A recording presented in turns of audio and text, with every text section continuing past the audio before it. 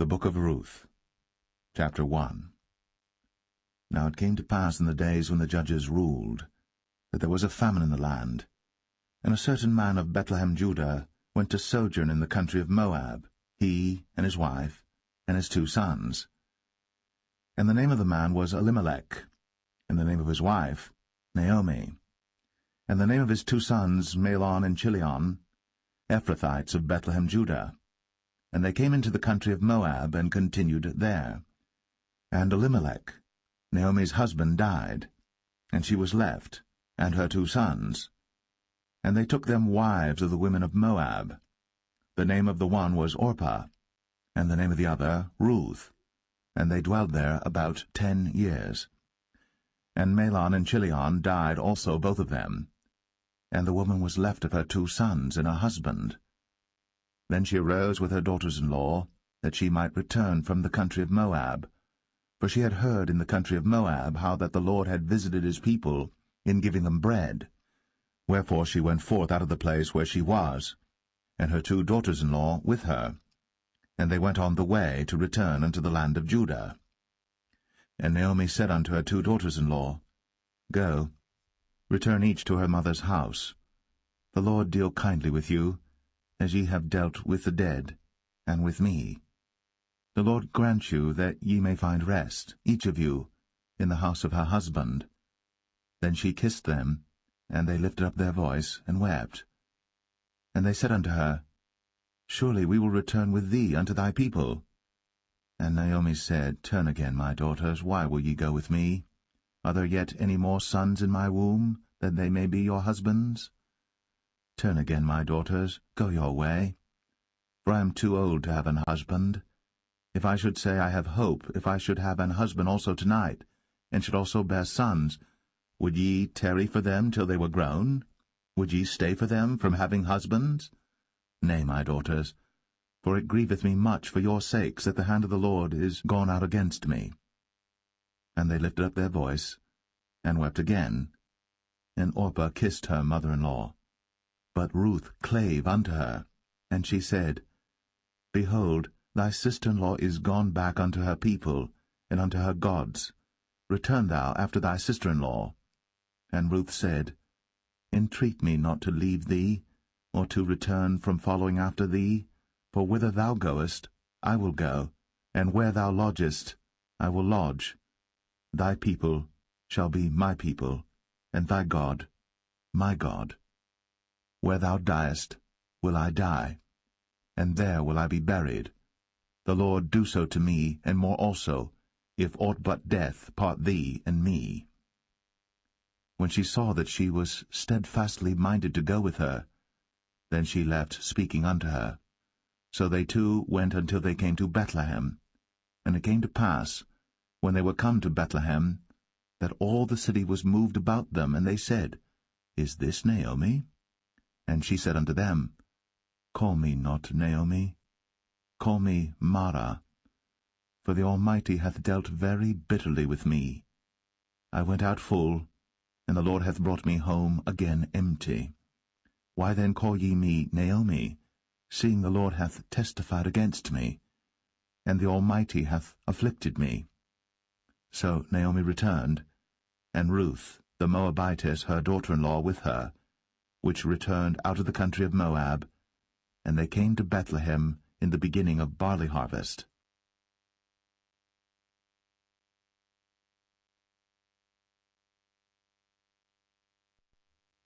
Ruth 2.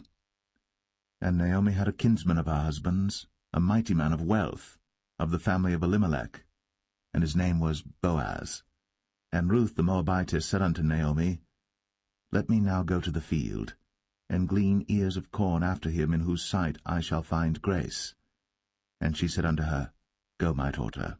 And she went and came and gleaned in the field after the reapers, and her hap was to light on a part of the field belonging unto Boaz, who was of the kindred of Elimelech. And behold, Boaz came from Bethlehem, and said unto the reapers, The Lord be with you.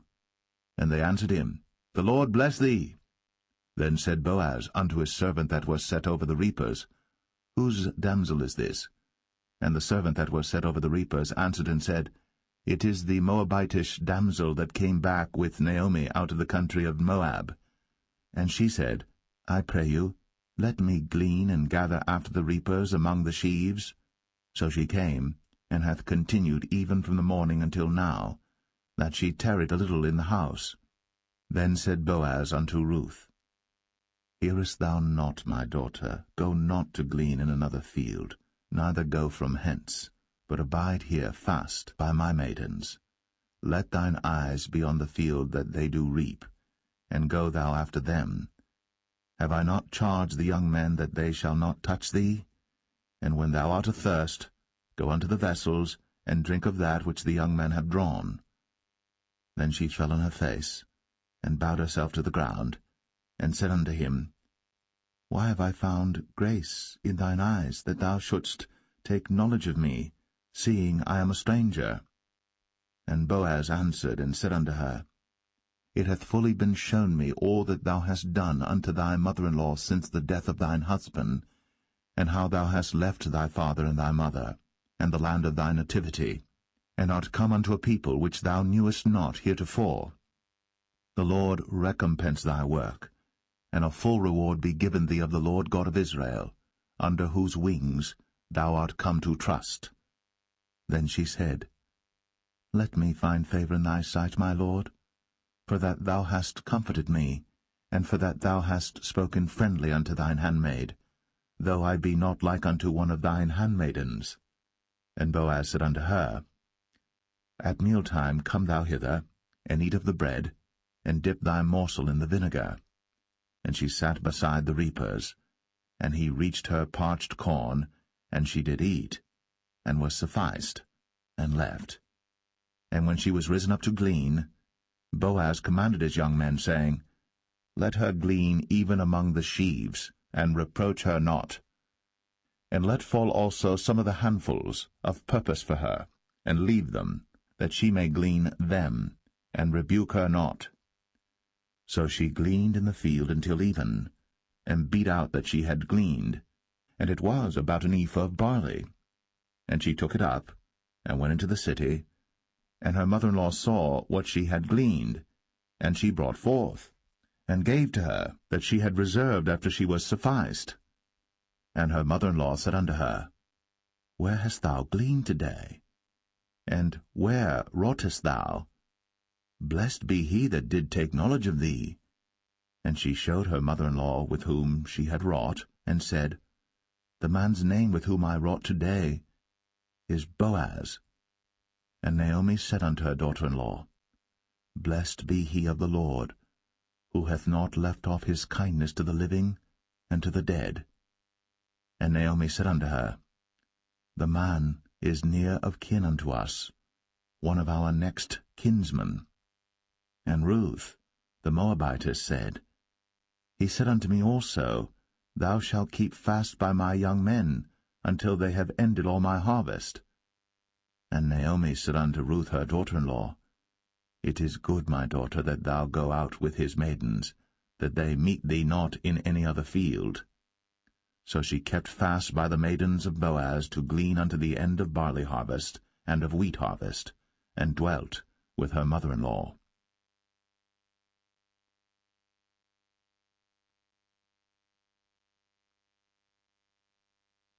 Ruth 3. Then Naomi her mother-in-law said unto her, My daughter, shall I not seek rest for thee, that it may be well with thee? And now is not Boaz of our kindred, with whose maidens thou wast? Behold, he winnoweth barley tonight in the threshing floor. Wash thyself therefore, and anoint thee, and put thy raiment upon thee, and get thee down to the floor. But make not thyself known unto the man until he shall have done eating and drinking. And it shall be, when he lieth down, that thou shalt mark the place where he shall lie, and thou shalt go in, and uncover his feet, and lay thee down, and he will tell thee what thou shalt do. And she said unto her, All that thou sayest unto me, I will do. And she went down unto the floor, and did according to all that her mother-in-law bade her. And when Boaz had eaten and drunk, and his heart was merry, he went to lie down at the end of the heap of corn. And she came softly, and uncovered his feet, and laid her down. And it came to pass at midnight, that the man was afraid, and turned himself, and behold, a woman lay at his feet. And he said, Who art thou? And she answered, I am Ruth thine handmaid. Spread therefore thy skirt over thine handmaid, for thou art a near kinsman. And he said, Blessed be thou of the Lord, my daughter, for thou hast shown more kindness in the latter end than at the beginning, inasmuch as thou followest not young men, whether poor or rich. And now, my daughter, fear not. I will do to thee all that thou requirest, for all the city of my people doth know that thou art a virtuous woman. And now it is true that I am thy near kinsman, howbeit there is a kinsman nearer than I. Tarry this night, and it shall be in the morning that if he will perform unto thee the part of a kinsman, well, let him do the kinsman's part. But if he will not do the part of a kinsman to thee, then will I do the part of a kinsman to thee, as the Lord liveth. Lie down until the morning. And she lay at his feet until the morning, and she rose up before one could know another. And he said, Let it not be known that a woman came into the floor. Also he said, Bring the veil that thou hast upon thee, and hold it. And when she held it, he measured 6 measures of barley, and laid it on her.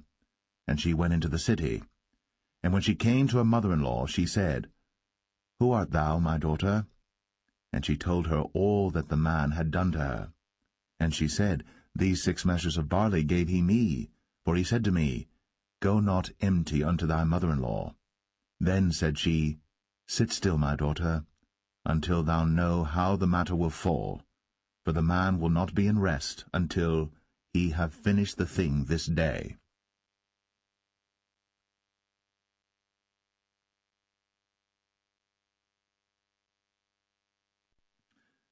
Ruth 4.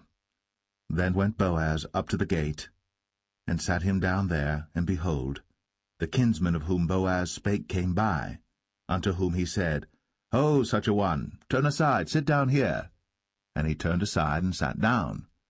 And he took 10 men of the elders of the city, and said, Sit ye down here. And they sat down. And he said unto the kinsman, Naomi, that is come again out of the country of Moab, selleth a parcel of land, which was our brother Elimelech's. And I thought to advertise thee, saying, Buy it before the inhabitants, and before the elders of my people. If thou wilt redeem it, redeem it. But if thou wilt not redeem it, then tell me, that I may know. For there is none to redeem it beside thee, and I am after thee.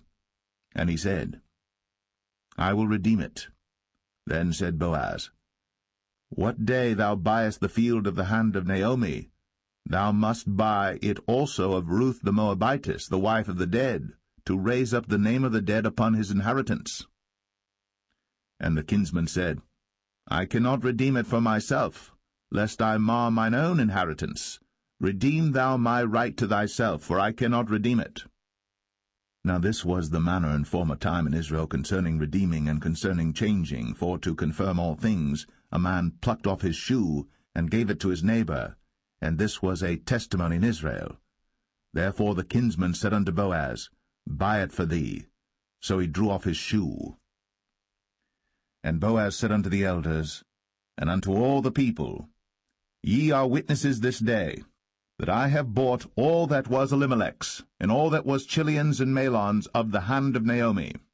Moreover, Ruth the Moabitess, the wife of Mahlon, have I purchased to be my wife, to raise up the name of the dead upon his inheritance, that the name of the dead be not cut off from among his brethren, and from the gate of his place. Ye are witnesses this day. And all the people that were in the gate, and the elders said, We are witnesses.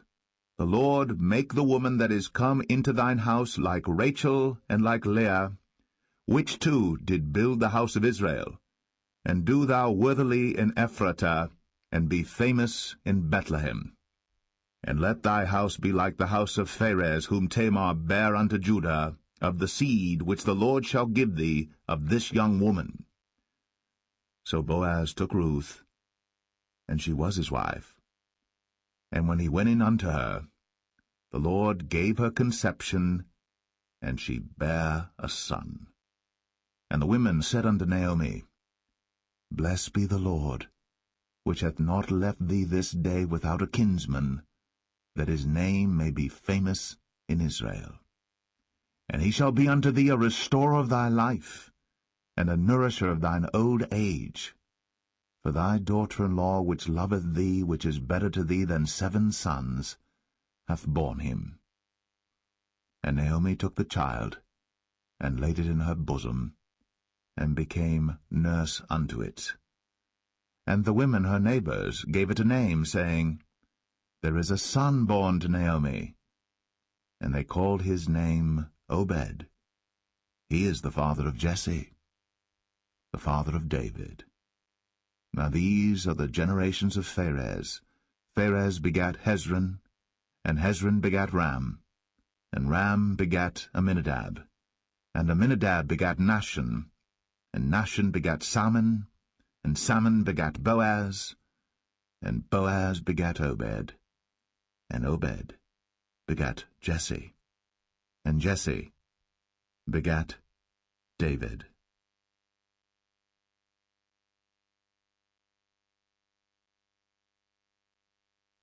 The first book of Samuel, chapter 1.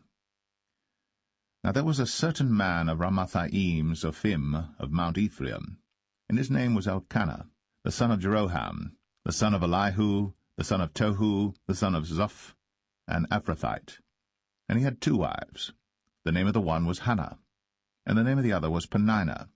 And Peninnah had children, but Hannah had no children. And this man went up out of his city yearly to worship and to sacrifice unto the Lord of hosts in Shiloh. And the 2 sons of Eli, Hophni and Phinehas, the priests of the Lord, were there. And when the time was that Elkanah offered, he gave to Peninnah his wife and to all her sons and her daughters portions. But unto Hannah he gave a worthy portion, for he loved Hannah. But the Lord had shut up her womb.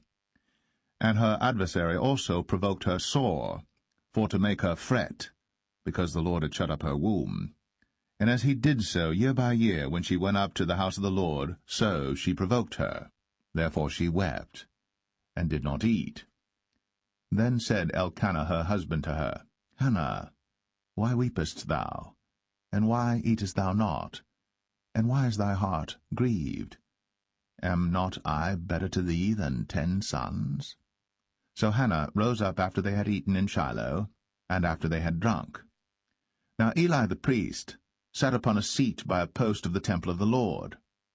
And she was in bitterness of soul, and prayed unto the Lord, and wept sore. And she vowed a vow, and said, O Lord of hosts, if thou wilt indeed look on the affliction of thine handmaid, and remember me, and not forget thine handmaid, but wilt give unto thine handmaid a man-child, then I will give him unto the Lord all the days of his life, and there shall no razor come upon his head. And it came to pass, as she continued praying before the Lord, that Eli marked her mouth. Now Hannah, she spake in her heart, only her lips moved, but her voice was not heard. Therefore Eli thought she had been drunken. And Eli said unto her, How long wilt thou be drunken? Put away thy wine from thee. And Hannah answered and said, No, my lord, I am a woman of a sorrowful spirit. I have drunk neither wine nor strong drink, but have poured out my soul before the Lord. Count not thine handmaid for a daughter of Belial, for out of the abundance of my complaint and grief have I spoken hitherto. Then Eli answered and said, Go in peace, and the God of Israel grant thee thy petition that thou hast asked of him. And she said, Let thine handmaid find grace in thy sight. So the woman went her way, and did eat, and her countenance was no more sad. And they rose up in the morning early, and worshipped before the Lord, and returned, and came to their house to Ramah. And Elkanah knew Hannah his wife, and the Lord remembered her. Wherefore it came to pass, when the time was come about after Hannah had conceived, that she bare a son, and called his name Samuel, saying, Because I have asked him of the Lord. And the man Elkanah and all his house went up to offer unto the Lord the yearly sacrifice and his vow. But Hannah went not up.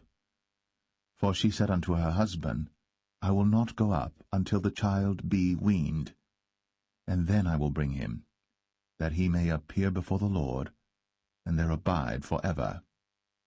And Elkanah her husband said unto her, Do what seemeth thee good. Tarry until thou have weaned him. Only the Lord establish his word. So the woman abode, and gave her son suck, until she weaned him. And when she had weaned him, she took him up with her, with 3 bullocks, and 1 ephah of flour, and a bottle of wine, and brought him unto the house of the Lord in Shiloh. And the child was young. And they slew a bullock, and brought the child to Eli. And she said, O my Lord, as thy soul liveth, my Lord, I am the woman that stood by thee here, praying unto the Lord. For this child I prayed, and the Lord hath given me my petition, which I asked of him. Therefore also I have lent him to the Lord. As long as he liveth, he shall be lent to the Lord. And he worshipped the Lord there.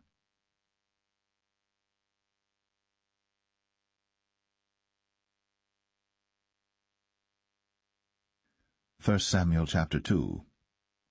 And Hannah prayed and said, My heart rejoiceth in the Lord. Mine horn is exalted in the Lord. My mouth is enlarged over mine enemies, because I rejoice in thy salvation. There is none holy as the Lord, for there is none beside thee, neither is there any rock like our God. Talk no more so exceeding proudly. Let not arrogancy come out of your mouth. For the Lord is a God of knowledge, and by him actions are weighed. The bows of the mighty men are broken, and they that stumbled are girded with strength. They that were full have hired out themselves for bread, and they that were hungry ceased, so that the barren hath borne 7, and she that hath many children is waxed feeble. The Lord killeth, and maketh alive. He bringeth down to the grave, and bringeth up. The Lord maketh poor, and maketh rich. He bringeth low, and lifteth up. He raiseth up the poor out of the dust, and lifteth up the beggar from the dunghill, to set them among princes, and to make them inherit the throne of glory. For the pillars of the earth are the Lord's, and he hath set the world upon them. He will keep the feet of his saints, and the wicked shall be silent in darkness, for by strength shall no man prevail. The adversaries of the Lord shall be broken to pieces. Out of heaven shall he thunder upon them. The Lord shall judge the ends of the earth, and he shall give strength unto his king, and exalt the horn of his anointed. And Elkanah went to Ramah to his house, and the child did minister unto the Lord before Eli the priest. Now the sons of Eli were sons of Belial. They knew not the Lord. And the priest's custom with the people was, that when any man offered sacrifice, the priest's servant came, while the flesh was in seething, with a flesh-hook of 3 teeth in his hand, and he struck it into the pan or kettle or cauldron or pot. All that the flesh-hook brought up, the priest took for himself. So they did in Shiloh unto all the Israelites that came thither. Also before they burnt the fat, the priest's servant came and said to the man that sacrificed, Give flesh to roast for the priest, for he will not have sodden flesh of thee, but raw. And if any man said unto him, Let them not fail to burn the fat presently, and then take as much as thy soul desireth, then he would answer him, Nay, but thou shalt give it me now, and if not, I will take it by force. Wherefore the sin of the young men was very great before the Lord, for men abhorred the offering of the Lord. But Samuel ministered before the Lord, being a child, girded with a linen ephod. Moreover, his mother made him a little coat, and brought it to him from year to year, when she came up with her husband to offer the yearly sacrifice. And Eli blessed Elkanah and his wife, and said, The Lord give thee seed of this woman for the loan which is lent to the Lord. And they went unto their own home. And the Lord visited Hannah, so that she conceived, and bare 3 sons and 2 daughters. And the child Samuel grew before the Lord. Now Eli was very old, and heard all that his sons did unto all Israel, and how they lay with the women that assembled at the door of the tabernacle of the congregation. And he said unto them, Why do ye such things? For I hear of your evil dealings by all this people. Nay, my sons, for it is no good report that I hear. Ye make the Lord's people to transgress. If one man sin against another, the judge shall judge him. But if a man sin against the Lord, who shall entreat for him? Notwithstanding, they hearkened not unto the voice of their father, because the Lord would slay them. And the child Samuel grew on, and was in favor both with the Lord and also with men. And there came a man of God unto Eli, and said unto him, Thus saith the Lord, Did I plainly appear unto the house of thy father, when they were in Egypt, in Pharaoh's house? And did I choose him out of all the tribes of Israel to be my priest, to offer upon mine altar, to burn incense, to wear an ephod before me? And did I give unto the house of thy father all the offerings made by fire of the children of Israel? Wherefore kick ye at my sacrifice and at mine offering, which I have commanded in my habitation, and honourest thy sons above me, to make yourselves fat with the chiefest of all the offerings of Israel my people? Wherefore the Lord God of Israel saith, I said indeed that thy house and the house of thy father should walk before me for ever. But now the Lord saith, Be it far from me, for them that honour me I will honour, and they that despise me shall be lightly esteemed. Behold, the days come that I will cut off thine arm, and the arm of thy father's house, that there shall not be an old man in thine house. And thou shalt see an enemy in my habitation, in all the wealth which God shall give Israel. And there shall not be an old man in thine house for ever. And the man of thine whom I shall not cut off from mine altar shall be to consume thine eyes and to grieve thine heart, and all the increase of thine house shall die in the flower of their age. And this shall be a sign unto thee, that shall come upon thy 2 sons, on Hophni and Phinehas, in one day. They shall die, both of them. And I will raise me up a faithful priest, that shall do according to that which is in mine heart and in my mind.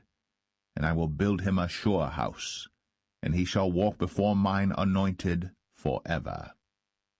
And it shall come to pass, that every one that is left in thine house shall come and crouch to him for a piece of silver and a morsel of bread, and shall say, Put me, I pray thee, into one of the priest's offices, that I may eat a piece of bread.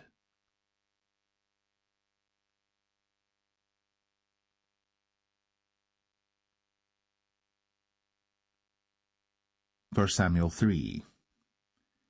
And the child Samuel ministered unto the Lord before Eli. And the word of the Lord was precious in those days. There was no open vision. And it came to pass at that time, when Eli was laid down in his place, and his eyes began to wax dim, that he could not see, and ere the lamp of God went out in the temple of the Lord, where the ark of God was, and Samuel was laid down to sleep, that the Lord called Samuel, and he answered, Here am I. And he ran unto Eli, and said, Here am I, for thou calledst me. And he said, I called not, lie down again. And he went and lay down. And the Lord called yet again, Samuel.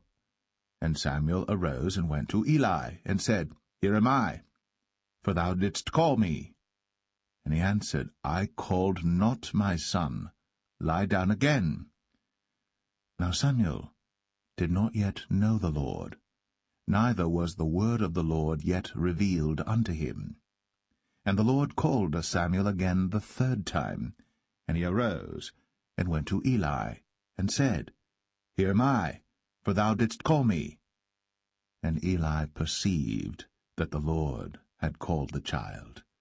Therefore Eli said unto Samuel, Go, lie down, and it shall be, if he call thee, that thou shalt say, Speak, Lord, for thy servant heareth. So Samuel went, and lay down in his place. And the Lord came, and stood, and called, as at other times, Samuel, Samuel. Then Samuel answered, Speak, for thy servant heareth. And the Lord said to Samuel, Behold, I will do a thing in Israel, at which both the ears of every one that heareth it shall tingle. In that day I will perform against Eli all things which I have spoken concerning his house. When I begin, I will also make an end. For I have told him that I will judge his house for ever for the iniquity which he knoweth, because his sons made themselves vile, and he restrained them not. And therefore I have sworn unto the house of Eli, that the iniquity of Eli's house shall not be purged with sacrifice nor offering for ever. And Samuel lay until the morning, and opened the doors of the house of the Lord. And Samuel feared to show Eli the vision. Then Eli called Samuel, and said, Samuel, my son. And he answered, Here am I. And he said, What is the thing that the Lord hath said unto thee? I pray thee, hide it not from me. God do so to thee, and more also, if thou hide anything from me of all the things that he said unto thee. And Samuel told him every whit, and hid nothing from him. And he said, It is the Lord. Let him do what seemeth him good. And Samuel grew, and the Lord was with him, and did let none of his words fall to the ground. And all Israel from Dan even to Beersheba knew that Samuel was established to be a prophet of the Lord. And the Lord appeared again in Shiloh. For the Lord revealed himself to Samuel in Shiloh by the word of the Lord.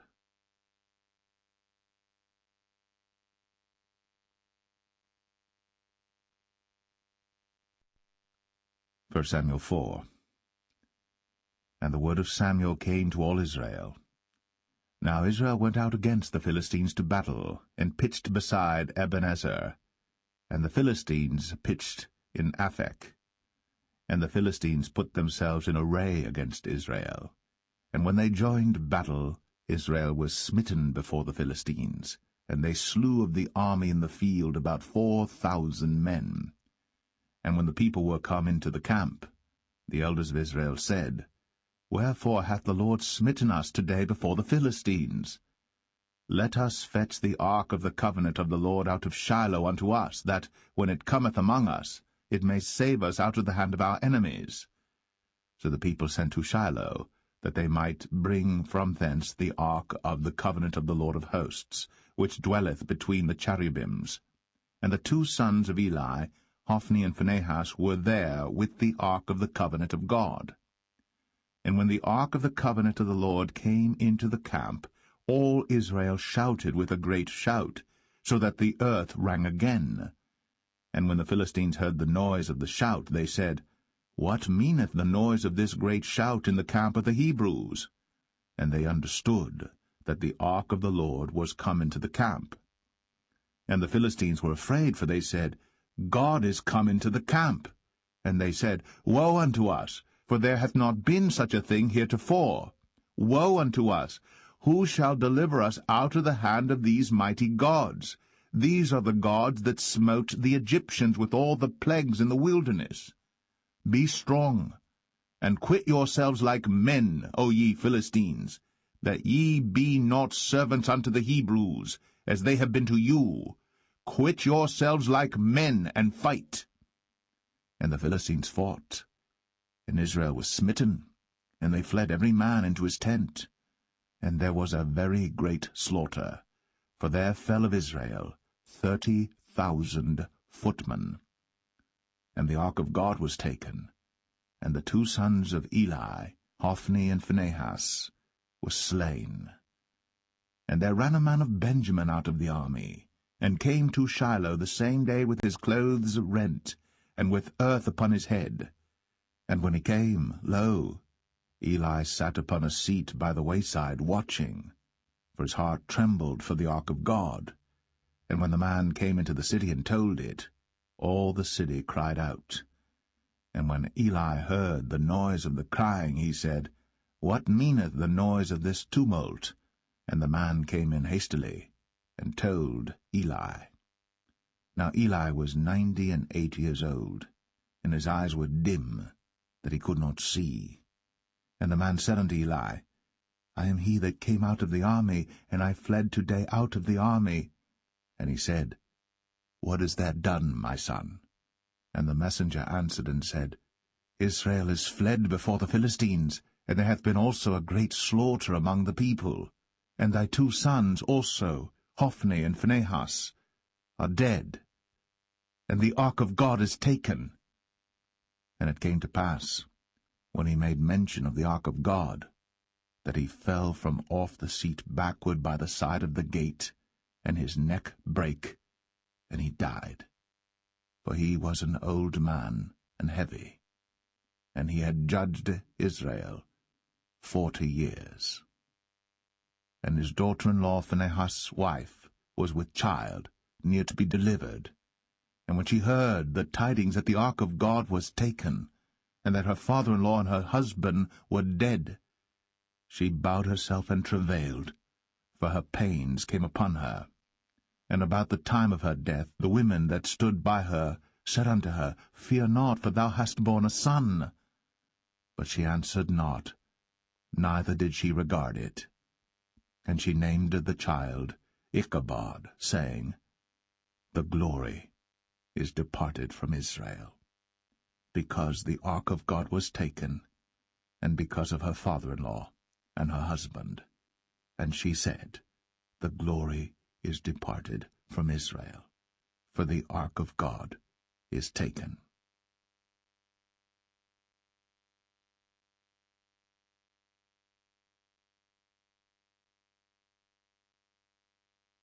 First Samuel 5. And the Philistines took the ark of God, and brought it from Ebenezer unto Ashdod. When the Philistines took the ark of God, they brought it into the house of Dagon, and set it by Dagon. And when they of Ashdod arose early on the morrow, behold, Dagon was fallen upon his face to the earth before the ark of the Lord. And they took Dagon, and set him in his place again. And when they arose early on the morrow morning, behold, Dagon was fallen upon his face to the ground before the ark of the Lord, and the head of Dagon and both the palms of his hands were cut off upon the threshold. Only the stump of Dagon was left to him. Therefore neither the priests of Dagon, nor any that come into Dagon's house, tread on the threshold of Dagon in Ashdod unto this day. But the hand of the Lord was heavy upon them of Ashdod, and he destroyed them, and smote them with emerods, even Ashdod, and the coast thereof. And when the men of Ashdod saw that it was so, they said, The ark of the God of Israel shall not abide with us, for his hand is sore upon us, and upon Dagon our God. They sent therefore, and gathered all the lords of the Philistines unto them, and said, What shall we do with the ark of the God of Israel? And they answered, Let the ark of the God of Israel be carried about unto Gath. And they carried the ark of the God of Israel about thither. And it was so, that after they had carried it about, the hand of the Lord was against the city with a very great destruction, and he smote the men of the city, both small and great, and they had emerods in their secret parts. Therefore they sent the ark of God to Ekron, And it came to pass, as the ark of God came to Ekron, that the Ekronites cried out, saying, They have brought about the ark of the God of Israel to us, to slay us and our people. So they sent and gathered together all the lords of the Philistines, and said, Send away the ark of the God of Israel, and let it go again to his own place, that it slay us not and our people. For there was a deadly destruction throughout all the city. The hand of God was very heavy there. And the men that died not were smitten with the emerods, and the cry of the city went up to heaven.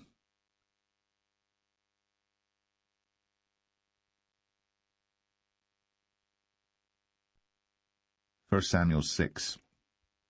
And the ark of the Lord was in the country of the Philistines 7 months. And the Philistines called for the priests and the diviners, saying, What shall we do to the ark of the Lord? Tell us wherewith we shall send it to his place. And they said, If ye send away the ark of the God of Israel, send it not empty, but in any wise return him a trespass offering. Then ye shall be healed, and it shall be known to you why his hand is not removed from you. Then said they, What shall be the trespass offering which we shall return to him? They answered, 5 golden emerods, and 5 golden mice, according to the number of the lords of the Philistines. For 1 plague was on you all, and on your lords. Wherefore ye shall make images of your emerods, and images of your mice that mar the land, and ye shall give glory unto the God of Israel. Peradventure he will lighten his hand from off you, and from off your gods, and from off your land. Wherefore then do ye harden your hearts, as the Egyptians and Pharaoh hardened their hearts, when he had wrought wonderfully among them? Did they not let the people go, and they departed? Now therefore make a new cart, and take 2 milch kine, on which there hath come no yoke, and tie the kine to the cart, and bring their calves home from them. And take the ark of the Lord, and lay it upon the cart, and put the jewels of gold, which ye return him for a trespass offering, in a coffer by the side thereof, and send it away, that it may go. And see, if it goeth up by the way of his own coast, to Bethshemesh, then he hath done us this great evil. But if not, then we shall know that it is not his hand that smote us. It was a chance that happened to us. And the men did so, and took 2 milch kine, and tied them to the cart, and shut up their calves at home. And they laid the ark of the Lord upon the cart, and the coffer with the mice of gold, and the images of their emerods. And the kine took the straight way to the way of Bethshemesh, and went along the highway, lowing as they went, and turned not aside to the right hand or to the left. And the lords of the Philistines went after them unto the border of Bethshemesh. And they of Bethshemesh were reaping their wheat harvest in the valley. And they lifted up their eyes, and saw the ark, and rejoiced to see it. And the cart came into the field of Joshua, a Bethshemite, and stood there, where there was a great stone. And they clave the wood of the cart, and offered the kine a burnt offering unto the Lord. And the Levites took down the ark of the Lord, and the coffer that was with it, wherein the jewels of gold were, and put them on the great stone. And the men of Bethshemesh offered burnt offerings, and sacrificed sacrifices the same day unto the Lord. And when the 5 lords of the Philistines had seen it, they returned to Ekron the same day. And these are the golden emerods, which the Philistines returned for a trespass offering unto the Lord: for Ashdod 1, for Gaza 1, for Ashkelon 1, for Gath 1, for Ekron 1. And the golden mice, according to the number of all the cities of the Philistines, belonging to the 5 lords, both of fenced cities and of country villages, even unto the great stone of Abel, whereon they set down the ark of the Lord, which stone remaineth unto this day in the field of Joshua the Bethshemite.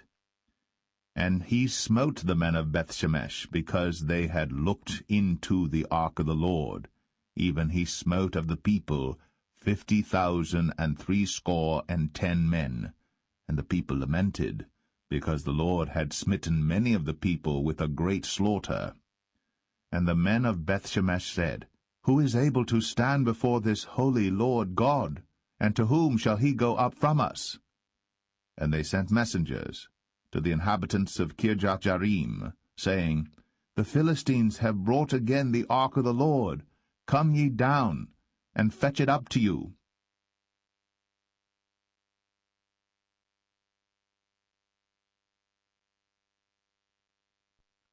First Samuel 7. And the men of Kirjath-jearim came and fetched up the ark of the Lord, and brought it into the house of Abinadab in the hill, and sanctified Eleazar his son to keep the ark of the Lord. And it came to pass, while the ark abode in Kirjath-jearim, that the time was long, for it was 20 years. And all the house of Israel lamented after the Lord. And Samuel spake unto all the house of Israel, saying, If ye do return unto the Lord with all your hearts, then put away the strange gods and Ashtoreth from among you, and prepare your hearts unto the Lord, and serve him only, and he will deliver you out of the hand of the Philistines. Then the children of Israel did put away Baalim and Ashtoreth, and served the Lord only. And Samuel said, Gather all Israel to Mizpeh, and I will pray for you unto the Lord. And they gathered together to Mizpeh, and drew water, and poured it out before the Lord, and fasted on that day, and said there, We have sinned against the Lord. And Samuel judged the children of Israel in Mizpeh. And when the Philistines heard that the children of Israel were gathered together to Mizpeh, the lords of the Philistines went up against Israel. And when the children of Israel heard it, they were afraid of the Philistines. And the children of Israel said to Samuel, Cease not to cry unto the Lord our God for us, that he will save us out of the hand of the Philistines. And Samuel took a sucking lamb, and offered it for a burnt offering holy unto the Lord. And Samuel cried unto the Lord for Israel. And the Lord heard him. And as Samuel was offering up the burnt offering, the Philistines drew near to battle against Israel. But the Lord thundered with a great thunder on that day upon the Philistines, and discomfited them, and they were smitten before Israel. And the men of Israel went out of Mizpeh, and pursued the Philistines, and smote them until they came under Bethkar. Then Samuel took a stone, and set it between Mizpeh and Shen, and called the name of it Ebenezer, saying, Hitherto hath the Lord helped us. So the Philistines were subdued, and they came no more into the coast of Israel. And the hand of the Lord was against the Philistines all the days of Samuel. And the cities which the Philistines had taken from Israel were restored to Israel, from Ekron even unto Gath. And the coasts thereof did Israel deliver out of the hands of the Philistines. And there was peace between Israel and the Amorites. And Samuel judged Israel all the days of his life. And he went from year to year in circuit to Bethel, and Gilgal, and Mizpeh, and judged Israel in all those places. And his return was to Ramah, for there was his house, and there he judged Israel, and there he built an altar unto the Lord.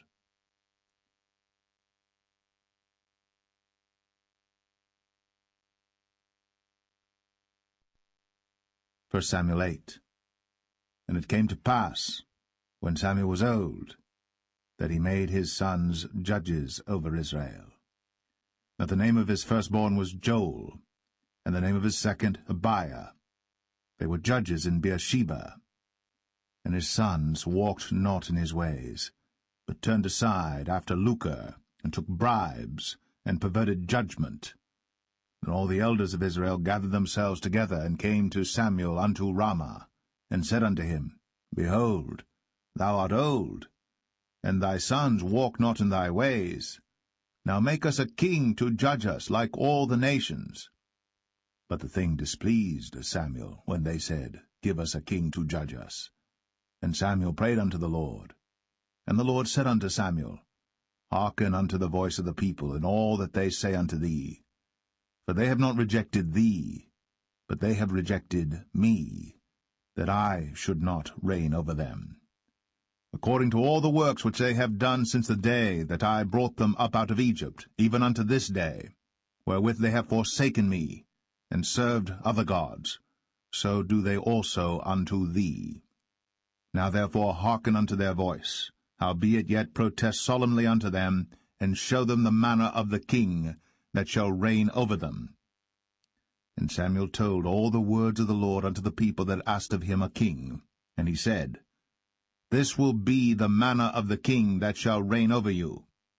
He will take your sons, and appoint them for himself, for his chariots, and to be his horsemen, and some shall run before his chariots. And he will appoint him captains over thousands, and captains over fifties, and will set them to ear his ground, and to reap his harvest, and to make his instruments of war, and instruments of his chariots. And he will take your daughters to be confectionaries, and to be cooks, and to be bakers. And he will take your fields, and your vineyards, and your oliveyards, even the best of them, and give them to his servants. And he will take the tenth of your seed, and of your vineyards, and give to his officers, and to his servants. And he will take your men-servants, and your maidservants, and your goodliest young men, and your asses, and put them to his work. He will take the tenth of your sheep, and ye shall be his servants. And ye shall cry out in that day because of your king which ye shall have chosen you. And the Lord will not hear you in that day. Nevertheless, the people refused to obey the voice of Samuel, and they said, Nay, but we will have a king over us, that we also may be like all the nations, and that our king may judge us, and go out before us, and fight our battles. And Samuel heard all the words of the people, and he rehearsed them in the ears of the Lord. And the Lord said to Samuel, Hearken unto their voice, and make them a king. And Samuel said unto the men of Israel, Go ye every man unto his city.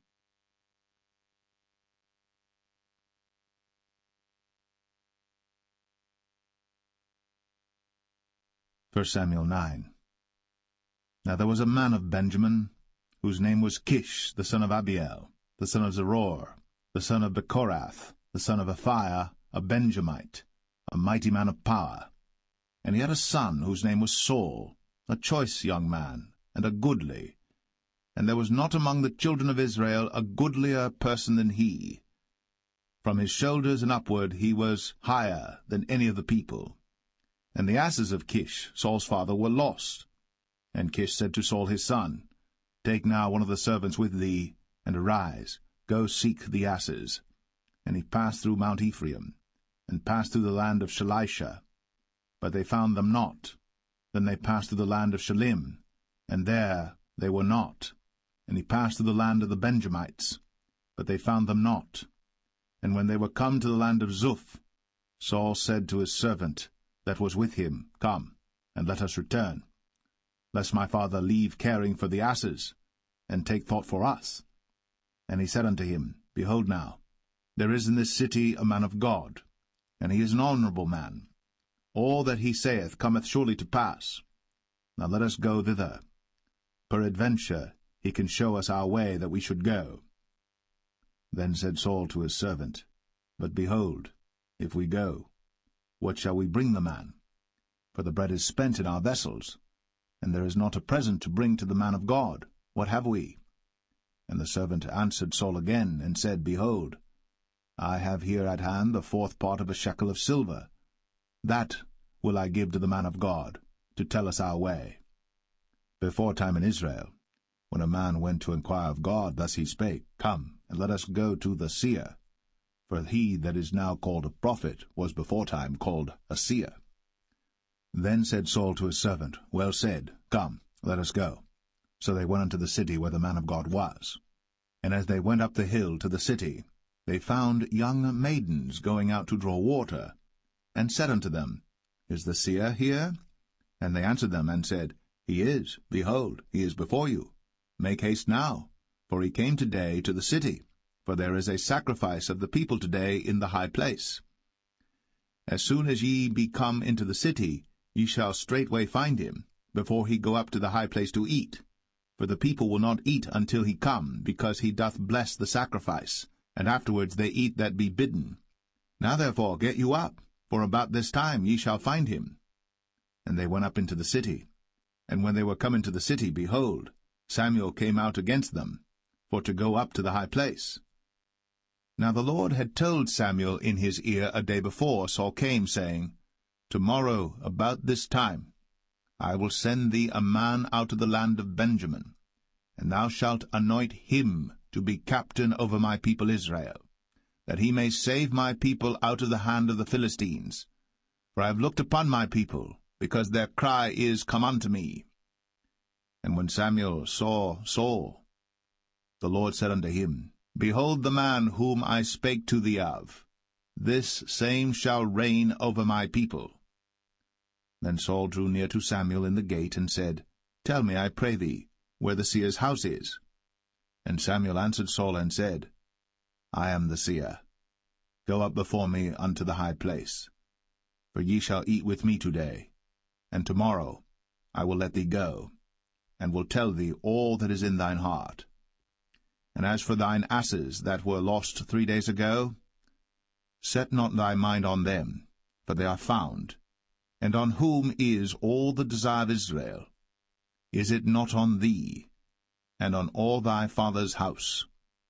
And Saul answered and said, Am not I a Benjamite, of the smallest of the tribes of Israel, and my family the least of all the families of the tribe of Benjamin? Wherefore then speakest thou so to me? And Samuel took Saul and his servant, and brought them into the parlour, and made them sit in the chiefest place among them that were bidden, which were about 30 persons. And Samuel said unto the cook, Bring the portion which I gave thee, of which I said unto thee, Set it by thee. And the cook took up the shoulder, and that which was upon it, and set it before Saul. And Samuel said, Behold that which is left, set it before thee, and eat. For unto this time hath it been kept for thee, since I said, I have invited the people. So Saul did eat with Samuel that day. And when they were come down from the high place into the city, Samuel communed with Saul upon the top of the house. And they arose early. And it came to pass about the spring of the day that Samuel called Saul to the top of the house, saying, Up, that I may send thee away. And Saul arose, and they went out, both of them, he and Samuel, abroad. And as they were going down to the end of the city, Samuel said to Saul, Bid the servant pass on before us. And he passed on. But stand thou still a while, that I may show thee the word of God.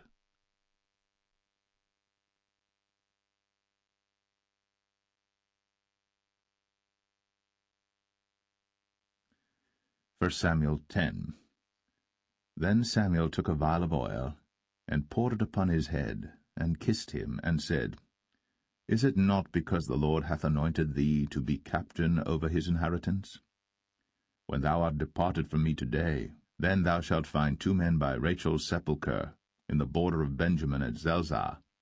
And they will say unto thee, The asses which thou wentest to seek are found. And lo, thy father hath left the care of the asses, and sorroweth for you, saying, What shall I do for my son? Then shalt thou go on forward from thence, and thou shalt come to the plain of Tabor. And there shall meet thee 3 men going up to God to Bethel, one carrying 3 kids, and another carrying 3 loaves of bread, and another carrying a bottle of wine. And they will salute thee, and give thee 2 loaves of bread, which thou shalt receive of their hands. After that thou shalt come to the hill of God, where is the garrison of the Philistines. And it shall come to pass, when thou art come thither to the city, that thou shalt meet a company of prophets coming down from the high place, with a psaltery, and a tabret, and a pipe, and a harp before them, and they shall prophesy. And the Spirit of the Lord will come upon thee, and thou shalt prophesy with them, and shalt be turned into another man. And let it be, when these signs are come unto thee, that thou do as occasion serve thee, for God is with thee. And thou shalt go down before me to Gilgal, and behold, I will come down unto thee to offer burnt offerings, and to sacrifice sacrifices of peace offerings. 7 days shalt thou tarry, till I come to thee, and show thee what thou shalt do. And it was so that when he had turned his back to go from Samuel, God gave him another heart. And all those signs came to pass that day. And when they came thither to the hill, behold, a company of prophets met him, and the Spirit of God came upon him, and he prophesied among them. And it came to pass, when all that knew him beforetime saw that, behold, he prophesied among the prophets, then the people said one to another, What is this that is come unto the son of Kish? Is Saul also among the prophets? And one of the same place answered and said, But who is their father? Therefore it became a proverb, Is Saul also among the prophets? And when he had made an end of prophesying, he came to the high place. And Saul's uncle said unto him and to his servant, Whither went ye? And he said, To seek the asses. And when we saw that they were nowhere, we came to Samuel. And Saul's uncle said, Tell me, I pray thee, what Samuel said unto you. And Saul said unto his uncle, He told us plainly that the asses were found. But of the matter of the kingdom whereof Samuel spake, he told him not. And Samuel called the people together unto the Lord to Mizpeh, and said unto the children of Israel, Thus saith the Lord God of Israel, I brought up Israel out of Egypt, and delivered you out of the hand of the Egyptians, and out of the hand of all kingdoms, and of them that oppressed you. And ye have this day rejected your God, who himself saved you out of all your adversities and your tribulations. And ye have said unto him, Nay, but set a king over us. Now therefore present yourselves before the Lord by your tribes and by your thousands. And when Samuel had caused all the tribes of Israel to come near, the tribe of Benjamin was taken. When he had caused the tribe of Benjamin to come near by their families, the family of Matri was taken. And Saul the son of Kish was taken. And when they sought him, he could not be found. Therefore they inquired of the Lord further, if the man should yet come thither. And the Lord answered, Behold, he hath hid himself among the stuff. And they ran and fetched him thence. And when he stood among the people, he was higher than any of the people, from his shoulders and upward. And Samuel said to all the people, See ye him, whom the Lord hath chosen, that there is none like him among all the people? And all the people shouted and said, God save the king. Then Samuel told the people the manner of the kingdom, and wrote it in a book, and laid it up before the Lord. And Samuel sent all the people away, every man to his house. And Saul also went home to Gibeah, and there went with him a band of men, whose hearts God had touched. But the children of Belial said, How shall this man save us? And they despised him, and brought him no presents. But he held his peace.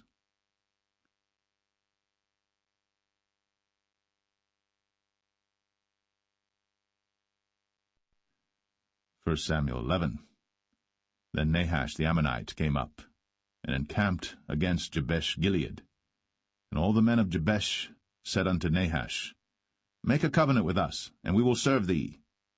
And Nahash the Ammonite answered them, On this condition will I make a covenant with you, that I may thrust out all your right eyes, and lay it for a reproach upon all Israel. And the elders of Jabesh said unto him, Give us 7 days' respite, that we may send messengers unto all the coasts of Israel, and then, if there be no man to save us, we will come out to thee. Then came the messengers to Gibeah of Saul, and told the tidings in the ears of the people. And all the people lifted up their voices and wept. And behold, Saul came after the herd out of the field. And Saul said, What aileth the people that they weep? And they told him the tidings of the men of Jabesh. And the Spirit of God came upon Saul when he heard those tidings, and his anger was kindled greatly. And he took a yoke of oxen, and hewed them in pieces, and sent them throughout all the coast of Israel by the hands of messengers, saying, Whosoever cometh not forth after Saul and after Samuel, so shall it be done unto his oxen. And the fear of the Lord fell on the people, and they came out with one consent. And when he numbered them in Bezek, the children of Israel were 300,000, and the men of Judah 30,000. And they said unto the messengers that came, Thus shall ye say unto the men of Jabesh Gilead, Tomorrow by that time the sun be hot, ye shall have help. And the messengers came and showed it to the men of Jabesh, and they were glad. Therefore the men of Jabesh said, Tomorrow we will come out unto you, and ye shall do with us all that seemeth good unto you. And it was so in the morrow, that Saul put the people in 3 companies, and they came into the midst of the host in the morning watch, and slew the Ammonites until the heat of the day. And it came to pass that they which remained were scattered, so that 2 of them were not left together. And the people said unto Samuel, Who is he that said, Shall Saul reign over us? Bring the men, that we may put them to death.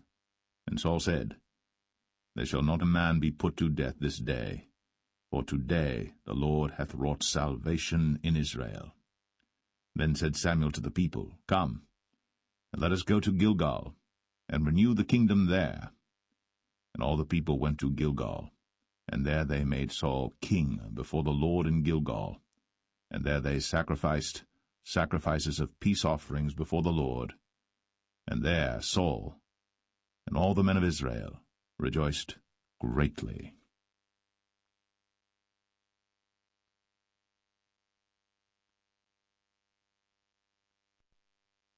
1 Samuel 12. And Samuel said unto all Israel, Behold, I have hearkened unto your voice in all that ye said unto me, and have made a king over you. And now, behold, the king walketh before you, and I am old and grey-headed, and behold, my sons are with you. And I have walked before you from my childhood unto this day. Behold, here I am. Witness against me before the Lord and before his anointed, whose ox have I taken? Or whose ass have I taken? Or whom have I defrauded? Whom have I oppressed? Or of whose hand have I received any bribe to blind mine eyes therewith? And I will restore it you. And they said, Thou hast not defrauded us, nor oppressed us, neither hast thou taken aught of any man's hand. And he said unto them, The Lord is witness against you, and his anointed is witness this day, that ye have not found aught in my hand. And they answered, He is witness. And Samuel said unto the people, It is the Lord that advanced Moses and Aaron, and that brought your fathers up out of the land of Egypt. Now therefore stand still, that I may reason with you before the Lord of all the righteous acts of the Lord which he did to you and to your fathers. When Jacob was come into Egypt, and your fathers cried unto the Lord, then the Lord sent Moses and Aaron, which brought forth your fathers out of Egypt, and made them dwell in this place. And when they forgat the Lord their God, he sold them into the hand of Sisera, captain of the host of Hazor, and into the hand of the Philistines, and into the hand of the king of Moab. And they fought against them. And they cried unto the Lord, and said, We have sinned, because we have forsaken the Lord, and have served Balaam and Ashtoreth. But now deliver us out of the hand of our enemies, and we will serve thee. And the Lord sent Jerubbaal, and Bedan, and Jephthah, and Samuel, and delivered you out of the hand of your enemies on every side, and ye dwelled safe. And when ye saw that Nahash the king of the children of Ammon came against you, ye said unto me, Nay, but a king shall reign over us, when the Lord your God was your king. Now therefore, behold, the king whom ye have chosen, and whom ye have desired, and behold, the Lord hath set a king over you.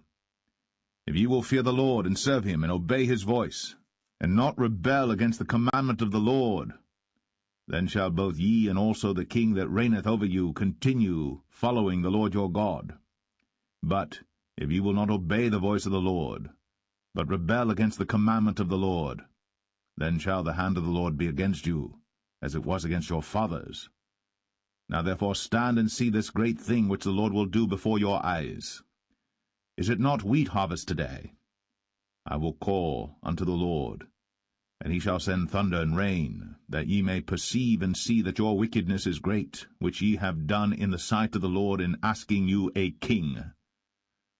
So Samuel called unto the Lord, and the Lord sent thunder and rain that day.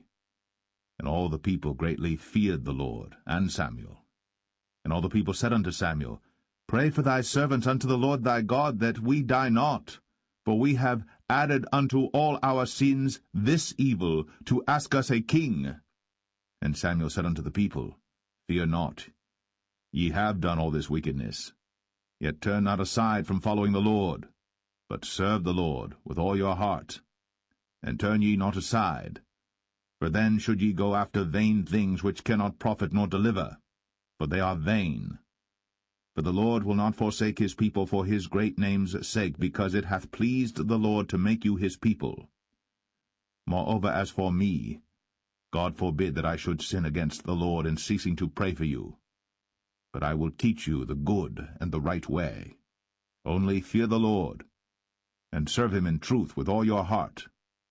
For consider how great things he hath done for you. But if ye shall still do wickedly, ye shall be consumed, both ye and your king.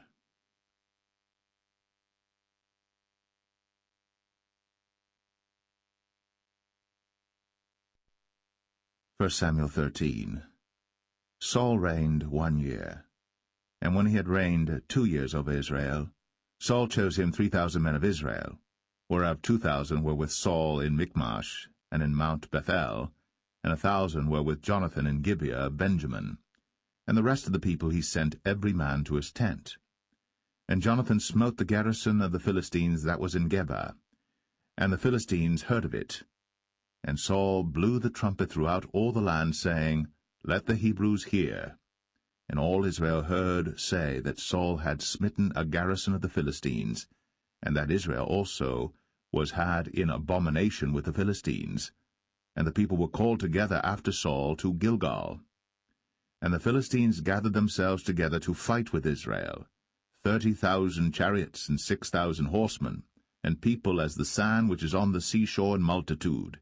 And they came up, and pitched in Michmash, eastward from Bethaven. When the men of Israel saw that they were in a strait, for the people were distressed, then the people did hide themselves in caves, and in thickets, and in rocks, and in high places, and in pits. And some of the Hebrews went over Jordan to the land of Gad and Gilead.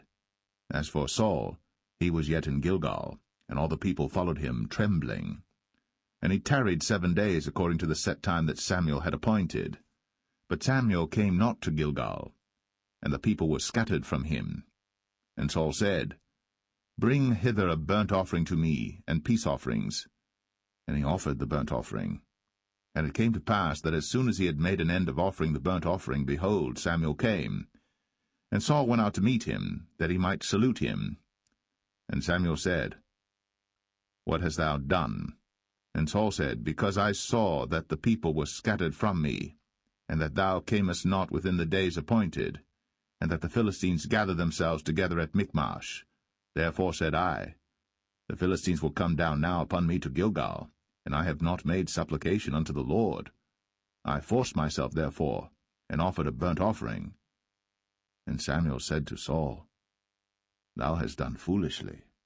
Thou hast not kept the commandment of the Lord thy God, which he commanded thee.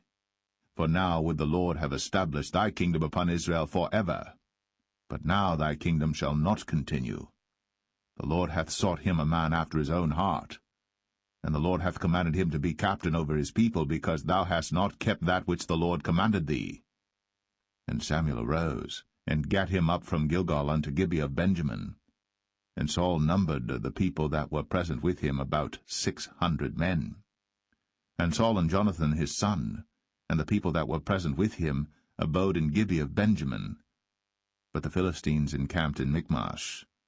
And the spoilers came out of the camp of the Philistines in 3 companies. 1 company turned unto the way that leadeth to Ophrah, unto the land of Shual. And another company turned the way to Bethhoron. And another company turned to the way of the border that looketh to the valley of Zeboim, toward the wilderness. Now there was no smith found throughout all the land of Israel. For the Philistines said, Lest the Hebrews make them swords or spears. But all the Israelites went down to the Philistines to sharpen every man his share, and his coulter, and his axe, and his mattock. Yet they had a file for the mattocks, and for the coulters, and for the forks, and for the axes, and to sharpen the goads. So it came to pass in the day of battle that there was neither sword nor spear found in the hand of any of the people that were with Saul and Jonathan. But with Saul and with Jonathan his son was there found. And the garrison of the Philistines went out to the passage of Michmash.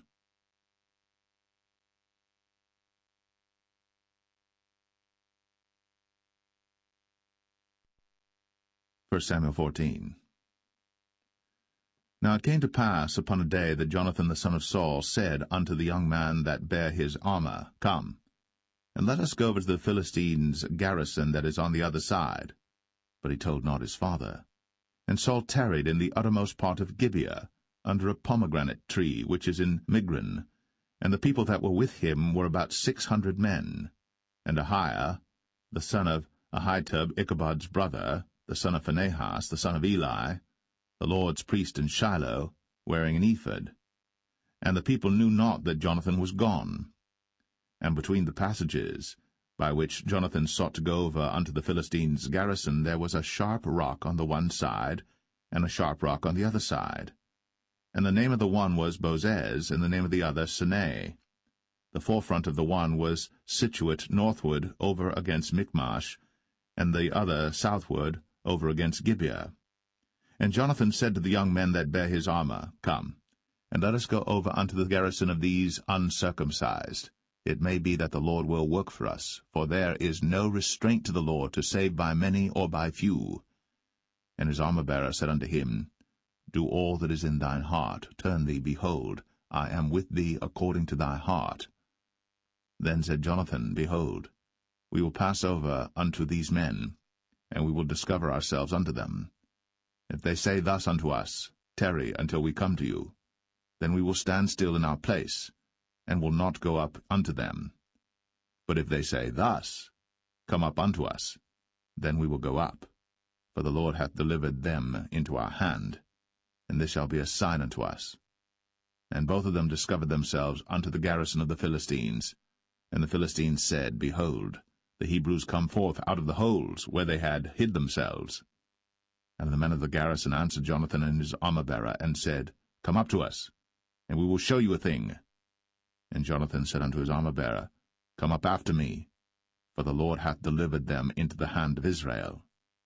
And Jonathan climbed up upon his hands and upon his feet, and his armor-bearer after him, and they fell before Jonathan, and his armor-bearer slew after him. And that first slaughter which Jonathan and his armor-bearer made was about 20 men, within as it were an half acre of land, which a yoke of oxen might plough. And there was trembling in the host, in the field, and among all the people. The garrison and the spoilers, they also trembled, and the earth quaked. So it was a very great trembling. And the watchmen of Saul and Gibeah of Benjamin looked, and behold, the multitude melted away, and they went on beating down one another. Then said Saul unto the people that were with him, Number now, and see who is gone from us. And when they had numbered, behold, Jonathan and his armor-bearer were not there. And Saul said unto Ahiah, Bring hither the ark of God. For the ark of God was at that time with the children of Israel. And it came to pass, while Saul talked unto the priest, that the noise that was in the host of the Philistines went on and increased. And Saul said unto the priest, Withdraw thine hand. And Saul and all the people that were with him assembled themselves. And they came to the battle. And behold, every man's sword was against his fellow, and there was a very great discomfiture. Moreover, the Hebrews that were with the Philistines before that time, which went up with them into the camp from the country round about, even they also turned to be with the Israelites that were with Saul and Jonathan. Likewise all the men of Israel, which had hid themselves in Mount Ephraim, when they heard that the Philistines fled, even they also followed hard after them in the battle. So the Lord saved Israel that day. And the battle passed over unto Bethaven. And the men of Israel were distressed that day. For Saul had adjured the people, saying, Cursed be the man that eateth any food until evening, that I may be avenged on mine enemies. So none of the people tasted any food. And all they of the land came to a wood, and there was honey upon the ground. And when the people were come into the wood, behold, the honey dropped. but no man put his hand to his mouth, for the people feared the oath. But Jonathan heard not, when his father charged the people with the oath, wherefore he put forth the end of the rod that was in his hand, and dipped it in an honeycomb, and put his hand to his mouth, and his eyes were enlightened. Then answered one of the people, and said, Thy father straitly charged the people with an oath, saying, Cursed be the man that eateth any food this day. And the people were faint. Then said Jonathan, My father hath troubled the land. See, I pray you, how mine eyes have been enlightened, because I tasted a little of this honey. How much more, if haply the people had eaten freely today of the spoil of their enemies which they found? For had there not been now a much greater slaughter among the Philistines? And they smote the Philistines that day, from Michmash to Ailon. And the people were very faint. And the people flew upon the spoil, and took sheep and oxen and calves, and slew them on the ground. And the people did eat them with the blood. Then they told Saul, saying, Behold, the people sin against the Lord, in that they eat with the blood. And he said, Ye have transgressed. Roll a great stone unto me this day. And Saul said, Disperse yourselves among the people, and say unto them, Bring me hither every man his ox, and every man his sheep, and slay them here, and eat, and sin not against the Lord in eating with the blood. And all the people brought every man his ox with him that night, and slew them there. And Saul built an altar unto the Lord. The same was the first altar that he built unto the Lord. And Saul said, Let us go down after the Philistines by night, and spoil them until the morning light, and let us not leave a man of them. And they said, Do whatsoever seemeth good unto thee. Then said the priest, Let us draw near hither unto God. And Saul asked counsel of God, Shall I go down after the Philistines? Wilt thou deliver them into the hand of Israel? But he answered him not that day. And Saul said, Draw ye near hither, all the chief of the people, and know and see wherein this sin hath been this day. For as the Lord liveth, which saveth Israel, though it be in Jonathan my son, he shall surely die. But there was not a man among all the people that answered him. Then said he unto all Israel, Be ye on one side, and I and Jonathan my son will be on the other side. And the people said unto Saul, Do what seemeth good unto thee. Therefore Saul said unto the Lord God of Israel, Give a perfect lot. And Saul and Jonathan were taken, but the people escaped. And Saul said, Cast lots between me and Jonathan my son. And Jonathan was taken. Then Saul said to Jonathan, Tell me what thou hast done. And Jonathan told him, and said, I did but taste a little honey with the end of the rod that was in mine hand, and lo, I must die. And Saul answered, God do so and more also, for thou shalt surely die, Jonathan.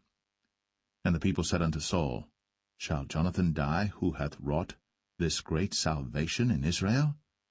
God forbid, as the Lord liveth. There shall not one hair of his head fall to the ground, for he hath wrought with God this day.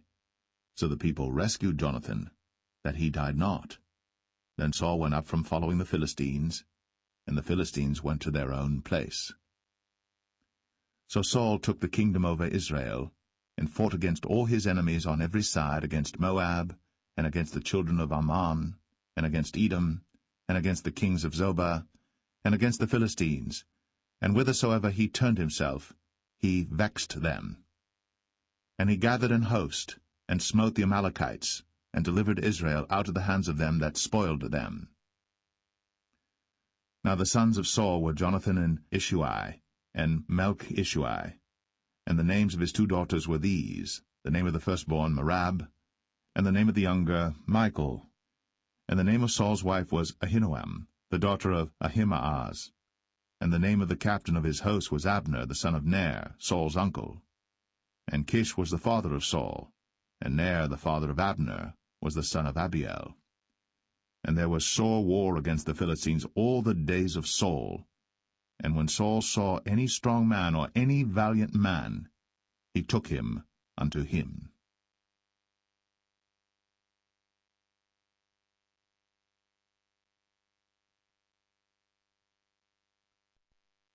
First Samuel 15. Samuel also said unto Saul, The Lord sent me to anoint thee to be king over his people, over Israel. Now therefore hearken thou unto the voice of the words of the Lord. Thus saith the Lord of hosts, I remember that which Amalek did to Israel, how he laid wait for him in the way when he came up from Egypt. Now go, and smite Amalek, and utterly destroy all that they have, and spare them not, but slay both man and woman, infant and suckling, ox and sheep, camel and ass. And Saul gathered the people together, and numbered them in Telaim 200,000 footmen, and 10,000 men of Judah. And Saul came to a city of Amalek, and laid wait in the valley. And Saul said unto the Kenites, Go, depart, get you down from among the Amalekites, lest I destroy you with them. For ye showed kindness to all the children of Israel when they came up out of Egypt. So the Kenites departed from among the Amalekites. And Saul smote the Amalekites from Havilah until thou comest to Shur, that is over against Egypt. And he took Agag, the king of the Amalekites, alive, and utterly destroyed all the people with the edge of the sword. But Saul and the people spared Agag, and the best of the sheep, and of the oxen, and of the fatlings, and the lambs, and all that was good, and would not utterly destroy them. But everything that was vile and refuse, that they destroyed utterly. Then came the word of the Lord unto Samuel, saying, It repenteth me that I have set up Saul to be king, for he is turned back from following me, and hath not performed my commandments.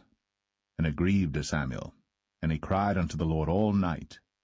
And when Samuel rose early to meet Saul in the morning, it was told Samuel, saying, Saul came to Carmel, and behold, he set him up a place, and is gone about, and passed on, and gone down to Gilgal.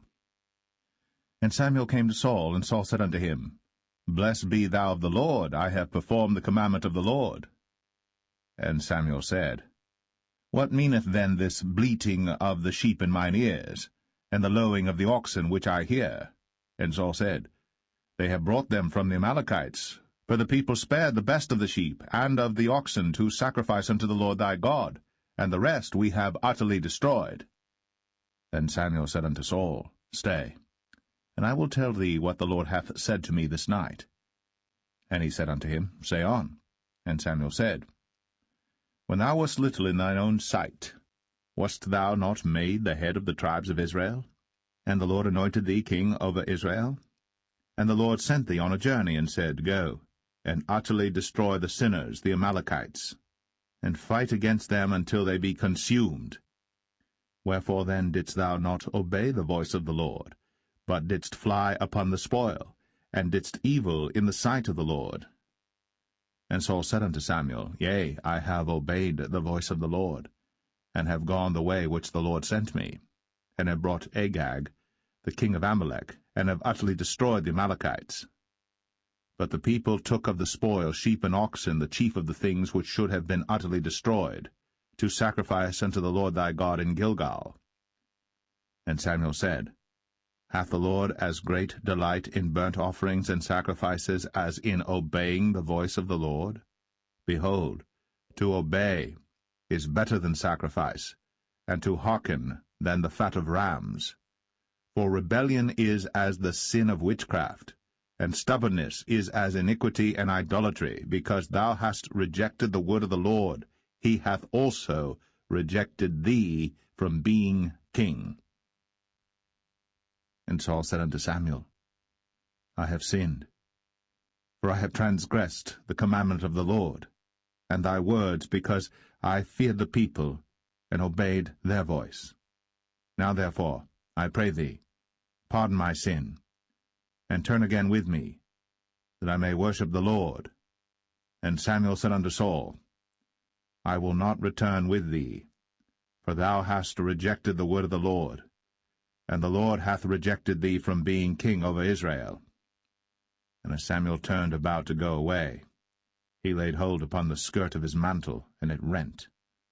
And Samuel said unto him, The Lord hath rent the kingdom of Israel from thee this day, and hath given it to a neighbor of thine, that is better than thou. And also the strength of Israel will not lie nor repent, for he is not a man that he should repent. Then he said, I have sinned. Yet honor me now, I pray thee, before the elders of my people, and before Israel, and turn again with me, that I may worship the Lord thy God. So Samuel turned again after Saul, and Saul worshipped the Lord. Then said Samuel, Bring ye hither to me Agag the king of the Amalekites. And Agag came unto him delicately, and Agag said, Surely the bitterness of death is past. And Samuel said, As thy sword hath made women childless, so shall thy mother be childless among women. And Samuel hewed Agag in pieces before the Lord in Gilgal. Then Samuel went to Ramah, and Saul went up to his house to Gibeah of Saul. And Samuel came no more to see Saul until the day of his death. Nevertheless Samuel mourned for Saul, and the Lord repented that he had made Saul king over Israel.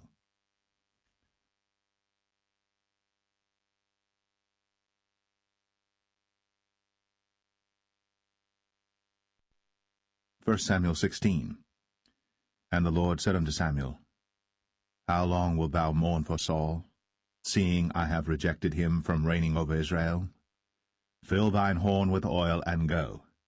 I will send thee to Jesse the Bethlehemite, for I have provided me a king among his sons. And Samuel said, How can I go? If Saul hear it, he will kill me. And the Lord said, Take an heifer with thee, and say, I am come to sacrifice to the Lord. And call Jesse to the sacrifice. And I will show thee what thou shalt do, and thou shalt anoint unto me him whom I name unto thee. And Samuel did that which the Lord spake, and came to Bethlehem. And the elders of the town trembled at his coming, and said, Comest thou peaceably? And he said, Peaceably. I am come to sacrifice unto the Lord. Sanctify yourselves, and come with me to the sacrifice. And he sanctified Jesse and his sons, and called them to the sacrifice. And it came to pass, when they were come, that he looked on Eliab, and said, Surely the Lord's anointed is before him. But the Lord said unto Samuel, Look not on his countenance, or on the height of his stature, because I have refused him. For the Lord seeth not as man seeth. For man looketh on the outward appearance, but the Lord looketh on the heart. Then Jesse called Abinadab, and made him pass before Samuel, and he said, Neither hath the Lord chosen this. Then Jesse made Shammah to pass by, and he said, Neither hath the Lord chosen this. Again Jesse made 7 of his sons to pass before Samuel. And Samuel said unto Jesse, The Lord hath not chosen these. And Samuel said unto Jesse, Are here all thy children? And he said, There remaineth yet the youngest, and behold, he keepeth the sheep. And Samuel said unto Jesse, Send and fetch him, for we will not sit down till he come hither. And he sent and brought him in. Now he was ruddy, and withal of a beautiful countenance, and goodly to look to. And the Lord said, Arise, anoint him, for this is he.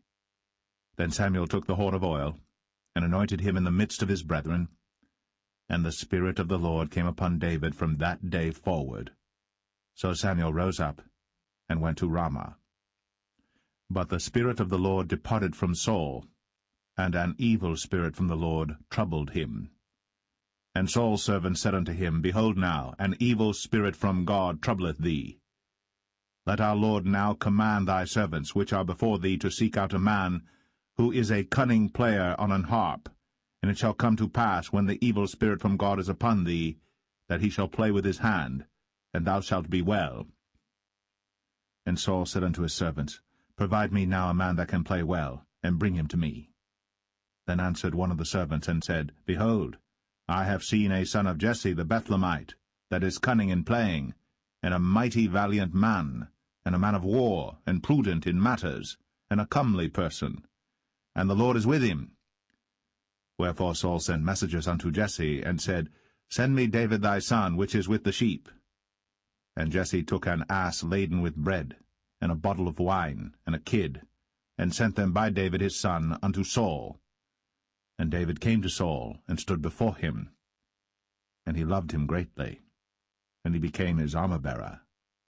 And Saul sent to Jesse, saying, Let David, I pray thee, stand before me, for he hath found favor in my sight. And it came to pass, when the evil spirit from God was upon Saul, that David took an harp, and played with his hand. So Saul was refreshed. and was well. And the evil spirit departed from him.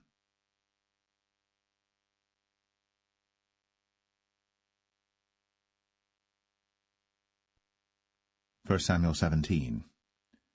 Now the Philistines gathered together their armies to battle, and were gathered together at Shochoh, which belongeth to Judah, and pitched between Shochoh and Azekah in Ephes-dammim. And Saul and the men of Israel were gathered together and pitched by the valley of Elah, and set the battle in array against the Philistines. And the Philistines stood on a mountain on the one side, and Israel stood on a mountain on the other side, and there was a valley between them. And there went out a champion out of the camp of the Philistines, named Goliath of Gath, whose height was 6 cubits and a span. And he had an helmet of brass upon his head, and he was armed with a coat of mail, and the weight of the coat was 5,000 shekels of brass. And he had greaves of brass upon his legs, and a target of brass between his shoulders. And the staff of his spear was like a weaver's beam, and his spear's head weighed 600 shekels of iron, and one bearing a shield went before him. And he stood and cried unto the armies of Israel, and said unto them, Why are ye come out to set your battle in array? Am not I a Philistine, and ye servants to Saul? Choose you a man for you, and let him come down to me. If he be able to fight with me and to kill me, then will we be your servants. But if I prevail against him, and kill him, then shall ye be our servants, and serve us. And the Philistine said, I defy the armies of Israel this day. Give me a man, that we may fight together. When Saul and all Israel heard those words of the Philistine, they were dismayed, and greatly afraid. Now David was the son of that Ephrathite of Bethlehem, Judah, whose name was Jesse, and he had 8 sons. And the man went among men, for an old man, in the days of Saul. And the 3 eldest sons of Jesse went and followed Saul to the battle. And the names of his 3 sons that went to the battle were Eliab the firstborn, and next unto him Abinadab, and the third Shammah. And David was the youngest, and the 3 eldest followed Saul. But David went and returned from Saul to feed his father's sheep at Bethlehem. And the Philistine drew near morning and evening, and presented himself 40 days. And Jesse said unto David his son, Take now for thy brethren an ephah of this parched corn, and these 10 loaves, and run to the camp to thy brethren. And carry these 10 cheeses unto the captain of their 1,000, and look how thy brethren fare, and take their pledge. Now Saul and they, and all the men of Israel, were in the valley of Elah, fighting with the Philistines. And David rose up early in the morning, and left the sheep with a keeper, and took and went, as Jesse had commanded him. And he came to the trench, as the host was going forth to the fight, and shouted for the battle. For Israel and the Philistines had put the battle in array, army against army. And David left his carriage in the hand of the keeper of the carriage, and ran into the army, and came and saluted his brethren. And as he talked with them, behold, there came up the champion, the Philistine of Gath, Goliath by name, out of the armies of the Philistines, and spake according to the same words, and David heard them. And all the men of Israel, when they saw the man, fled from him, and were sore afraid. And the men of Israel said, Have ye seen this man that is come up? Surely to defy Israel is he come up. And it shall be that the man who killeth him, the king will enrich him with great riches, and will give him his daughter, and make his father's house free in Israel. And David spake to the men that stood by him, saying, What shall be done to the man that killeth this Philistine, and taketh away the reproach from Israel? For who is this uncircumcised Philistine, that he should defy the armies of the living God? And the people answered him after this manner, saying, So shall it be done to the man that killeth him. And Eliab, his eldest brother, heard when he spake unto the men. And Eliab's anger was kindled against David, and he said, Why camest thou down hither? And with whom hast thou left those few sheep in the wilderness? I know thy pride, and the naughtiness of thine heart, for thou art come down that thou mightest see the battle.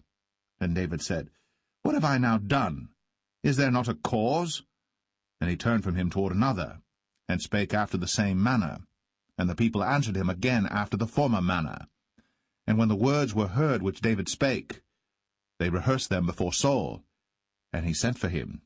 And David said to Saul, let no man's heart fail because of him. Thy servant will go and fight with this Philistine.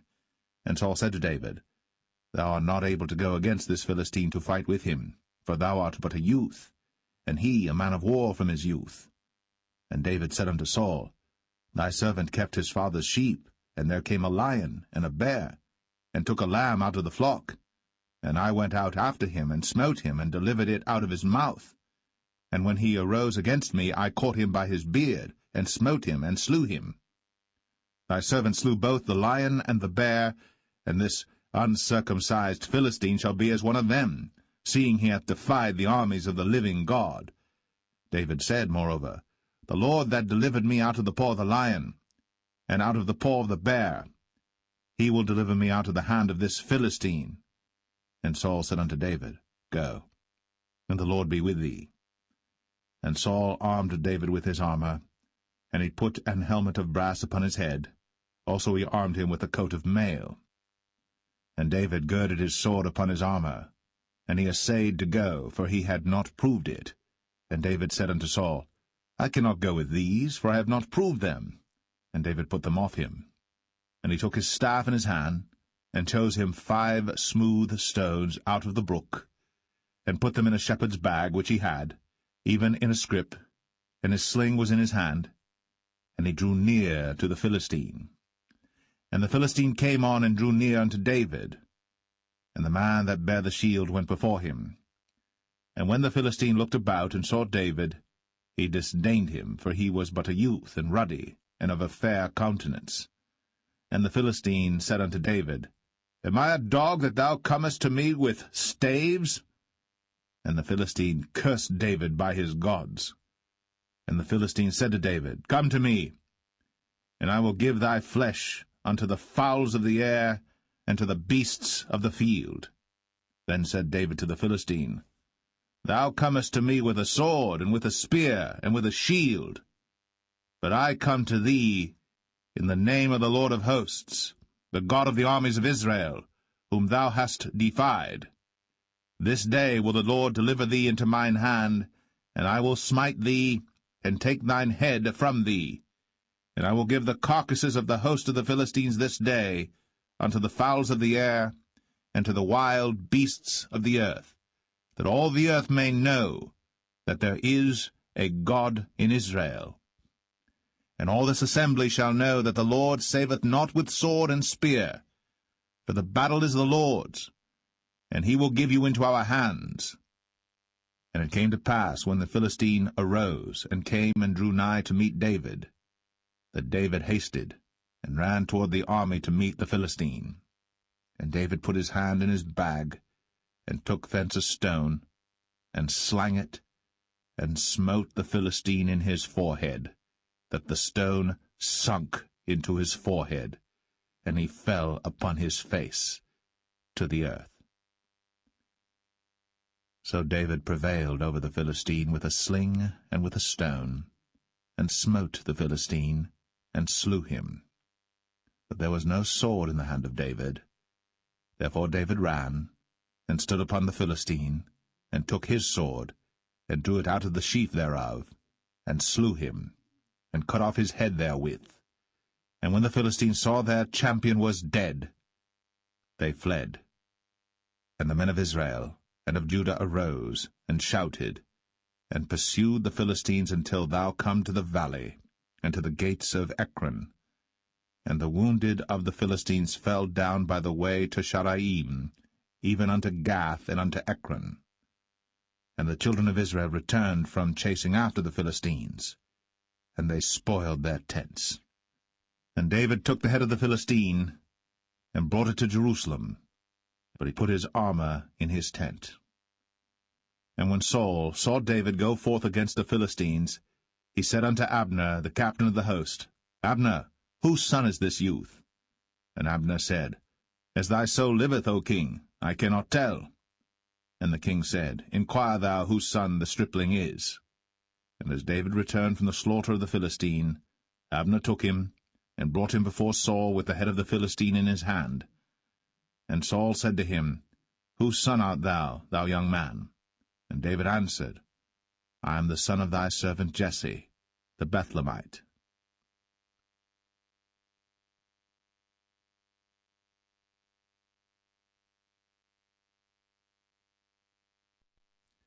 1 Samuel 18.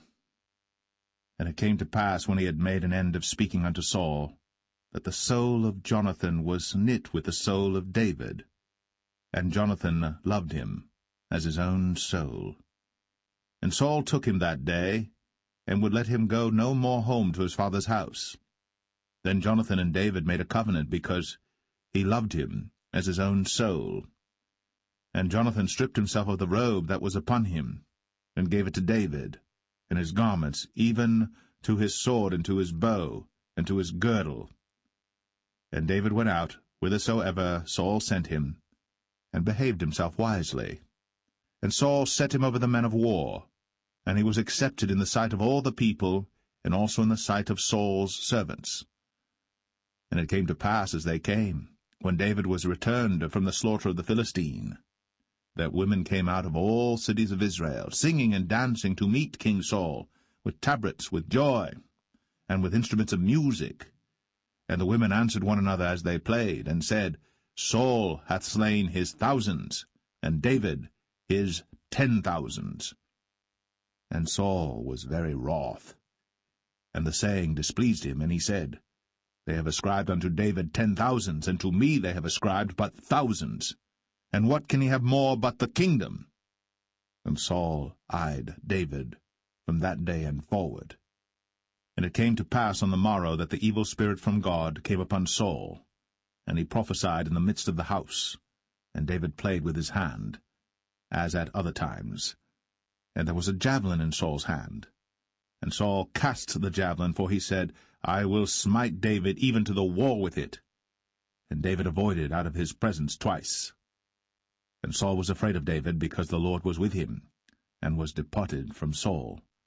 Therefore Saul removed him from him, and made him his captain over 1,000, and he went out and came in before the people. And David behaved himself wisely in all his ways, and the Lord was with him. Wherefore when Saul saw that he behaved himself very wisely, he was afraid of him. But all Israel and Judah loved David, because he went out and came in before them. And Saul said to David, Behold my elder daughter Merab, her will I give thee to wife. Only be thou valiant for me, and fight the Lord's battles. For Saul said, Let not mine hand be upon him, but let the hand of the Philistines be upon him. And David said unto Saul, Who am I, and what is my life, or my father's family in Israel, that I should be son-in-law to the king? But it came to pass at the time when Merab, Saul's daughter, should have been given to David, that she was given unto Adriel, the Maholathite, to wife. And Michal, Saul's daughter, loved David. And they told Saul, and the thing pleased him. And Saul said, I will give him her, that she may be a snare to him, and that the hand of the Philistines may be against him.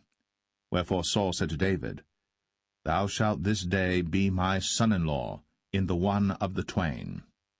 And Saul commanded his servants, saying, Commune with David secretly, and say, Behold, the king hath delight in thee, and all his servants love thee.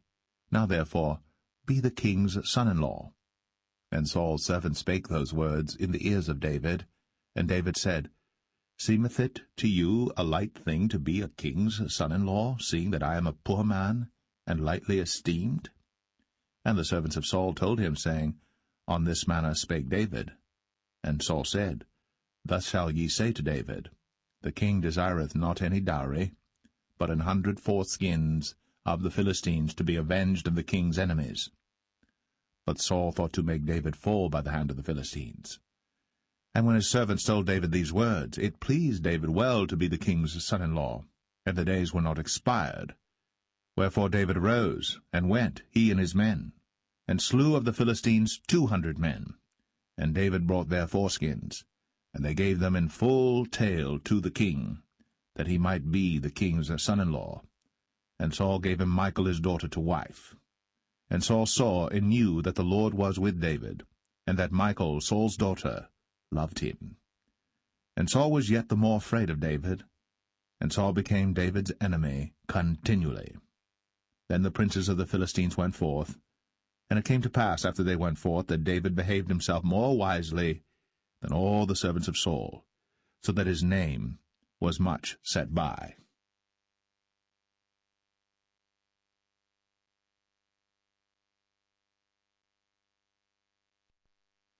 1 Samuel 19. And Saul spake to Jonathan his son, and to all his servants, that they should kill David. But Jonathan Saul's son delighted much in David. And Jonathan told David, saying, Saul my father seeketh to kill thee. Now therefore I pray thee, take heed to thyself until the morning, and abide in a secret place, and hide thyself. And I will go out and stand beside my father in the field where thou art. And I will commune with my father of thee, and what I see, that I will tell thee. And Jonathan spake good of David unto Saul his father, and said unto him, Let not the king sin against his servant, against David, because he hath not sinned against thee, and because his works have been to thee ward very good. For he did put his life in his hand, and slew the Philistine. And the Lord wrought a great salvation for all Israel. Thou sawest it, and didst rejoice. Wherefore then wilt thou sin against innocent blood, to slay David without a cause? And Saul hearkened unto the voice of Jonathan. And Saul sware, As the Lord liveth, he shall not be slain. And Jonathan called David. And Jonathan showed him all those things. And Jonathan brought David to Saul, and he was in his presence, as in times past. And there was war again. And David went out, and fought with the Philistines, and slew them with a great slaughter, and they fled from him. And the evil spirit from the Lord was upon Saul, as he sat in his house with his javelin in his hand. And David played with his hand. And Saul sought to smite David even to the wall with the javelin, but he slipped away out of Saul's presence. And he smote the javelin to the wall, and David fled, and escaped that night. Saul also sent messengers unto David's house, to watch him, and to slay him in the morning. And Michal, David's wife, told him, saying, If thou save not thy life tonight, tomorrow thou shalt be slain. So Michal let David down through a window, and he went and fled, and escaped. And Michal took an image, and laid it in the bed, and put a pillow of goat's hair for his bolster, and covered it with a cloth. And when Saul sent messengers to take David, she said, He is sick. And Saul sent the messengers again to see David, saying, Bring him up to me in the bed, that I may slay him. And when the messengers were come in, behold, there was an image in the bed, with a pillow of goat's hair for his bolster. And Saul said unto Michal, Why hast thou deceived me so, and sent away mine enemy, that he is escaped? And Michal answered Saul, He said unto me, Let me go, why should I kill thee? So David fled, and escaped, and came to Samuel to Ramah, and told him all that Saul had done to him. And he and Samuel went, and dwelt in Naueth. And it was told Saul, saying, Behold, David is at Naueth in Ramah. And Saul sent messengers to take David. And when they saw the company of the prophets prophesying, and Samuel standing as appointed over them, the Spirit of God was upon the messengers of Saul, and they also prophesied. And when it was told Saul, he sent other messengers, and they prophesied likewise. And Saul sent messengers again the third time, and they prophesied also. Then went he also to Ramah, and came to a great well that is in Sechu. And he asked and said, Where are Samuel and David? And one said, Behold, they be at Naueth in Ramah. And he went thither to Naueth in Ramah. And the Spirit of God was upon him also. And he went on, and prophesied, until he came to Naueth in Ramah. And he stripped off his clothes also, and prophesied before Samuel in like manner, and lay down naked all that day, and all that night. Wherefore they say, Is Saul also among the prophets?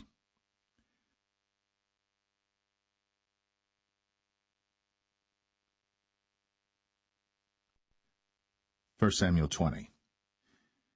And David fled from Naueth in Ramah, and came and said before Jonathan, What have I done? What is mine iniquity? And what is my sin before thy father, that he seeketh my life? And he said unto him, God forbid, thou shalt not die. Behold, my father will do nothing either great or small, but that he will show it me. And why should my father hide this thing from me? It is not so. And David sware moreover, and said, Thy father certainly knoweth that I have found grace in thine eyes. And he saith, Let not Jonathan know this, lest he be grieved.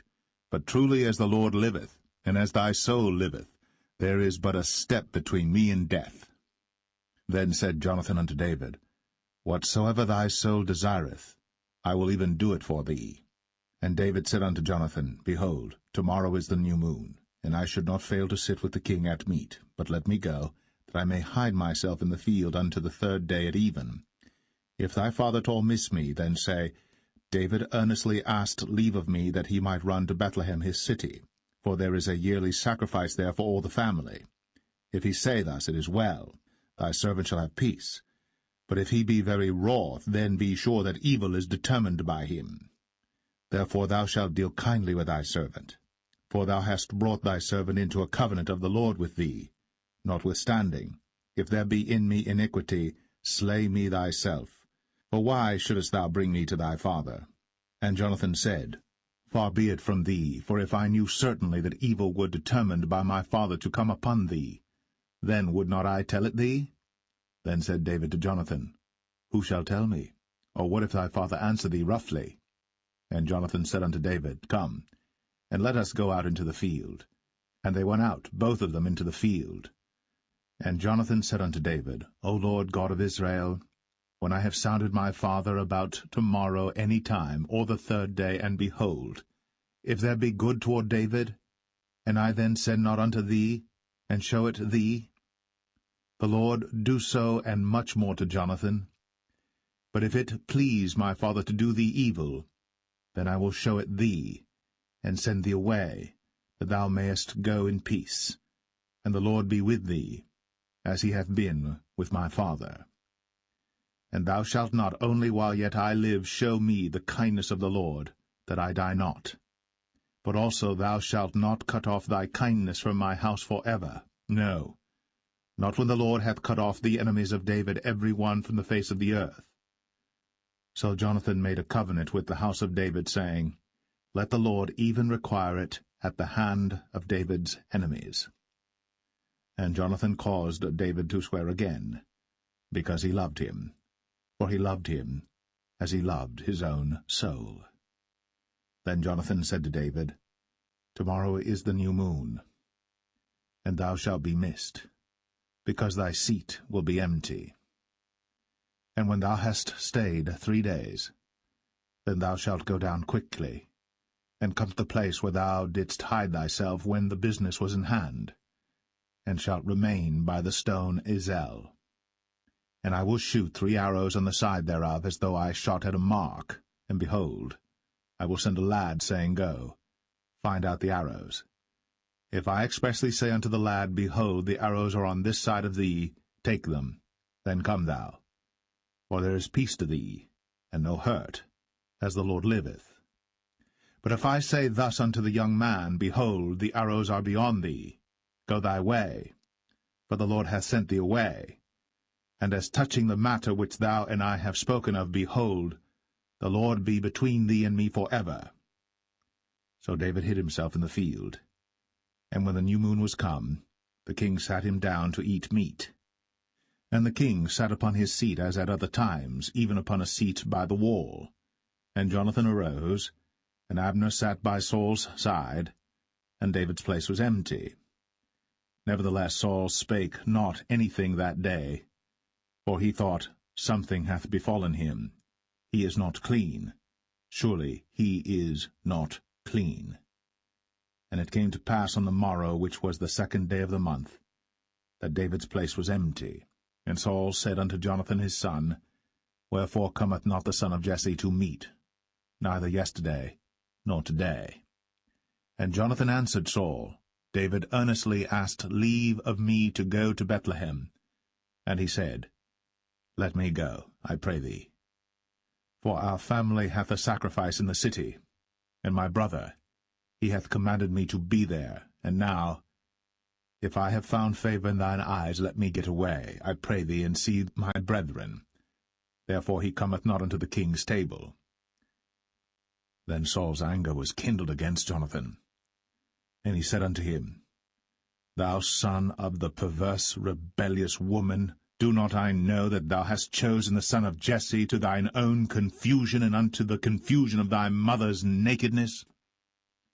For as long as the son of Jesse liveth upon the ground, thou shalt not be established, nor thy kingdom. Wherefore, now send and fetch him unto me, for he shall surely die. And Jonathan answered Saul his father, and said unto him, Wherefore shall he be slain? What hath he done? And Saul cast a javelin at him to smite him, whereby Jonathan knew that it was determined of his father to slay David. So Jonathan arose from the table in fierce anger, and did eat no meat the 2nd day of the month, for he was grieved for David, because his father had done him shame. And it came to pass in the morning that Jonathan went out into the field at the time appointed with David, and a little lad with him. And he said unto his lad, Run, find out now the arrows which I shoot. And as the lad ran, he shot an arrow beyond him. And when the lad was come to the place of the arrow which Jonathan had shot, Jonathan cried after the lad, and said, Is not the arrow beyond thee? And Jonathan cried after the lad, Make speed, haste, stay not.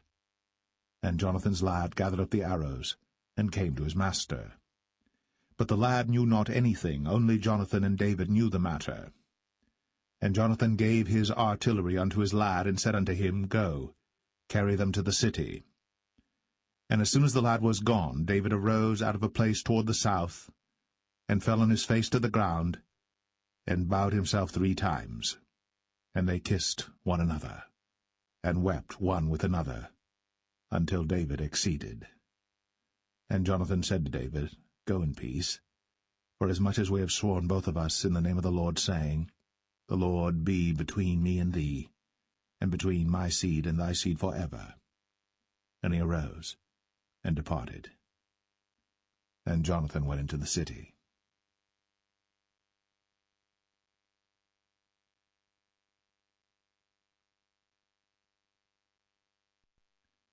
First Samuel 21. Then came David to Nob, to Ahimelech the priest. And Ahimelech was afraid at the meeting of David, and said unto him, Why art thou alone, and no man with thee? And David said unto Ahimelech the priest, The king hath commanded me a business, and hath said unto me, Let no man know anything of the business whereabout I send thee, and what I have commanded thee. And I have appointed my servants to such and such a place. Now therefore, what is under thine hand? Give me 5 loaves of bread in mine hand, or what there is present. And the priest answered David, and said, There is no common bread under mine hand, but there is hallowed bread, if the young men have kept themselves at least from women. And David answered the priest, and said unto him, Of a truth, women have been kept from us, about these 3 days, since I came out. And the vessels of the young men are holy, and the bread is in a manner common, yea, though it was sanctified this day in the vessel. So the priests gave him hallowed bread, for there was no bread there but the showbread, that was taken from before the Lord, to put hot bread in the day when it was taken away. Now a certain man of the servants of Saul was there that day, detained before the Lord, and his name was Doeg, an Edomite, the chiefest of the herdmen that belonged to Saul. And David said unto Ahimelech, And is there not here under thine hand spear or sword? For I have neither brought my sword nor my weapons with me, because the king's business required haste. And the priest said, The sword of Goliath the Philistine, whom thou slewest in the valley of Elah, behold, it is here, wrapped in a cloth behind the ephod. If thou wilt take that, take it, for there is no other save that here. And David said, There is none like that, give it me.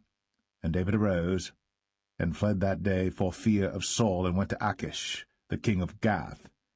And the servants of Achish said unto him, Is not this David the king of the land? Did they not sing one to another of him in dances, saying, Saul hath slain his thousands, and David his 10,000s? And David laid up these words in his heart, and was sore afraid of Achish, the king of Gath. And he changed his behavior before them, and feigned himself mad in their hands, and scrabbled on the doors of the gate. and let his spittle fall down upon his beard. Then said Achish unto his servants, Lo, ye see the man is mad. Wherefore then have ye brought him to me? Have I need of madmen that ye have brought this fellow to play the madman in my presence? Shall this fellow come into my house?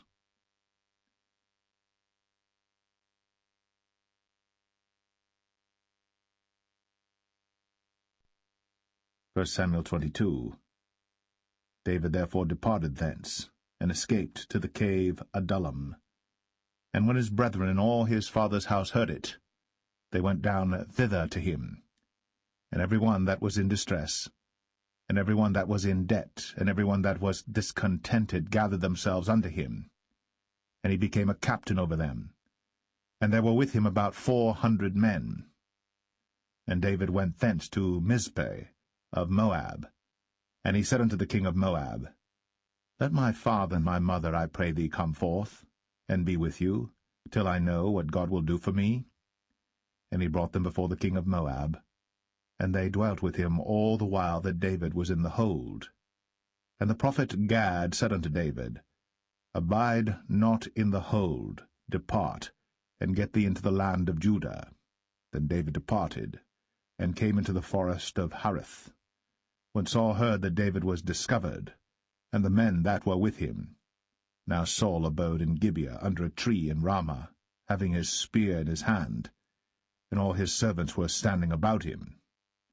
Then Saul said unto his servants that stood about him, Hear now, ye Benjamites, will the son of Jesse give every one of you fields and vineyards, and make you all captains of thousands and captains of hundreds, that all of you have conspired against me? And there is none that showeth me that my son hath made a league with the son of Jesse. And there is none of you that is sorry for me, or showeth unto me that my son hath stirred up my servant against me, to lie in wait, as at this day. Then answered Doeg the Edomite, which was set over the servants of Saul, and said, I saw the son of Jesse coming to Nob, to Ahimelech, the son of Ahitub. And he inquired of the Lord for him, and gave him victuals, and gave him the sword of Goliath the Philistine. Then the king sent to call Ahimelech the priest, the son of Ahitub, and all his father's house, the priests that were in Nob, and they came all of them to the king. And Saul said, Hear now, thou son of Ahitub. And he answered, Here I am, my lord. And Saul said unto him, Why have ye conspired against me, thou and the son of Jesse, in that thou hast given him bread and a sword, and hast inquired of God for him, that he should rise against me to lie in wait, as at this day? Then Ahimelech answered the king, and said, And who is so faithful among all thy servants as David, which is the king's son-in-law, and goeth at thy bidding, and is honorable in thine house? Did I then begin to inquire of God for him? Be it far from me.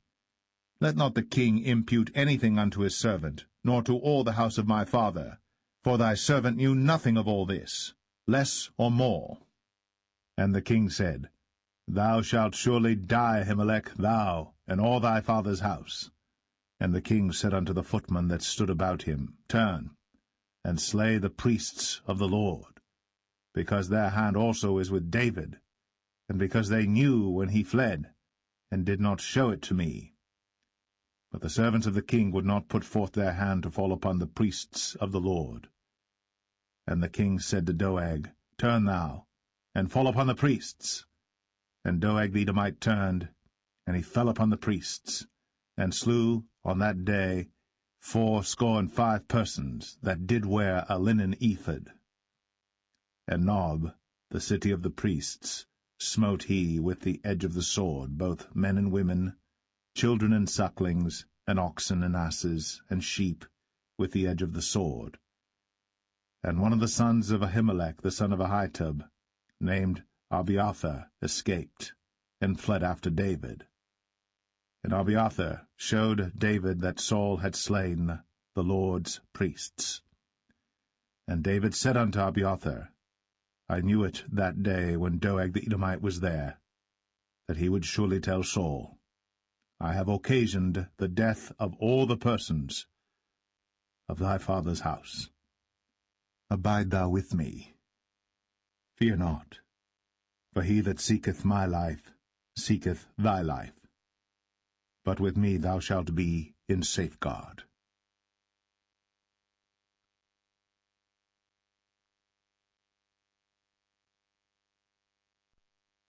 First Samuel 23. Then they told David, saying, Behold, the Philistines fight against Keilah, and they rob the threshing floors. Therefore David inquired of the Lord, saying, Shall I go and smite these Philistines? And the Lord said unto David, Go, and smite the Philistines, and save Keilah. And David's men said unto him, Behold, we be afraid here in Judah. How much more then if we come to Keilah against the armies of the Philistines? Then David inquired of the Lord yet again. And the Lord answered him and said, Arise, go down to Keilah, for I will deliver the Philistines into thine hand. So David and his men went to Keilah, and fought with the Philistines, and brought away their cattle, and smote them with a great slaughter. So David saved the inhabitants of Keilah. And it came to pass, when Abiathar, the son of Ahimelech, fled to David to Keilah, that he came down with an ephod in his hand. And it was told Saul that David was come to Keilah, and Saul said, God hath delivered him into mine hand, for he is shut in, by entering into a town that hath gates and bars. And Saul called all the people together to war, to go down to Keilah, to besiege David and his men. And David knew that Saul secretly practiced mischief against him. And he said to Abiathar the priest, Bring hither the ephod. Then said David, O Lord God of Israel, Thy servant hath certainly heard that Saul seeketh to come to Keilah, to destroy the city for my sake. Will the men of Keilah deliver me up into his hand? Will Saul come down as thy servant hath heard? O Lord God of Israel, I beseech thee, tell thy servant. And the Lord said, He will come down. Then said David, Will the men of Keilah deliver me and my men into the hand of Saul? And the Lord said, They will deliver thee up. Then David and his men, which were about 600, arose, and departed out of Keilah, and went whithersoever they could go. And it was told Saul that David was escaped from Keilah, and he forbare to go forth. And David abode in the wilderness in strongholds, and remained in a mountain in the wilderness of Ziph. And Saul sought him every day, but God delivered him not into his hand. And David saw that Saul was come out to seek his life. And David was in the wilderness of Ziph in a wood. And Jonathan, Saul's son, arose, and went to David into the wood, and strengthened his hand in God. And he said unto him, Fear not, but the hand of Saul my father shall not find thee, and thou shalt be king over Israel, and I shall be next unto thee, and that also Saul my father knoweth.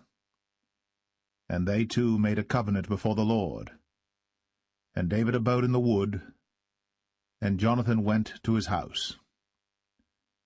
Then came up the Ziphites to Saul to Gibeah, saying, Doth not David hide himself with us in strongholds in the wood, in the hill of Hachilah, which is on the south of Jeshimon?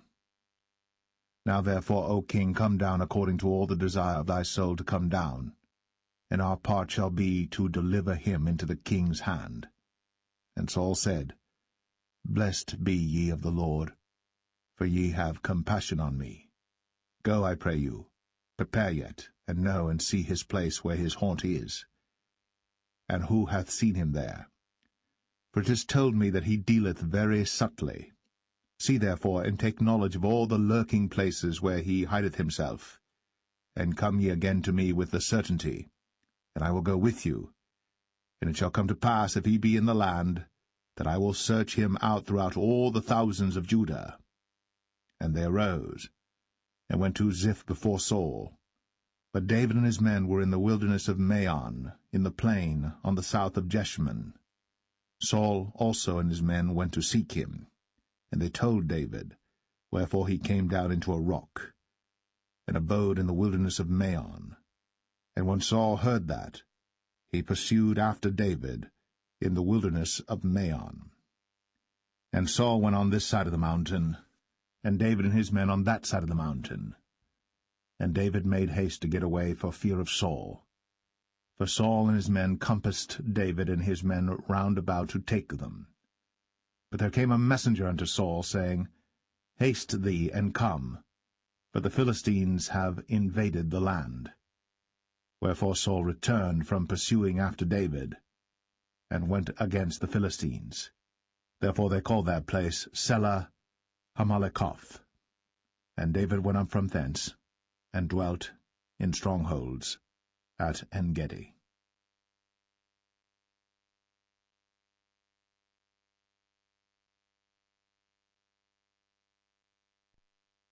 1 Samuel 24.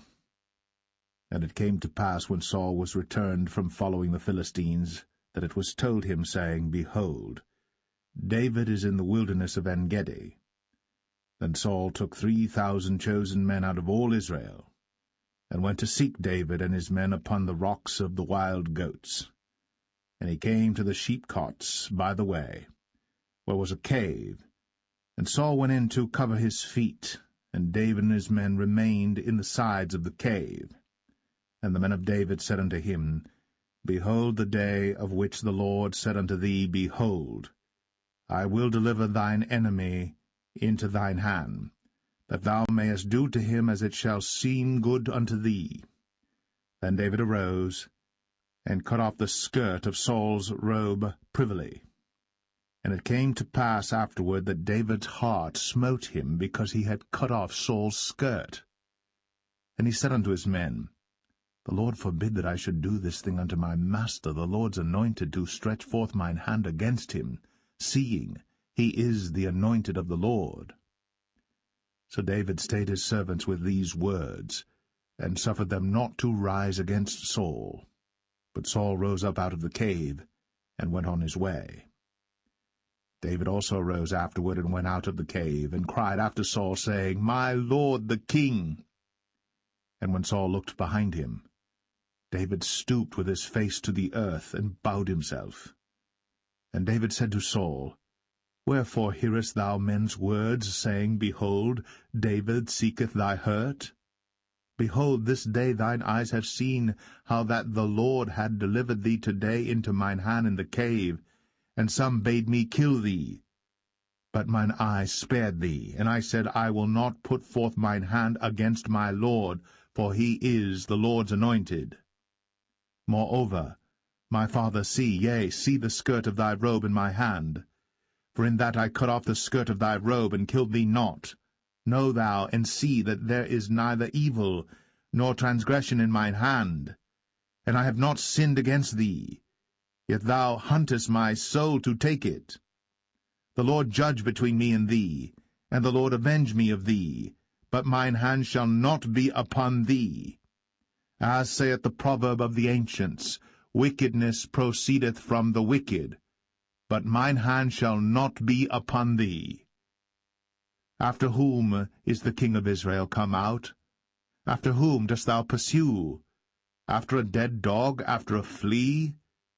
The Lord therefore be judge, and judge between me and thee, and see, and plead my cause, and deliver me out of thine hand. And it came to pass, when David had made an end of speaking these words unto Saul, that Saul said, Is this thy voice, my son David? And Saul lifted up his voice, and wept. And he said to David, Thou art more righteous than I, for thou hast rewarded me good, whereas I have rewarded thee evil. And thou hast shown this day how that thou hast dealt well with me, forasmuch as when the Lord had delivered me into thine hand, thou killedst me not. For if a man find his enemy, will he let him go well away? Wherefore the Lord reward thee good for that thou hast done unto me this day. And now behold, I know well that thou shalt surely be king, and that the kingdom of Israel shall be established in thine hand. Swear now therefore unto me by the Lord, that thou wilt not cut off my seed after me, and that thou wilt not destroy my name out of my father's house. And David sware unto Saul. And Saul went home, but David and his men gat them up unto the hold.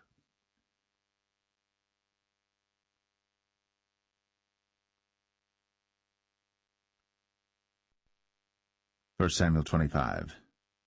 And Samuel died, and all the Israelites were gathered together, and lamented him, and buried him in his house at Ramah.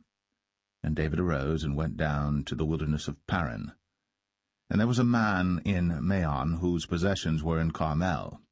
And the man was very great, and he had 3,000 sheep and 1,000 goats. And he was shearing his sheep in Carmel. Now the name of the man was Nabal, and the name of his wife Abigail.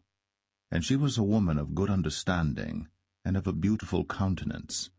But the man was churlish, and evil in his doings, and he was of the house of Caleb. And David heard in the wilderness that Nabal did shear his sheep. And David sent out 10 young men, and David said unto the young men, Get you up to Carmel, and go to Nabal, and greet him in my name. And thus shall ye say to him that liveth in prosperity, Peace be both to thee, and peace be to thine house, and peace be unto all that thou hast. And now I have heard that thou hast shearers. Now thy shepherds which were with us, we hurt them not, neither was there aught missing unto them all the while they were in Carmel. Ask thy young men, and they will show thee. Wherefore let the young men find favour in thine eyes. For we come in a good day. Give, I pray thee, whatsoever cometh to thine hand unto thy servants, and to thy son David. And when David's young men came, they spake to Nabal according to all those words in the name of David, and ceased. And Nabal answered David's servants, and said, Who is David? And who is the son of Jesse? There be many servants nowadays that break away every man from his master. Shall I then take my bread and my water and my flesh that I have killed for my shearers, and give it unto men whom I know not whence they be? So David's young men turned their way, and went again, and came and told him all those sayings. And David said unto his men, Gird ye on every man his sword.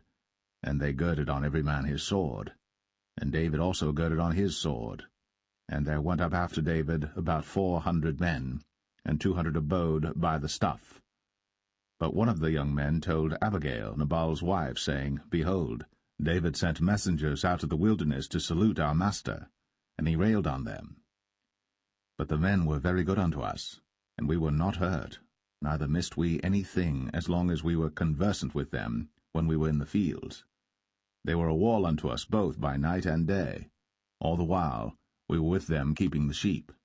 Now therefore know and consider what thou wilt do, for evil is determined against our master, and against all his household. For he is such a son of Belial, that a man cannot speak to him.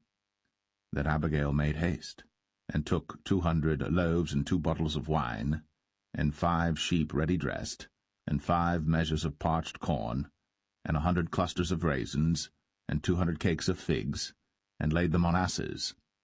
And she said unto her servants, Go on before me, behold, I come after you. But she told not her husband Nabal. And it was so, as she rode on the ass, that she came down by the covert of the hill, and behold, David and his men came down against her, and she met them. Now David had said, Surely in vain have I kept all that this fellow hath in the wilderness, so that nothing was missed of all that pertained unto him, and he hath requited me evil for good. So, and more also do God unto the enemies of David, if I leave of all that pertain to him by the morning light any that pisseth against the wall. And when Abigail saw David, she hasted, and lighted off the ass, and fell before David on her face, and bowed herself to the ground, and fell at his feet, and said, Upon me, my lord, upon me let this iniquity be, and let thine handmaid, I pray thee, speak in thine audience, and hear the words of thine handmaid. Let not, my lord, I pray thee, regard this man of Belial, even Nabal. For as his name is, so is he. Nabal is his name, and folly is with him.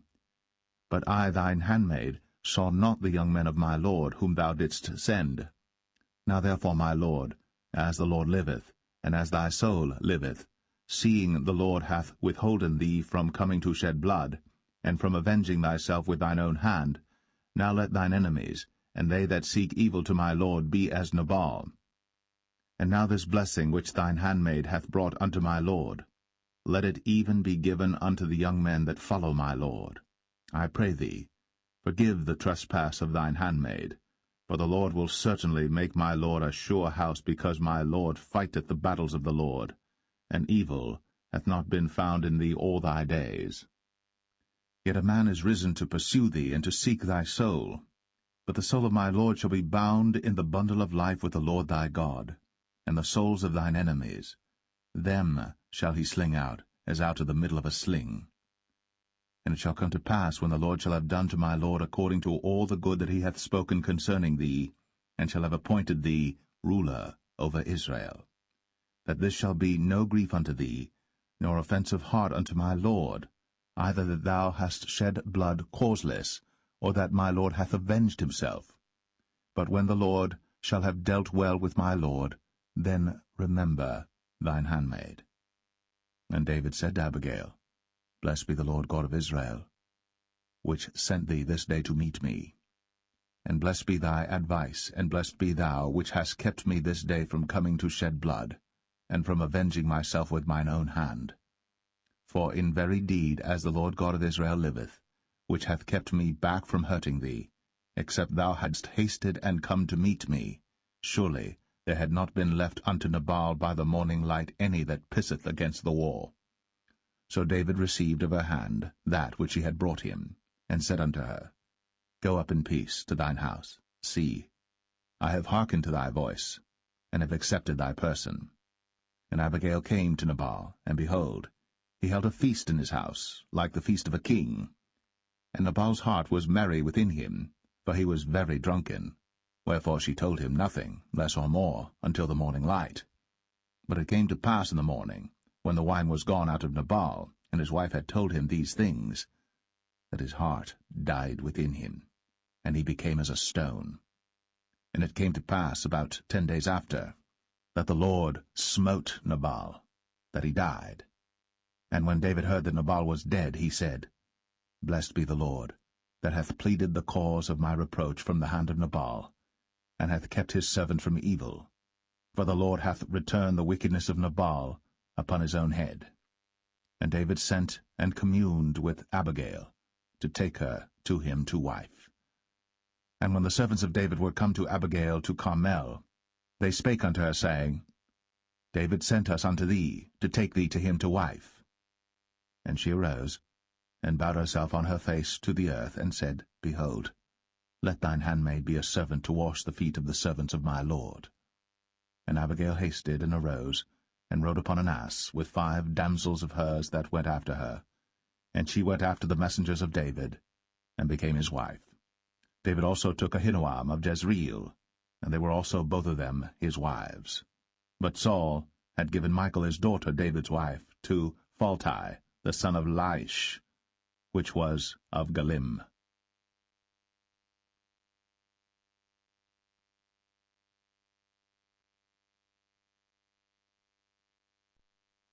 1 Samuel 26. And the Ziphites came unto Saul to Gibeah, saying, Doth not David hide himself in the hill of Hachilah, which is before Jeshimon? Then Saul arose, and went down to the wilderness of Ziph, having 3,000 chosen men of Israel with him to seek David in the wilderness of Ziph. And Saul pitched in the hill of Hachilah, which is before Jeshimon, by the way. But David abode in the wilderness, and he saw that Saul came after him into the wilderness. David therefore sent out spies, and understood that Saul was come in very deed. And David arose, and came to the place where Saul had pitched. And David beheld the place where Saul lay, and Abner the son of Ner, the captain of his host. And Saul lay in the trench, and the people pitched round about him. Then answered David, and said to Ahimelech the Hittite, and to Abishai, the son of Zeruiah, brother to Joab, saying, Who will go down with me to Saul to the camp? And Abishai said, I will go down with thee. So David and Abishai came to the people by night, and behold, Saul lay sleeping within the trench, and his spear stuck in the ground at his bolster. But Abner and the people lay round about him. Then said Abishai to David, God hath delivered thine enemy into thine hand this day. Now therefore let me smite him, I pray thee, with the spear even to the earth at once, and I will not smite him the second time. And David said to Abishai, Destroy him not, for who can stretch forth his hand against the Lord's anointed, and be guiltless? David said furthermore, As the Lord liveth, the Lord shall smite him, or his day shall come to die, or he shall descend into battle and perish. The Lord forbid that I should stretch forth mine hand against the Lord's anointed. But I pray thee, take thou now the spear that is at his bolster, and the cruse of water, and let us go. So David took the spear and the cruse of water from Saul's bolster, and they gat them away. And no man saw it, nor knew it, neither awaked, for they were all asleep, because a deep sleep from the Lord was fallen upon them. Then David went over to the other side, and stood on the top of an hill afar off, a great space being between them. And David cried to the people, and to Abner the son of Ner, saying, Answerest thou not, Abner? Then Abner answered and said, Who art thou that criest to the king? And David said to Abner, Art not thou a valiant man? And who is like to thee in Israel? Wherefore then hast thou not kept thy lord the king? For there came one of the people in to destroy the king thy lord. This thing is not good that thou hast done. As the Lord liveth, ye are worthy to die, because ye have not kept your master the Lord's anointed. And now see where the king's spear is, and the cruse of water that was at his bolster. And Saul knew David's voice, and said, Is this thy voice, my son, David? And David said, It is my voice, my lord, O king. And he said, Wherefore doth my lord thus pursue after his servant? For what have I done, or what evil is in mine hand? Now therefore, I pray thee, let my lord the king hear the words of his servant. If the Lord have stirred thee up against me, let him accept an offering. But if they be the children of men, cursed be they before the Lord, for they have driven me out this day from abiding in the inheritance of the Lord, saying, Go serve other gods. Now therefore, let not my blood fall to the earth before the face of the Lord. For the king of Israel is come out to seek a flea, as when one doth hunt a partridge in the mountains. Then said Saul, I have sinned. Return, my son David. For I will no more do thee harm, because my soul was precious in thine eyes this day. Behold, I have played the fool, and have erred exceedingly. And David answered and said, Behold the king's spear, and let one of the young men come over and fetch it. The Lord render to every man his righteousness and his faithfulness. For the Lord delivered thee into my hand today. But I would not stretch forth mine hand against the Lord's anointed. And behold, as thy life was much set by this day in mine eyes, so let my life be much set by in the eyes of the Lord, and let him deliver me out of all tribulation. Then Saul said to David, Blessed be thou, my son David. Thou shalt both do great things, and also shalt still prevail. So David went on his way, and Saul returned to his place.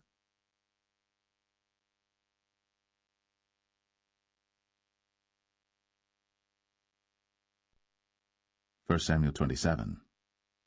And David said in his heart, I shall now perish one day by the hand of Saul.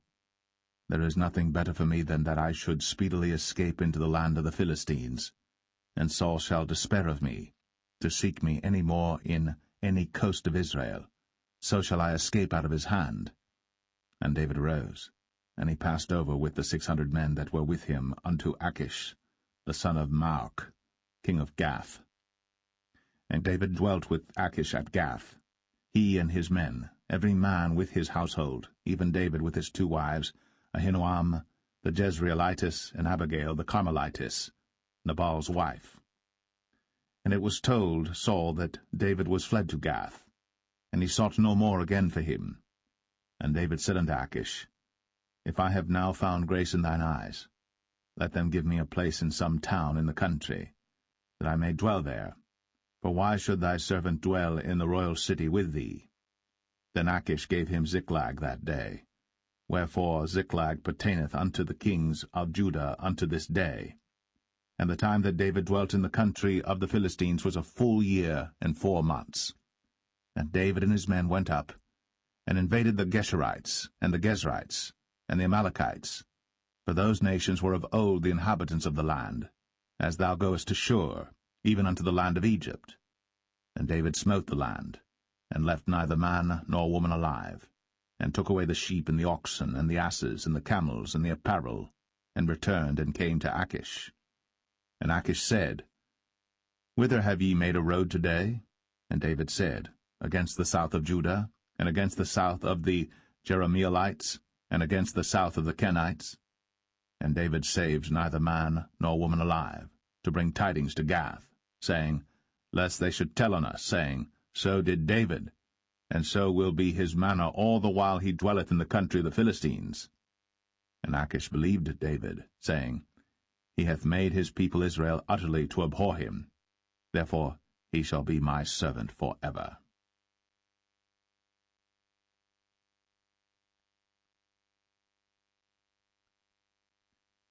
1 Samuel 28. And it came to pass in those days that the Philistines gathered their armies together for warfare, to fight with Israel. And Achish said unto David, Know thou assuredly that thou shalt go out with me to battle, thou and thy men. And David said to Achish, Surely thou shalt know what thy servant can do? And Achish said to David, Therefore will I make thee keeper of mine head for ever. Now Samuel was dead, and all Israel had lamented him, and buried him in Ramah, even in his own city. And Saul had put away those that had familiar spirits, and the wizards out of the land. And the Philistines gathered themselves together, and came and pitched in Shunem. And Saul gathered all Israel together, and they pitched in Gilboa. And when Saul saw the host of the Philistines, he was afraid, and his heart greatly trembled. And when Saul inquired of the Lord answered him not, neither by dreams, nor by Urim, nor by prophets. Then said Saul unto his servants, Seek me a woman that hath a familiar spirit, that I may go to her, and inquire of her. And his servants said to him, Behold, there is a woman that hath a familiar spirit at Endor. And Saul disguised himself, and put on other raiment, and he went, and 2 men with him. And they came to the woman by night. And he said, I pray thee, divine unto me by the familiar spirit, and bring me him up, whom I shall name unto thee. And the woman said unto him, Behold, thou knowest what Saul hath done, how he hath cut off those that have familiar spirits and the wizards out of the land? Wherefore then layest thou a snare for my life, to cause me to die? And Saul sware to her by the Lord, saying, As the Lord liveth, there shall no punishment happen to thee for this thing. Then said the woman, Whom shall I bring up unto thee? And he said, Bring me up Samuel. And when the woman saw Samuel, she cried with a loud voice, and the woman spake to Saul, saying, Why hast thou deceived me, for thou art Saul? And the king said unto her, Be not afraid. For what sawest thou?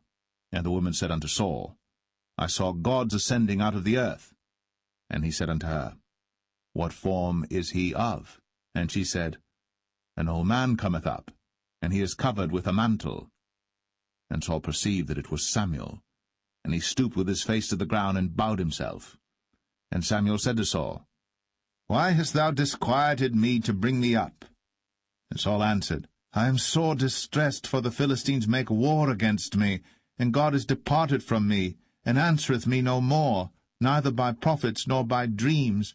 Therefore I have called thee, that thou mayest make known unto me what I shall do. Then said Samuel, Wherefore then dost thou ask of me, seeing the Lord is departed from thee, and is become thine enemy? And the Lord hath done to him as he spake by me. For the Lord hath rent the kingdom out of thine hand, and given it to thy neighbor, even to David, because thou obeyest not the voice of the Lord, nor executest his fierce wrath upon Amalek. Therefore hath the Lord done this thing unto thee this day. Moreover the Lord will also deliver Israel with thee into the hand of the Philistines, and tomorrow shalt thou and thy sons be with me. the Lord also shall deliver the host of Israel into the hand of the Philistines. Then Saul fell straightway all along on the earth, and was sore afraid because of the words of Samuel. And there was no strength in him, for he had eaten no bread all the day, nor all the night. And the woman came unto Saul, and saw that he was sore troubled, and said unto him, Behold, thine handmaid hath obeyed thy voice, and I have put my life in my hand, and have hearkened unto thy words which thou spakest unto me. Now therefore, I pray thee, hearken thou also unto the voice of thine handmaid, and let me set a morsel of bread before thee, and eat, that thou mayest have strength, when thou goest on thy way. But he refused, and said, I will not eat. But his servants, together with the woman, compelled him, and he hearkened unto their voice. So he arose from the earth, and sat upon the bed. And the woman had a fat calf in the house, and she hasted and killed it, and took flour and kneaded it, and did bake unleavened bread thereof. And she brought it before Saul, and before his servants, and they did eat. Then they rose up, and went away that night.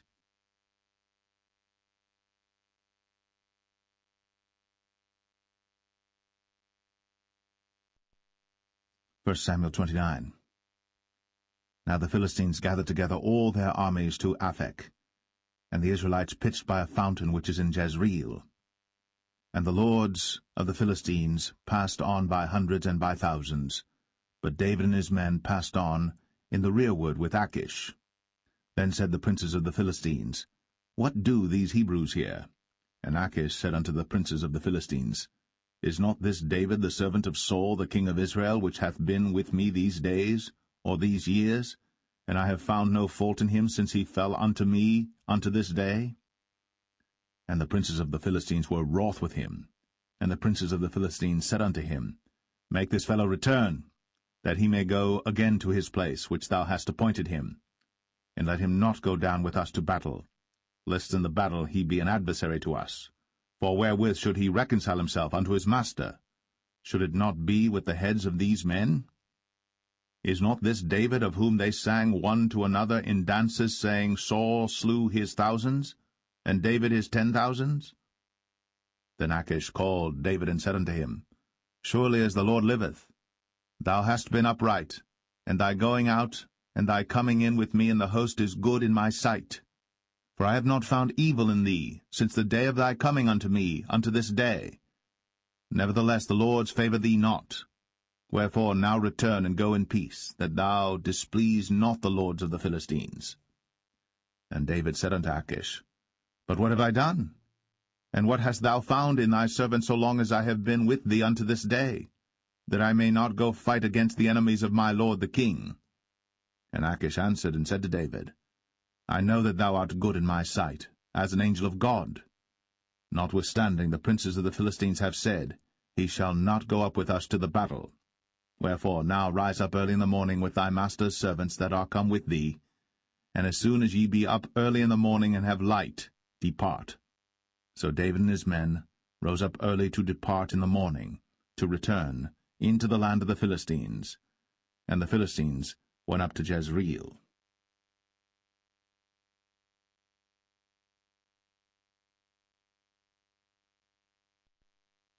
First Samuel 30. And it came to pass, when David and his men were come to Ziklag on the 3rd day, that the Amalekites had invaded the south and Ziklag, and smitten Ziklag, and burned it with fire, and had taken the women captives that were therein. They slew not any, either great or small, but carried them away, and went on their way.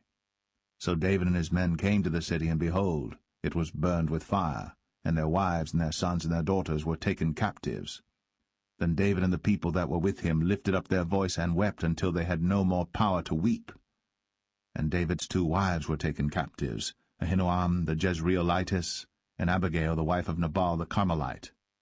And David was greatly distressed, for the people spake of stoning him, because the soul of all the people was grieved, every man for his sons and for his daughters. But David encouraged himself in the Lord his God. And David said to Abiathar the priest, Ahimelech's son, I pray thee, bring me hither the ephod. And Abiathar brought thither the ephod to David. And David inquired at the Lord, saying, Shall I pursue after this troop? Shall I overtake them? And he answered him, Pursue, for thou shalt surely overtake them, and without fail recover all. So David went, he and the 600 men that were with him, and came to the brook Besor, where those that were left behind stayed. But David pursued, he and 400 men, for 200 abode behind, which were so faint that they could not go over the brook Besor. And they found an Egyptian in the field, and brought him to David, and gave him bread, and he did eat, and they made him drink water. And they gave him a piece of a cake of figs, and 2 clusters of raisins.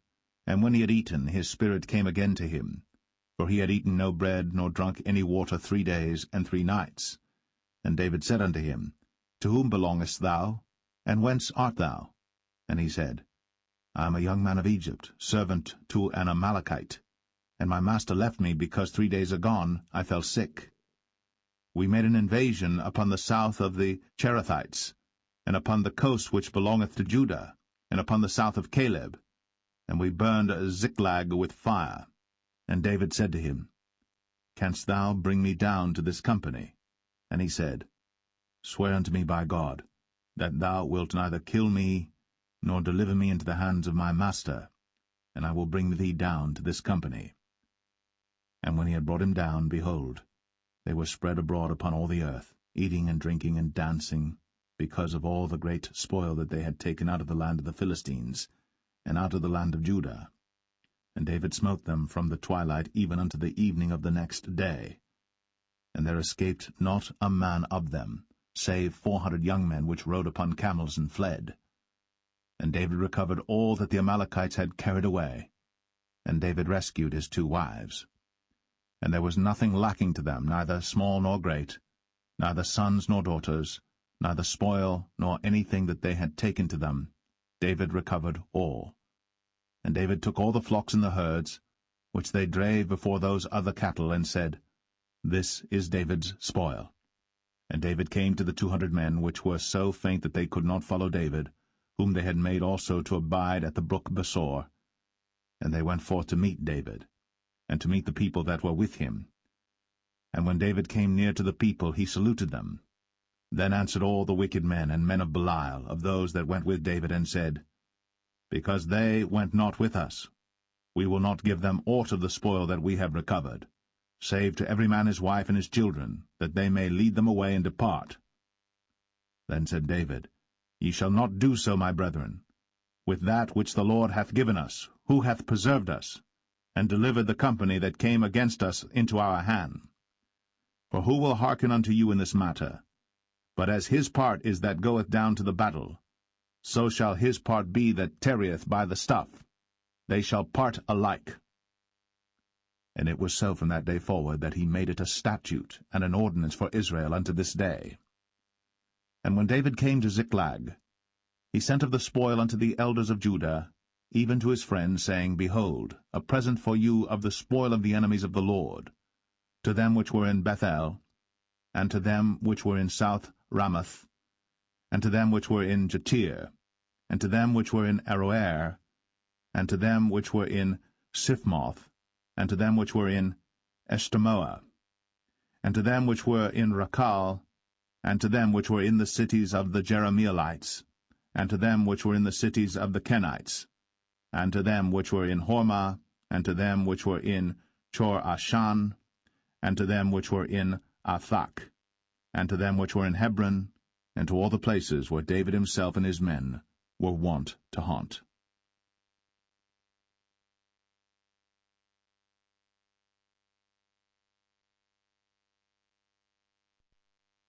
1 Samuel 31. Now the Philistines fought against Israel, and the men of Israel fled from before the Philistines, and fell down slain in Mount Gilboa. And the Philistines followed hard upon Saul and upon his sons. And the Philistines slew Jonathan, and Abinadab, and Malchishua, Saul's sons. And the battle went sore against Saul, and the archers hit him, and he was sore wounded of the archers. Then said Saul unto his armor-bearer, Draw thy sword. and thrust me through therewith, lest these uncircumcised come and thrust me through and abuse me. But his armor-bearer would not, for he was sore afraid. Therefore Saul took a sword, and fell upon it. And when his armor-bearer saw that Saul was dead, he fell likewise upon his sword, and died with him. So Saul died, and his 3 sons, and his armor-bearer, and all his men, that same day together. And when the men of Israel that were on the other side of the valley, and they that were on the other side Jordan, saw that the men of Israel fled, and that Saul and his sons were dead, they forsook the cities and fled. And the Philistines came and dwelt in them. And it came to pass on the morrow, when the Philistines came to strip the slain, that they found Saul and his 3 sons fallen in Mount Gilboa. And they cut off his head, and stripped off his armor, and sent into the land of the Philistines round about to publish it in the house of their idols, and among the people. And they put his armor in the house of Ashtoreth, and they fastened his body to the wall of Bethshan. And when the inhabitants of Jabesh-Gilead heard of that which the Philistines had done to Saul, all the valiant men arose, and went all night, and took the body of Saul, and the bodies of his sons from the wall of Bethshan, and came to Jabesh, and burnt them there. And they took their bones, and buried them under a tree at Jabesh, and fasted 7 days.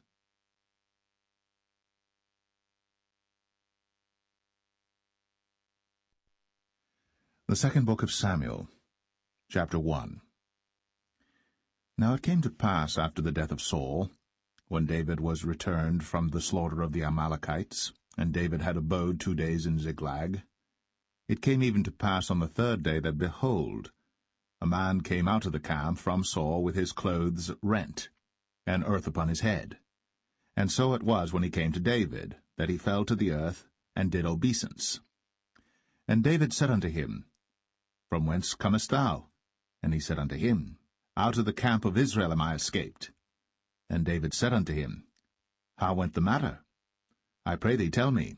And he answered, That the people are fled from the battle, and many of the people also are fallen and dead.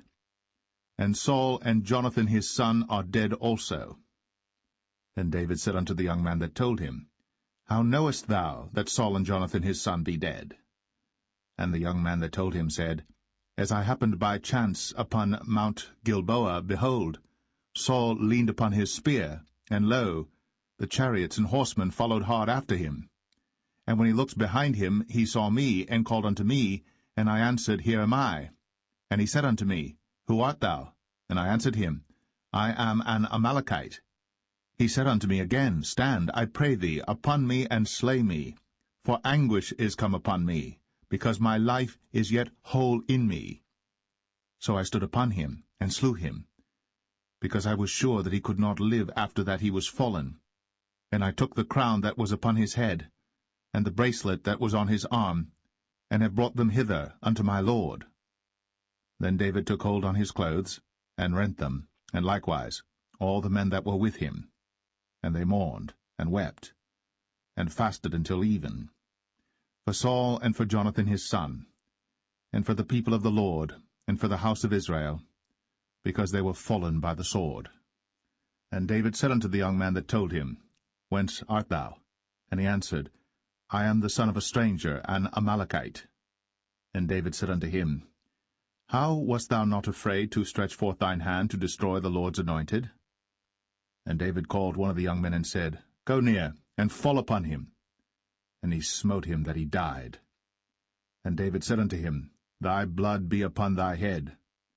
For thy mouth hath testified against thee, saying, I have slain the Lord's anointed. And David lamented with this lamentation over Saul and over Jonathan his son. Also he bade them teach the children of Judah the use of the bow. Behold, it is written in the book of Jasher, The beauty of Israel is slain upon thy high places. How are the mighty fallen! Tell it not in Gath. Publish it not in the streets of Ashkelon, lest the daughters of the Philistines rejoice, lest the daughters of the uncircumcised triumph. Ye mountains of Gilboa, let there be no dew, Neither let there be rain upon you, nor fields of offerings. For there the shield of the mighty is vilely cast away, the shield of Saul, as though he had not been anointed with oil. From the blood of the slain, from the fat of the mighty, the bow of Jonathan turned not back, and the sword of Saul returned not empty. Saul and Jonathan were lovely and pleasant in their lives, and in their death they were not divided. They were swifter than eagles. They were stronger than lions. Ye daughters of Israel, weep over Saul, who clothed you in scarlet, with other delights, who put on ornaments of gold upon your apparel. How are the mighty fallen in the midst of the battle, O Jonathan! Thou wast slain in thine high places. I am distressed for thee, my brother Jonathan. Very pleasant hast thou been unto me. Thy love to me was wonderful, passing the love of women. How are the mighty fallen, and the weapons of war perished!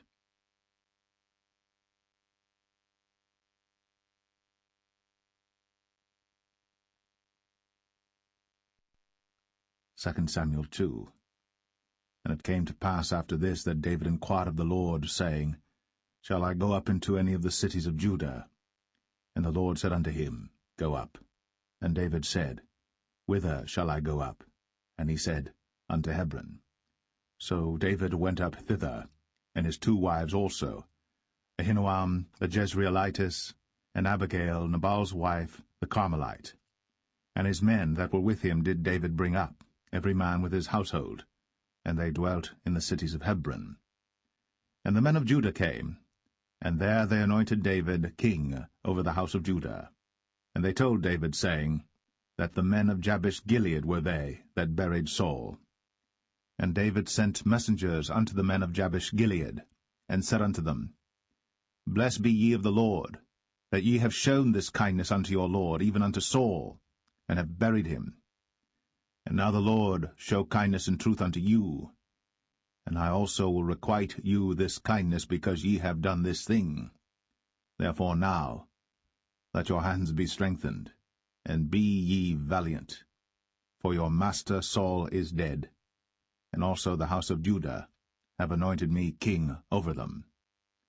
But Abner, the son of Ner, captain of Saul's host, took Ishbosheth the son of Saul, and brought him over to Mahanaim, and made him king over Gilead, and over the Asherites, and over Jezreel, and over Ephraim, and over Benjamin, and over all Israel. Ishbosheth, Saul's son, was 40 years old when he began to reign over Israel, and reigned 2 years. But the house of Judah followed David. And the time that David was king in Hebron over the house of Judah was 7 years and 6 months. And Abner the son of Ner, and the servants of Ishbosheth the son of Saul, went out from Mahanaim to Gibeon. And Joab the son of Zeruiah, and the servants of David went out, and met together by the pool of Gibeon. And they sat down, the one on the one side of the pool, and the other on the other side of the pool. And Abner said to Joab, Let the young men now arise, and play before us. And Joab said, Let them arise. Then there arose and went over by number 12 of Benjamin, which pertained to Ishbosheth the son of Saul, and 12 of the servants of David. And they caught every one his fellow by the head, and thrust his sword in his fellow's side, so they fell down together. Wherefore that place was called Helkath Hazurim, which is in Gibeon. And there was a very sore battle that day, and Abner was beaten, and the men of Israel, before the servants of David. And there were 3 sons of Zeruiah there, Joab, and Abishai, and Asahel. And Asahel was as light of foot as a wild roe. And Asahel pursued after Abner, and in going he turned not to the right hand nor to the left from following Abner. Then Abner looked behind him, and said, Art thou Asahel? And he answered, I am. And Abner said to him, Turn thee aside to thy right hand or to thy left, and lay thee hold on one of the young men, and take thee his armor. But Asahel would not turn aside from following of him. And Abner said again to Asahel, Turn thee aside from following me. Wherefore should I smite thee to the ground? How then should I hold up my face to Joab thy brother? Howbeit he refused to turn aside.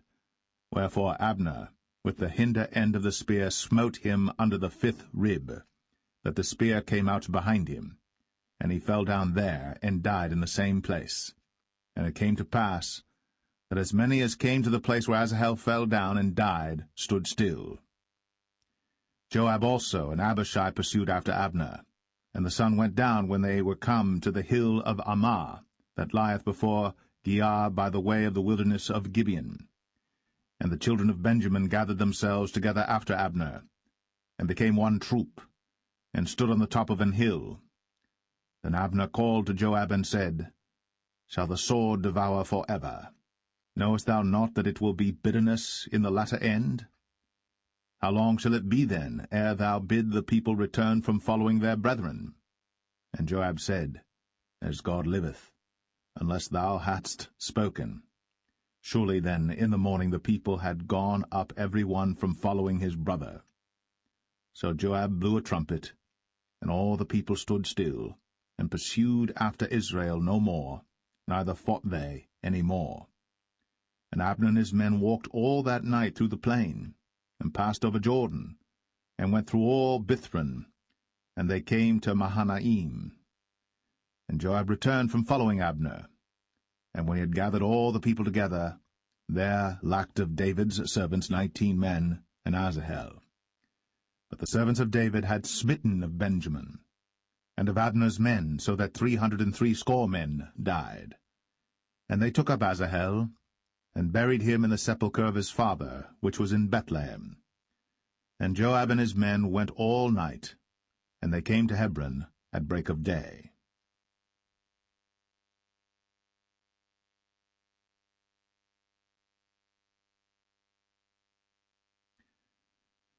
Second Samuel 3. Now there was long war between the house of Saul and the house of David. But David waxed stronger and stronger, and the house of Saul waxed weaker and weaker. And unto David were sons born in Hebron, and his firstborn was Amnon, of Ahinoam the Jezreelitess, and his second Chileab, of Abigail the wife of Nabal the Carmelite, and the third Absalom the son of Maacah the daughter of Talmai king of Geshur, and the fourth Adonijah the son of Haggith, and the fifth Shephatiah the son of Abital, and the sixth Ithream by Eglah David's wife. These were born to David in Hebron. And it came to pass, while there was war between the house of Saul and the house of David, that Abner made himself strong for the house of Saul. And Saul had a concubine, whose name was Rizpah, the daughter of Ai. And Ishbosheth said to Abner, Wherefore hast thou gone in unto my father's concubine? Then was Abner very wroth for the words of Ishbosheth, and said, Am I a dog's head, which against Judah do show kindness this day unto the house of Saul thy father, to his brethren, and to his friends, and have not delivered thee into the hand of David, that thou chargest me today with a fault concerning this woman? So do God to Abner, and more also, except as the Lord hath sworn to David, even so I do to him, to translate the kingdom from the house of Saul, and to set up the throne of David over Israel and over Judah, from Dan even to Beersheba. And he could not answer Abner a word again, because he feared him. And Abner sent messengers to David on his behalf, saying, Whose is the land? Saying also, Make thy league with me, and behold, my hand shall be with thee, to bring about all Israel unto thee. And he said, Well, I will make a league with thee. But one thing I require of thee, that is, thou shalt not see my face, except thou first bring Michal, Saul's daughter, when thou comest to see my face. And David sent messengers to Ishbosheth, Saul's son, saying, Deliver me my wife Michal, which I espoused to me, for 100 foreskins of the Philistines. And Ishbosheth sent and took her from her husband, even from Phaltiel, the son of Laish. And her husband went with her, along weeping, behind her to Bahurim. Then said Abner unto him, Go, return. And he returned. And Abner had communication with the elders of Israel, saying, Ye sought for David in times past to be king over you. Now then do it. For the Lord hath spoken of David, saying, By the hand of my servant David I will save my people Israel out of the hand of the Philistines, and out of the hand of all their enemies.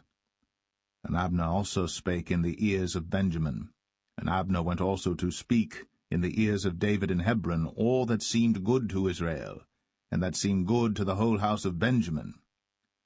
So Abner came to David to Hebron, and 20 men with him. And David made Abner and the men that were with him a feast. And Abner said unto David, I will arise and go, and will gather all Israel unto my lord the king, that they may make a league with thee, and that thou mayest reign over all that thine heart desireth. And David sent Abner away, and he went in peace. And behold, the servants of David and Joab came from pursuing a troop, and brought in a great spoil with them. But Abner was not with David in Hebron, for he had sent him away, and he was gone in peace. When Joab and all the host that was with him were come, they told Joab, saying, Abner the son of Ner came to the king, and he hath sent him away, and he is gone in peace. Then Joab came to the king and said, What hast thou done? Behold, Abner came unto thee. Why is it that thou hast sent him away, and he is quite gone? Thou knowest Abner the son of Ner, that he came to deceive thee, and to know thy going out and thy coming in, and to know all that thou doest. And when Joab was come out from David, he sent messengers after Abner, which brought him again from the well of Sirah. But David knew it not. And when Abner was returned to Hebron, Joab took him aside in the gate to speak with him quietly, and smote him there, under the 5th rib, that he died, for the blood of Asahel his brother. And afterward, when David heard it, he said, I and my kingdom are guiltless before the Lord, for ever, from the blood of Abner the son of Ner. Let it rest on the head of Joab, and on all his father's house. And let there not fail from the house of Joab one that hath an issue, or that is a leper, or that leaneth on a staff, or that falleth on the sword, or that lacketh bread. So Joab and Abishai his brother slew Abner, because he had slain their brother Asahel at Gibeon in the battle. And David said to Joab and to all the people that were with him, Rend your clothes, and gird you with sackcloth, and mourn before Abner. And King David himself followed the bier. And they buried Abner in Hebron. And the king lifted up his voice, and wept at the grave of Abner. And all the people wept. And the king lamented over Abner, and said, Died Abner as a fool dieth. Thy hands were not bound, nor thy feet put into fetters. As a man falleth before wicked men, so fellest thou. And all the people wept again over him. And when all the people came to cause David to eat meat while it was yet day, David sware, saying, So do God to me, and more also, if I taste bread or aught else, till the sun be down. And all the people took notice of it, and it pleased them, as whatsoever the king did pleased all the people. For all the people and all Israel understood that day that it was not of the king to slay Abner the son of Ner. And the king said unto his servants, Know ye not that there is a prince and a great man fallen this day in Israel? And I am this day weak, though anointed king. And these men, the sons of Zeruiah, be too hard for me.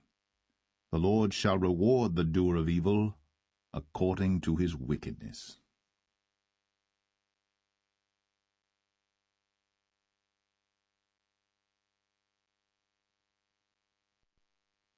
2 Samuel 4. And when Saul's son heard that Abner was dead in Hebron, his hands were feeble, and all the Israelites were troubled.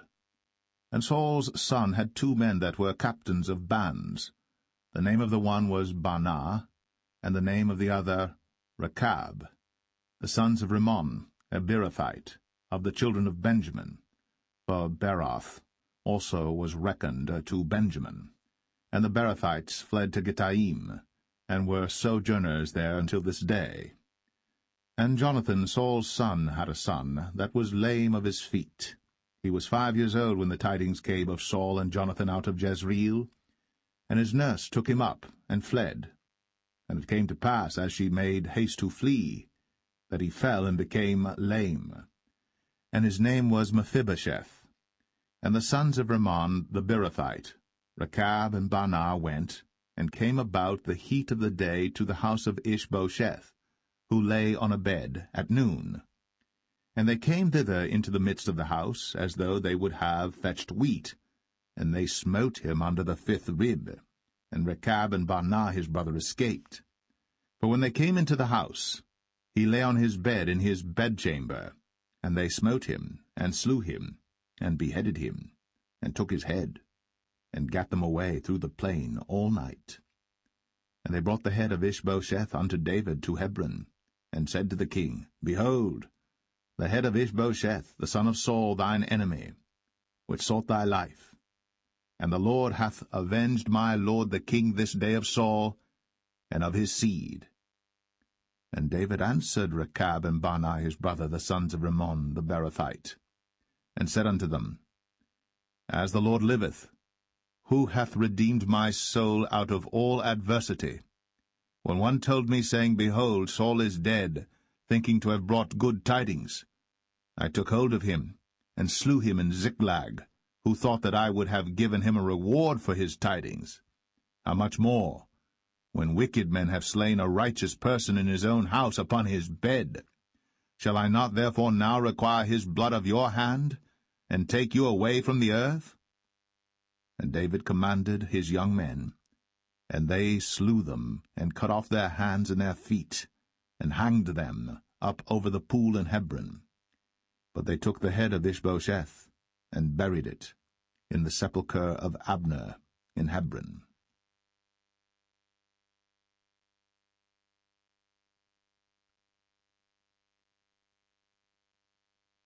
2 Samuel 5. Then came all the tribes of Israel to David unto Hebron, and spake, saying, Behold, we are thy bone and thy flesh. Also in time past, when Saul was king over us, thou wast he that leddest out and broughtest in Israel.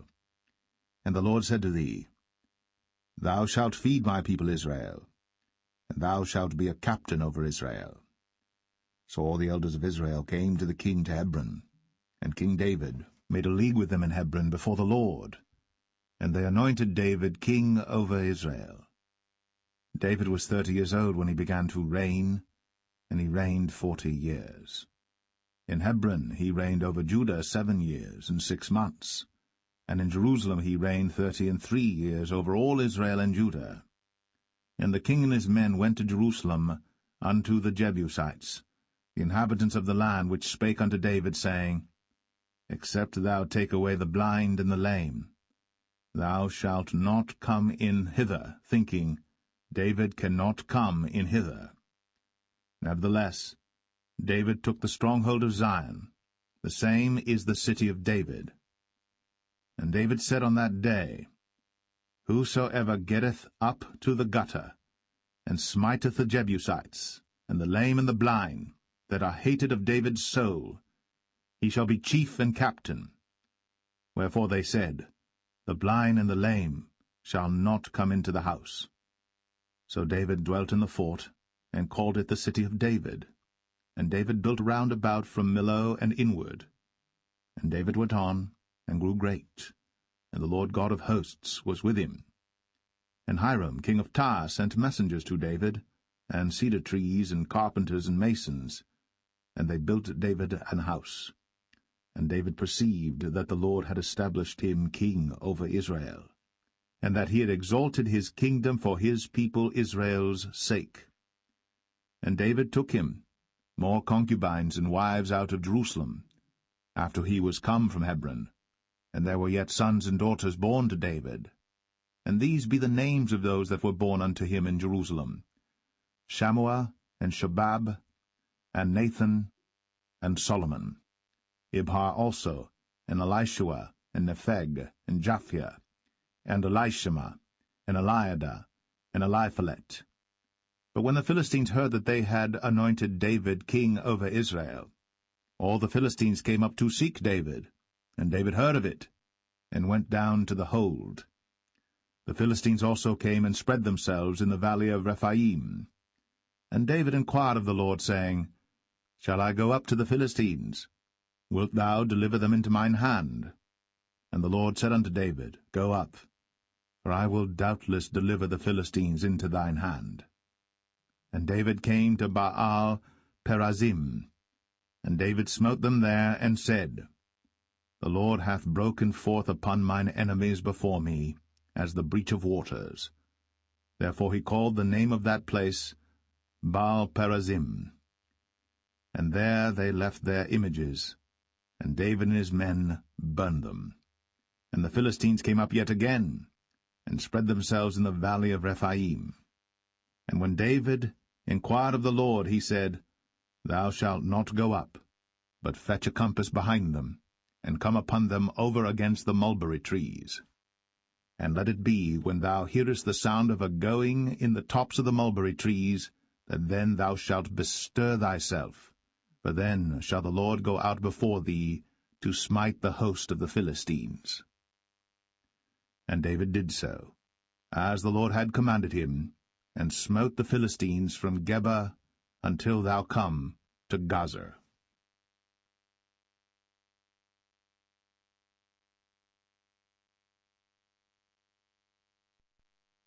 2 Samuel 6.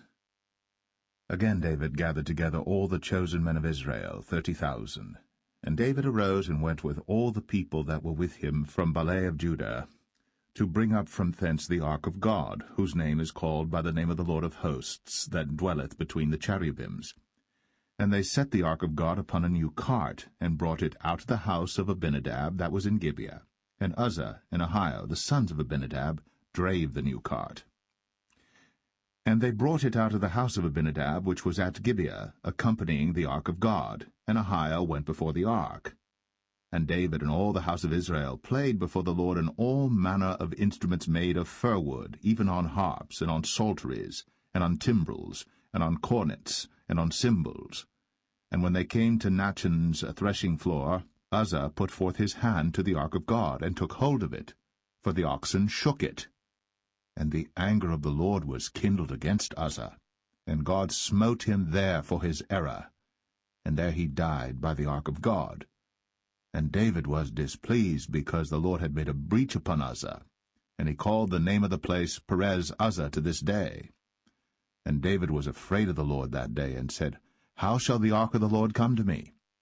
So David would not remove the ark of the Lord unto him into the city of David, but David carried it aside into the house of Obed-Edom the Gittite.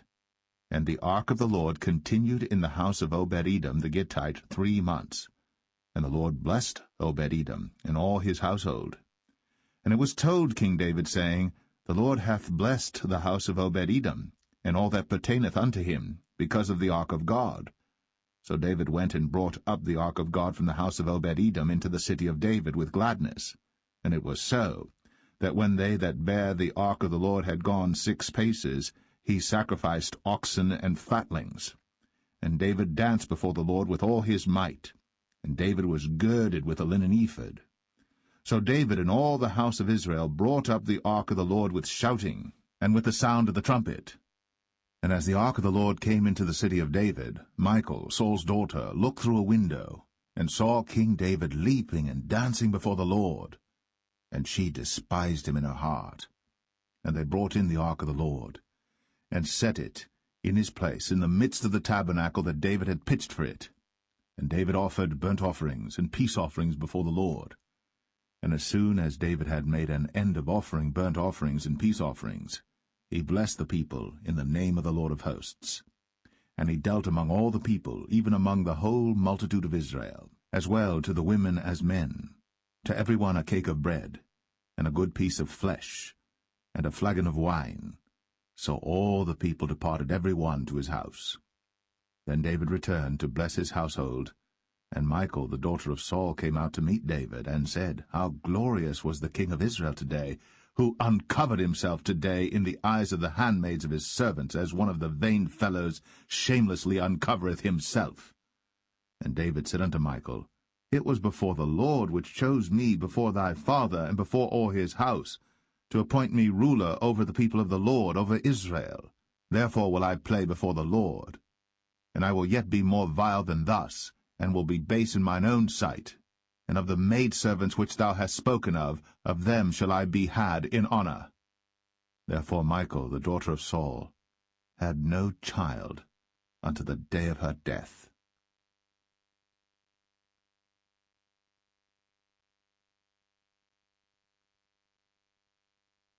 Second Samuel 7. And it came to pass, when the king sat in his house, and the Lord had given him rest round about from all his enemies, that the king said unto Nathan the prophet, See now, I dwell in an house of cedar, but the ark of God dwelleth within curtains. And Nathan said to the king, Go, do all that is in thine heart, for the Lord is with thee. And it came to pass that night that the word of the Lord came unto Nathan, saying, Go and tell my servant David, Thus saith the Lord, Shalt thou build me an house for me to dwell in? Whereas I have not dwelt in any house since the time that I brought up the children of Israel out of Egypt, even to this day, but have walked in a tent and in a tabernacle. In all the places wherein I have walked with all the children of Israel spake I a word with any of the tribes of Israel, whom I commanded to feed my people Israel, saying, Why build ye not me an house of cedar? Now therefore, so shalt thou say unto my servant David, Thus saith the Lord of hosts, I took thee from the sheepcot, from following the sheep, to be ruler over my people, over Israel. And I was with thee whithersoever thou wentest, and have cut off all thine enemies out of thy sight, and have made thee a great name, like unto the name of the great men that are in the earth. Moreover, I will appoint a place for my people Israel, and will plant them, that they may dwell in a place of their own, and move no more, neither shall the children of wickedness afflict them any more as beforetime. And as since the time that I commanded judges to be over my people Israel, and have caused thee to rest from all thine enemies, also the Lord telleth thee that he will make thee an house. And when thy days be fulfilled, and thou shalt sleep with thy fathers, I will set up thy seed after thee, which shall proceed out of thy bowels, and I will establish his kingdom. He shall build an house for my name, and I will establish the throne of his kingdom for ever. I will be his father, and he shall be my son. If he commit iniquity, I will chasten him with the rod of men, and with the stripes of the children of men. But my mercy shall not depart away from him, as I took it from Saul, whom I put away before thee. And thine house, and thy kingdom shall be established for ever before thee. Thy throne shall be established for ever. According to all these words, and according to all this vision, so did Nathan speak unto David. Then went King David in, and sat before the Lord, and he said, Who am I, O Lord God? And what is my house that thou hast brought me hitherto? And this was yet a small thing in thy sight, O Lord God. But thou hast spoken also of thy servant's house for a great while to come. And is this the manner of man, O Lord God? And what can David say more unto thee? For thou, Lord God, knowest thy servant. For thy word's sake, and according to thine own heart, hast thou done all these great things, to make thy servant know them. Wherefore thou art great, O Lord God. For there is none like thee, neither is there any God beside thee, according to all that we have heard with our ears. And what one nation in the earth is like thy people, even like Israel, whom God went to redeem for a people to himself, and to make him a name, and to do for you great things and terrible for thy land, before thy people, which thou redeemedst to thee from Egypt, from the nations and their gods. For thou hast confirmed to thyself thy people Israel to be a people unto thee for ever, and thou, Lord, art become their God. And now, O Lord God, the word that thou hast spoken concerning thy servant and concerning his house, establish it for ever, and do as thou hast said. And let thy name be magnified for ever, saying, The Lord of hosts is the God of Israel, and let the house of thy servant David be established before thee. For thou, O Lord of hosts, God of Israel, hast revealed to thy servant, saying, I will build thee an house. Therefore hath thy servant found in his heart to pray this prayer unto thee. And now, O Lord God, thou art that God, and thy words be true, and thou hast promised this goodness unto thy servant. Therefore now, let it please thee to bless the house of thy servant, that it may continue for ever before thee. For thou, O Lord God, hast spoken it, and with thy blessing let the house of thy servant be blessed for ever.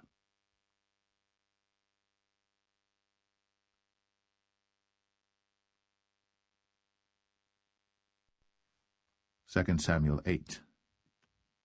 And after this, it came to pass that David smote the Philistines, and subdued them. And David took Metheg-Ammah out of the hand of the Philistines. And he smote Moab, and measured them with a line, casting them down to the ground. Even with 2 lines measured he, to put to death, and with 1 full line to keep alive. And so the Moabites became David's servants, and brought gifts. David smote also Hadadezer, the son of Rehob, king of Zobah, as he went to recover his border at the river Euphrates. And David took from him 1,000 chariots, and 700 horsemen, and 20,000 footmen. And David houghed all the chariot horses, but reserved of them 400 chariots. And when the Syrians of Damascus came to succor Hadadezer, king of Zobah, David slew of the Syrians 22,000 men. Then David put garrisons in Syria of Damascus, and the Syrians became servants to David, and brought gifts. And the Lord preserved David whithersoever he went. And David took the shields of gold that were on the servants of Hadadezer, and brought them to Jerusalem. And from Betah and from Berothai, cities of Hadadezer, King David took exceeding much brass. When Toi, king of Hamath, heard that David had smitten all the host of Hadadezer, then Toi sent Joram his son unto King David, to salute him and to bless him, because he had fought against Hadadezer, and smitten him. For Hadadezer had wars with Toi. And Joram brought with him vessels of silver, and vessels of gold, and vessels of brass, which also King David did dedicate unto the Lord, with the silver and gold that he had dedicated of all nations which he subdued, of Syria, and of Moab, and of the children of Ammon, and of the Philistines, and of Amalek, and of the spoil of Hadadezer, son of Rehob, king of Zobah. And David gat him a name when he returned from smiting of the Syrians in the valley of Salt, being 18,000 men. And he put garrisons in Edom. Throughout all Edom put he garrisons, and all they of Edom became David's servants. And the Lord preserved David whithersoever he went. And David reigned over all Israel. And David executed judgment and justice unto all his people. And Joab the son of Zeruiah was over the host, and Jehoshaphat the son of Ahilud was recorder, and Zadok the son of Ahitub, and Ahimelech the son of Abiathar were the priests, and Seraiah was the scribe, and Benaniah the son of Jehoiada was over both the Cherethites and the Pelethites, and David's sons were chief rulers.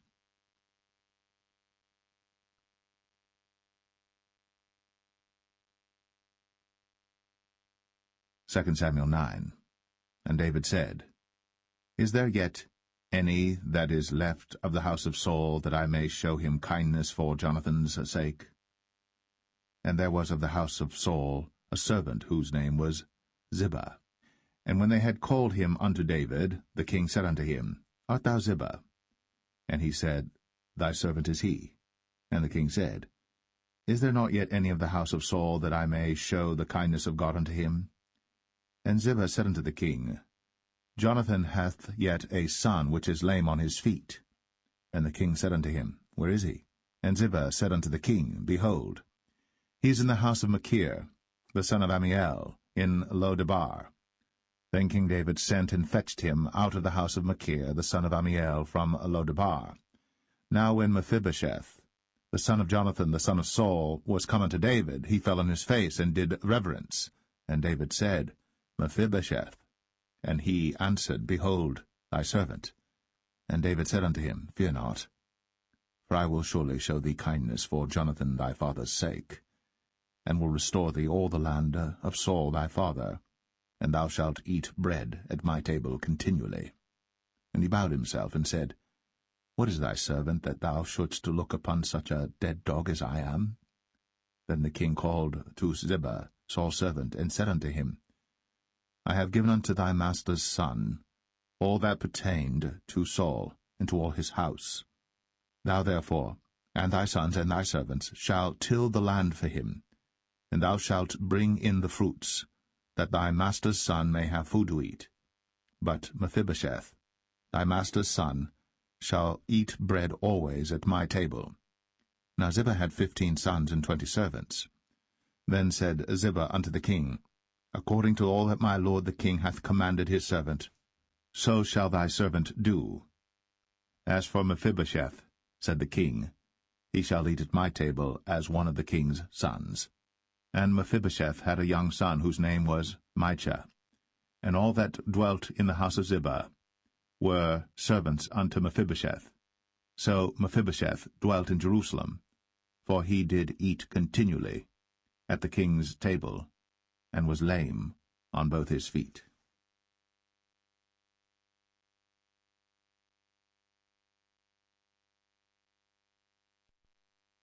2 Samuel 10. And it came to pass after this, that the king of the children of Ammon died, and Hanun his son reigned in his stead. Then said David, I will show kindness unto Hanun the son of Nahash, as his father showed kindness unto me. And David sent to comfort him by the hand of his servants for his father. And David's servants came into the land of the children of Ammon. And the princes of the children of Ammon said unto Hanun their lord, Thinkest thou that David doth honour thy father, that he hath sent comforters unto thee? Hath not David rather sent his servants unto thee to search the city, and to spy it out, and to overthrow it?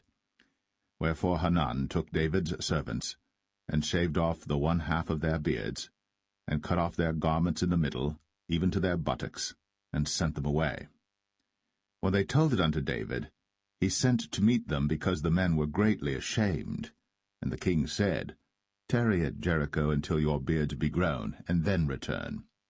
And when the children of Ammon saw that they stank before David, the children of Ammon sent and hired the Syrians of Beth-rehob, and the Syrians of Zobah, 20,000 footmen, and of King Maacah 1,000 men, and of Ishtab 12,000 men.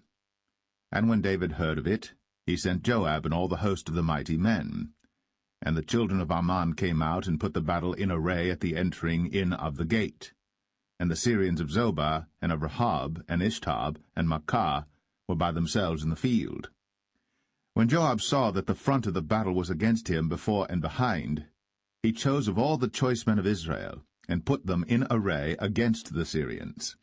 And the rest of the people he delivered into the hand of Abishai his brother, that he might put them in array against the children of Ammon. And he said, If the Syrians be too strong for me, then thou shalt help me. But if the children of Ammon be too strong for thee, then I will come and help thee. Be of good courage. Let us play the men for our people, and for the cities of our God. And the Lord do that which seemeth him good. And Joab drew nigh, and the people that were with him, unto the battle against the Syrians. And they fled before him. And when the children of Ammon saw that the Syrians were fled, then fled they also before Abishai, and entered into the city.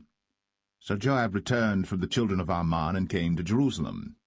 And when the Syrians saw that they were smitten before Israel, they gathered themselves together. And Hadarezer sent, and brought out the Syrians that were beyond the river, and they came to Helam. And Shobach, the captain of the host of Hadarezer, went before them. And when it was told David, he gathered all Israel together, and passed over Jordan, and came to Helam. And the Syrians set themselves in array against David, and fought with him. And the Syrians fled before Israel. And David slew the men of 700 chariots of the Syrians, and 40,000 horsemen, and smote Shobach, the captain of their host, who died there. And when all the kings that were servants to Hadarezer saw that they were smitten before Israel, they made peace with Israel, and served them. So the Syrians feared to help the children of Ammon any more.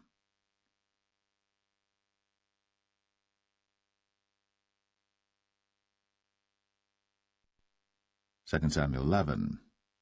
And it came to pass, after the year was expired, at the time when kings go forth to battle, that David sent Joab and his servants with him, and all Israel. And they destroyed the children of Ammon and besieged Rabbah. But David tarried still at Jerusalem. And it came to pass in an evening tide that David arose from off his bed, and walked upon the roof of the king's house. And from the roof he saw a woman washing herself, and the woman was very beautiful to look upon. And David sent and inquired after the woman. And one said, Is not this Bathsheba, the daughter of Eliam, the wife of Uriah the Hittite? And David sent messengers, and took her. And she came in unto him, and he lay with her, for she was purified from her uncleanness, and she returned unto her house. And the woman conceived, and sent and told David, and said, I am with child. And David sent to Joab, saying, Send me Uriah the Hittite. And Joab sent Uriah to David. And when Uriah was come unto him, David demanded of him how Joab did, and how the people did, and how the war prospered. And David said to Uriah, Go down to thy house, and wash thy feet. And Uriah departed out of the king's house, and there followed him a mess of meat from the king. But Uriah slept at the door of the king's house with all the servants of his lord, and went not down to his house. And when they had told David, saying, Uriah went not down unto his house, David said unto Uriah, Camest thou not from thy journey? Why then didst thou not go down unto thine house? And Uriah said unto David, The ark and Israel and Judah abide in tents, and my lord Joab and the servants of my lord are encamped in the open fields. Shall I then go into mine house to eat and to drink and to lie with my wife? As thou livest, and as thy soul liveth, I will not do this thing. And David said to Uriah, Tarry here today also, and tomorrow I will let thee depart. So Uriah abode in Jerusalem that day and the morrow. And when David had called him, he did eat and drink before him, and he made him drunk. And at even he went out to lie on his bed with the servants of his lord, but went not down to his house. And it came to pass in the morning that David wrote a letter to Joab, and sent it by the hand of Uriah. And he wrote in the letter, saying, Set ye Uriah in the forefront of the hottest battle, and retire ye from him, that he may be smitten and die. And it came to pass, when Joab observed the city, that he assigned Uriah unto a place where he knew that valiant men were. And the men of the city went out, and fought with Joab, and there fell some of the people of the servants of David, and Uriah the Hittite died also. Then Joab sent and told David all the things concerning the war, and charged the messenger, saying, When thou hast made an end of telling the matters of the war unto the king, and if so be that the king's wrath arise, and he say unto thee, Wherefore approached ye so nigh unto the city when ye did fight? Knew ye not that they would shoot from the wall? Who smote Abimelech, the son of Jerubbesheth? Did not a woman cast a piece of a millstone upon him from the wall, that he died in Thebez? Why went ye nigh the wall? Then say thou, Thy servant Uriah the Hittite is dead also. So the messenger went, and came and showed David all that Joab had sent him for. And the messenger said unto David, Surely the men prevailed against us, and came out unto us into the field, and we were upon them even unto the entering of the gate. And the shooters shot from off the wall upon thy servants, and some of the king's servants be dead, and thy servant Uriah the Hittite is dead also. Then David said unto the messenger, Thus shalt thou say unto Joab, Let not this thing displease thee, for the sword devoureth one as well as another. Make thy battle more strong against the city, and overthrow it, and encourage thou him. And when the wife of Uriah heard that Uriah her husband was dead, she mourned for her husband. And when the morning was past, David sent and fetched her to his house. and she became his wife, and bare him a son.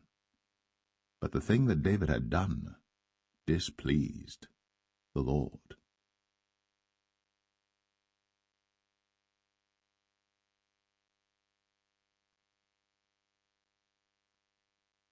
Second Samuel 12.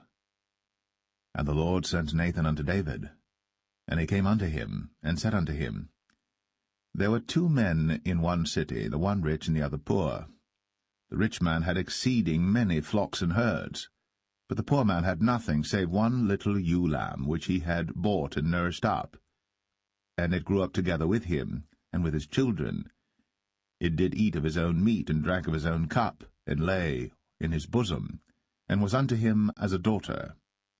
And there came a traveller unto the rich man, and he spared to take of his own flock and of his own herd to dress for the wayfaring man that was come unto him, but took the poor man's lamb, and dressed it for the man that was come to him. And David's anger was greatly kindled against the man, and he said to Nathan, As the Lord liveth, the man that hath done this thing shall surely die, and he shall restore the lamb 4-fold, because he did this thing, and because he had no pity. And Nathan said to David, Thou art the man. Thus saith the Lord God of Israel, I anointed thee king over Israel, and I delivered thee out of the hand of Saul. And I gave thee thy master's house, and thy master's wives into thy bosom, and gave thee the house of Israel and of Judah. And if that had been too little, I would moreover have given unto thee such and such things. Wherefore hast thou despised the commandment of the Lord to do evil in his sight? Thou hast killed Uriah the Hittite with the sword, and hast taken his wife to be thy wife, and hast slain him with the sword of the children of Ammon.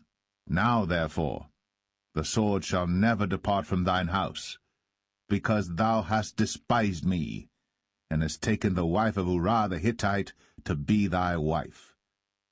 Thus saith the Lord, Behold, I will raise up evil against thee out of thine own house, and I will take thy wives before thine eyes, and give them unto thy neighbor, and he shall lie with thy wives in the sight of this sun. For thou didst it secretly, but I will do this thing before all Israel, and before the sun. And David said unto Nathan, I have sinned against the Lord. And Nathan said unto David, The Lord also hath put away thy sin. Thou shalt not die. Howbeit, because by this deed thou hast given great occasion to the enemies of the Lord to blaspheme, the child also that is born unto thee shall surely die. And Nathan departed unto his house. And the Lord struck the child that Uriah's wife bare unto David, and it was very sick. David therefore besought God for the child. And David fasted, and went in, and lay all night upon the earth. And the elders of his house arose, and went to him, to raise him up from the earth.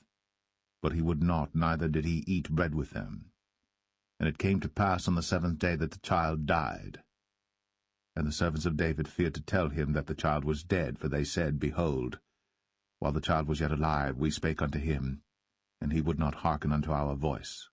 How will he then vex himself, if we tell him that the child is dead? But when David saw that his servants whispered, David perceived that the child was dead.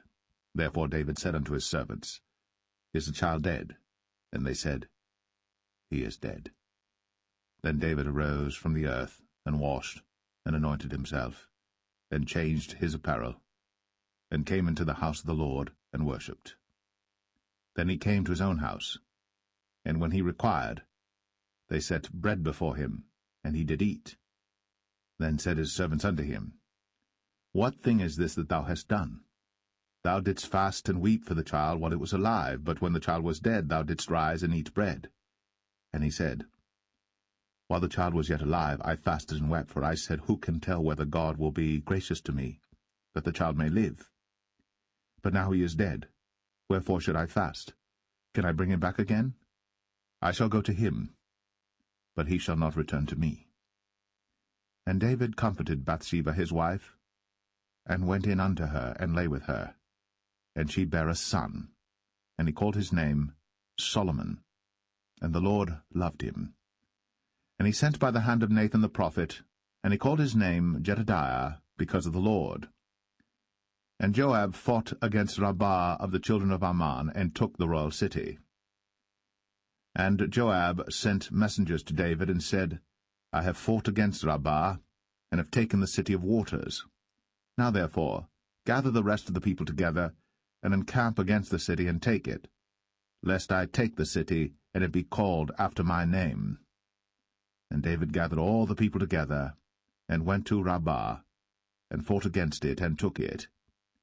And he took their king's crown from off his head, the weight whereof was a talent of gold, with the precious stones, and it was set on David's head. And he brought forth the spoil of the city in great abundance. And he brought forth the people that were therein, and put them under saws, and under harrows of iron, and under axes of iron, and made them pass through the brick kiln. And thus did he unto all the cities of the children of Ammon. So David and all the people returned unto Jerusalem.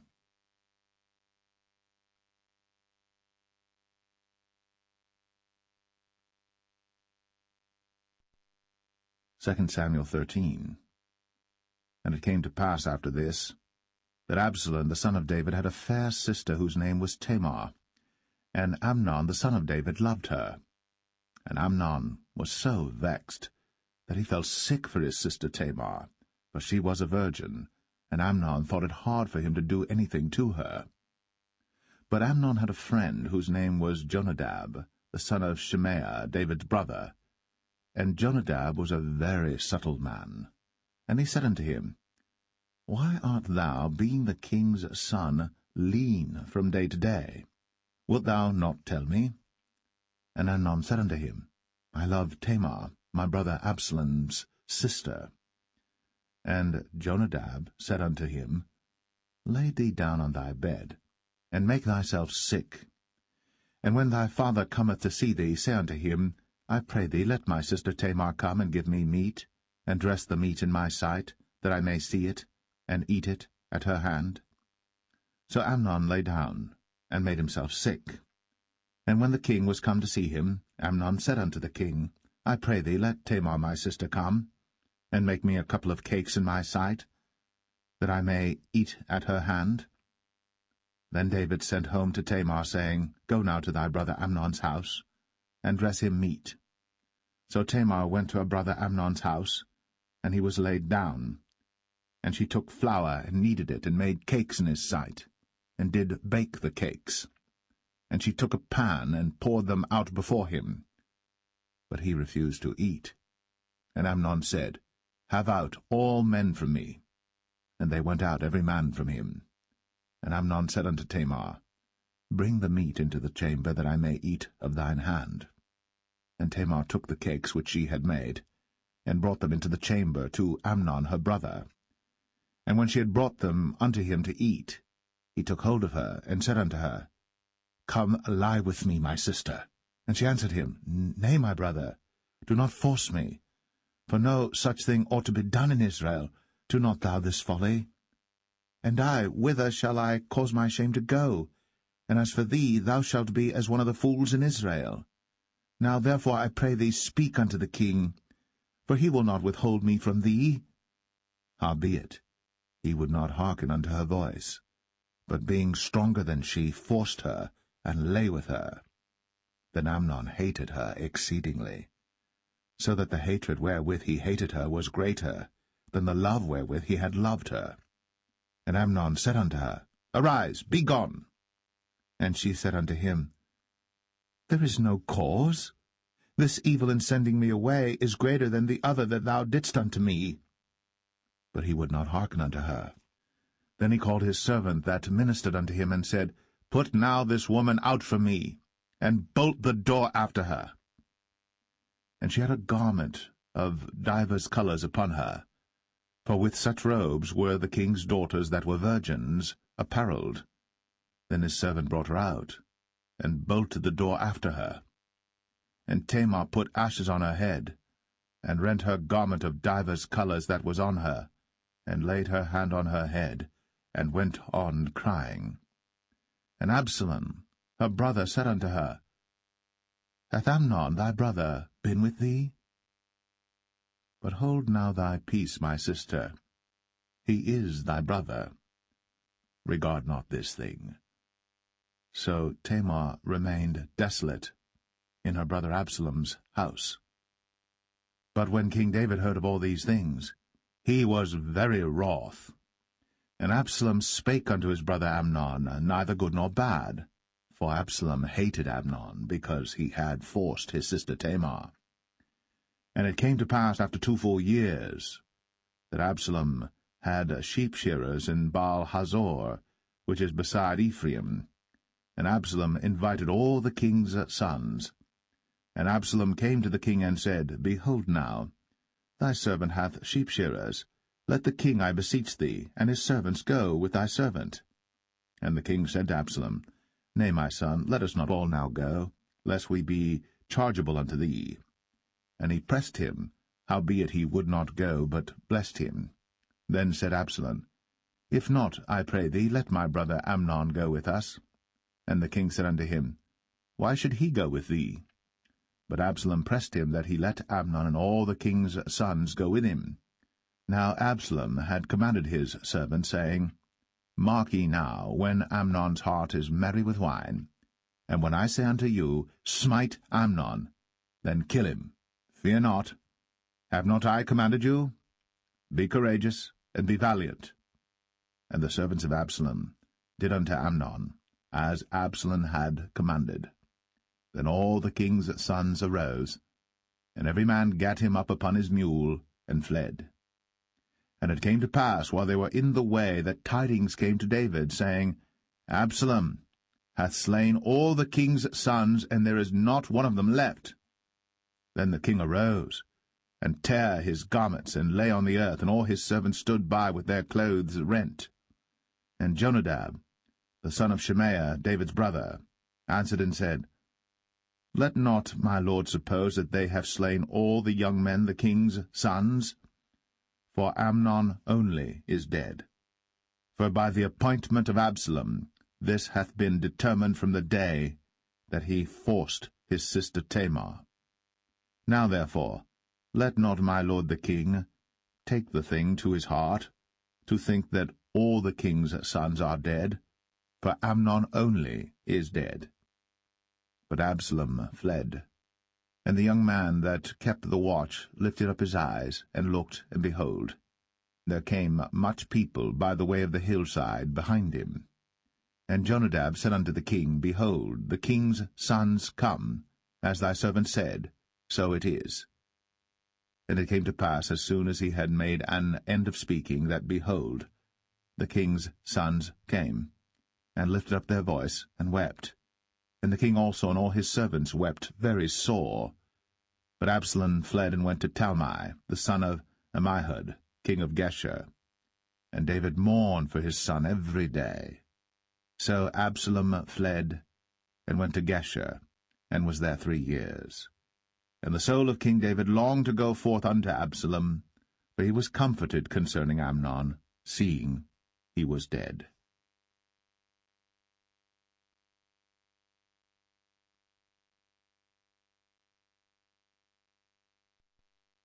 2 Samuel 14.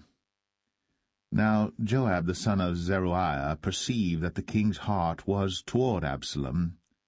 And Joab sent to Tekoa, and fetched thence a wise woman, and said unto her, I pray thee, feign thyself to be a mourner, and put on now mourning apparel, and anoint not thyself with oil, but be as a woman that had a long time mourned for the dead. And come to the king, and speak on this manner unto him. So Joab put the words in her mouth. And when the woman of Tekoa spake to the king, she fell on her face to the ground, and did obeisance, and said, Help, O king. And the king said unto her, What aileth thee? And she answered, I am indeed a widow woman, and mine husband is dead. And thy handmaid had 2 sons, and they 2 strove together in the field, and there was none to part them. But the one smote the other, and slew him. And behold, the whole family is risen against thine handmaid. And they said, Deliver him that smote his brother, that we may kill him for the life of his brother whom he slew. And we will destroy the heir also. And so they shall quench my coal which is left, and shall not leave to my husband neither name nor remainder upon the earth. And the king said unto the woman, Go to thine house, and I will give charge concerning thee. And the woman of Tekoa said unto the king, My lord, O king, the iniquity be on me, and on my father's house, and the king and his throne be guiltless. And the king said, Whosoever saith aught unto thee, bring him to me, and he shall not touch thee any more. Then said she, I pray thee, let the king remember the Lord thy God, that thou wouldst not suffer the revengers of blood to destroy any more, lest they destroy my son. And he said, As the Lord liveth, there shall not one hair of thy son fall to the earth. Then the woman said, Let thine handmaid, I pray thee, speak one word unto my lord the king. And he said, Say on. And the woman said, Wherefore then hast thou thought such a thing against the people of God? For the king doth speak this thing as one which is faulty, in that the king doth not fetch home again his banished. For we must needs die, and are as water spilt on the ground, which cannot be gathered up again. Neither doth God respect any person, yet doth he devise means that his banished be not expelled from him. Now therefore that I am come to speak of this thing unto my lord the king, it is because the people have made me afraid. And thy handmaid said, I will now speak unto the king. It may be that the king will perform the request of his handmaid. For the king will hear to deliver his handmaid out of the hand of the man that would destroy me and my son together out of the inheritance of God. Then thine handmaid said, The word of my lord the king shall now be comfortable. For as an angel of God, so is my lord the king to discern good and bad. Therefore the Lord thy God will be with thee. Then the king answered and said unto the woman, Hide not from me, I pray thee, the thing that I shall ask thee. And the woman said, Let my lord the king now speak. And the king said, Is not the hand of Joab with thee in all this? And the woman answered and said, As thy soul liveth, my lord the king, none can turn to the right hand or to the left from aught that my lord the king hath spoken. For thy servant Joab, he bade me, and he put all these words in the mouth of thine handmaid. To fetch about this form of speech hath thy servant Joab done this thing. And my lord is wise, according to the wisdom of an angel of God, to know all things that are in the earth. And the king said unto Joab, Behold now, I have done this thing. Go therefore, bring the young man Absalom again. And Joab fell to the ground on his face, and bowed himself, and thanked the king. And Joab said, Today thy servant knoweth that I have found grace in thy sight, my lord, O king, in that the king hath fulfilled the request of his servant. So Joab arose and went to Geshur, and brought Absalom to Jerusalem. And the king said, Let him turn to his own house, and let him not see my face. So Absalom returned to his own house, and saw not the king's face. But in all Israel there was none to be so much praised as Absalom for his beauty. From the sole of his foot even to the crown of his head, there was no blemish in him. And when he polled his head, for it was at every year's end that he polled it, because the hair was heavy on him, therefore he polled it, he weighed the hair of his head at 200 shekels after the king's weight. And unto Absalom there were born 3 sons, and 1 daughter, whose name was Tamar. She was a woman of a fair countenance. So Absalom dwelt 2 full years in Jerusalem, and saw not the king's face. Therefore Absalom sent for Joab to have sent him to the king. But he would not come to him. And when he sent again the second time, he would not come. Therefore he said unto his servants, See, Joab's field is near mine, and he hath barley there. Go and set it on fire. And Absalom's servants set the field on fire. Then Joab arose, and came to Absalom unto his house, and said unto him, Wherefore have thy servants set my field on fire? And Absalom answered Joab, Behold, I sent unto thee, saying, Come hither, that I may send thee to the king, to say, Wherefore am I come from Geshur? It had been good for me to have been there still. Now therefore let me see the king's face, and if there be any iniquity in me, let him kill me. So Joab came to the king, and told him. And when he had called for Absalom, he came to the king, and bowed himself on his face to the ground before the king. And the king kissed Absalom.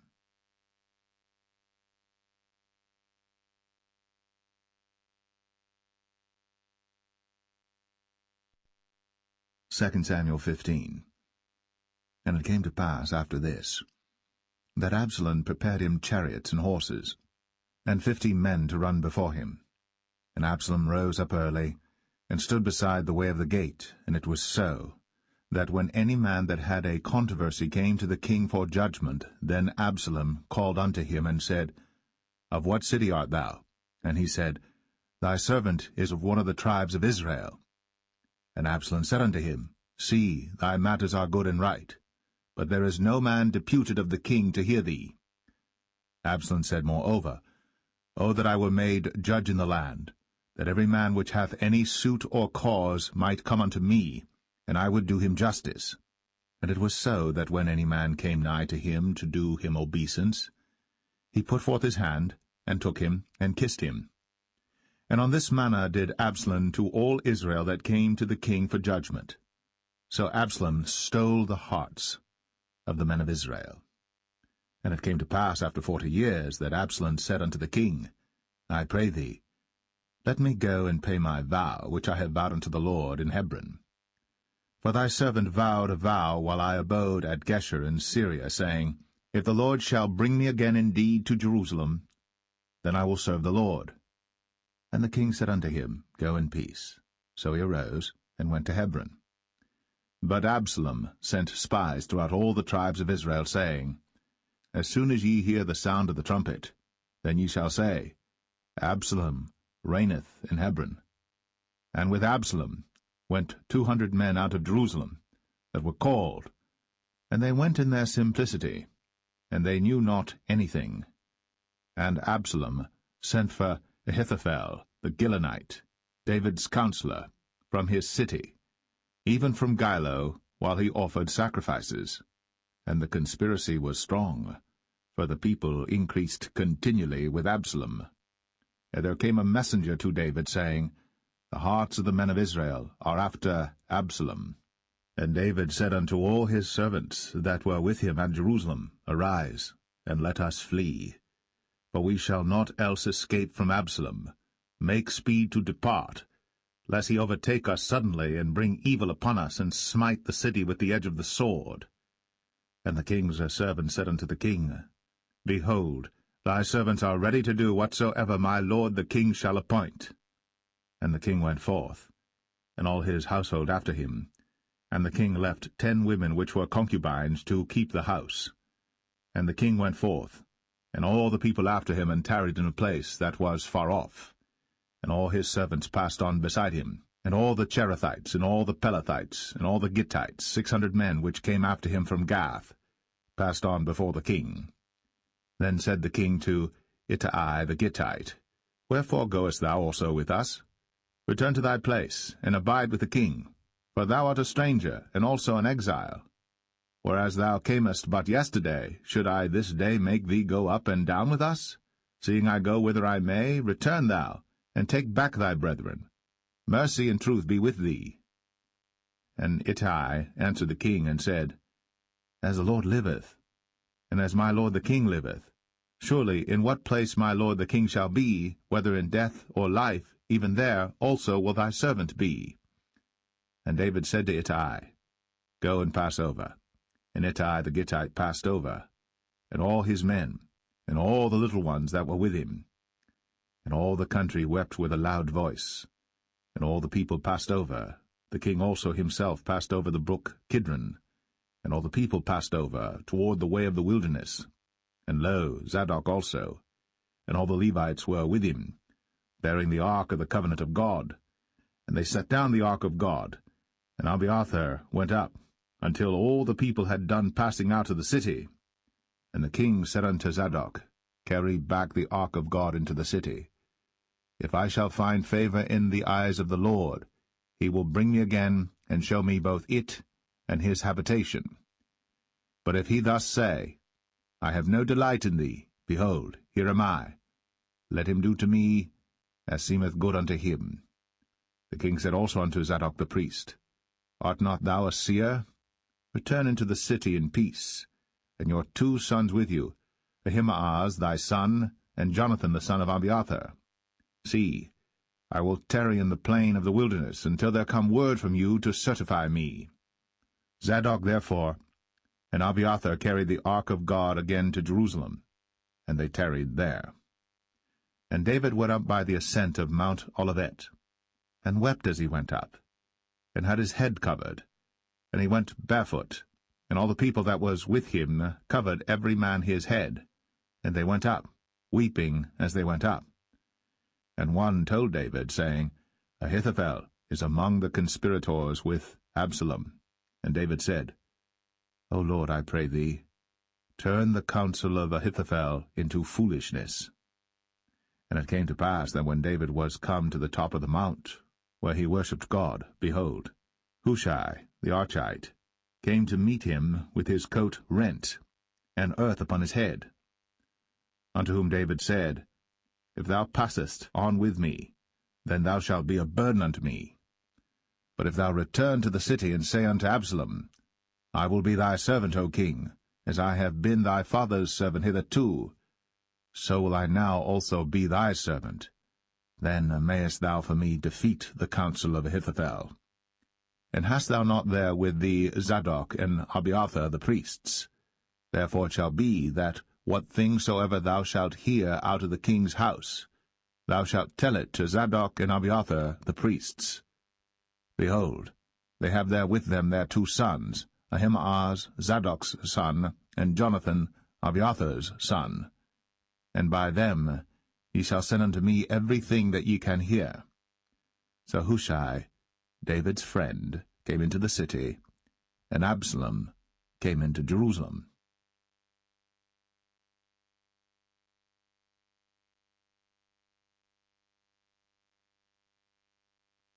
2 Samuel 16.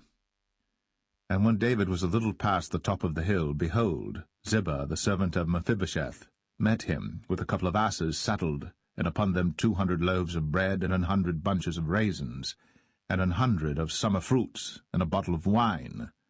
And the king said unto Ziba, What meanest thou by these? And Ziba said, The asses be for the king's household to ride on, and the bread and summer fruit for the young men to eat, and the wine, that such as be faint in the wilderness may drink. And the king said, And where is thy master's son?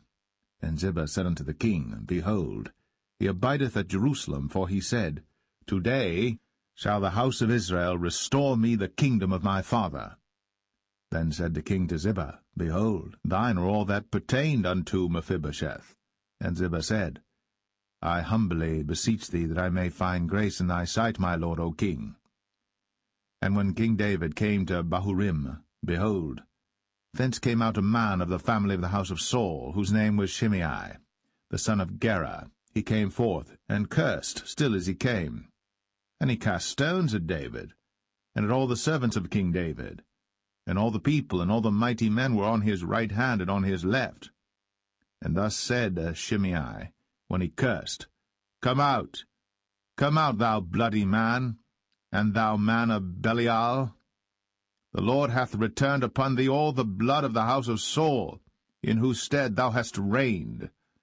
And the Lord hath delivered the kingdom into the hand of Absalom thy son, and behold, thou art taken in thy mischief, because thou art a bloody man.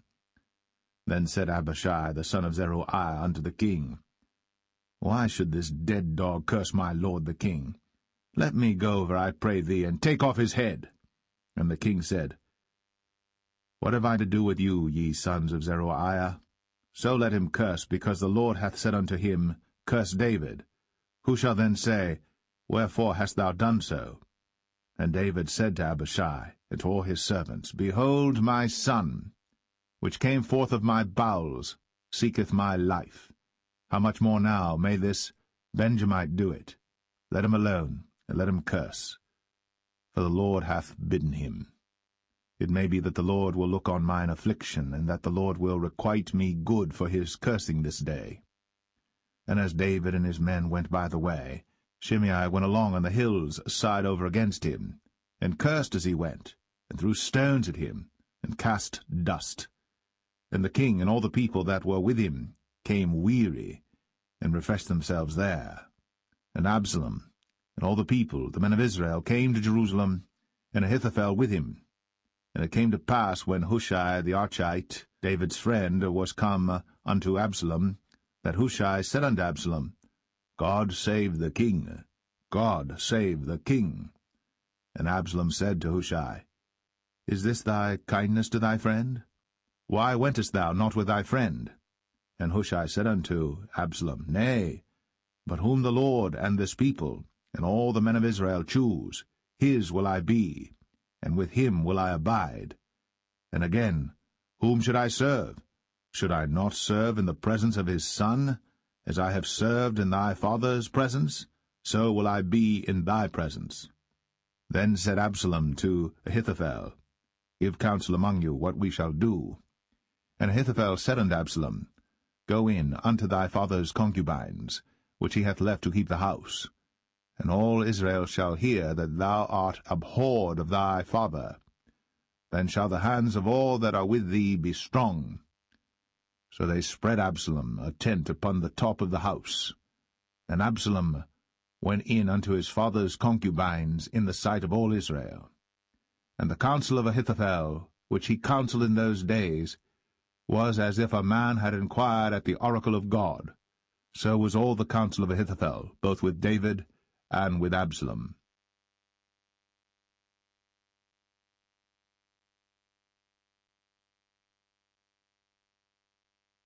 2 Samuel 17. Moreover Ahithophel said unto Absalom, Let me now choose out 12,000 men, and I will arise and pursue after David this night.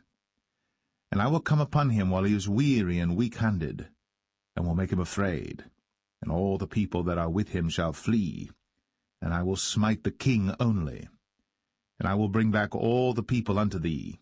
The man whom thou seekest is as if all returned, so all the people shall be in peace. And the saying pleased Absalom well, and all the elders of Israel. Then said Absalom, Call now Hushai the Archite also, and let us hear likewise what he saith. And when Hushai was come to Absalom, Absalom spake unto him, saying, Ahithophel hath spoken after this manner. Shall we do after his saying? If not, speak thou. And Hushai said unto Absalom, The counsel that Ahithophel hath given is not good at this time. For, said Hushai, Thou knowest thy father and his men, that they be mighty men, and they be chafed in their minds, as a bear robbed of her whelps in the field. And thy father is a man of war, and will not lodge with the people. Behold, he is hid now in some pit, or in some other place, and it will come to pass, when some of them be overthrown at the first, that whosoever heareth it will say, There is a slaughter among the people that follow Absalom. And he also that is valiant, whose heart is as the heart of a lion, shall utterly melt. For all Israel knoweth that thy father is a mighty man, and they which be with him are valiant men. Therefore I counsel that all Israel be generally gathered unto thee, from Dan even to Beersheba, as the sand that is by the sea for multitude, and that thou go to battle in thine own person. So shall we come upon him in some place where he shall be found, and we will light upon him as the dew falleth on the ground, and of him, and of all the men that are with him, there shall not be left so much as one. Moreover, if he be gotten into a city, then shall all Israel bring ropes to that city, and we will draw it into the river, until there be not one small stone found there. And Absalom and all the men of Israel said, The counsel of Hushai the Archite is better than the counsel of Ahithophel.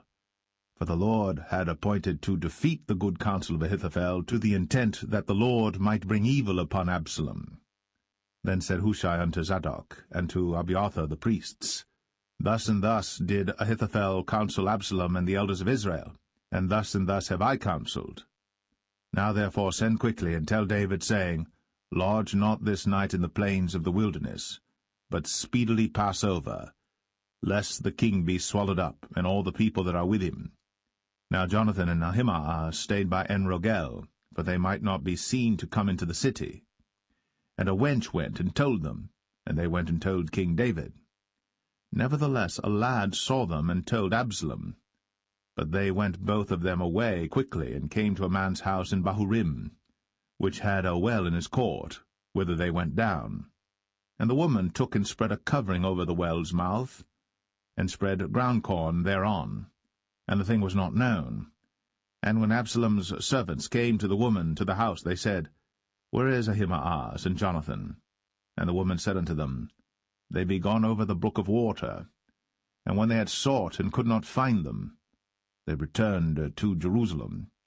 And it came to pass, after they were departed, that they came up out of the well, and went and told to King David, and said unto David, Arise, and pass quickly over the water, for thus hath Ahithophel counselled against you. Then David arose, and all the people that were with him, and they passed over Jordan. By the morning light there lacked not one of them that was not gone over Jordan. And when Ahithophel saw that his counsel was not followed, he saddled his ass, and arose, and gat him home to his house, to his city, and put his household in order, and hanged himself, and died, and was buried in the sepulchre of his father. Then David came to Mahanaim, and Absalom passed over Jordan, he and all the men of Israel with him. And Absalom made Amasa captain of the host instead of Joab, which Amasa was a man's son, whose name was Ithra, an Israelite, that went in to Abigail the daughter of Nahash, sister to Zeruiah, Joab's mother. So Israel and Absalom pitched in the land of Gilead. And it came to pass, when David was come to Mahanaim, that Shobai the son of Nahash of Rabbah, of the children of Ammon, and Machir the son of Amiel of Lo-debar, and Barzillai the Gileadite of Rogelim, brought beds, and basins, and earthen vessels, and wheat, and barley, and flour, and parched corn, and beans, and lentils, and parched pulse, and honey, and butter, and sheep, and cheese of kine for David and for the people that were with him to eat. For they said, The people is hungry and weary and thirsty in the wilderness.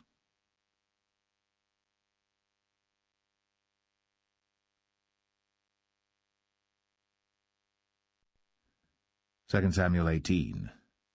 And David numbered the people that were with him, and set captains of thousands and captains of hundreds over them. And David sent forth a third part of the people under the hand of Joab, and a third part under the hand of Abishai the son of Zeruiah, Joab's brother, and a third part under the hand of Ittai the Gittite. And the king said unto the people, I will surely go forth with you myself also. But the people answered, Thou shalt not go forth, for if we flee away, they will not care for us, neither, if half of us die, will they care for us. But now thou art worth 10,000 of us. Therefore now it is better that thou succour us out of the city. And the king said unto them, What seemeth you best, I will do. And the king stood by the gate side, and all the people came out by hundreds and by thousands. And the king commanded Joab and Abishai and Ittai, saying, Deal gently for my sake with the young man, even with Absalom. And all the people heard when the king gave all the captains charge concerning Absalom. So the people went out into the field against Israel, and the battle was in the wood of Ephraim, where the people of Israel were slain before the servants of David, and there was there a great slaughter that day of 20,000 men. For the battle was there scattered over the face of all the country, and the wood devoured more people that day than the sword devoured. And Absalom met the servants of David, and Absalom rode upon a mule, and the mule went under the thick boughs of a great oak, and his head caught hold of the oak, and he was taken up between the heaven and the earth, and the mule that was under him went away. And a certain man saw it, and told Joab, and said, Behold, I saw Absalom hanged in an oak. And Joab said unto the man that told him, And behold, thou sawest him, and why didst thou not smite him there to the ground?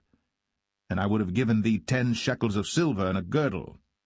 And the man said unto Joab, Though I should receive 1,000 shekels of silver in mine hand, yet would I not put forth mine hand against the king's son. For in our hearing the king charged thee and Abishai and Ittai, saying, Beware that none touch the young man Absalom. Otherwise I should have wrought falsehood against mine own life. For there is no matter hid from the king, and thou thyself wouldest have set thyself against me. Then said Joab, I may not tarry thus with thee. And he took 3 darts in his hand, and thrust them through the heart of Absalom, while he was yet alive, in the midst of the oak. And 10 young men that bare Joab's armor compassed about, and smote Absalom, and slew him. And Joab blew the trumpet, and the people returned from pursuing after Israel. For Joab held back the people. And they took Absalom, and cast him into a great pit in the wood, and laid a very great heap of stones upon him. And all Israel fled, every one to his tent. Now Absalom, in his lifetime, had taken and reared up for himself a pillar which is in the king's dale, for he said, I have no son to keep my name in remembrance. And he called the pillar after his own name, and it is called unto this day Absalom's place. Then said Ahimaaz, the son of Zadok, Let me now run, and bear the king tidings, how that the Lord hath avenged him of his enemies. And Joab said unto him, Thou shalt not bear tidings this day, but thou shalt bear tidings another day. But this day thou shalt bear no tidings, because the king's son is dead. Then said Joab to Cushai, Go tell the king what thou hast seen. And Cushai bowed himself unto Joab, and ran. Then said Ahimaaz, the son of Zadok, yet again to Joab, But howsoever let me, I pray thee, also run after Cushai. And Joab said, Wherefore wilt thou run, my son, seeing that thou hast no tidings ready? But howsoever said he, Let me run. And he said unto him, Run. Then Ahimaaz ran by the way of the plain, and overran Cushai. And David sat between the 2 gates, and the watchman went up to the roof over the gate unto the wall, and lifted up his eyes, and looked, and behold, a man running alone. And the watchman cried, and told the king. And the king said, If he be alone, there is tidings in his mouth. And he came apace, and drew near. And the watchman saw another man running. And the watchman called unto the porter, and said, Behold, another man running alone. And the king said, He also bringeth tidings. And the watchman said, Methinketh the running of the foremost is like the running of Ahimaaz the son of Zadok. And the king said, He is a good man, and cometh with good tidings. And Ahimaaz called, and said unto the king, All is well. And he fell down to the earth upon his face before the king, and said, Blessed be the Lord thy God, which hath delivered up the men that lifted up their hand against my lord the king. And the king said, Is the young man Absalom safe? And Ahimaaz answered, When Joab sent the king's servant, and me thy servant, I saw a great tumult, but I knew not what it was. And the king said unto him, Turn aside, and stand here. And he turned aside, and stood still. And behold, Cushai came. And Cushai said, Tidings, my lord the king. For the Lord hath avenged thee this day of all them that rose up against thee. And the king said unto Cushai, Is the young man Absalom safe? And Cushai answered, The enemies of my lord the king, and all that rise against thee to do thee hurt, be as that young man is. And the king was much moved, and went up to the chamber over the gate, and wept. And as he went, thus he said, O my son Absalom, my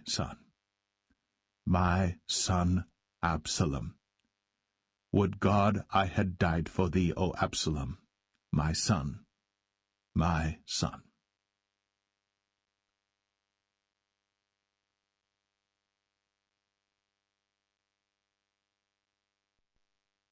2 Samuel 19. And it was told Joab, Behold, the king weepeth and mourneth for Absalom. And the victory that day was turned into mourning unto all the people, for the people heard say that day how the king was grieved for his son. And the people gat them by stealth that day into the city, as people being ashamed as steal away when they flee in battle.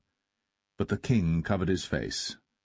And the king cried with a loud voice, O my son Absalom! O Absalom, my son, my son! And Joab came into the house to the king, and said, Thou hast shamed this day the faces of all thy servants, which this day have saved thy life and the lives of thy sons and of thy daughters, and the lives of thy wives and the lives of thy concubines, in that thou lovest thine enemies and hatest thy friends. For thou hast declared this day that thou regardest neither princes nor servants.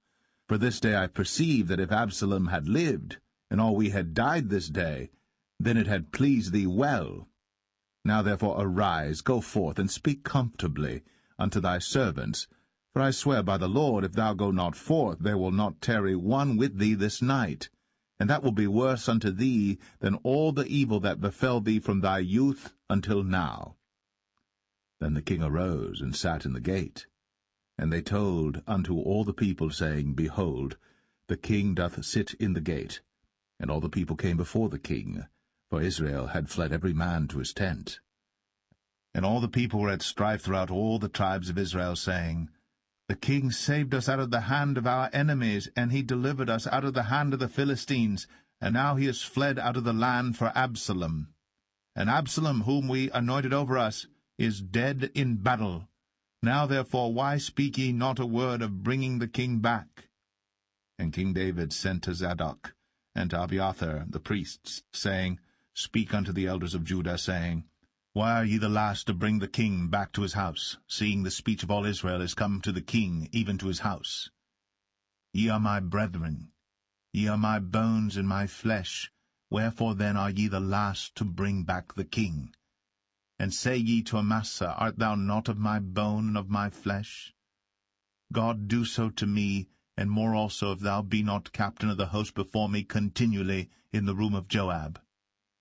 And he bowed the heart of all the men of Judah, even as the heart of one man, so that they sent this word unto the king, Return thou, and all thy servants. So the king returned, and came to Jordan, and Judah came to Gilgal, to go to meet the king, to conduct the king over Jordan. And Shimei the son of Gera, a Benjamite, which was of Bahurim, hasted and came down with the men of Judah to meet King David. And there were 1,000 men of Benjamin with him, and Ziba the servant of the house of Saul, and his 15 sons and his 20 servants with him. And they went over Jordan before the king. And there went over a ferry boat to carry over the king's household, and to do what he thought good. And Shimei the son of Gera fell down before the king, as he was come over Jordan, and said unto the king, Let not my lord impute iniquity unto me, neither do thou remember that which thy servant did perversely the day that my lord the king went out of Jerusalem, that the king should take it to his heart. For thy servant doth know that I have sinned. Therefore, behold, I am come the first this day of all the house of Joseph, to go down to meet my lord the king. But Abishai the son of Zeruiah answered and said, Shall not Shimei be put to death for this, because he cursed the Lord's anointed?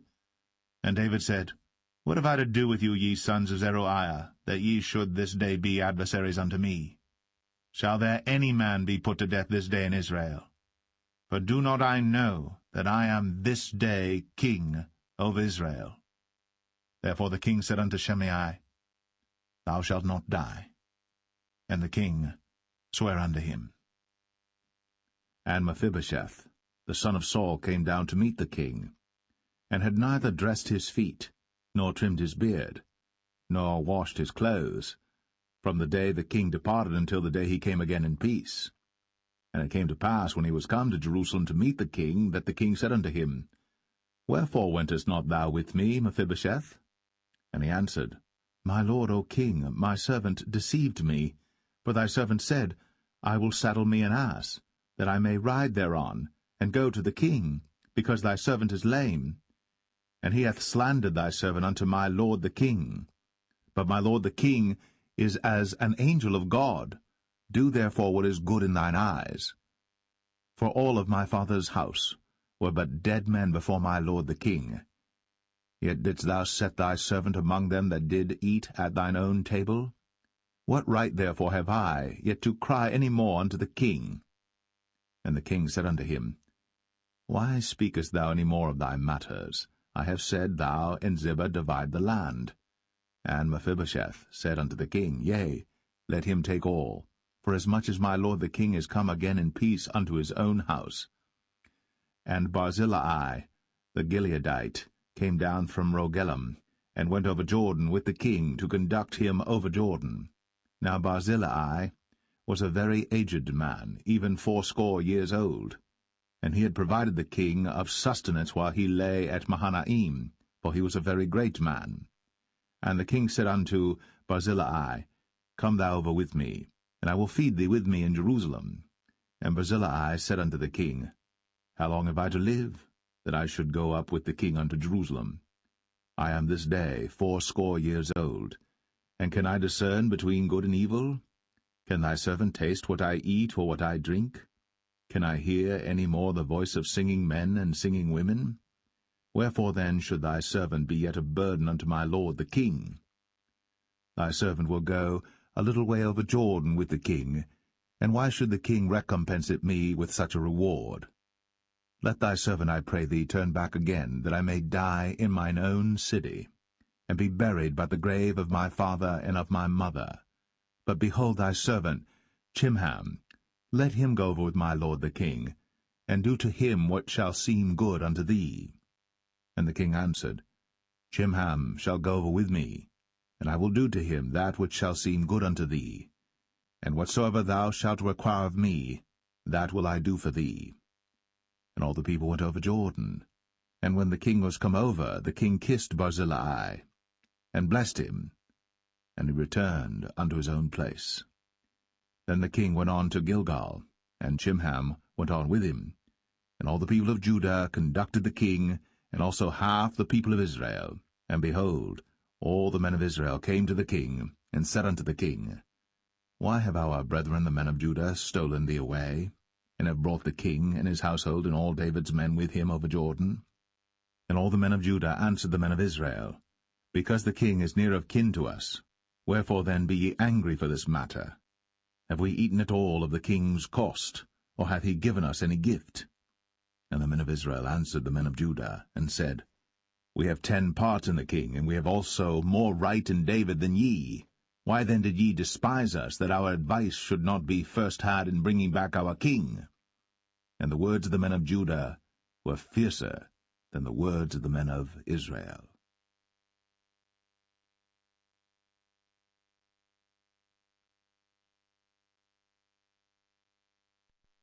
2 Samuel 20.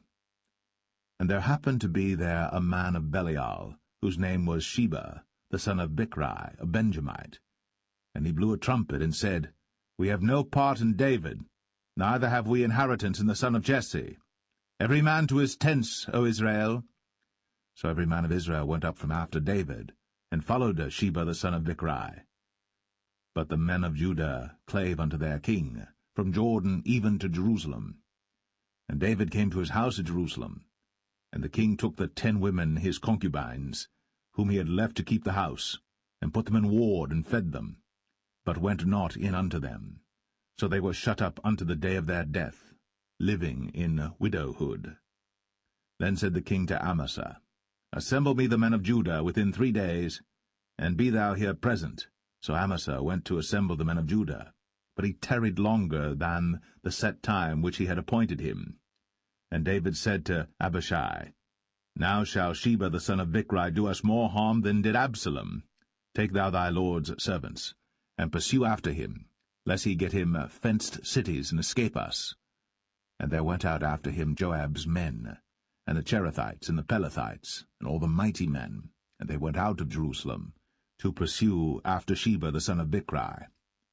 When they were at the great stone which is in Gibeon, Amasa went before them, and Joab's garment that he had put on was girded unto him, and upon it a girdle with a sword fastened upon his loins in the sheath thereof.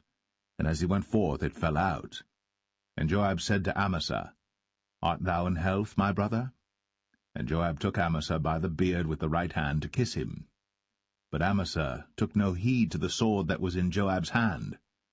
So he smote him therewith in the 5th rib, and shed out his bowels to the ground, and struck him not again, and he died. So Joab and Abishai his brother pursued after Sheba, the son of Bichri. And one of Joab's men stood by him, and said, He that favoureth Joab, and he that is for David, let him go after Joab. And Amasa wallowed in blood in the midst of the highway. And when the man saw that all the people stood still, he removed Amasa out of the highway into the field, and cast a cloth upon him when he saw that every one that came by him stood still. When he was removed out of the highway, all the people went on after Joab, to pursue after Sheba the son of Bichri. And he went through all the tribes of Israel unto Abel, and to Bethmachah, and all the Berites, and they were gathered together, and went also after him. And they came and besieged him in Abel of Bethmachah. And they cast up a bank against the city, and it stood in the trench, and all the people that were with Joab battered the wall to throw it down. Then cried a wise woman out of the city, Hear, hear, say, I pray you, unto Joab, Come near hither, that I may speak with thee. And when he was come near unto her, the woman said, Art thou Joab? And he answered, I am he. Then she said unto him, Hear the words of thine handmaid. And he answered, I do hear. Then she spake, saying, They were wont to speak in old time, saying, They shall surely ask counsel at Abel. And so they ended the matter. I am one of them that are peaceable and faithful in Israel. Thou seekest to destroy a city and a mother in Israel. Why wilt thou swallow up the inheritance of the Lord? And Joab answered and said, far be it from me that I should swallow up or destroy. The matter is not so. But a man of Mount Ephraim, Sheba, the son of Bichri by name, hath lifted up his hand against the king, even against David. Deliver him only, and I will depart from the city. And the woman said unto Joab, Behold, his head shall be thrown to thee over the wall. Then the woman went unto all the people in her wisdom, and they cut off the head of Sheba the son of Bichri, and cast it out to Joab. And he blew a trumpet, and they retired from the city, every man to his tent. And Joab returned to Jerusalem unto the king. Now Joab was over all the host of Israel, and Benaiah the son of Jehoiada was over the Cherethites and over the Pelethites, and Adoram was over the tribute, and Jehoshaphat the son of Ahilud was recorder, and Sheva was scribe, and Zadok and Abiathar were priests, and Ira also the Jerite was a chief ruler about David.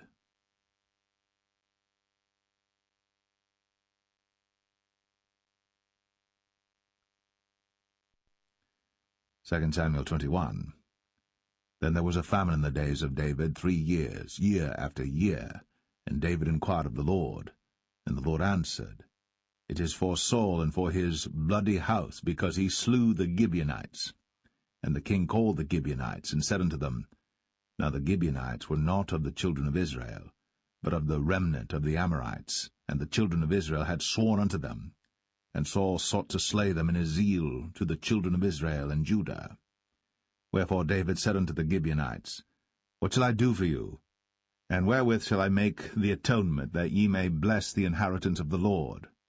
And the Gibeonites said unto him, We will have no silver nor gold of Saul, nor of his house, neither for us shalt thou kill any man in Israel.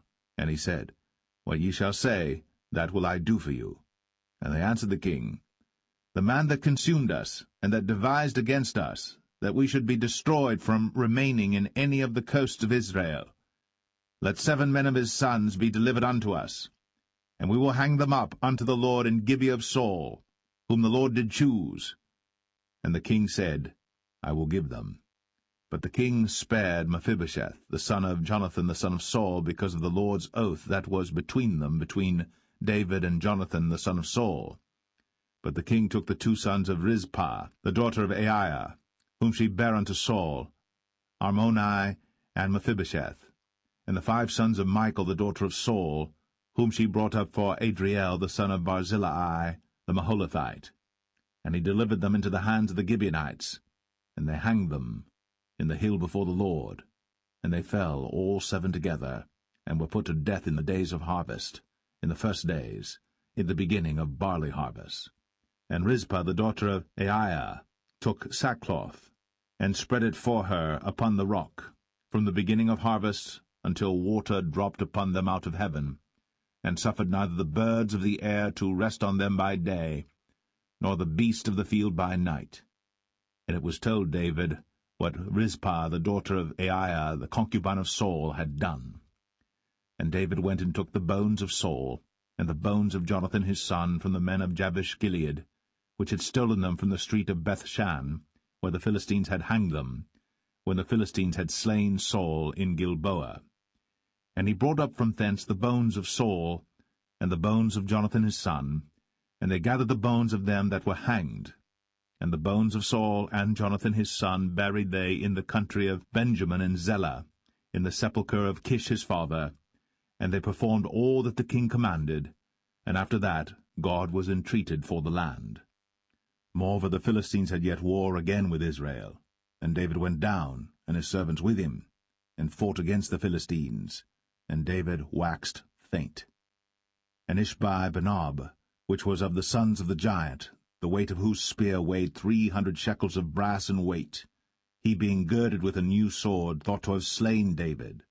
But Abishai the son of Zeruiah succoured him, and smote the Philistine, and killed him.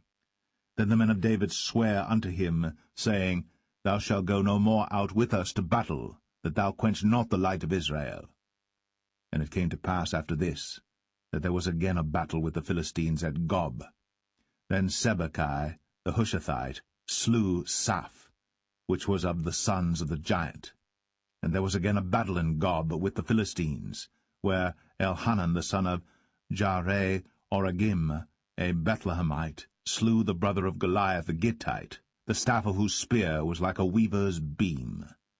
And there was yet a battle in Gath, where was a man of great stature, that had on every hand 6 fingers, and on every foot 6 toes, 24 in number, and he also was born to the giant.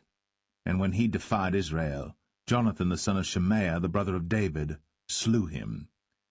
These 4 were born to the giant in Gath, and fell by the hand of David, and by the hand of his servants.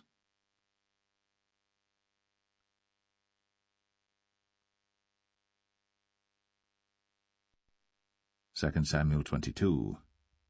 And David spake unto the Lord the words of this song in the day that the Lord had delivered him out of the hand of all his enemies, and out of the hand of Saul. And he said, The Lord is my rock, and my fortress, and my deliverer. The God of my rock, in him will I trust. He is my shield, and the horn of my salvation, my high tower, and my refuge, my Saviour. Thou savest me from violence. I will call on the Lord, who is worthy to be praised. So shall I be saved from mine enemies. When the waves of death compassed me, the floods of ungodly men made me afraid. The sorrows of hell compassed me about, the snares of death prevented me. In my distress I called upon the Lord, and cried to my God, and he did hear my voice out of his temple, and my cry did enter into his ears. Then the earth shook and trembled, the foundations of heaven moved and shook, because he was wroth. There went up a smoke out of his nostrils, and fire out of his mouth devoured. Coals were kindled by it. He bowed the heavens also, and came down, and darkness was under his feet. And he rode upon a cherub, and did fly, and he was seen upon the wings of the wind. And he made darkness pavilions round about him, dark waters, and thick clouds of the skies. Through the brightness before him were coals of fire kindled. The Lord thundered from heaven, and the Most High uttered his voice. And he sent out arrows, and scattered them, lightning, and discomfited them. And the channels of the sea appeared. The foundations of the world were discovered. At the rebuking of the Lord, at the blast of the breath of his nostrils. He sent from above, he took me, he drew me out of many waters. He delivered me from my strong enemy, and from them that hated me, for they were too strong for me.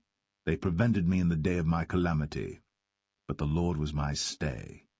He brought me forth also into a large place. He delivered me because he delighted in me. The Lord rewarded me according to my righteousness, according to the cleanness of my hands hath he recompensed me. For I have kept the ways of the Lord, and have not wickedly departed from my God. For all his judgments were before me, and as for his statutes, I did not depart from them. I was also upright before him, and have kept myself from mine iniquity. Therefore the Lord hath recompensed me according to my righteousness, according to my cleanness in his eyesight. With the merciful thou wilt show thyself merciful, and with the upright man thou wilt show thyself upright. With the pure thou wilt show thyself pure, and with the froward thou wilt show thyself unsavoury. And the afflicted people thou wilt save, but thine eyes are upon the haughty, that thou mayest bring them down. For thou art my lamp, O Lord, and the Lord will lighten my darkness. For by thee I have run through a troop, by my God have I leaped over a wall. As for God, his way is perfect. The word of the Lord is tried. He is a buckler to all them that trust in him. For who is God save the Lord? And who is a rock save our God? God is my strength and power, and he maketh my way perfect. He maketh my feet like hinds' feet, and setteth me upon my high places. He teacheth my hands to war, so that a bow of steel is broken by mine arms. Thou hast also given me the shield of thy salvation, and thy gentleness hath made me great. Thou hast enlarged my steps under me, so that my feet did not slip. I have pursued mine enemies, and destroyed them, and turned not again until I had consumed them. And I have consumed them and wounded them, that they could not arise, yea, they are fallen under my feet. For thou hast girded me with strength to battle. Them that rose up against me hast thou subdued under me. Thou hast also given me the necks of mine enemies, that I might destroy them that hate me. They looked, but there was none to save, even unto the Lord. But he answered them not.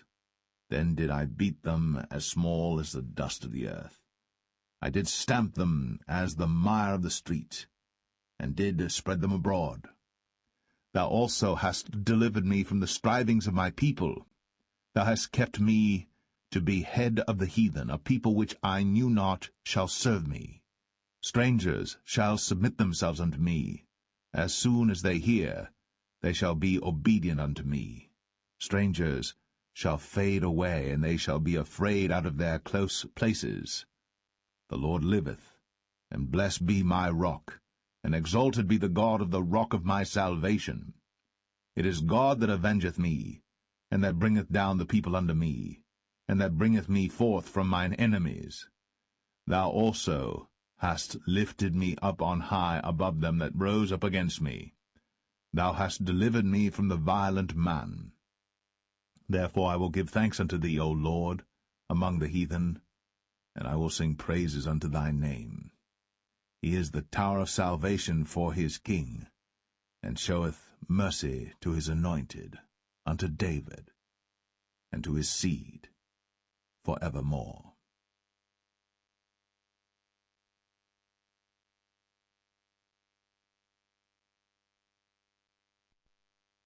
2 Samuel 23. Now these be the last words of David. David the son of Jesse said, and the man who was raised up on high, the anointed of the God of Jacob, and the sweet psalmist of Israel, said, The Spirit of the Lord spake by me, and his word was in my tongue. The God of Israel said, The Rock of Israel spake to me.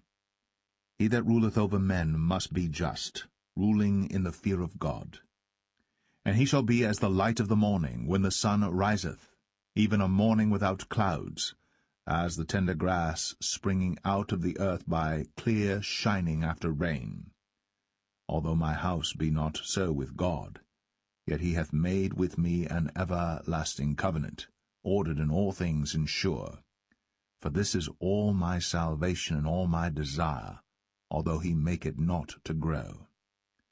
But the sons of Belial shall be all of them as thorns thrust away, because they cannot be taken with hands.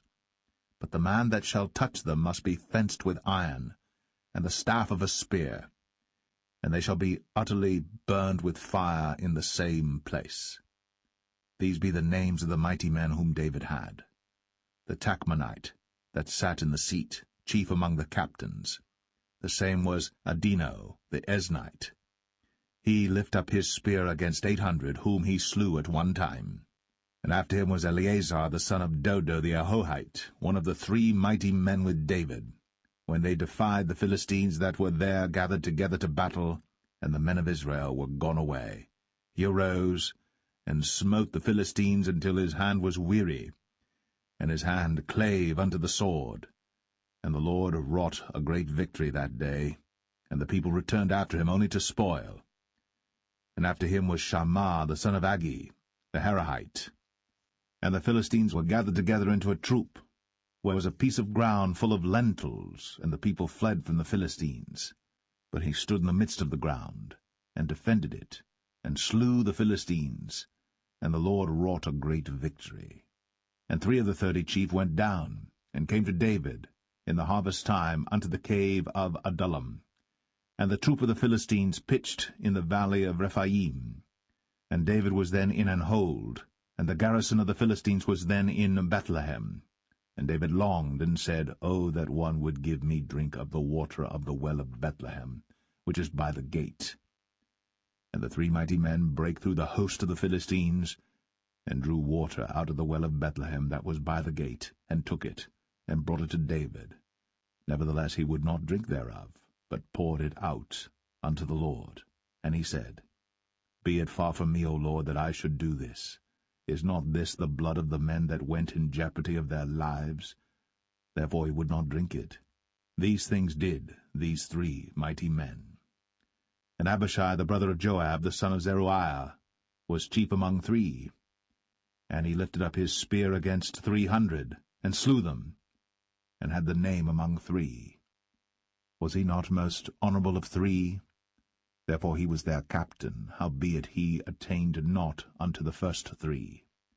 And Benaiah the son of Jehoiada, the son of a valiant man of Kabzeel, who had done many acts, he slew 2 lion-like men of Moab. He went down also and slew a lion in the midst of a pit in time of snow. And he slew an Egyptian, a goodly man. And the Egyptian had a spear in his hand. But he went down to him with a staff, and plucked the spear out of the Egyptian's hand, and slew him with his own spear. These things did Benaiah the son of Jehoiada, and had the name among 3 mighty men. He was more honorable than the 30, but he attained not to the first 3. And David set him over his guard.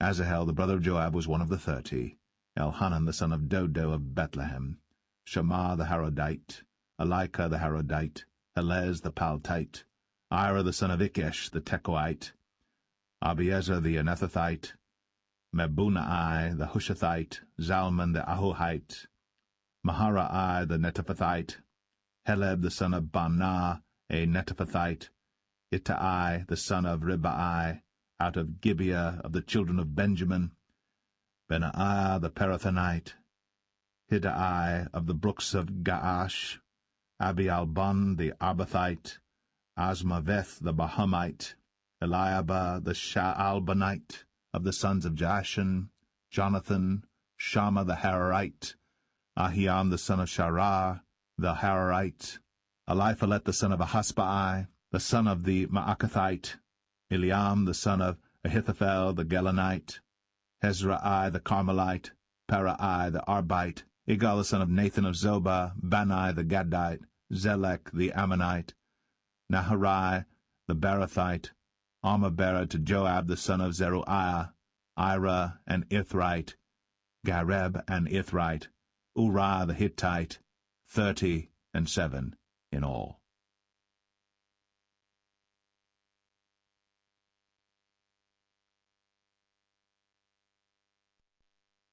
2 Samuel 24. And again the anger of the Lord was kindled against Israel. And he moved David against them to say, Go, number Israel and Judah. For the king said to Joab, the captain of the host, which was with him, Go now through all the tribes of Israel, from Dan even to Beersheba, and number ye the people, that I may know the number of the people. And Joab said unto the king, Now the Lord thy God add unto the people, how many soever they be, 100-fold, and that the eyes of my lord the king may see it. But why doth my lord the king delight in this thing? Notwithstanding the king's word prevailed against Joab and against the captains of the host. And Joab and the captains of the host went out from the presence of the king, to number the people of Israel. And they passed over Jordan, and pitched in Aroer, on the right side of the city that lieth in the midst of the river of Gad, and toward Jazer. Then they came to Gilead, and to the land of Tatim Hoshai, and they came to Dan Jaan, and about to Zidon, and came to the stronghold of Tyre, and to all the cities of the Hivites and of the Canaanites, and they went out to the south of Judah, even to Beersheba. So when they had gone through all the land, they came to Jerusalem at the end of 9 months and 20 days. And Joab gave up the sum of the number of the people unto the king, and there were in Israel 800,000 valiant men that drew the sword, and the men of Judah were 500,000 men. And David's heart smote him after that he had numbered the people. And David said unto the Lord, I have sinned greatly in that I have done. And now, I beseech thee, O Lord, take away the iniquity of thy servant, for I have done very foolishly.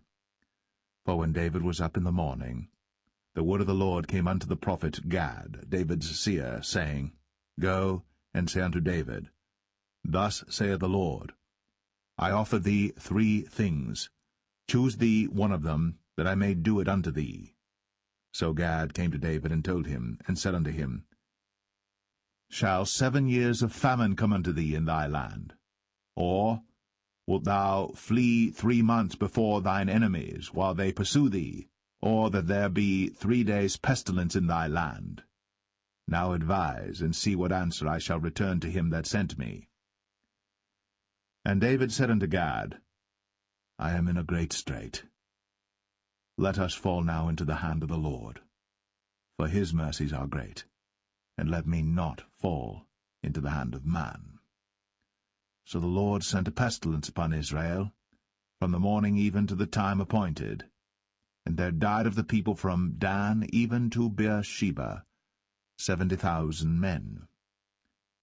And when the angel stretched out his hand upon Jerusalem to destroy it, the Lord repented him of the evil, and said to the angel that destroyed the people, It is enough.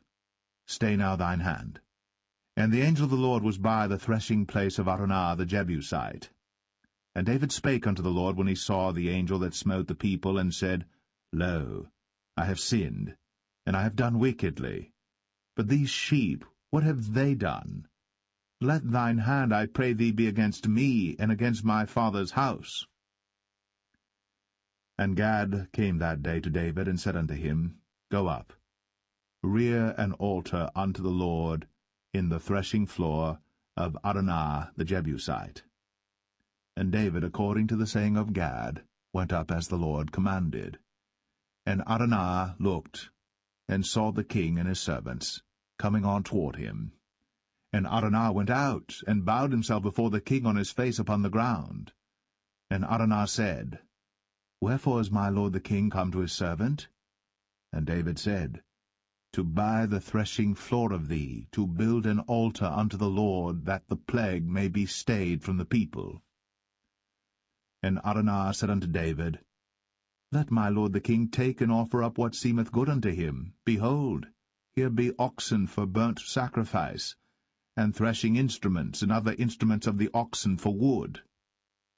All these things did Araunah as a king give unto the king. And Araunah said unto the king, The Lord thy God accept thee. And the king said unto Araunah, Nay, but I will surely buy it of thee at a price. Neither will I offer burnt offerings unto the Lord my God of that which doth cost me nothing. So David bought the threshing floor and the oxen for 50 shekels of silver. And David built there an altar unto the Lord, and offered burnt offerings and peace offerings. So the Lord was entreated for the land, and the plague was stayed from Israel.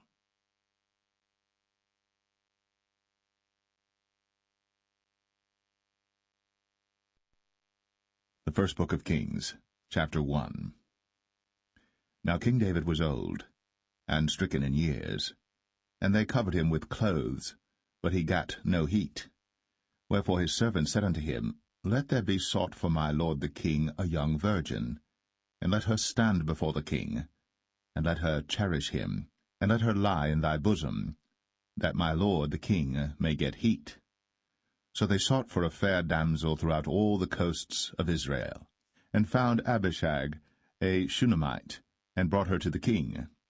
And the damsel was very fair, and cherished the king, and ministered to him. But the king knew her not. Then Adonijah the son of Haggith exalted himself, saying, I will be king. And he prepared him chariots and horsemen, and 50 men to run before him. And his father had not displeased him at any time in saying, Why hast thou done so? And he also was a very goodly man. And his mother bare him after Absalom. And he conferred with Joab the son of Zeruiah, and with Abiathar the priest, and they, following Adonijah, helped him. But Zadok the priest, and Benaiah the son of Jehoiada, and Nathan the prophet, and Shimei, and Rei, and the mighty men which belonged to David, were not with Adonijah. And Adonijah slew sheep and oxen and fat cattle by the stone of Zoheleth, which is by En-rogel, and called all his brethren the king's sons, and all the men of Judah the king's servants. But Nathan the prophet, and Benaiah, and the mighty men, and Solomon his brother, he called not. Wherefore Nathan spake unto Bathsheba, the mother of Solomon, saying, Hast thou not heard that Adonijah the son of Haggith doth reign, and David our Lord knoweth it not? Now therefore come, let me, I pray thee, give thee counsel, that thou mayest save thine own life, and the life of thy son Solomon. Go and get thee in unto King David, and say unto him, Didst not thou, my lord, O king, swear unto thine handmaid, saying, Assuredly Solomon thy son shall reign after me, and he shall sit upon my throne. Why then doth Adonijah reign? Behold, while thou yet talkest there with the king, I also will come in after thee, and confirm thy words. And Bathsheba went in unto the king into the chamber, and the king was very old, and Abishag the Shunammite ministered unto the king. And Bathsheba bowed, and did obeisance unto the king. And the king said, What wouldst thou? And she said unto him, My lord, thou swearest by the Lord thy God unto thine handmaid, saying, Assuredly Solomon thy son shall reign after me, and he shall sit upon my throne. And now, behold, Adonijah reigneth. And now, my lord the king, thou knowest it not.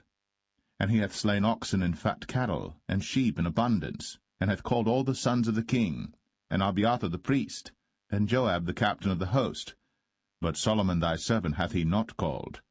And thou, my lord, O king, the eyes of all Israel are upon thee, that thou shouldst tell them who shall sit on the throne of my lord the king after him. Otherwise it shall come to pass, when my lord the king shall sleep with his fathers, that I and my son Solomon shall be counted offenders. And lo, while she yet talked with the king, Nathan the prophet also came in. And they told the king, saying, Behold, Nathan the prophet. And when he was come in before the king, he bowed himself before the king with his face to the ground. And Nathan said, My lord, O king, hast thou said, Adonijah shall reign after me, and he shall sit upon my throne? For he is gone down this day, and hath slain oxen and fat cattle and sheep in abundance, and hath called all the king's sons, and the captains of the host, and Abiathar the priest, and behold, they eat and drink before him, and say, God save King Adonijah. But me, even me thy servant, and Zadok the priest, and Benaiah the son of Jehoiada, and thy servant Solomon, hath he not called? Is this thing done by my lord the king, and thou hast not showed it unto thy servant, who should sit on the throne of my lord the king after him? Then King David answered and said, Call me Bathsheba. And she came into the king's presence, and stood before the king.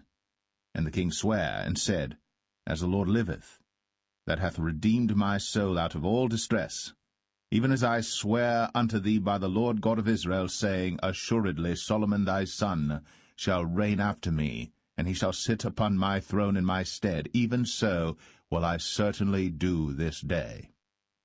Then Bathsheba bowed with her face to the earth, and did reverence to the king, and said, Let my lord King David live for ever.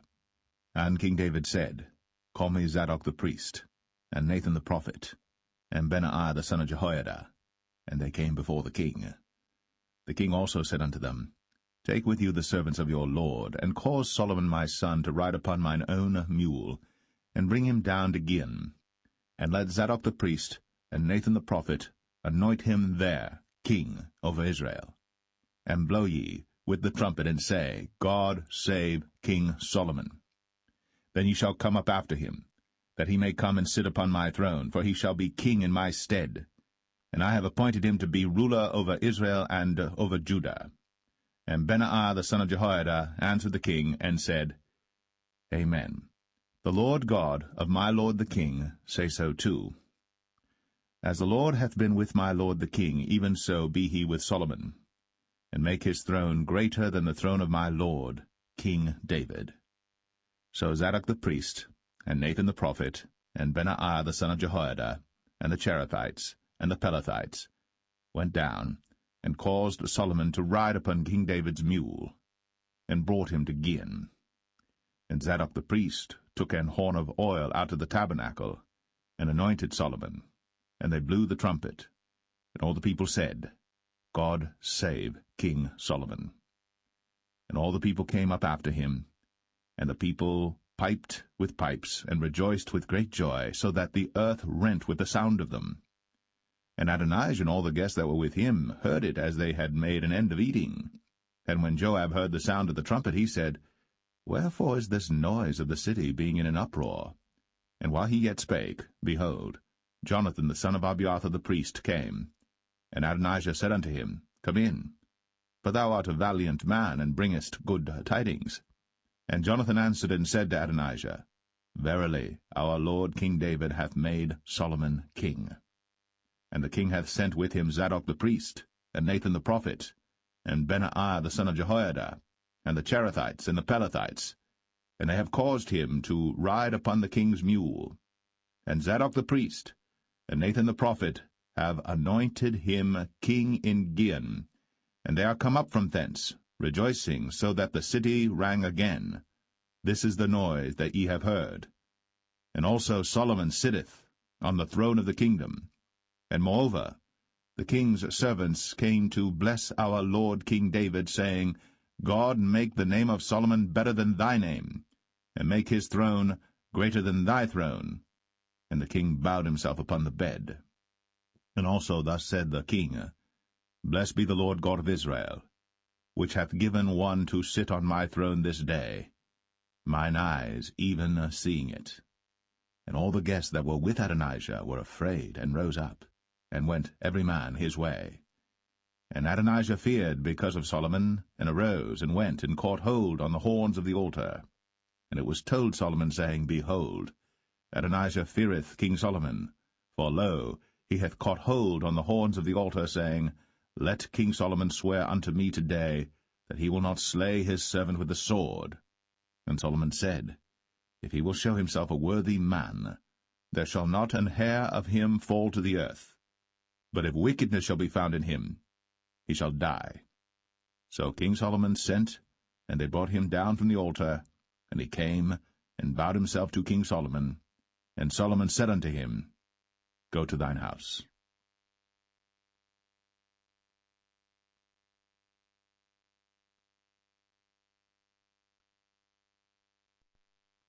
1 Kings 2. Now the days of David drew nigh, that he should die. And he charged Solomon his son, saying, I go the way of all the earth.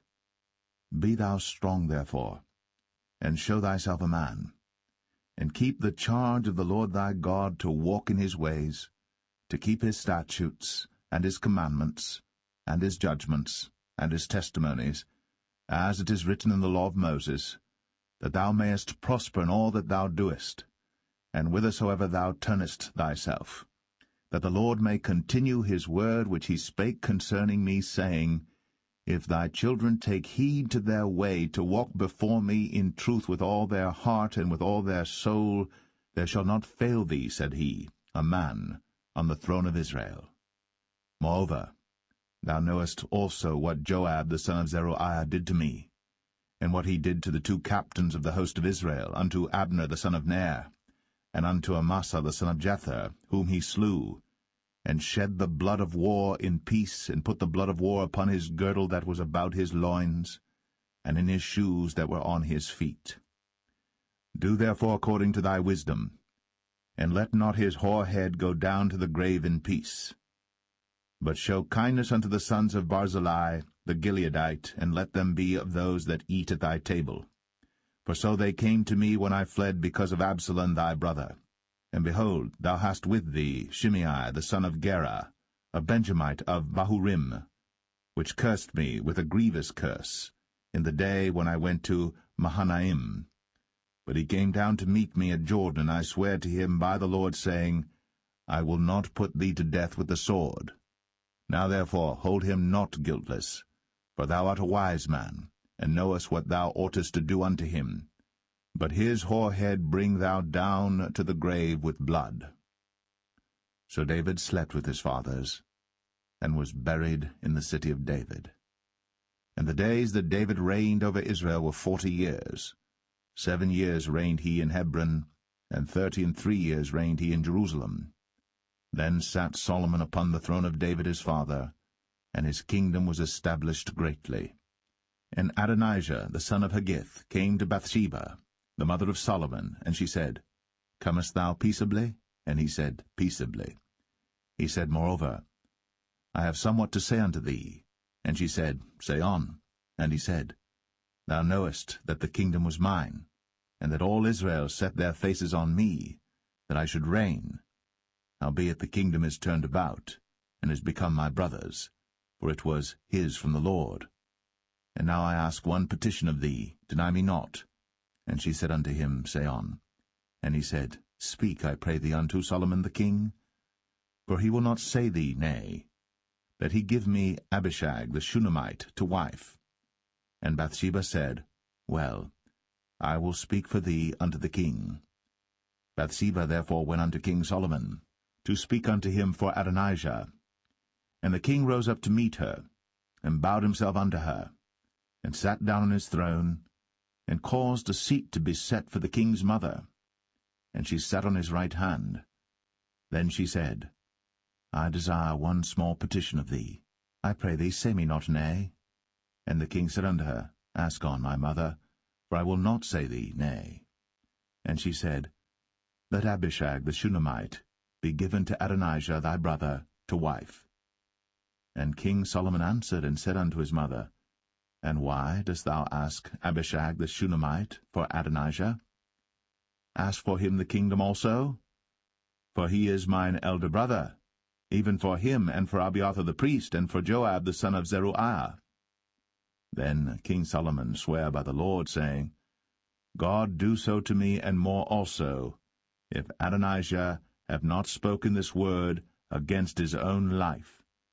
Now therefore, as the Lord liveth, which hath established me, and set me on the throne of David my father, and who hath made me an house, as he promised, Adonijah shall be put to death this day. And King Solomon sent by the hand of Benaiah the son of Jehoiada, and he fell upon him, that he died. And unto Abiathar the priest said the king, Get thee to Anathoth, unto thine own fields, for thou art worthy of death. But I will not at this time put thee to death, because thou bearest the ark of the Lord God before David my father, and because thou hast been afflicted in all wherein my father was afflicted. So Solomon thrust out Abiathar from being priest unto the Lord, that he might fulfill the word of the Lord, which he spake concerning the house of Eli in Shiloh. Then tidings came to Joab. For Joab had turned after Adonijah, though he turned not after Absalom. And Joab fled unto the tabernacle of the Lord, and caught hold on the horns of the altar. And it was told King Solomon that Joab was fled unto the tabernacle of the Lord, and behold, he is by the altar. Then Solomon sent Benaiah the son of Jehoiada, saying, Go, fall upon him. And Benaiah came to the tabernacle of the Lord, and said unto him, Thus saith the king, Come forth. And he said, Nay, but I will die here. And Benaiah brought the king word again, saying, Thus said Joab. And thus he answered me. And the king said unto him, Do as he hath said, and fall upon him, and bury him, that thou mayest take away the innocent blood, which Joab shed from me, and from the house of my father. And the Lord shall return his blood upon his own head, who fell upon 2 men more righteous and better than he, and slew them with the sword. My father David, not knowing thereof, to wit, Abner the son of Ner, captain of the host of Israel, and Amasa the son of Jether, captain of the host of Judah. Their blood shall therefore return upon the head of Joab, and upon the head of his seed for ever. But upon David, and upon his seed, and upon his house, and upon his throne, shall there be peace for ever from the Lord. So Benaiah the son of Jehoiada went up, and fell upon him, and slew him. And he was buried in his own house, in the wilderness. And the king put Benaiah the son of Jehoiada in his room over the host, and Zadok the priest did the king put in the room of Abiathar. And the king sent and called for Shimei, and said unto him, Build thee an house in Jerusalem, and dwell there, and go not forth thence any whither. For it shall be, that on the day thou goest out, and passest over the brook Kidron, thou shalt know for certain that thou shalt surely die. Thy blood shall be upon thine own head. And Shimei said unto the king, The saying is good. As my lord the king hath said, so will thy servant do. And Shimei dwelt in Jerusalem many days. And it came to pass at the end of 3 years, that 2 of the servants of Shimei ran away unto Achish, son of Maachah, king of Gath. And they told Shimei, saying, Behold, thy servants be in Gath. And Shimei arose, and saddled his ass, and went to Gath to Achish to seek his servants. And Shimei went, and brought his servants from Gath. And it was told Solomon that Shimei had gone from Jerusalem to Gath, and was come again. And the king sent and called for Shimei, and said unto him, Did I not make thee to swear by the Lord, and protested unto thee, saying, Know for a certain, on the day thou goest out, and walkest abroad any whither, that thou shalt surely die? And thou saidst unto me, The word that I have heard is good. Why then hast thou not kept the oath of the Lord, and the commandment that I have charged thee with? The king said moreover to Shimei, Thou knowest all the wickedness which thine heart is privy to, that thou didst to David my father. Therefore the Lord shall return thy wickedness upon thine own head. And King Solomon shall be blessed, and the throne of David shall be established before the Lord for ever. So the king commanded Benaiah the son of Jehoiada, which went out, and fell upon him that he died. And the kingdom was established in the hand of Solomon.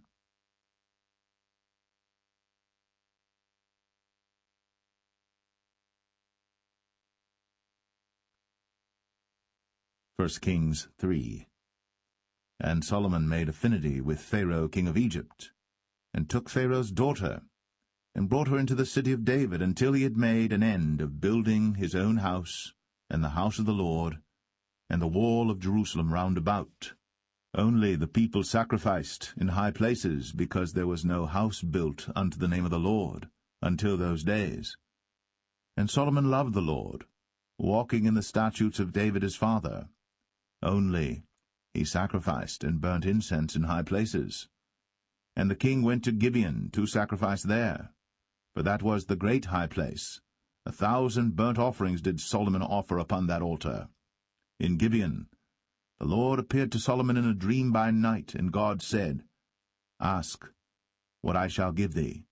And Solomon said, Thou hast shown unto thy servant David my father great mercy, according as he walked before thee in truth, and in righteousness, and in uprightness of heart with thee. And thou hast kept for him this great kindness, that thou hast given him a son, to sit on his throne, as it is this day. And now, O Lord my God, thou hast made thy servant king, instead of David my father. And I am but a little child. I know not how to go out or come in. And thy servant is in the midst of thy people, which thou hast chosen, a great people, that cannot be numbered nor counted for multitude. Give therefore thy servant an understanding heart to judge thy people, that I may discern between good and bad. For who is able to judge this, thy so great a people? And the speech pleased the Lord, that Solomon had asked this thing. And God said unto him, Because thou hast asked this thing, and hast not asked for thyself long life, neither hast asked riches for thyself, nor hast asked the life of thine enemies, but hast asked for thyself understanding, to discern judgment. Behold, I have done according to thy words. Lo, I have given thee a wise and an understanding heart, so that there was none like thee before thee, neither after thee shall any arise like unto thee. And I have also given thee that which thou hast not asked, both riches and honour, so that there shall not be any among the kings like unto thee all thy days. And if thou wilt walk in my ways, to keep my statutes and my commandments, as thy father David did walk, then I will lengthen thy days. And Solomon awoke, and behold, it was a dream. And he came to Jerusalem, and stood before the ark of the covenant of the Lord, and offered up burnt offerings, and offered peace offerings, and made a feast to all his servants. Then came there 2 women that were harlots unto the king, and stood before him. And the one woman said, O my lord, I and this woman dwell in one house, and I was delivered of a child with her in the house. And it came to pass, the 3rd day after that I was delivered, that this woman was delivered also, and we were together. There was no stranger with us in the house, save we 2 in the house. And this woman's child died in the night, because she overlaid it. And she arose at midnight, and took my son from beside me while thine handmaid slept, and laid it in her bosom, and laid her dead child in my bosom.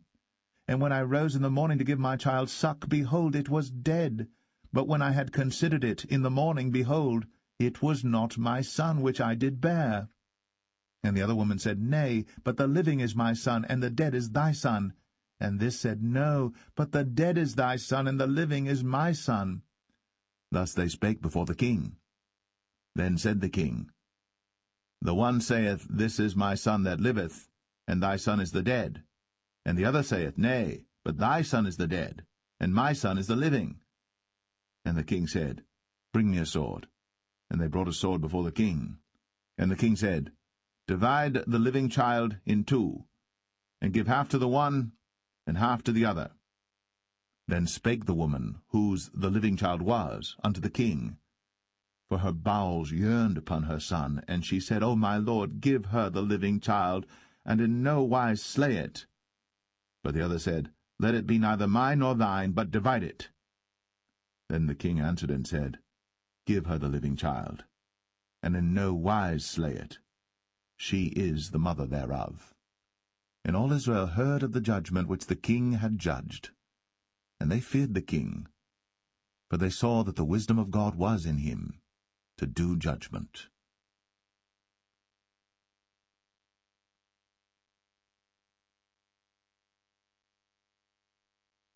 1 Kings 4. So King Solomon was king over all Israel. And these were the princes which he had: Azariah the son of Zadok the priest, Elihoreph and Ahiah the sons of Shishah, scribes, Jehoshaphat the son of Ahilud, the recorder, and Benaiah the son of Jehoiada was over the host, and Zadok and Abiathar were the priests. And Azariah the son of Nathan was over the officers, and Zabud the son of Nathan was principal officer, and the king's friend. And Ahisha was over the household, and Adoniram the son of Abda was over the tribute. And Solomon had 12 officers over all Israel, which provided victuals for the king and his household. Each man his month in a year made provision. And these are their names: the son of Hur, in Mount Ephraim, the son of Dekar, in Makaz, and in Shaalbim, and in Beth-Shemesh, and Elon Bethanan, the son of Hesed, in Arabath. To him pertained Socho, in all the land of Hepher, the son of Abinadab, in all the region of Dor, which had Taphath, the daughter of Solomon, to wife. Baanah, the son of Ahilud, to him pertained Tanakh and Megiddo, in all Bethshan, which is by Zartanah beneath Jezreel, from Bethshan to Abel-Meholah, even unto the place that is beyond Jokneam. The son of Geber, in Ramoth-Gilead, to him pertain the towns of Jair the son of Manasseh, which are in Gilead. To him also pertain the region of Argob, which is in Bashan, 80 great cities with walls and brazen bars. Ahinadab the son of Edo had Mahanaim. Ahimaaz was in Naphtali. He also took Basmath, the daughter of Solomon, to wife. Baanah the son of Hushai was in Asher and in Aloth.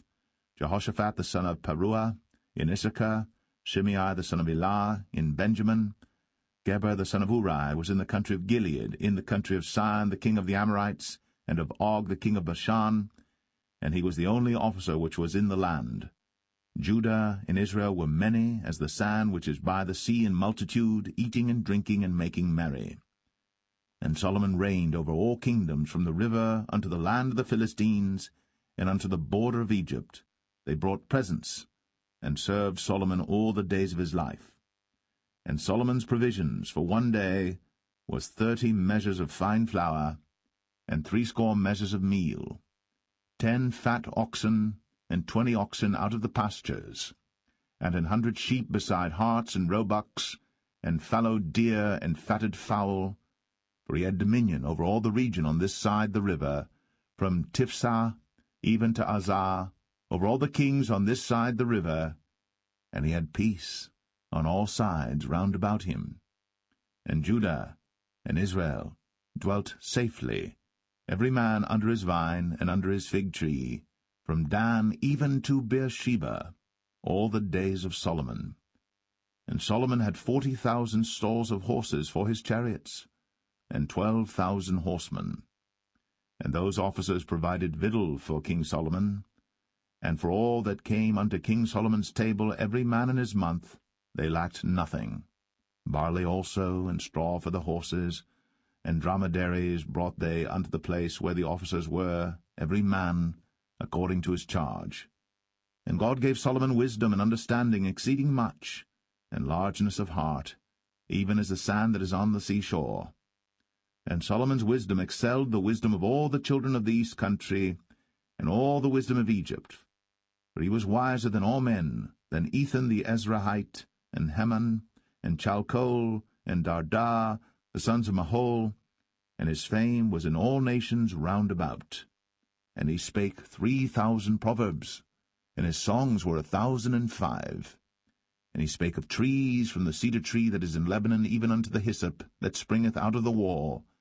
He spake also of beasts, and of fowl, and of creeping things, and of fishes. And there came of all people to hear the wisdom of Solomon, from all kings of the earth, which had heard of his wisdom.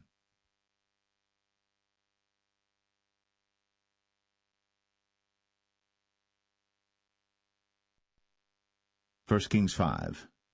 And Hiram king of Tyre sent his servants unto Solomon, for he had heard that they had anointed him king in the room of his father, for Hiram was ever a lover of David. And Solomon sent to Hiram, saying, Thou knowest how that David my father could not build an house unto the name of the Lord his God for the wars which were about him on every side, until the Lord put them under the soles of his feet. But now the Lord my God hath given me rest on every side, so that there is neither adversary nor evil occurrent. And behold, I purpose to build an house unto the name of the Lord my God, as the Lord spake unto David my father, saying, Thy son, whom I will set upon thy throne in thy room, he shall build an house unto my name. Now therefore command thou that they hew me cedar trees out of Lebanon, and my servants shall be with thy servants, and unto thee will I give hire for thy servants according to all that thou shalt appoint. For thou knowest that there is not among us any that can skill to hew timber like unto the Sidonians. And it came to pass, when Hiram heard the words of Solomon, that he rejoiced greatly, and said, Blessed be the Lord this day, which hath given unto David a wise son over this great people.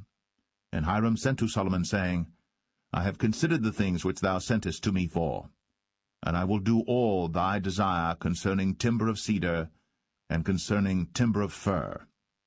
My servants shall bring them down from Lebanon unto the sea, and I will convey them by sea in floats unto the place that thou shalt appoint me, and will cause them to be discharged there. And thou shalt receive them, and thou shalt accomplish my desire in giving food for my household. So Hiram gave Solomon cedar trees and fir trees, according to all his desire.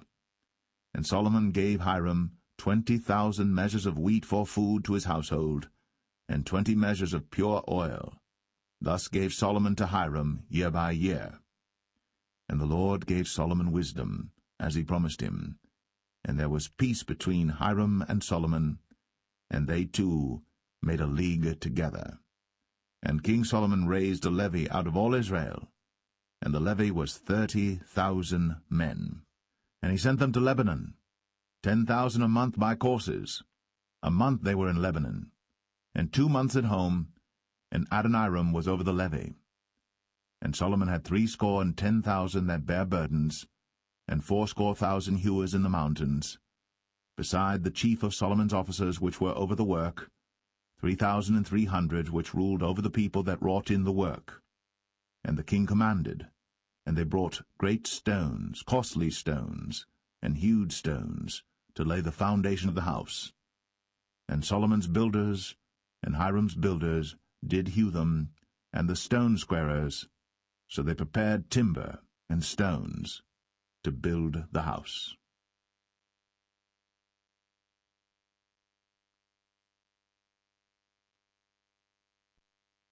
1 Kings 6. And it came to pass in the 480th year, after the children of Israel were come out of the land of Egypt, in the 4th year of Solomon's reign over Israel, in the month Ziph, which is the 2nd month, that he began to build the house of the Lord. And the house which King Solomon built for the Lord, the length thereof was 80 cubits, and the breadth thereof 20 cubits, and the height thereof 30 cubits. And the porch before the temple of the house 20 cubits was the length thereof, according to the breadth of the house, and 10 cubits was the breadth thereof before the house. And for the house he made windows of narrow lights. And against the wall of the house he built chambers round about, against the walls of the house round about, both of the temple and of the oracle, and he made chambers round about. The nethermost chamber was 5 cubits broad, and the middle was 6 cubits broad, and the third was 7 cubits broad. For without, in the wall of the house, he made narrowed rests round about, that the beams should not be fastened in the walls of the house.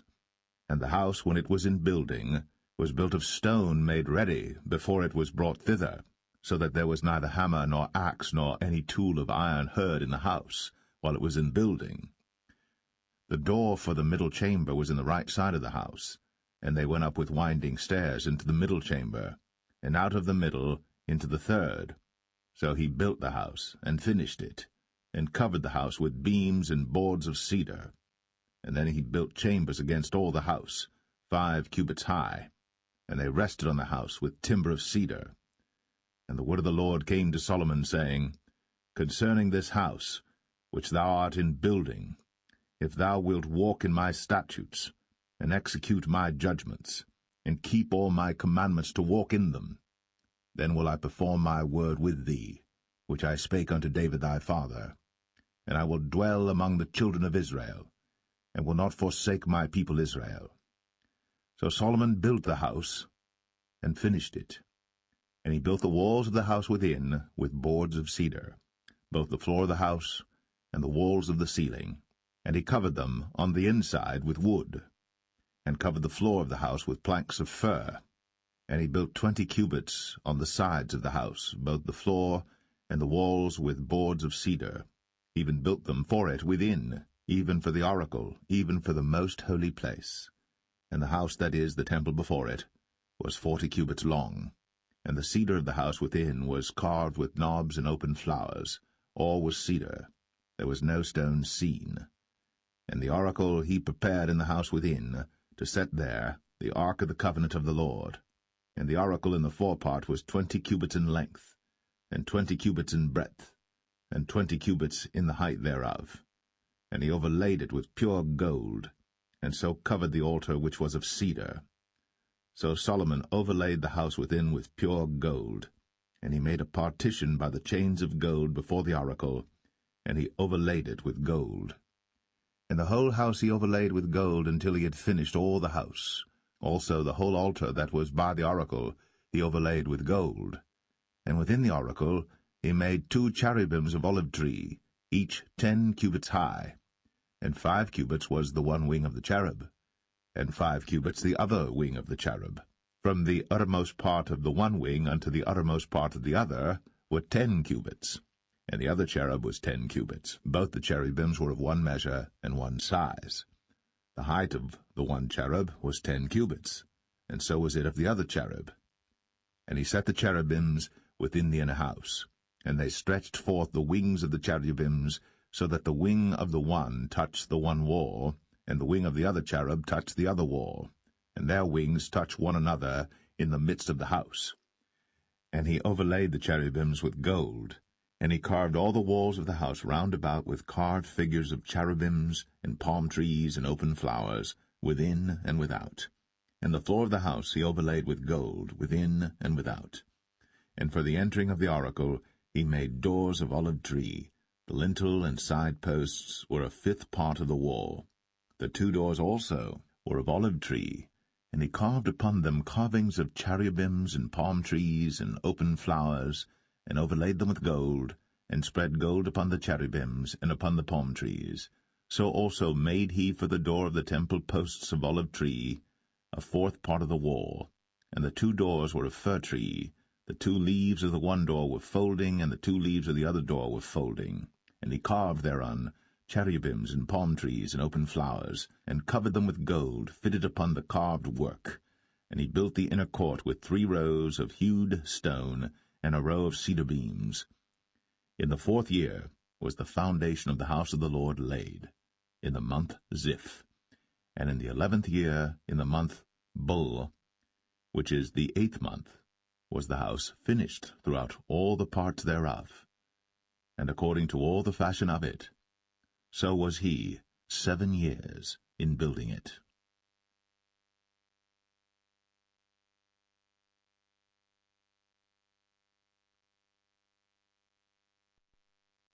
1 Kings 7. But Solomon was building his own house 13 years, and he finished all his house. He built also the house of the forest of Lebanon. The length thereof was 100 cubits, and the breadth thereof 50 cubits, and the height thereof 30 cubits, upon 4 rows of cedar pillars, with cedar beams upon the pillars. And it was covered with cedar above, upon the beams, that lay on 45 pillars, 15 in a row. And there were windows in 3 rows, and light was against light in 3 ranks. And all the doors and posts were square, with the windows, and light was against light in 3 ranks. And he made a porch of pillars. The length thereof was 50 cubits, and the breadth thereof 30 cubits, and the porch was before them. And the other pillars and the thick beam were before them.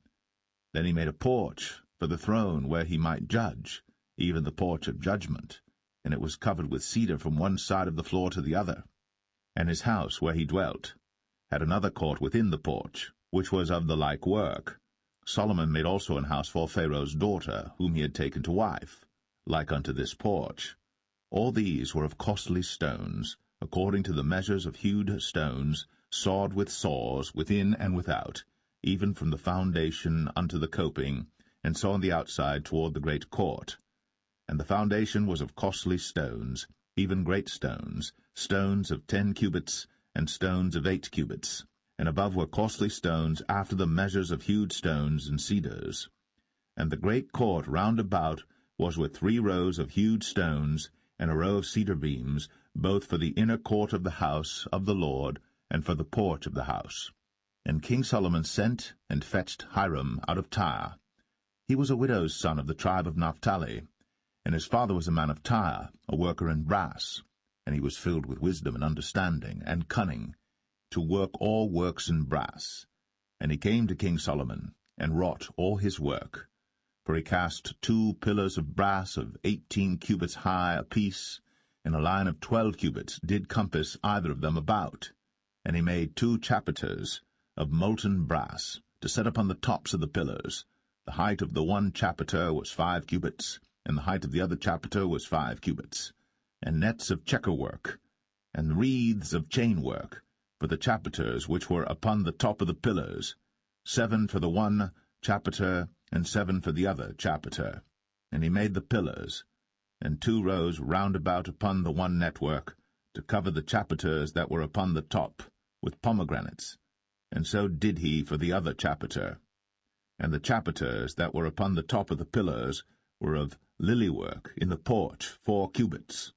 And the chapiters upon the 2 pillars had pomegranates also above, over against the belly which was by the network. And the pomegranates were 200 in rows round about upon the other chapiter. And he set up the pillars in the porch of the temple.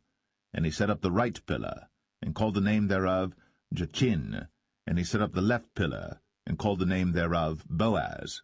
And upon the top of the pillars was lily work. So was the work of the pillars finished. And he made a molten sea, 10 cubits from the one brim to the other.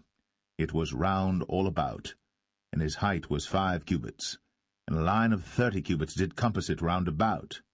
And under the brim of it round about there were knobs compassing it, 10 in a cubit, compassing the sea round about. The knobs were cast in 2 rows when it was cast. It stood upon 12 oxen, 3 looking toward the north, and 3 looking toward the west, and 3 looking toward the south, and 3 looking toward the east. And the sea was set above upon them, and all their hinder parts were inward. And it was an handbreadth thick, and the brim thereof was wrought like the brim of a cup, with flowers of lilies. It contained 2,000 baths. And he made 10 bases of brass. 4 cubits was the length of one base, and 4 cubits the breadth thereof, and 3 cubits the height of it. And the work of the bases was on this manner. They had borders, and the borders were between the ledges. And on the borders that were between the ledges were lions, oxen, and cherubims. And upon the ledges there was a base above, and beneath the lions and oxen were certain additions made of thin work. And every base had 4 brazen wheels, and plates of brass, and the 4 corners thereof had undersetters. Under the laver were undersetters molten, at the side of every addition. And the mouth of it within the chapiter, and above was a cubit, but the mouth thereof was round after the work of the base, a cubit and an half. And also upon the mouth of it were gravings with their borders 4 square, not round. And under the borders were 4 wheels, and the axle trees of the wheels were joined to the base. And the height of a wheel was a cubit and a half a cubit. And the work of the wheels was like the work of a chariot wheel. Their axle trees and their naves and their felloes and their spokes were all molten. And there were 4 undersetters to the 4 corners of one base, and the undersetters were of the very base itself. And in the top of the base was there a round compass of half a cubit high, and on the top of the base the ledges thereof, and the borders thereof were of the same. For on the plates of the ledges thereof, and on the borders thereof, he graved cherubims, lions, and palm trees, according to the proportion of every one, and additions round about. After this manner he made the 10 bases. All of them had 1 casting, 1 measure, and 1 size. Then made he 10 lavers of brass. 1 laver contained 40 baths, and every laver was 4 cubits. And upon every one of the 10 bases 1 laver. And he put 5 bases on the right side of the house, and 5 on the left side of the house, and he set the sea on the right side of the house eastward over against the south. And Hiram made the lavers, and the shovels, and the basins. So Hiram made an end of doing all the work that he made King Solomon for the house of the Lord.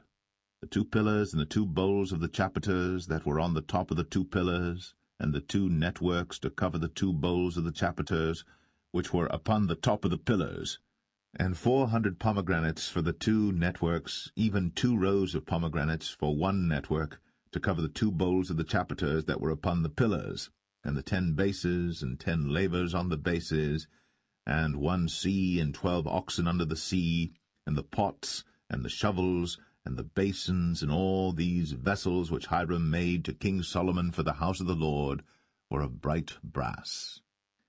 In the plain of Jordan did the king cast them, in the clay ground between Succoth and Zarthan.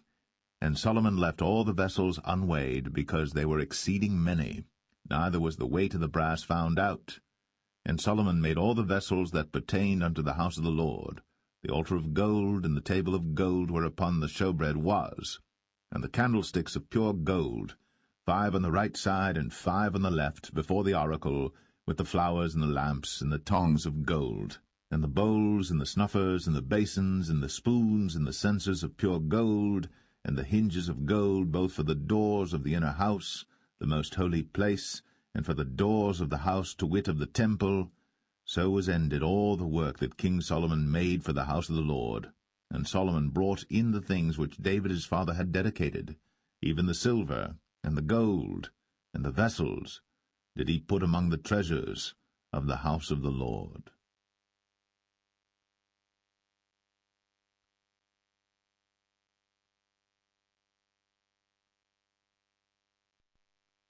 1 Kings 8. Then Solomon assembled the elders of Israel, and all the heads of the tribes, the chief of the fathers of the children of Israel, unto King Solomon in Jerusalem, that they might bring up the ark of the covenant of the Lord out of the city of David, which is Zion. And all the men of Israel assembled themselves unto King Solomon at the feast in the month Ethanim, which is the 7th month. And all the elders of Israel came, and the priests took up the ark, and they brought up the ark of the Lord, and the tabernacle of the congregation, and all the holy vessels that were in the tabernacle, even those did the priests and the Levites bring up. And King Solomon, and all the congregation of Israel, that were assembled unto him, were with him before the ark, sacrificing sheep and oxen, that could not be told nor numbered for multitude. And the priests brought in the ark of the covenant of the Lord unto his place, into the oracle of the house, to the most holy place, even under the wings of the cherubims. For the cherubims spread forth their 2 wings over the place of the ark, and the cherubims covered the ark and the staves thereof above. And they drew out the staves, that the ends of the staves were seen out in the holy place before the oracle, and they were not seen without. And there they are unto this day. There was nothing in the ark save the 2 tables of stone, which Moses put there at Horeb, when the Lord made a covenant with the children of Israel, when they came out of the land of Egypt. And it came to pass, when the priests were come out of the holy place, that the cloud filled the house of the Lord, so that the priests could not stand to minister because of the cloud, for the glory of the Lord had filled the house of the Lord. Then spake Solomon, The Lord said that he would dwell in the thick darkness. I have surely built thee an house to dwell in, a settled place for thee to abide in for ever. And the king turned his face about, and blessed all the congregation of Israel. And all the congregation of Israel stood, and he said, Blessed be the Lord God of Israel, which spake with his mouth unto David my father, and hath with his hand fulfilled it, saying, Since the day that I brought forth my people Israel out of Egypt, I chose no city out of all the tribes of Israel to build an house, that my name might be therein. But I chose David to be over my people Israel. And it was in the heart of David my father to build an house for the name of the Lord God of Israel. And the Lord said unto David my father, Whereas it was in thine heart to build an house unto my name, thou didst well that it was in thine heart. Nevertheless thou shalt not build the house, but thy son that shall come forth out of thy loins, he shall build the house unto my name. And the Lord hath performed his word that he spake, and I am risen up in the room of David my father, and sit on the throne of Israel, as the Lord promised, and have built an house for the name of the Lord God of Israel. And I have set there a place for the ark, wherein is the covenant of the Lord, which he made with our fathers when he brought them out of the land of Egypt. And Solomon stood before the altar of the Lord in the presence of all the congregation of Israel, and spread forth his hands toward heaven, and he said, Lord God of Israel, there is no God like thee, in heaven above, or on earth beneath, who keepest covenant and mercy with thy servants that walk before thee with all their heart, who hast kept with thy servant David my father, that thou promised him, thou spakest also with thy mouth, and hast fulfilled it with thine hand, as it is this day. Therefore now, Lord God of Israel, keep with thy servant David my father, that thou promised him, saying, There shall not fail thee a man in my sight to sit on the throne of Israel, so that thy children take heed to their way, that they walk before me as thou hast walked before me. And now, O God of Israel, let thy word, I pray thee, be verified, which thou spakest unto thy servant David my father. But will God indeed dwell on the earth? Behold, the heaven, and heaven of heavens cannot contain thee. How much less this house that I have builded? Yet have thou respect unto the prayer of thy servant, and to his supplication, O Lord my God, to hearken unto the cry and to the prayer which thy servant prayeth before thee today, that thine eyes may be open toward this house night and day, even toward the place of which thou hast said, My name shall be there, that thou mayest hearken unto the prayer which thy servant shall make toward this place. And hearken thou to the supplication of thy servant, and of thy people Israel, when they shall pray toward this place. And hear thou in heaven thy dwelling place, and when thou hearest, forgive. If any man trespass against his neighbor, and an oath be laid upon him to cause him to swear, and the oath come before thine altar in this house, then hear thou in heaven, and do and judge thy servants, condemning the wicked, to bring his way upon his head, and justifying the righteous, to give him according to his righteousness.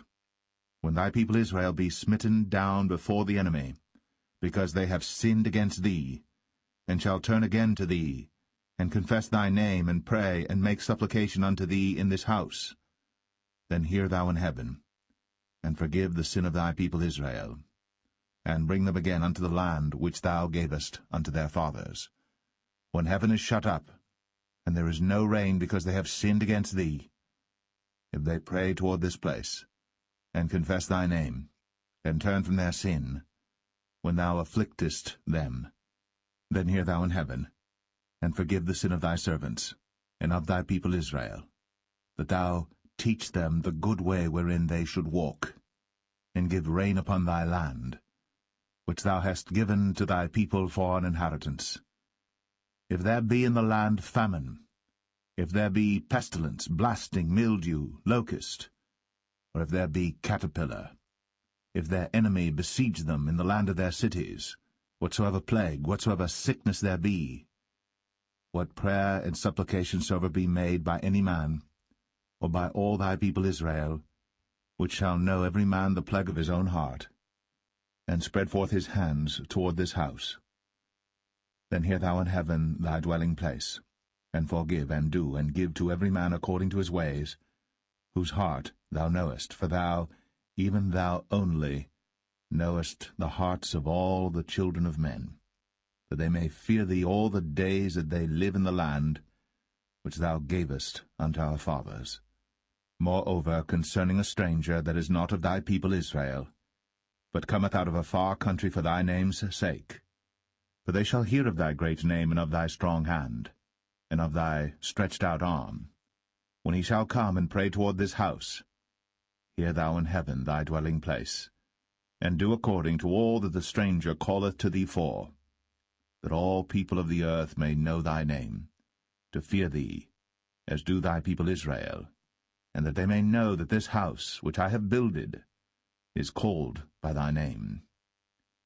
If thy people go out to battle against their enemy, whithersoever thou shalt send them, and shall pray unto the Lord toward the city which thou hast chosen, and toward the house that I have built for thy name, then hear thou in heaven their prayer, and their supplication, and maintain their cause. If they sin against thee, for there is no man that sinneth not, and thou be angry with them, and deliver them to the enemy, so that they carry them away captives unto the land of the enemy, far or near. Yet if they shall bethink themselves in the land whither they were carried captives, and repent, and make supplication unto thee in the land of them that carried them captives, saying, We have sinned, and have done perversely, we have committed wickedness, and so return unto thee with all their heart, and with all their soul, in the land of their enemies, which led them away captive, and pray unto thee toward their land, which thou gavest unto their fathers, the city which thou hast chosen, and the house which I have built for thy name. Then hear thou their prayer, and their supplication in heaven thy dwelling place, and maintain their cause, and forgive thy people that have sinned against thee, and all their transgressions wherein they have transgressed against thee, and give them compassion before them who carry them captive, that they may have compassion on them. For they be thy people, and thine inheritance, which thou broughtest forth out of Egypt, from the midst of the furnace of iron, that thine eyes may be open unto the supplication of thy servant, and unto the supplication of thy people Israel, to hearken unto them in all that they call for unto thee. For thou didst separate them from among all the people of the earth to be thine inheritance, as thou spakest by the hand of Moses thy servant, when thou broughtest our fathers out of Egypt, O Lord God. And it was so that when Solomon had made an end of praying all this prayer and supplication unto the Lord, he arose from before the altar of the Lord, from kneeling on his knees with his hands spread up to heaven. And he stood, and blessed all the congregation of Israel with a loud voice, saying, Blessed be the Lord, that hath given rest unto his people Israel, according to all that he promised. There hath not failed one word of all his good promise, which he promised by the hand of Moses his servant.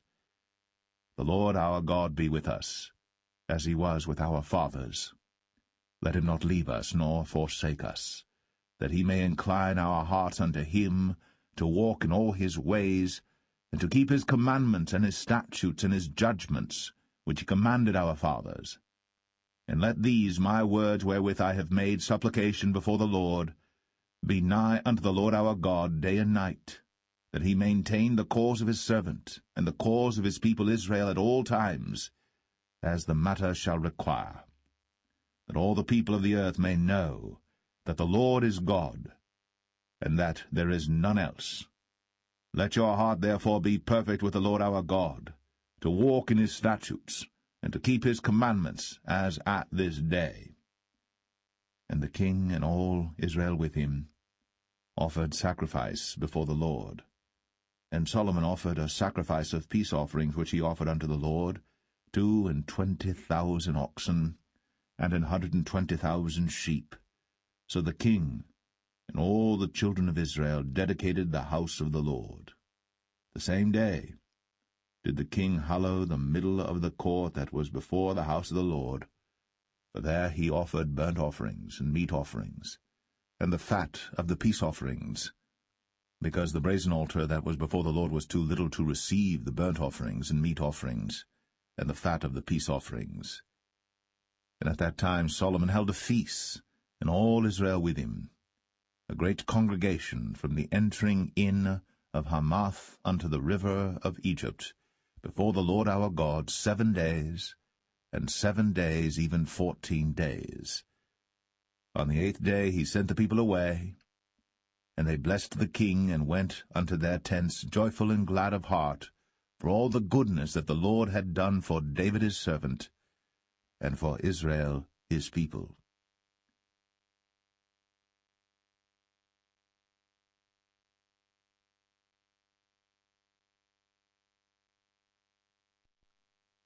First Kings 9. And it came to pass, when Solomon had finished the building of the house of the Lord, and the king's house, and all Solomon's desire which he was pleased to do, that the Lord appeared to Solomon the second time, as he had appeared unto him at Gibeon. And the Lord said unto him, I have heard thy prayer and thy supplication that thou hast made before me. I have hallowed this house which thou hast built, to put my name there for ever, and mine eyes and mine heart shall be there perpetually.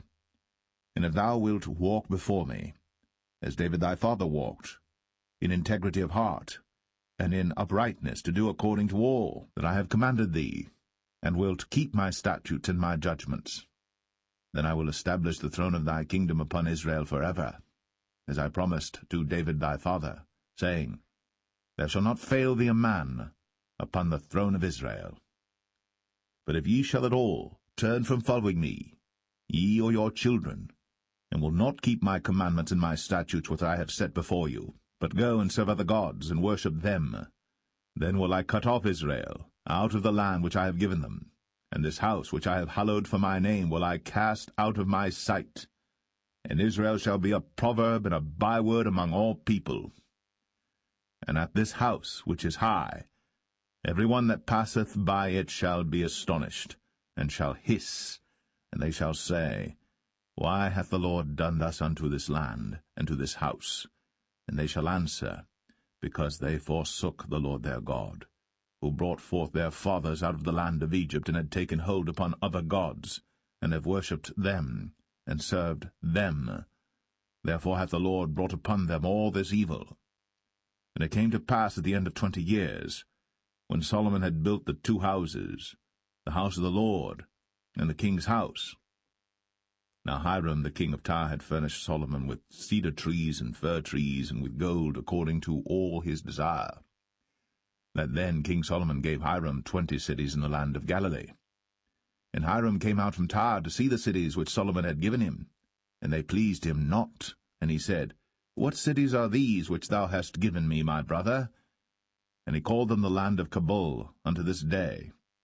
And Hiram sent to the king 60 talents of gold. And this is the reason of the levy which King Solomon raised, for to build the house of the Lord and his own house, and Millo, and the wall of Jerusalem, and Hazor, and Megiddo, and Gezer. For Pharaoh king of Egypt had gone up and taken Gezer, and burnt it with fire, and slain the Canaanites that dwelt in the city, and given it for a present unto his daughter Solomon's wife.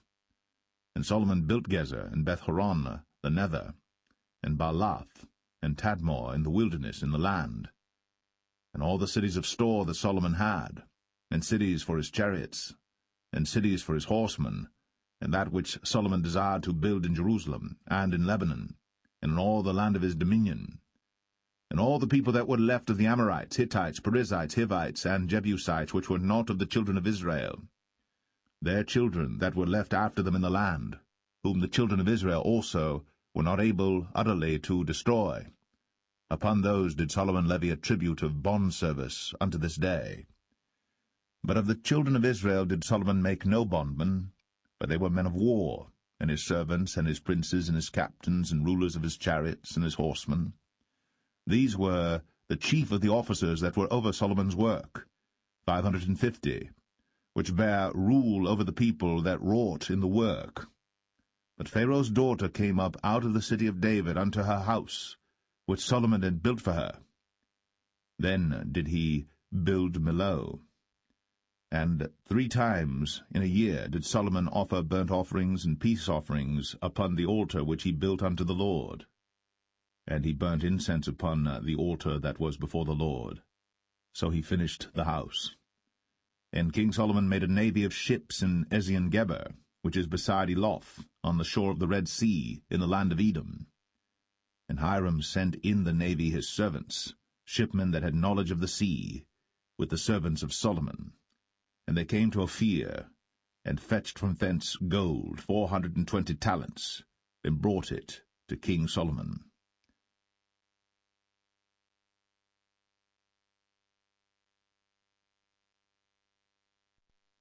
1 Kings 10. And when the queen of Sheba heard of the fame of Solomon concerning the name of the Lord, she came to prove him with hard questions. And she came to Jerusalem with a very great train, with camels that bare spices, and very much gold, and precious stones. And when she was come to Solomon, she communed with him of all that was in her heart. And Solomon told her all her questions. There was not anything hid from the king which he told her not. And when the queen of Sheba had seen all Solomon's wisdom, and the house that he had built, and the meat of his table, and the sitting of his servants, and the attendance of his ministers, and their apparel, and his cupbearers, and his ascent by which he went up unto the house of the Lord, there was no more spirit in her. And she said to the king, It was a true report that I heard in mine own land of thy acts and of thy wisdom. Howbeit, I believed not the word until I came. And mine eyes had seen it, and behold, the half was not told me. Thy wisdom and prosperity exceedeth the fame which I heard. Happy are thy men, happy are these thy servants, which stand continually before thee, and that hear thy wisdom. Blessed be the Lord thy God, which delighteth in thee, to set thee on the throne of Israel, because the Lord loved Israel for ever. Therefore made he thee king, to do judgment and justice. And she gave the king 120 talents of gold and of spices, very great store, and precious stones. There came no more such abundance of spices as these which the queen of Sheba gave to King Solomon. And the navy also of Hiram that brought gold from Ophir, brought in from Ophir great plenty of almug trees and precious stones. And the king made of the almug trees pillars for the house of the Lord, and for the king's house, harps also and psalteries for singers. There came no such almug trees, nor were seen unto this day. And King Solomon gave unto the queen of Sheba all her desire, whatsoever she asked, beside that which Solomon gave her of his royal bounty. So she turned, and went to her own country, she and her servants. Now the weight of gold that came to Solomon in 1 year was 666 talents of gold. Beside that he had of the merchantmen, and of the traffic of the spice merchants, and of all the kings of Arabia, and of the governors of the country. And King Solomon made 200 targets of beaten gold. 600 shekels of gold went to 1 target. And he made 300 shields of beaten gold. 3 pound of gold went to 1 shield, and the king put them in the house of the forest of Lebanon. Moreover, the king made a great throne of ivory, and overlaid it with the best gold. The throne had 6 steps, and the top of the throne was round behind, and there were stays on either side on the place of the seat, and 2 lions stood beside the stays, and 12 lions stood there on the one side, and on the other upon the 6 steps. There was not the like made in any kingdom. And all King Solomon's drinking vessels were of gold, and all the vessels of the house of the forest of Lebanon were of pure gold. None were of silver. It was nothing accounted of in the days of Solomon. For the king had at sea a navy of Tarshish, with the navy of Hiram. Once in 3 years came the navy of Tarshish, bringing gold and silver, ivory, and apes and peacocks. So King Solomon exceeded all the kings of the earth for riches and for wisdom. And all the earth sought to Solomon, to hear his wisdom which God had put in his heart. And they brought every man his present, vessels of silver, and vessels of gold, and garments, and armor, and spices, horses, and mules, a rate year by year. And Solomon gathered together chariots and horsemen, and he had 1,400 chariots, and 12,000 horsemen, whom he bestowed in the cities for chariots, and with the king at Jerusalem. And the king made silver to be in Jerusalem as stones, and cedars made he to be as the sycamore trees that are in the vale for abundance. And Solomon had horses brought out of Egypt, and linen yarn. The king's merchants received the linen yarn at a price. And a chariot came up and went out of Egypt for 600 shekels of silver, and an horse for 150. And so for all the kings of the Hittites, and for the kings of Syria, did they bring them out by their means.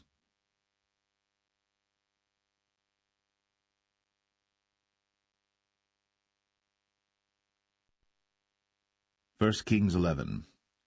But King Solomon loved many strange women, together with the daughter of Pharaoh, women of the Moabites, Ammonites, Edomites, Zidonians, and Hittites. Of the nations concerning which the Lord said unto the children of Israel, Ye shall not go in to them, neither shall they come in unto you, for surely they will turn away your heart after their gods. Solomon clave unto these in love. And he had 700 wives, princesses, and 300 concubines, and his wives turned away his heart. For it came to pass, when Solomon was old, that his wives turned away his heart after other gods. And his heart was not perfect with the Lord his God, as was the heart of David his father. For Solomon went after Ashtoreth, the goddess of the Zidonians, and after Milcom, the abomination of the Ammonites. And Solomon did evil in the sight of the Lord, and went not fully after the Lord, as did David his father. Then did Solomon build an high place for Chemosh, the abomination of Moab, in the hill that is before Jerusalem, and for Molech, the abomination of the children of Ammon. And likewise did he for all his strange wives, which burnt incense, and sacrificed unto their gods. And the Lord was angry with Solomon, because his heart was turned from the Lord God of Israel, which had appeared unto him twice, and had commanded him concerning this thing, that he should not go after other gods. But he kept not that which the Lord commanded. Wherefore the Lord said unto Solomon, Forasmuch as this is done of thee, and thou hast not kept my covenant and my statutes, which I have commanded thee, I will surely rend the kingdom from thee, and will give it to thy servant. Notwithstanding, in thy days, I will not do it for David thy father's sake, but I will rend it out of the hand of thy son. Howbeit, I will not rend away all the kingdom, but will give one tribe to thy son, for David my servant's sake, and for Jerusalem's sake, which I have chosen. And the Lord stirred up an adversary unto Solomon, Hadad the Edomite. He was of the king's seed in Edom. For it came to pass, when David was in Edom, and Joab, the captain of the host, was gone up to bury the slain, after he had smitten every male in Edom. For 6 months did Joab remain there with all Israel, until he had cut off every male in Edom. That Hadad fled, he and certain Edomites of his father's servants with him, to go into Egypt, Hadad being yet a little child. And they arose out of Midian, and came to Paran.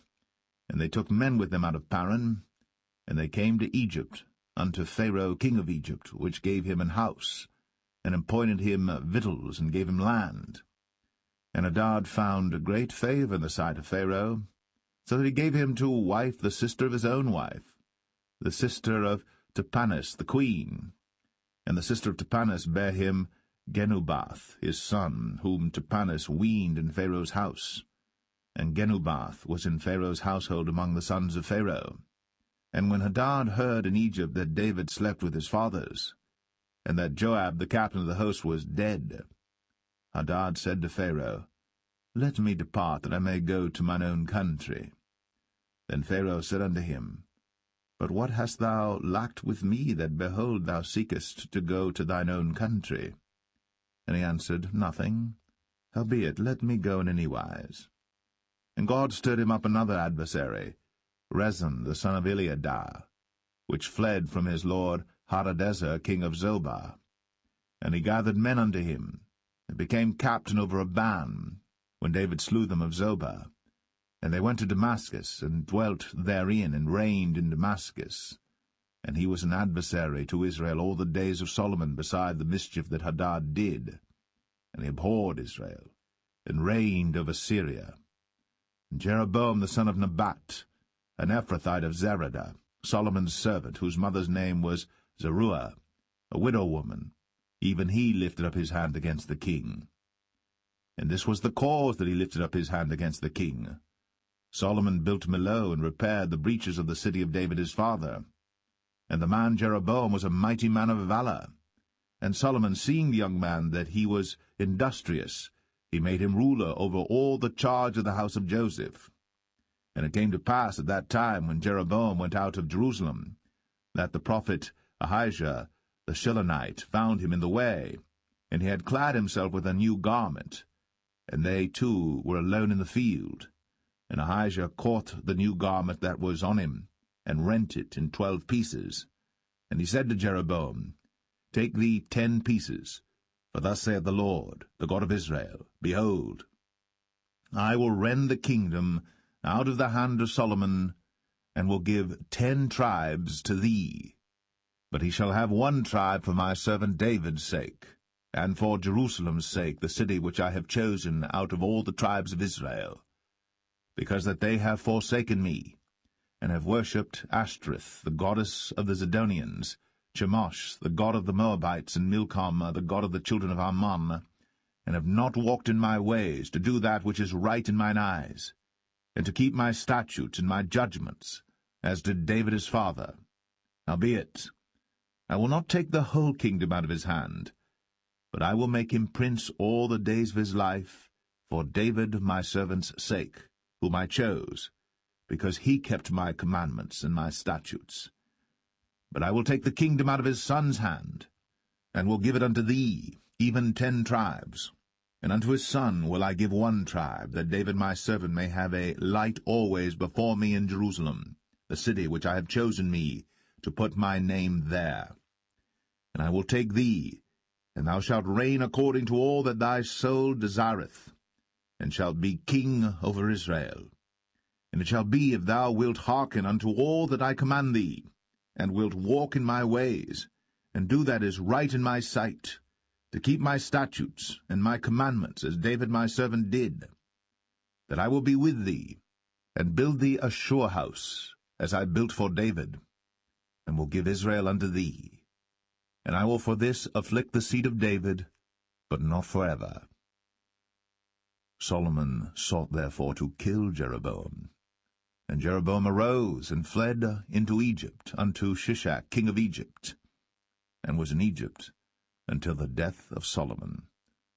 And the rest of the acts of Solomon, and all that he did, and his wisdom, are they not written in the book of the acts of Solomon? And the time that Solomon reigned in Jerusalem over all Israel was 40 years. And Solomon slept with his fathers, and was buried in the city of David his father, and Rehoboam his son reigned in his stead.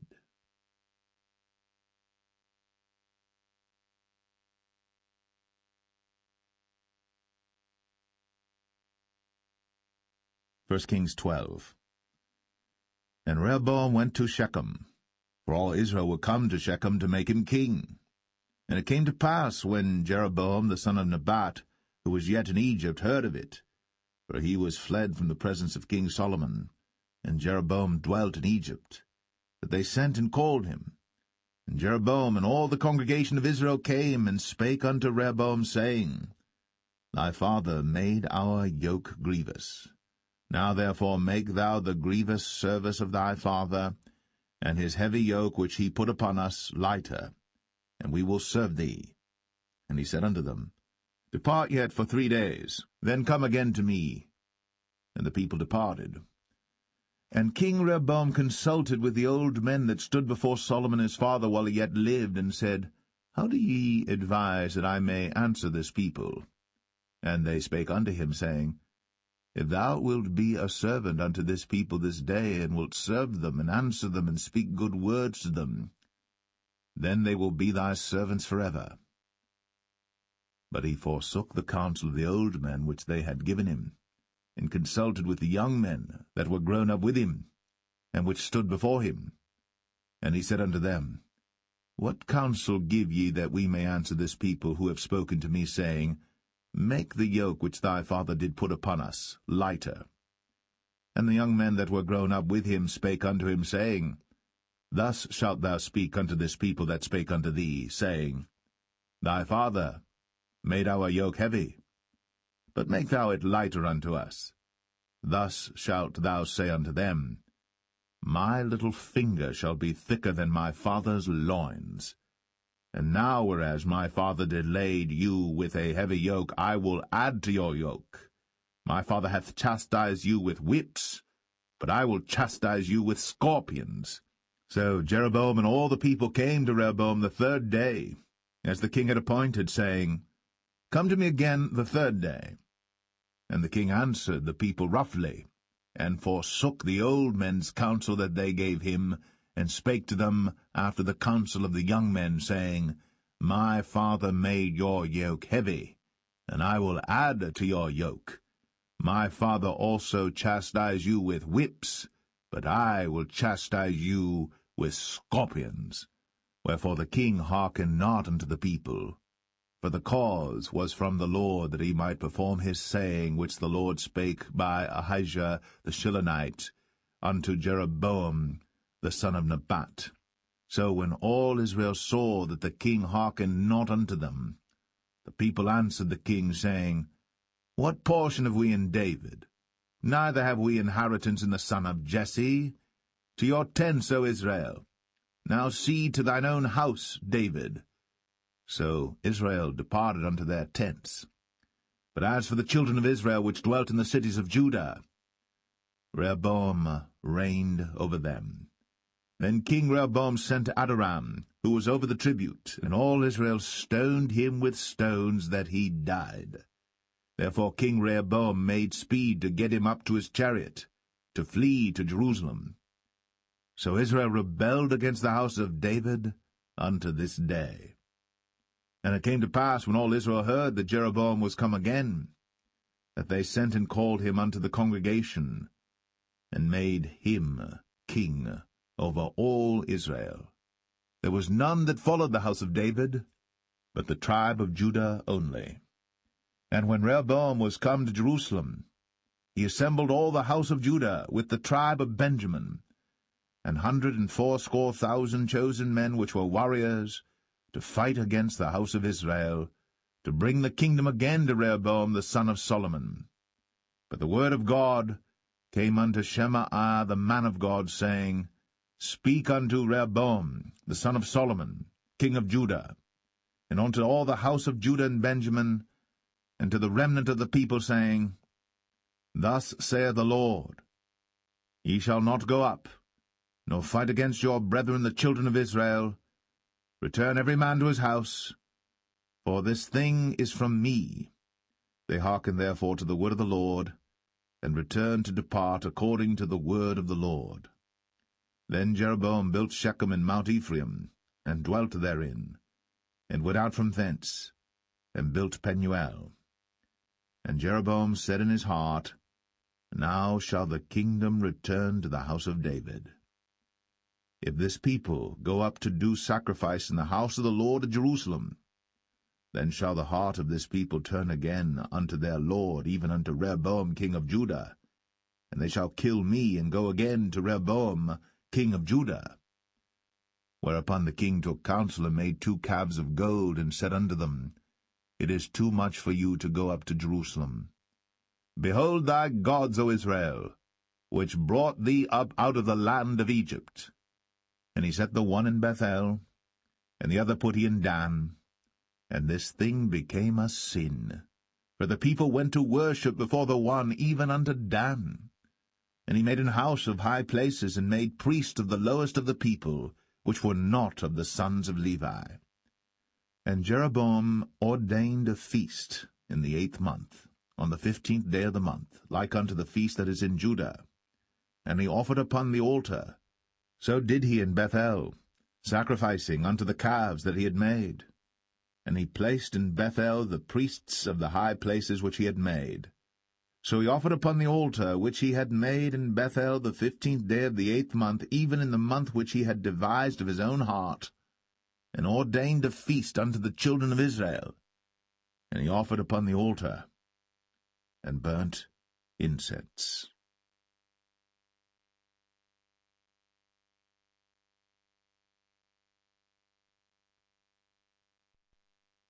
1 Kings 13. And behold, there came a man of God out of Judah by the word of the Lord unto Bethel. And Jeroboam stood by the altar to burn incense. And he cried against the altar in the word of the Lord, and said, O altar, altar, thus saith the Lord, Behold, a child shall be born unto the house of David, Josiah by name. And upon thee shall he offer the priests of the high places that burn incense upon thee, and men's bones shall be burnt upon thee. And he gave a sign the same day, saying, This is the sign which the Lord hath spoken. Behold, the altar shall be rent, and the ashes that are upon it shall be poured out. And it came to pass, when King Jeroboam heard the saying of the man of God, which had cried against the altar in Bethel, that he put forth his hand from the altar, saying, Lay hold on him. And his hand, which he put forth against him, dried up, so that he could not pull it in again to him.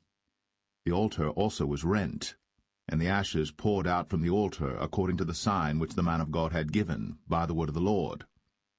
And the king answered and said unto the man of God, Entreat now the face of the Lord thy God, and pray for me, that my hand may be restored me again. And the man of God besought the Lord, and the king's hand was restored him again, and became as it was before. And the king said unto the man of God, Come home with me, and refresh thyself, and I will give thee a reward. And the man of God said unto the king, If thou wilt give me half thine house, I will not go in with thee, neither will I eat bread nor drink water in this place. For so was it charged me by the word of the Lord, saying, Eat no bread, nor drink water, nor turn again by the same way that thou camest. So he went another way, and returned not by the way that he came to Bethel. Now there dwelt an old prophet in Bethel, and his sons came and told him all the works that the man of God had done that day in Bethel, the words which he had spoken unto the king. Them they told also to their father. And their father said unto them, What way went he? For his sons had seen what way the man of God went, which came from Judah. And he said unto his sons, Saddle me the ass. So they saddled him the ass, and he rode thereon, and went after the man of God, and found him sitting under an oak. And he said unto him, Art thou the man of God that camest from Judah? And he said, I am. Then he said unto him, Come home with me, and eat bread. And he said, I may not return with thee, nor go in with thee, neither will I eat bread nor drink water with thee in this place. For it was said to me by the word of the Lord, Thou shalt eat no bread, nor drink water there, nor turn again to go by the way that thou camest. He said unto him, I am a prophet, also as thou art. And an angel spake unto me by the word of the Lord, saying, Bring him back with thee into thine house, that he may eat bread and drink water. But he lied unto him. So he went back with him, and did eat bread in his house, and drank water. And it came to pass, as they sat at the table, that the word of the Lord came unto the prophet that brought him back. And he cried unto the man of God that came from Judah, saying, Thus saith the Lord, For as much as thou hast disobeyed the mouth of the Lord, and hast not kept the commandment which the Lord thy God commanded thee, but camest back, and hast eaten bread, and drunk water in the place, of the which the Lord did say to thee, Eat no bread, and drink no water, thy carcass shall not come unto the sepulchre of thy fathers. And it came to pass, after he had eaten bread, and after he had drunk, that he saddled for him the ass, to wit, for the prophet whom he had brought back. And when he was gone, a lion met him by the way, and slew him. And his carcass was cast in the way, and the ass stood by it. The lion also stood by the carcass. And behold, men passed by, and saw the carcass cast in the way, and the lion standing by the carcass. And they came and told it in the city where the old prophet dwelt. And when the prophet that brought him back from the way heard thereof, he said, It is the man of God who was disobedient unto the word of the Lord. Therefore the Lord hath delivered him unto the lion, which hath torn him and slain him according to the word of the Lord, which he spake unto him. And he spake to his son, saying, Saddle me the ass. And they saddled him. And he went and found his carcass cast in the way, and the ass and the lion standing by the carcass. The lion had not eaten the carcass, nor torn the ass. And the prophet took up the carcass of the man of God, and laid it upon the ass, and brought it back. And the old prophet came to the city to mourn and to bury him. And he laid his carcass in his own grave, And they mourned over him, saying, Alas, my brother! And it came to pass, after he had buried him, that he spake to his son, saying, When I am dead, then bury me in the sepulchre wherein the man of God is buried. Lay my bones beside his bones. For the saying which he cried by the word of the Lord against the altar in Bethel, and against all the houses of the high places which are in the cities of Samaria, shall surely come to pass. After this thing Jeroboam returned not from his evil way, but made again of the lowest of the people priests of the high places. Whosoever would, he consecrated him, and he became one of the priests of the high places. And this thing became sin unto the house of Jeroboam, even to cut it off, and to destroy it from off the face of the earth.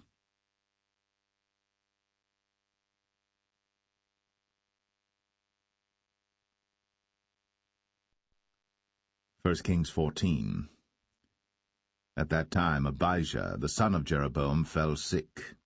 And Jeroboam said to his wife, Arise, I pray thee, and disguise thyself, that thou be not known to be the wife of Jeroboam, and get thee to Shiloh. Behold, there is Ahijah the prophet, which told me that I should be king over this people. And take with thee 10 loaves and cracknels, and a cruse of honey, and go to him. He shall tell thee what shall become of the child. And Jeroboam's wife did so, and arose, and went to Shiloh, and came to the house of Ahijah. But Ahijah could not see, for his eyes were set by reason of his age.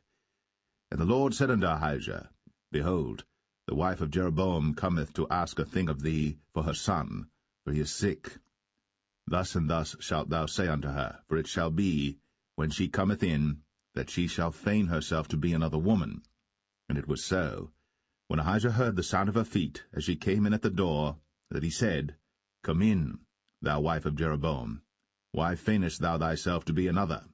For I am sent to thee with heavy tidings. Go, tell Jeroboam, Thus saith the Lord God of Israel, Forasmuch as I exalted thee from among the people, and made thee prince over my people Israel, and rent the kingdom away from the house of David, and gave it thee, and yet thou hast not been as my servant David, who kept my commandments, and who followed me with all his heart, to do that only which was right in mine eyes, but hast done evil above all that were before thee. For thou hast gone and made thee other gods, and molten images, to provoke me to anger, and hast cast me behind thy back. Therefore, behold, I will bring evil upon the house of Jeroboam, and will cut off from Jeroboam him that pisseth against the wall, and him that is shut up and left in Israel, and will take away the remnant of the house of Jeroboam as a man taketh away dung, till it be all gone. Him that dieth of Jeroboam in the city shall the dogs eat, and him that dieth in the field shall the fowls of the air eat. For the Lord hath spoken it. Arise thou therefore, get thee to thine own house, and when thy feet enter into the city, the child shall die. And all Israel shall mourn for him, and bury him. For he only of Jeroboam shall come to the grave, because in him there is found some good thing toward the Lord God of Israel in the house of Jeroboam. Moreover, the Lord shall raise him up a king over Israel, who shall cut off the house of Jeroboam that day. But what? Even now.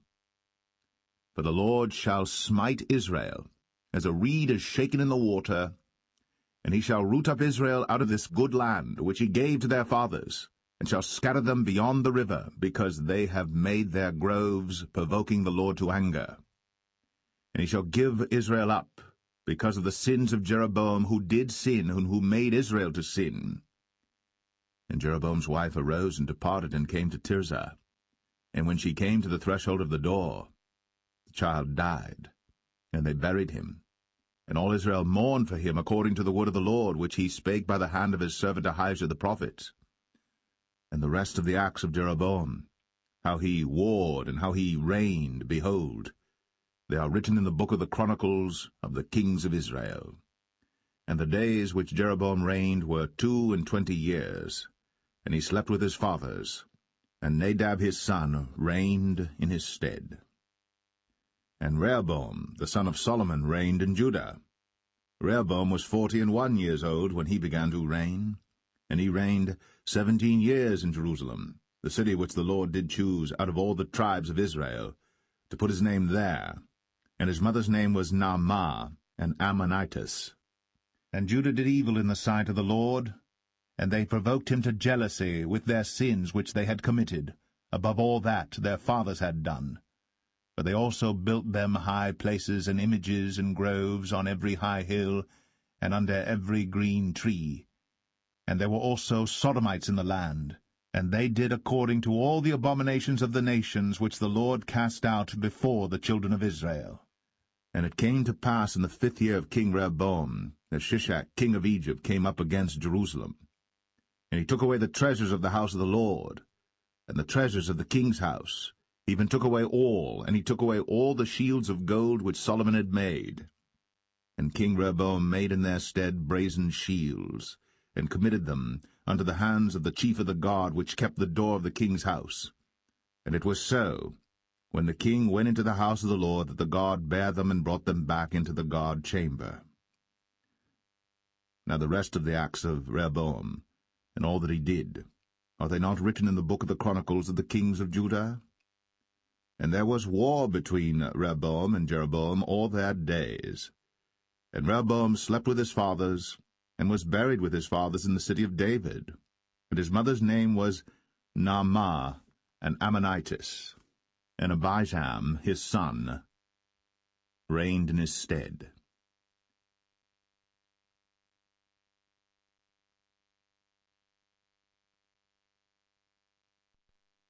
1 Kings 15.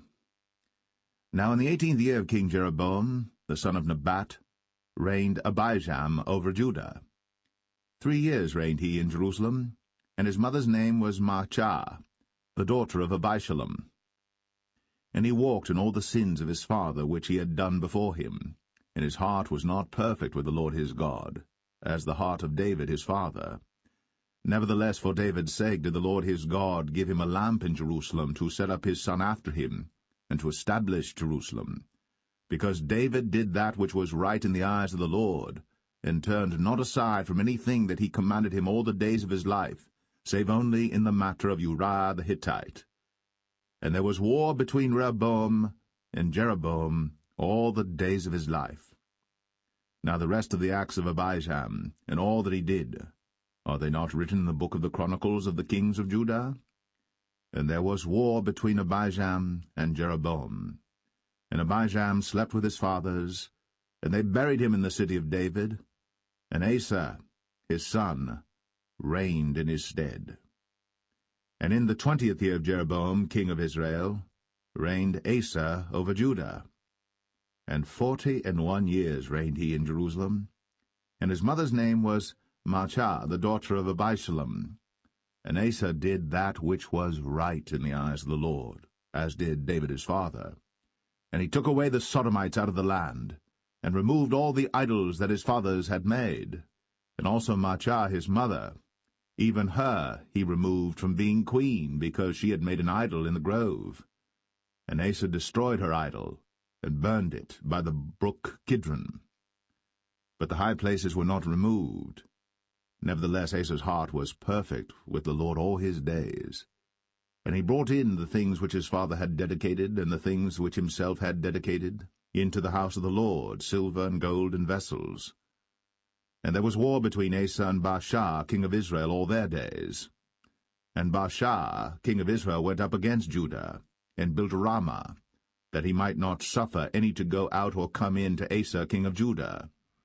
Then Asa took all the silver and the gold that were left in the treasures of the house of the Lord, and the treasures of the king's house, and delivered them into the hand of his servants. And King Asa sent them to Ben-Hadad, the son of Tabrimon, the son of Hezion, king of Syria, that dwelt at Damascus, saying, There is a league between me and thee, and between my father and thy father. Behold, I have sent unto thee a present of silver and gold. Come, and break thy league with Baasha king of Israel, that he may depart from me.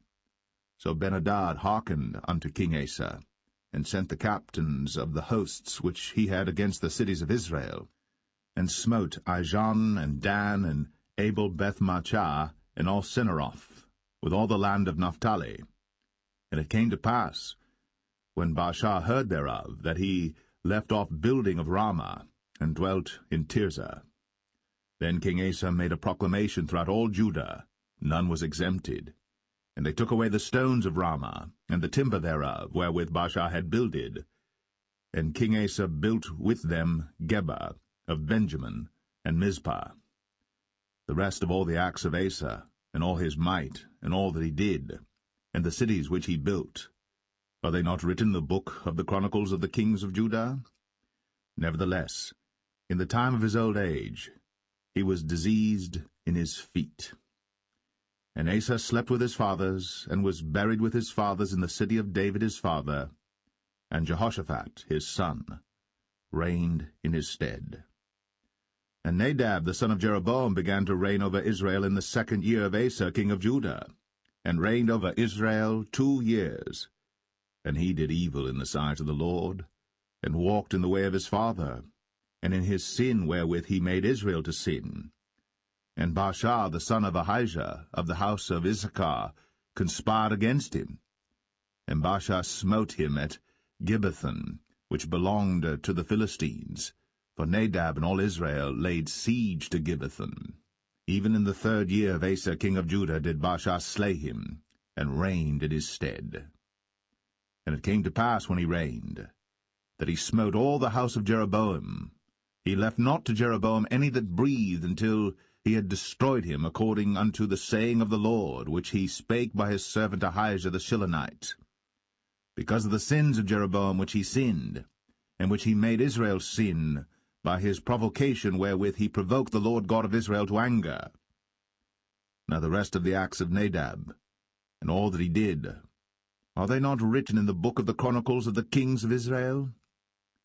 And there was war between Asa and Baasha, king of Israel, all their days. In the 3rd year of Asa king of Judah began Baasha the son of Ahijah to reign over all Israel in Tirzah 24 years. And he did evil in the sight of the Lord, and walked in the way of Jeroboam, and in his sin wherewith he made Israel to sin.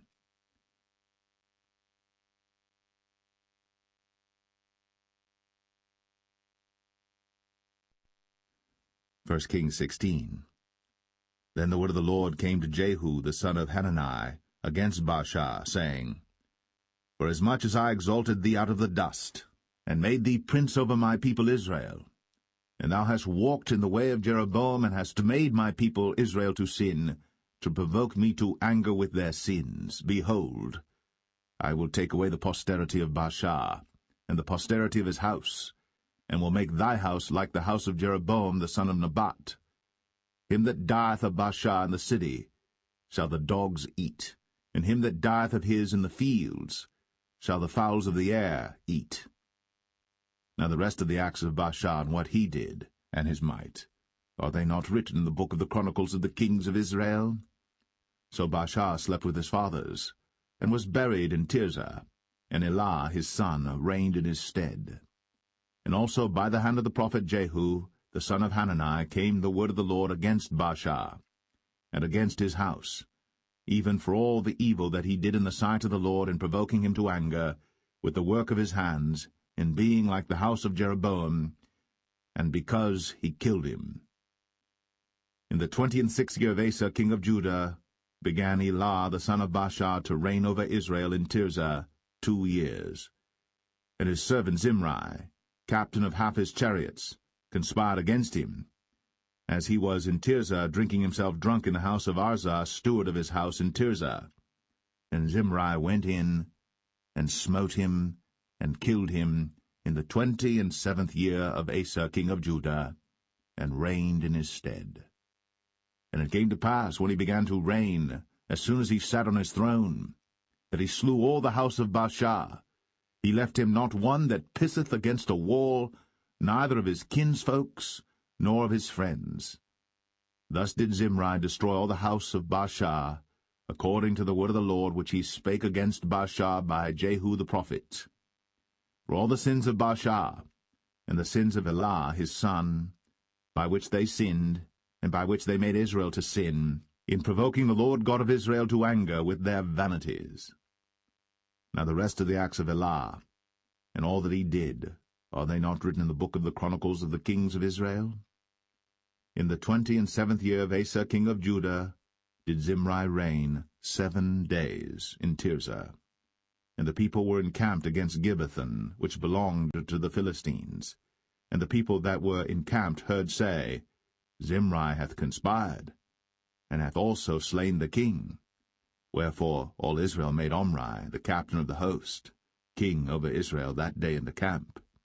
And Omri went up from Gibbethon, and all Israel with him, and they besieged Tirzah. And it came to pass, when Zimri saw that the city was taken, that he went into the palace of the king's house, and burnt the king's house over him with fire, and died. For his sins, which he sinned in doing evil in the sight of the Lord, in walking in the way of Jeroboam, and in his sin which he did, to make Israel to sin. Now the rest of the acts of Zimri, and his treason that he wrought, are they not written in the book of the Chronicles of the kings of Israel? Then were the people of Israel divided into 2 parts. Half of the people followed Tibni the son of Ginath, to make him king, and half followed Omri. But the people that followed Omri prevailed against the people that followed Tibni the son of Ginath. So Tibni died, and Omri reigned. In the 31st year of Asa king of Judah began Omri to reign over Israel 12 years. 6 years reigned he in Tirzah. And he bought the hill Samaria of Shemer for 2 talents of silver, and built on the hill, and called the name of the city which he built after the name of Shemer, owner of the hill, Samaria. But Omri wrought evil in the eyes of the Lord, and did worse than all that were before him. For he walked in all the way of Jeroboam the son of Nebat, and in his sin wherewith he made Israel to sin, to provoke the Lord God of Israel to anger with their vanities. Now the rest of the acts of Omri which he did, and his might that he showed, are they not written in the book of the Chronicles of the kings of Israel? So Omri slept with his fathers, and was buried in Samaria, and Ahab his son reigned in his stead. And in the 38th year of Asa king of Judah began Ahab the son of Omri to reign over Israel. And Ahab the son of Omri reigned over Israel in Samaria 22 years. And Ahab the son of Omri did evil in the sight of the Lord above all that were before him. And it came to pass, as if it had been a light thing for him to walk in the sins of Jeroboam the son of Nebat, that he took to wife Jezebel, the daughter of Ethbaal, king of the Zidonians, and went and served Baal, and worshipped him. And he reared up an altar for Baal in the house of Baal, which he had built in Samaria. And Ahab made a grove, and Ahab did more to provoke the Lord God of Israel to anger than all the kings of Israel that were before him. In his days did Hiel the Bethelite build Jericho. He laid the foundation thereof in Abiram his firstborn, and set up the gates thereof in his youngest son Segub, according to the word of the Lord, which he spake by Joshua, the son of Nun.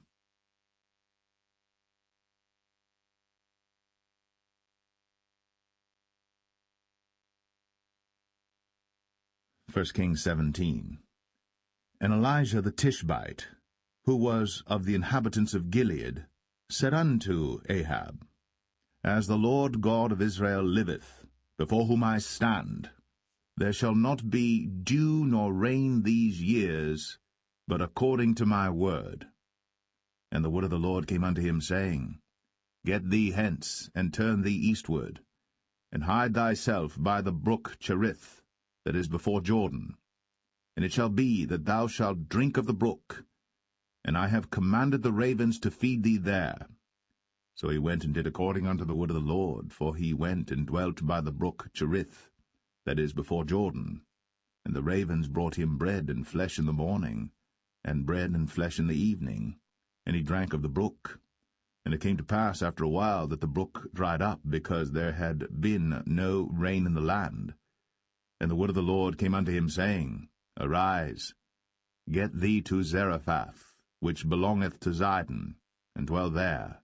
Behold, I have commanded a widow woman there to sustain thee. So he arose and went to Zarephath. And when he came to the gate of the city, behold, the widow woman was there gathering of sticks. And he called to her, and said, Fetch me, I pray thee, a little water in a vessel, that I may drink. And as she was going to fetch it, he called to her, and said, Bring me, I pray thee, a morsel of bread in thine hand. And she said, As the Lord thy God liveth, I have not a cake, but an handful of meal in a barrel, and a little oil in a cruse, and behold, I am gathering 2 sticks, that I may go in and dress it for me, and my son, that we may eat it, and die.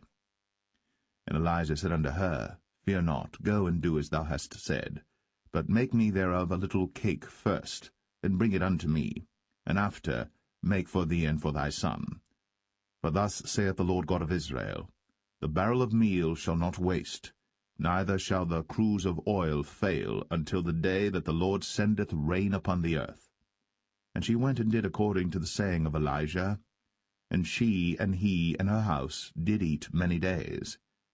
And the barrel of meal wasted not, neither did the cruse of oil fail, according to the word of the Lord which he spake by Elijah.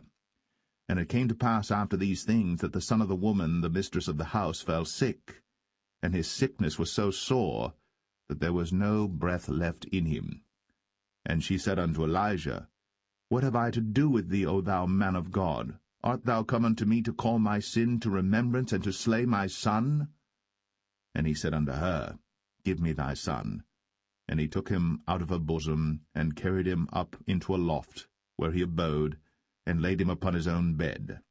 And he cried unto the Lord, and said, O Lord my God, hast thou also brought evil upon the widow with whom I sojourn, by slaying her son? And he stretched himself upon the child 3 times, and cried unto the Lord, and said, O Lord my God, I pray thee, let this child's soul come into him again. And the Lord heard the voice of Elijah, and the soul of the child came into him again, and he revived. And Elijah took the child, and brought him down out of the chamber into the house, and delivered him unto his mother. And Elijah said, See, thy son liveth. And the woman said to Elijah, Now by this I know that thou art a man of God, and that the word of the Lord in thy mouth is truth.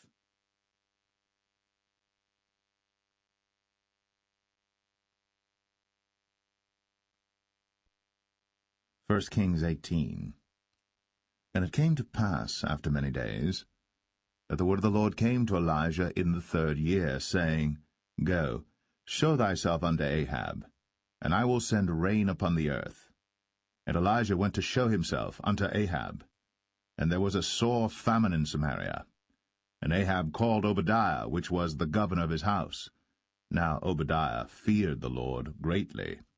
For it was so, when Jezebel cut off the prophets of the Lord, that Obadiah took 100 prophets, and hid them by 50 in a cave, and fed them with bread and water. And Ahab said unto Obadiah, Go into the land, unto all fountains of water, and unto all brooks. Peradventure we may find grass to save the horses and mules alive, that we lose not all the beasts. So they divided the land between them to pass throughout it. Ahab went one way by himself, and Obadiah went another way by himself. And as Obadiah was in the way, behold, Elijah met him, and he knew him, and fell on his face, and said, Art thou that my lord Elijah? And he answered him, I am. Go tell thy lord, Behold, Elijah is here. And he said, What have I sinned, that thou wouldst deliver thy servant into the hand of Ahab, to slay me? As the Lord thy God liveth, there is no nation or kingdom whither my lord hath not sent to seek thee. And when they said, He is not there, he took an oath of the kingdom and nation, that they found thee not. And now thou sayest, Go tell thy lord, Behold, Elijah is here. And it shall come to pass, as soon as I am gone from thee, that the Spirit of the Lord shall carry thee whither I know not. And so when I come and tell Ahab, and he cannot find thee, he shall slay me. But I thy servant fear the Lord from my youth. Was it not told my lord what I did when Jezebel slew the prophets of the Lord, how I hid 100 men of the Lord's prophets by 50 in a cave, and fed them with bread and water? And now thou sayest, Go tell thy lord, Behold, Elijah is here, and he shall slay me? And Elijah said, As the Lord of hosts liveth, before whom I stand, I will surely show myself unto him today. So Obadiah went to meet Ahab and told him. And Ahab went to meet Elijah. And it came to pass, when Ahab saw Elijah, that Ahab said unto him, Art thou he that troubleth Israel? And he answered, I have not troubled Israel, but thou and thy father's house, in that ye have forsaken the commandments of the Lord, and thou hast followed Baalim. Now therefore send and gather to me all Israel unto Mount Carmel, and the prophets of Baal 450, and the prophets of the groves 400, which eat at Jezebel's table.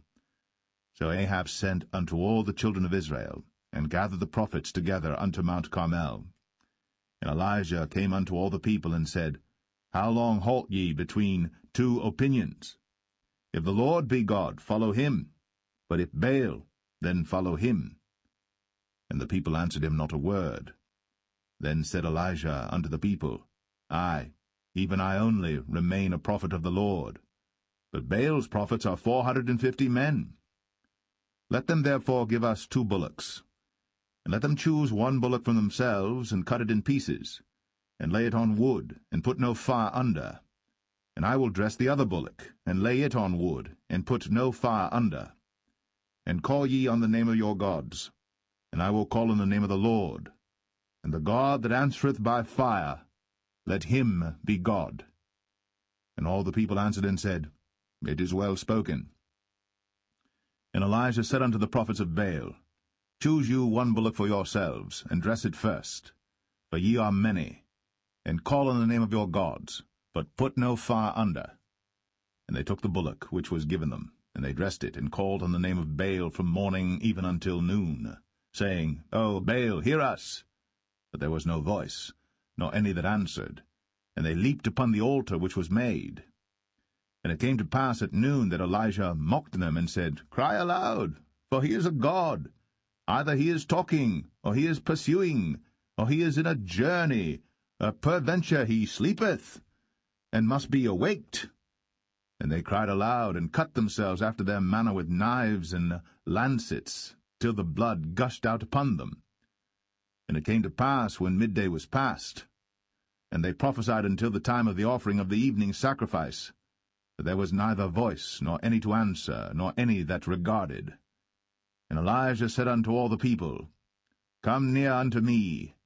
And all the people came near unto him, and he repaired the altar of the Lord that was broken down. And Elijah took 12 stones, according to the number of the tribes of the sons of Jacob, unto whom the word of the Lord came, saying, Israel shall be thy name. And with the stones he built an altar in the name of the Lord, and he made a trench about the altar, as great as would contain 2 measures of seed. And he put the wood in order, and cut the bullock in pieces, and laid him on the wood, and said, Fill 4 barrels with water, and pour it on the burnt sacrifice, and on the wood. And he said, Do it the 2nd time. And they did it the 2nd time. And he said, Do it the 3rd time. And they did it the 3rd time. And the water ran round about the altar, and he filled the trench also with water. And it came to pass, at the time of the offering of the evening sacrifice, that Elijah the prophet came near and said, Lord God of Abraham, Isaac, and of Israel, let it be known this day that thou art God in Israel, and that I am thy servant, and that I have done all these things at thy word. Hear me, O Lord, hear me, that this people may know that thou art the Lord God, and that thou hast turned their heart back again. Then the fire of the Lord fell, and consumed the burnt sacrifice, and the wood, and the stones, and the dust, and licked up the water that was in the trench. And when all the people saw it, They fell on their faces, and they said, The Lord, he is the God. The Lord, he is the God. And Elijah said unto them, Take the prophets of Baal, let not one of them escape. And they took them. And Elijah brought them down to the brook Kishon, and slew them there. And Elijah said unto Ahab, Get thee up, eat and drink, for there is a sound of abundance of rain. So Ahab went up to eat and to drink. And Elijah went up to the top of Carmel, and he cast himself down upon the earth, and put his face between his knees, and said to his servant, Go up now, look toward the sea. And he went up and looked, and said, There is nothing. And he said, Go again 7 times. And it came to pass at the 7th time that he said, Behold, there ariseth a little cloud out of the sea like a man's hand. And he said, Go up, say unto Ahab, Prepare thy chariot, and get thee down, that the rain stop thee not. And it came to pass in the meanwhile that the heaven was black with clouds and wind, and there was a great rain. And Ahab rode, and went to Jezreel. And the hand of the Lord was on Elijah, and he girded up his loins, and ran before Ahab to the entrance of Jezreel.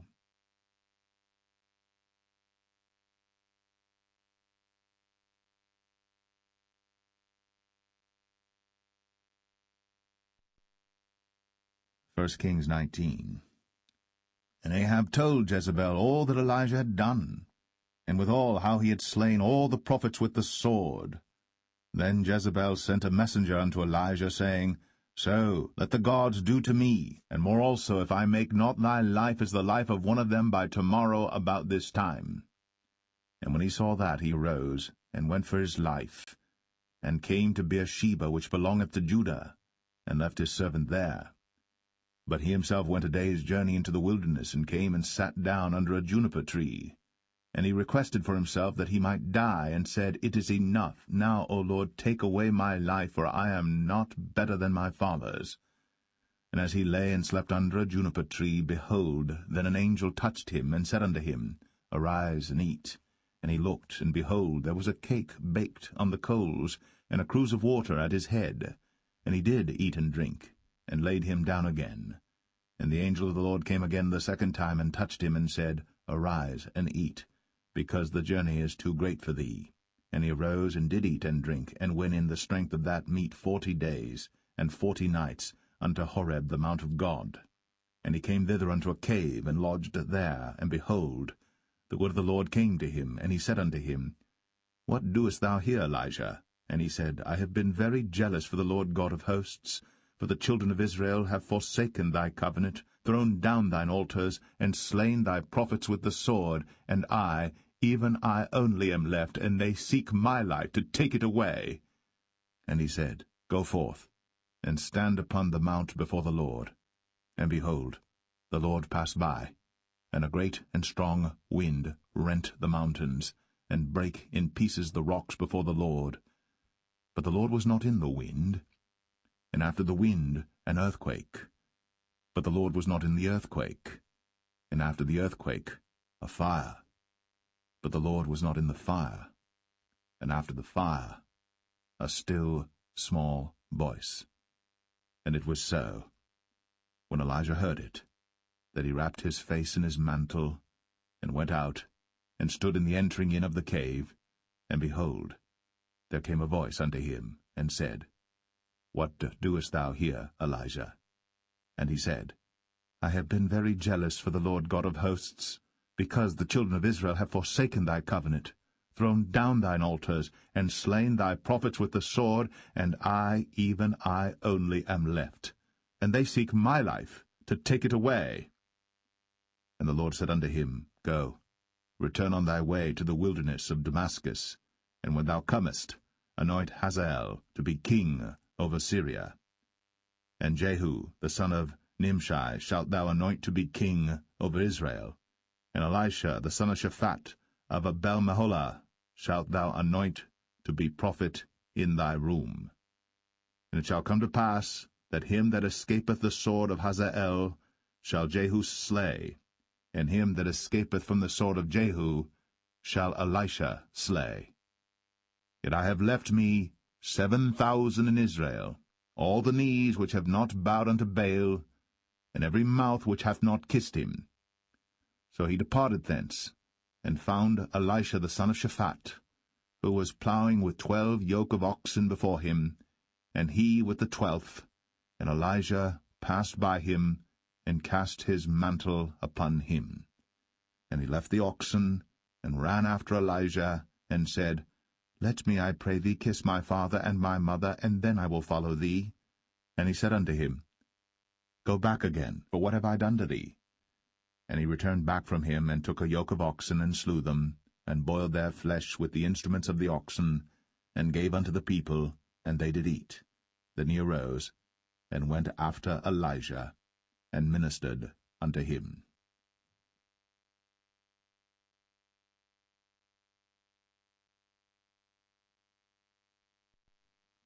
1 Kings 20.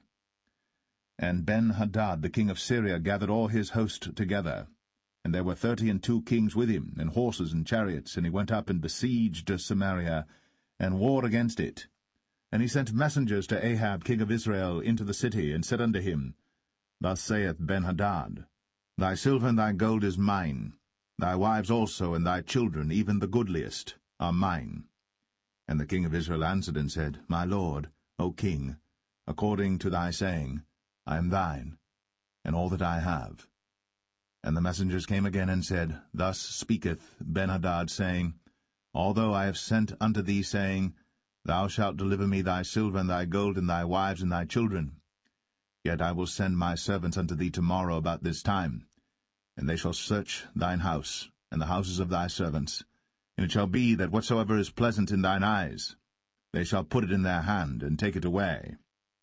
Then the king of Israel called all the elders of the land, and said, Mark, I pray you, and see how this man seeketh mischief, for he sent unto me for my wives, and for my children, and for my silver, and for my gold, and I denied him not.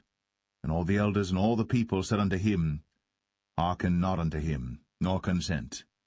Wherefore he said unto the messengers of Ben-Hadad, Tell my lord the king, all that thou didst send for to thy servant at the first, I will do, but this thing I may not do. And the messengers departed, and brought him word again. And Ben-Hadad sent unto him, and said, The gods do so unto me, and more also, if the dust of Samaria shall suffice for handfuls for all the people that follow me. And the king of Israel answered and said, Tell him, Let not him that girdeth on his harness boast himself, as he that putteth it off. And it came to pass, when Ben-Hadad heard this message, as he was drinking, he and the kings in the pavilions, that he said unto his servants, Set yourselves in array. And they set themselves in array against the city. And behold, there came a prophet unto Ahab king of Israel, saying, Thus saith the Lord, Hast thou seen all this great multitude? Behold, I will deliver it into thine hand this day, and thou shalt know that I am the Lord. And Ahab said, By whom? And he said, Thus saith the Lord, even by the young men of the princes of the provinces. Then he said, Who shall order the battle? And he answered, Thou. Then he numbered the young men of the princes of the provinces, and they were 232, and after them he numbered all the people, even all the children of Israel, being 7,000. And they went out at noon. But Ben-Hadad was drinking himself drunk in the pavilions, he and the kings, the 32 kings that helped him. And the young men of the princes of the provinces went out first. And Ben-Hadad sent out, and they told him, saying, There are men come out of Samaria. And he said, Whether they be come out for peace, take them alive, or whether they be come out for war, take them alive. So these young men of the princes of the provinces came out of the city, and the army which followed them, and they slew every one his man, and the Syrians fled. And Israel pursued them, and Ben-Hadad the king of Syria escaped on an horse with the horsemen. And the king of Israel went out, and smote the horses and chariots, and slew the Syrians with a great slaughter. And the prophet came to the king of Israel, and said unto him, Go, strengthen thyself. and mark and see what thou doest. For at the return of the year the king of Syria will come up against thee. And the servants of the king of Syria said unto him, Their gods are gods of the hills, therefore they were stronger than we. But let us fight against them in the plain, and surely we shall be stronger than they. And do this thing, take the kings away, every man out of his place, and put captains in their rooms. And number thee an army like the army that thou hast lost, horse for horse, and chariot for chariot, and we will fight against them in the plain, and surely we shall be stronger than they. And he hearkened unto their voice, and did so. And it came to pass, at the return of the year, that Benhadad numbered the Syrians, and went up to Aphek to fight against Israel. And the children of Israel were numbered, and were all present, and went against them. And the children of Israel pitched before them like two little flocks of kids, but the Syrians filled the country. And there came a man of God, and spake unto the king of Israel, and said, Thus saith the Lord, Because the Syrians have said, The Lord is God of the hills, but he is not God of the valleys. Therefore will I deliver all this great multitude into thine hand, and ye shall know that I am the Lord. And they pitched one over against the other 7 days, and so it was, that in the 7th day the battle was joined, and the children of Israel slew of the Syrians 100,000 footmen in 1 day. But the rest fled to Aphek into the city, and there a wall fell upon 27,000 of the men that were left. And Benhadad fled, and came into the city, into an inner chamber. And his servants said unto him, Behold now, we have heard that the kings of the house of Israel are merciful kings. Let us, I pray thee, put sackcloth on our loins, and ropes upon our heads, and go out to the king of Israel. Peradventure he will save thy life. So they girded sackcloth on their loins, and put ropes on their heads, and came to the king of Israel, and said, Thy servant Benhadad saith, I pray thee, let me live. And he said, Is he yet alive? He is my brother. Now the men did diligently observe whether anything would come from him, and did hastily catch it. And they said, Thy brother Benhadad. Then he said, Go ye, bring him. Then Benhadad came forth to him, and he caused him to come up into the chariot. And Benhadad said unto him, The cities which my father took from thy father I will restore, and thou shalt make streets for thee in Damascus, as my father made in Samaria. Then said Ahab, I will send thee away with this covenant. So he made a covenant with him, and sent him away. And a certain man of the sons of the prophets said unto his neighbor in the word of the Lord, Smite me, I pray thee. And the man refused to smite him. Then said he unto him, Because thou hast not obeyed the voice of the Lord, behold, as soon as thou art departed from me, a lion shall slay thee.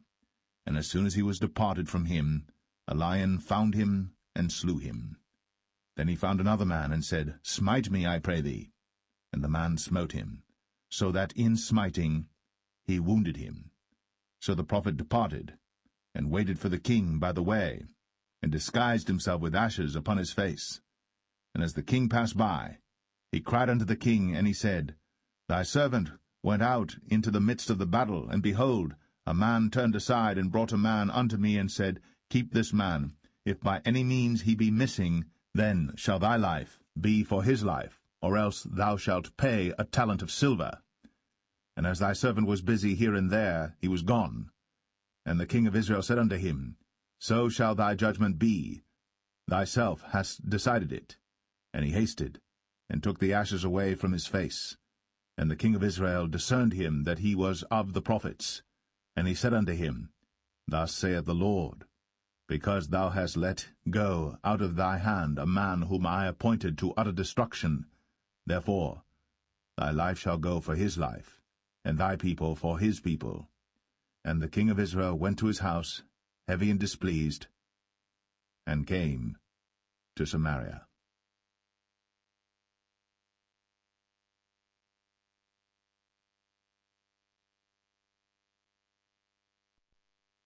1 Kings 21.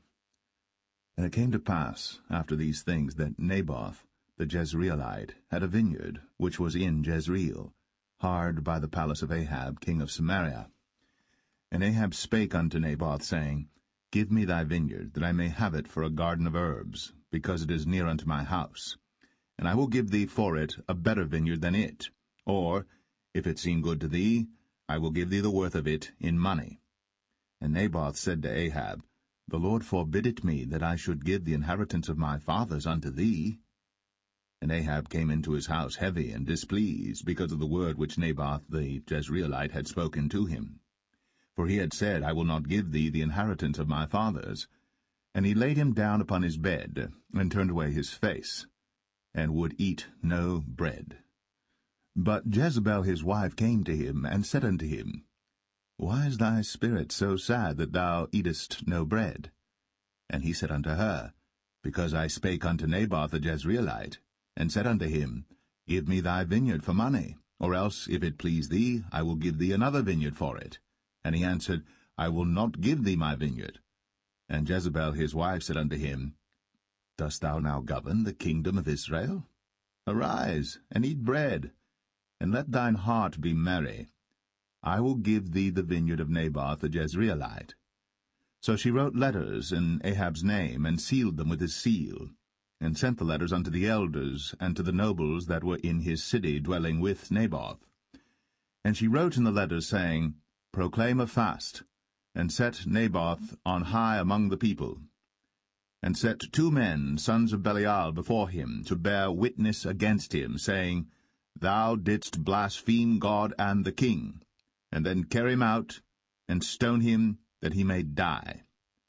And the men of his city, even the elders and the nobles, who were the inhabitants in his city, did as Jezebel had sent unto them, and as it was written in the letters which she had sent unto them. They proclaimed a fast, and set Naboth on high among the people. And there came in 2 men, children of Belial, and sat before him. And the men of Belial witnessed against him, even against Naboth, in the presence of the people, saying, Naboth did blaspheme God and the king. Then they carried him forth out of the city, and stoned him with stones, that he died.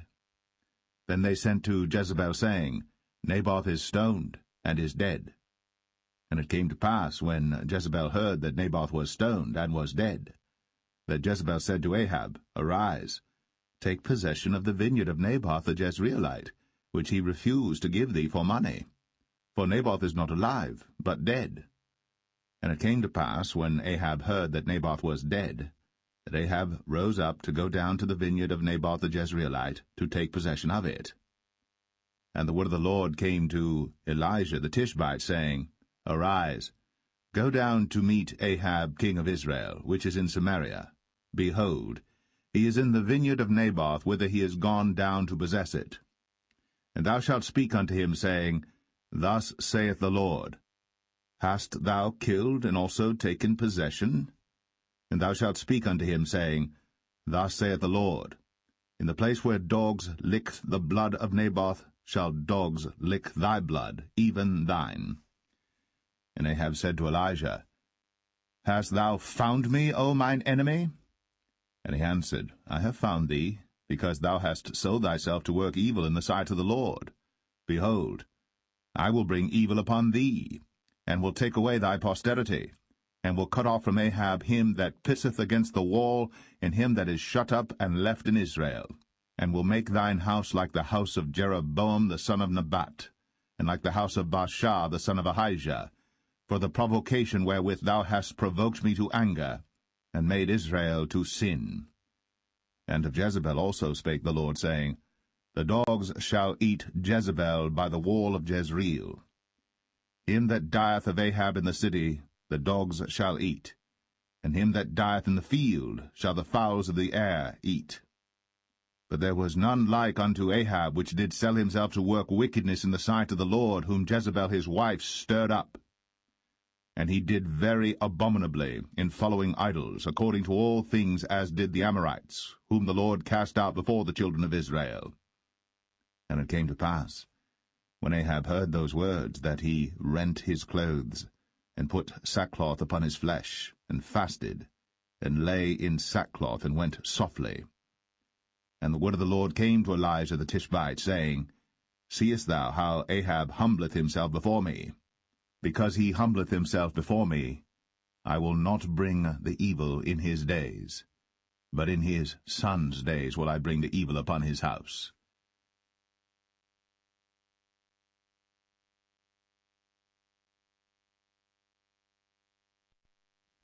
1 Kings 22. And they continued 3 years without war between Syria and Israel. And it came to pass in the 3rd year that Jehoshaphat the king of Judah came down to the king of Israel. And the king of Israel said unto his servants, Know ye that Ramoth and Gilead is ours, and we be still, and take it not out of the hand of the king of Syria? And he said unto Jehoshaphat, Wilt thou go with me to battle to Ramoth-Gilead? And Jehoshaphat said to the king of Israel, I am as thou art, my people as thy people, my horses as thy horses. And Jehoshaphat said unto the king of Israel, Inquire, pray thee, at the word of the Lord today. Then the king of Israel gathered the prophets together, about 400 men, and said unto them, Shall I go against Ramoth-Gilead to battle, or shall I forbear? And they said, Go up, for the Lord shall deliver it into the hand of the king.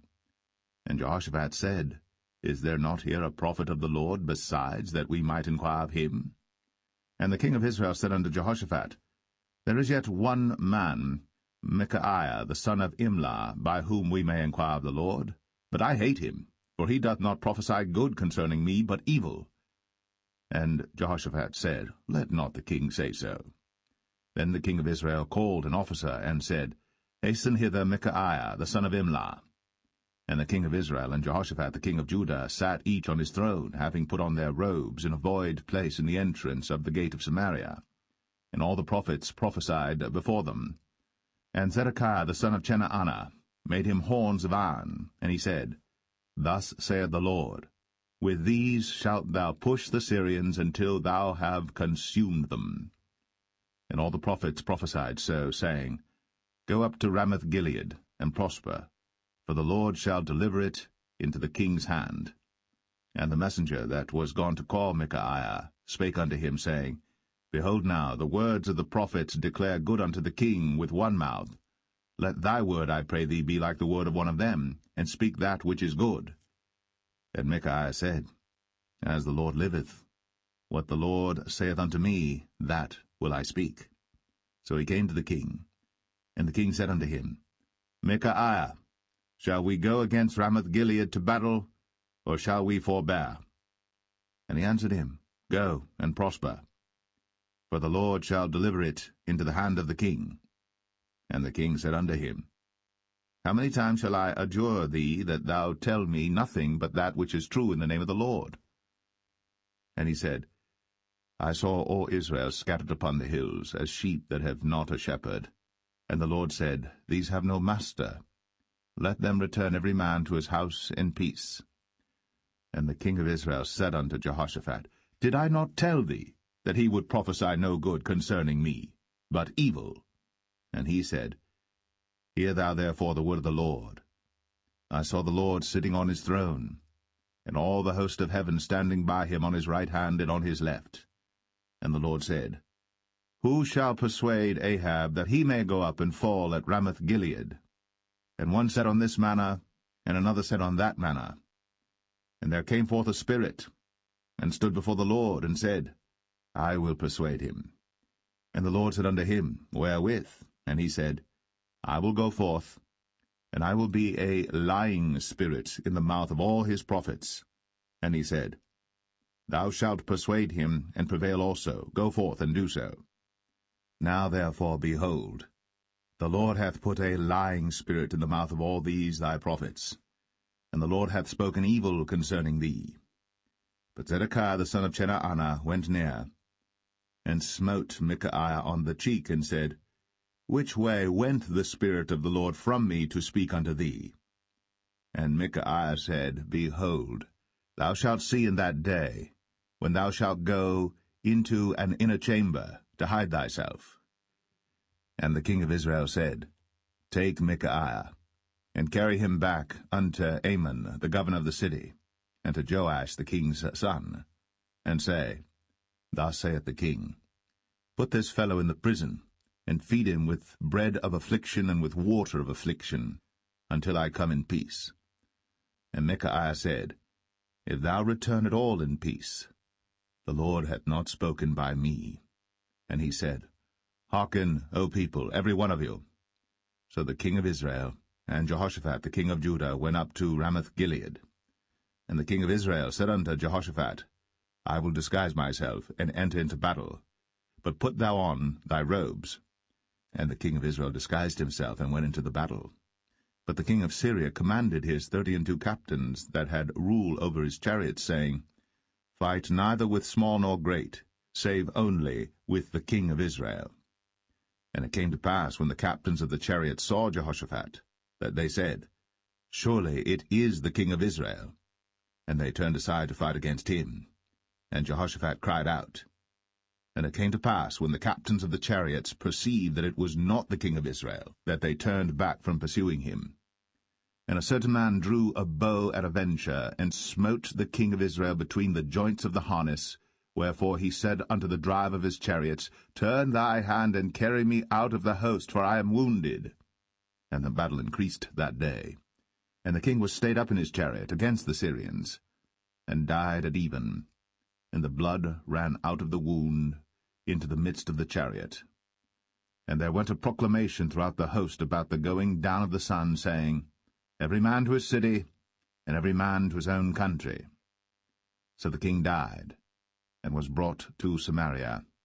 And they buried the king in Samaria. And one washed the chariot in the pool of Samaria, and the dogs licked up his blood, and they washed his armor, according unto the word of the Lord which he spake. Now the rest of the acts of Ahab, and all that he did, and the ivory house which he made, and all the cities that he built, are they not written in the book of the Chronicles of the kings of Israel? So Ahab slept with his fathers, and Ahaziah his son reigned in his stead. And Jehoshaphat the son of Asa began to reign over Judah in the 4th year of Ahab king of Israel. Jehoshaphat was 35 years old when he began to reign, and he reigned 25 years in Jerusalem. And his mother's name was Azubah, the daughter of Shilhi. And he walked in all the ways of Asa his father. He turned not aside from it, doing that which was right in the eyes of the Lord. Nevertheless the high places were not taken away, for the people offered and burnt incense yet in the high places. And Jehoshaphat made peace with the king of Israel. Now the rest of the acts of Jehoshaphat, and his might that he showed, and how he warred, are they not written in the book of the Chronicles of the kings of Judah? And the remnant of the Sodomites, which remained in the days of his father Asa, he took out of the land. There was then no king in Edom, a deputy was king. Jehoshaphat made ships of Tarshish to go to Ophir for gold, but they went not, for the ships were broken at Ezion-Geber. Then said Ahaziah the son of Ahab unto Jehoshaphat, Let my servants go with thy servants in the ships. But Jehoshaphat would not. And Jehoshaphat slept with his fathers, and was buried with his fathers in the city of David his father. And Jehoram his son reigned in his stead.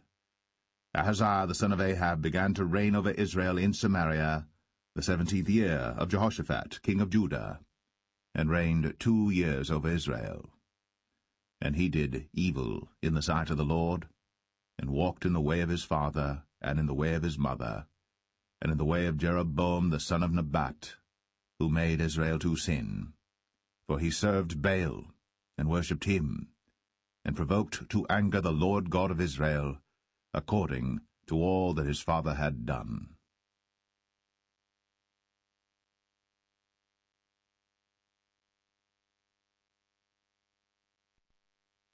The Second Book of Kings, Chapter 1. Then Moab rebelled against Israel after the death of Ahab. And Ahaziah fell down through a lattice in his upper chamber that was in Samaria, and was sick.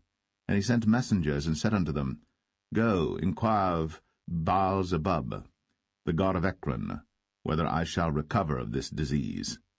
But the angel of the Lord said to Elijah the Tishbite, Arise, go up to meet the messengers of the king of Samaria, and say unto them, Is it not because there is not a God in Israel that ye go to inquire of Baal-zebub, the god of Ekron? Now therefore thus saith the Lord, Thou shalt not come down from that bed on which thou art gone up, but shalt surely die. And Elijah departed. And when the messengers turned back unto him, he said unto them, Why are ye now turned back? And they said unto him, There came a man up to meet us, and said unto us, Go, turn again unto the king that sent you, and say unto him, Thus saith the Lord, Is it not because there is not a God in Israel that thou sendest to inquire of Baal-zebub, the god of Ekron? Therefore thou shalt not come down from that bed on which thou art gone up, but shalt surely die. And he said unto them, What manner of man was he which came up to meet you, and told you these words? And they answered him, He was an hairy man, and girt with a girdle of leather about his loins. And he said, It is Elijah the Tishbite. Then the king sent unto him a captain of 50 with his 50. And he went up to him, and behold, he sat on the top of an hill. And he spake unto him, Thou man of God, the king hath said, Come down. And Elijah answered and said to the captain of 50, If I be a man of God, then let fire come down from heaven, and consume thee and thy 50. And there came down fire from heaven, and consumed him and his 50.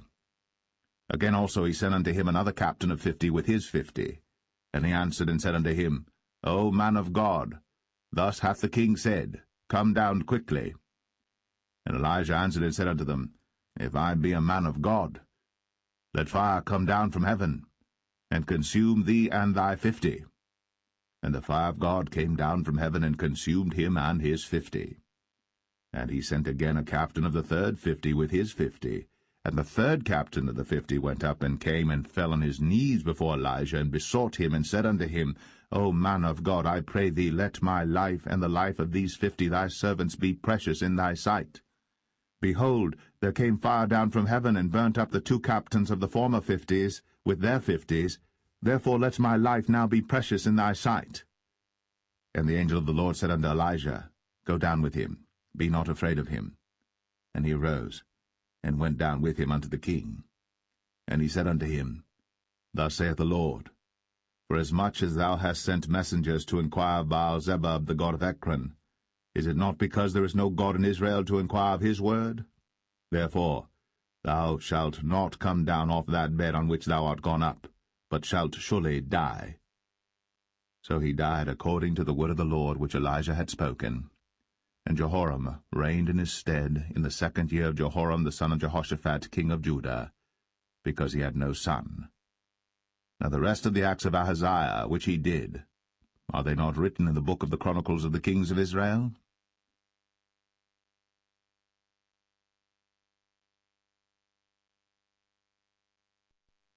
2 Kings 2. And it came to pass, when the Lord would take up Elijah into heaven by a whirlwind, that Elijah went with Elisha from Gilgal. And Elijah said unto Elisha, Tarry here, I pray thee, for the Lord hath sent me to Bethel. And Elisha said unto him, As the Lord liveth, and as thy soul liveth, I will not leave thee. So they went down to Bethel. And the sons of the prophets that were at Bethel came forth to Elisha, and said unto him, Knowest thou that the Lord will take away thy master from thy head today? And he said, Yea, I know it. Hold ye your peace. And Elijah said unto him, Elisha, tarry here, I pray thee, for the Lord hath sent me to Jericho. And he said, As the Lord liveth, and as thy soul liveth, I will not leave thee. So they came to Jericho. And the sons of the prophets that were at Jericho came to Elisha, and said unto him, Knowest thou that the Lord will take away thy master from thy head today? And he answered, Yea, I know it. Hold ye your peace. And Elijah said unto him, Tarry, I pray thee here, for the Lord hath sent me to Jordan. And he said, As the Lord liveth, and as thy soul liveth, I will not leave thee. And they two went on. And 50 men of the sons of the prophets went, and stood to view afar off. And they too stood by Jordan. And Elijah took his mantle, and wrapped it together, and smote the waters, and they were divided hither and thither, so that they too went over on dry ground. And it came to pass, when they were gone over, that Elijah said unto Elisha, Ask what I shall do for thee, before I be taken away from thee. And Elisha said, I pray thee, let a double portion of thy spirit be upon me. And he said, Thou hast asked a hard thing. Nevertheless, if thou see me when I am taken from thee, it shall be so unto thee, but if not, it shall not be so. And it came to pass, as they still went on and talked, that, behold, there appeared a chariot of fire, and horses of fire, and parted them both asunder. And Elijah went up by a whirlwind into heaven. And Elisha saw it, and he cried, my father, the chariot of Israel, and the horsemen thereof. And he saw him no more. And he took hold of his own clothes, and rent them in 2 pieces. He took up also the mantle of Elijah that fell from him, and went back and stood by the bank of Jordan. And he took the mantle of Elijah that fell from him, and smote the waters, and said, Where is the Lord God of Elijah? And when he also had smitten the waters, they parted hither and thither, and Elisha went over. And when the sons of the prophets, which were to view at Jericho, saw him, they said, The spirit of Elijah doth rest on Elisha. And they came to meet him, and bowed themselves to the ground before him. And they said unto him, Behold now, there be with thy servants 50 strong men. Let them go, we pray thee, and seek thy master, lest peradventure the Spirit of the Lord hath taken him up, and cast him upon some mountain, or into some valley. And he said, Ye shall not send. And when they urged him till he was ashamed, he said, Send. They sent therefore 50 men, and they sought 3 days, but found him not. And when they came again to him, for he tarried at Jericho, he said unto them, Did I not say unto you, Go not? And the men of the city said unto Elisha, Behold, I pray thee, the situation of this city is pleasant, as my Lord seeth, but the water is naught, and the ground barren. And he said, Bring me a new cruse, and put salt therein. And they brought it to him. And he went forth unto the spring of the waters, and cast the salt in there, and said, Thus saith the Lord, I have healed these waters. There shall not be from thence any more death or barren land. So the waters were healed unto this day, according to the saying of Elisha which he spake. And he went up from thence unto Bethel, and as he was going up by the way, there came forth little children out of the city, and mocked him, and said unto him, Go up, thou bald head, go up, thou bald head. And he turned back, and looked on them, and cursed them in the name of the Lord. And there came forth 2 she-bears out of the wood, and tare 42 children of them. And he went from thence to Mount Carmel, and from thence he returned to Samaria.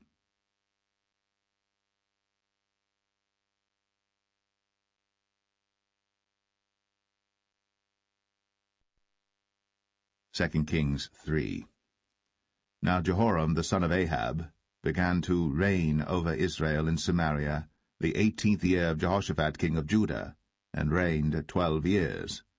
And he wrought evil in the sight of the Lord, but not like his father and like his mother. For he put away the image of Baal that his father had made. Nevertheless he cleaved unto the sins of Jeroboam the son of Nebat, which made Israel to sin. He departed not therefrom.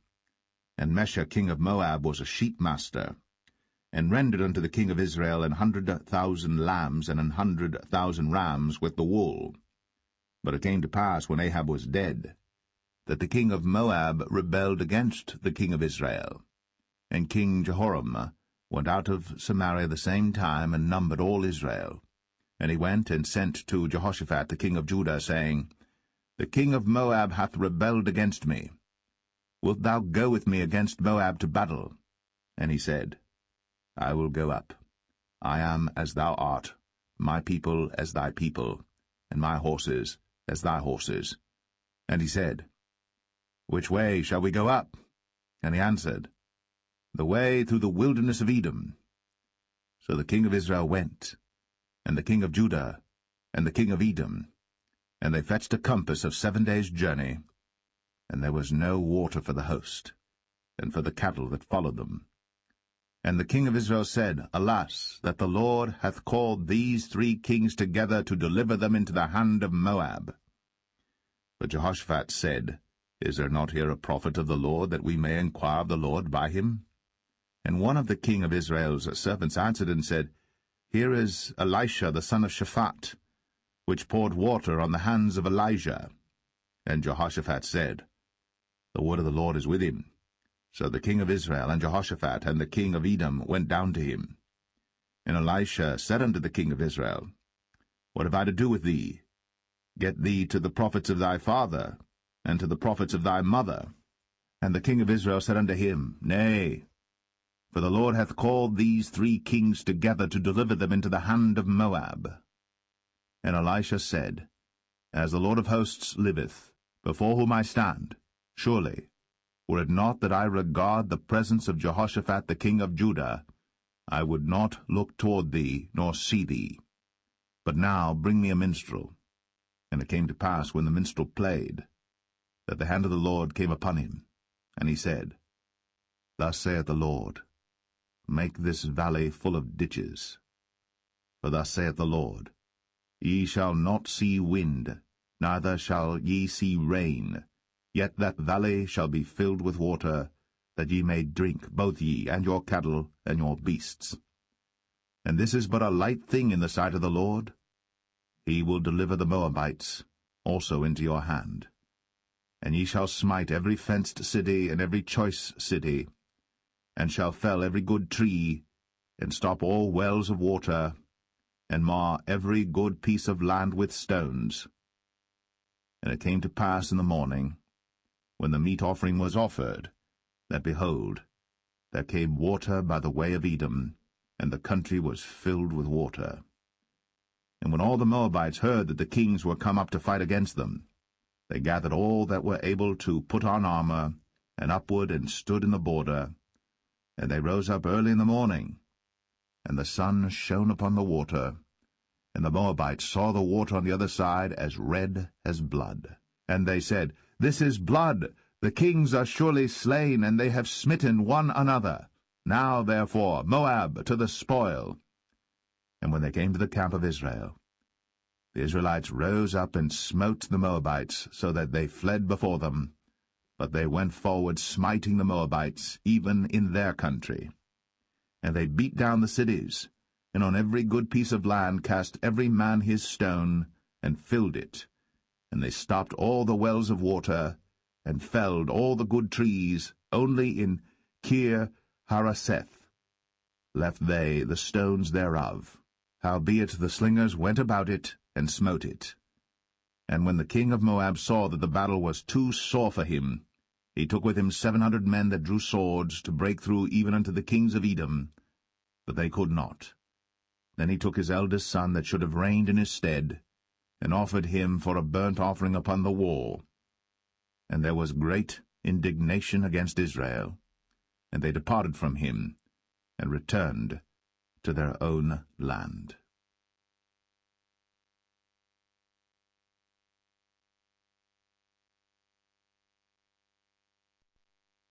2 Kings 4.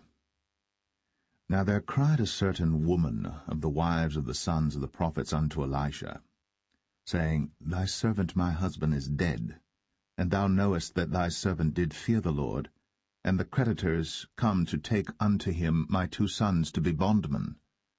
And Elisha said unto her, What shall I do for thee? Tell me, what hast thou in the house?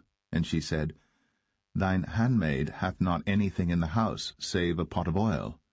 Then he said, Go borrow thee vessels abroad of all thy neighbors, even empty vessels, borrow not a few.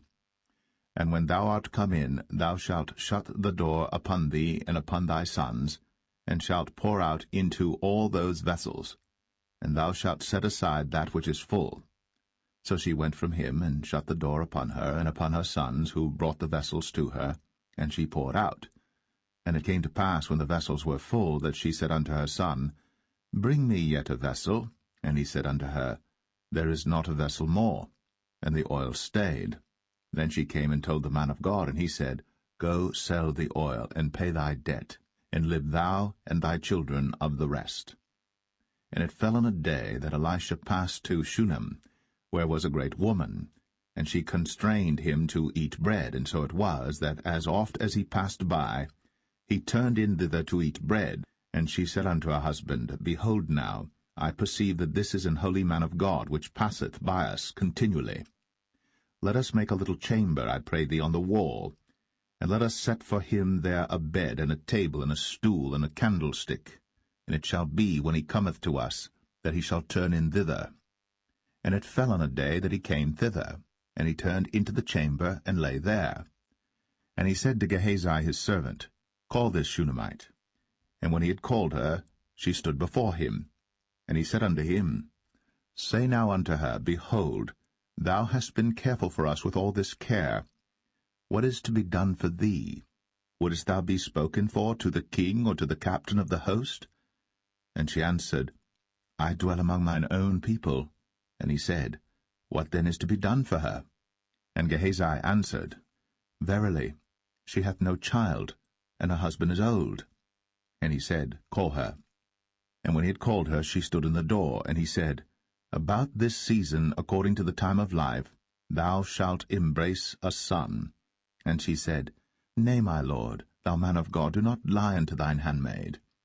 And the woman conceived, and bare a son at that season that Elisha had said unto her, according to the time of life.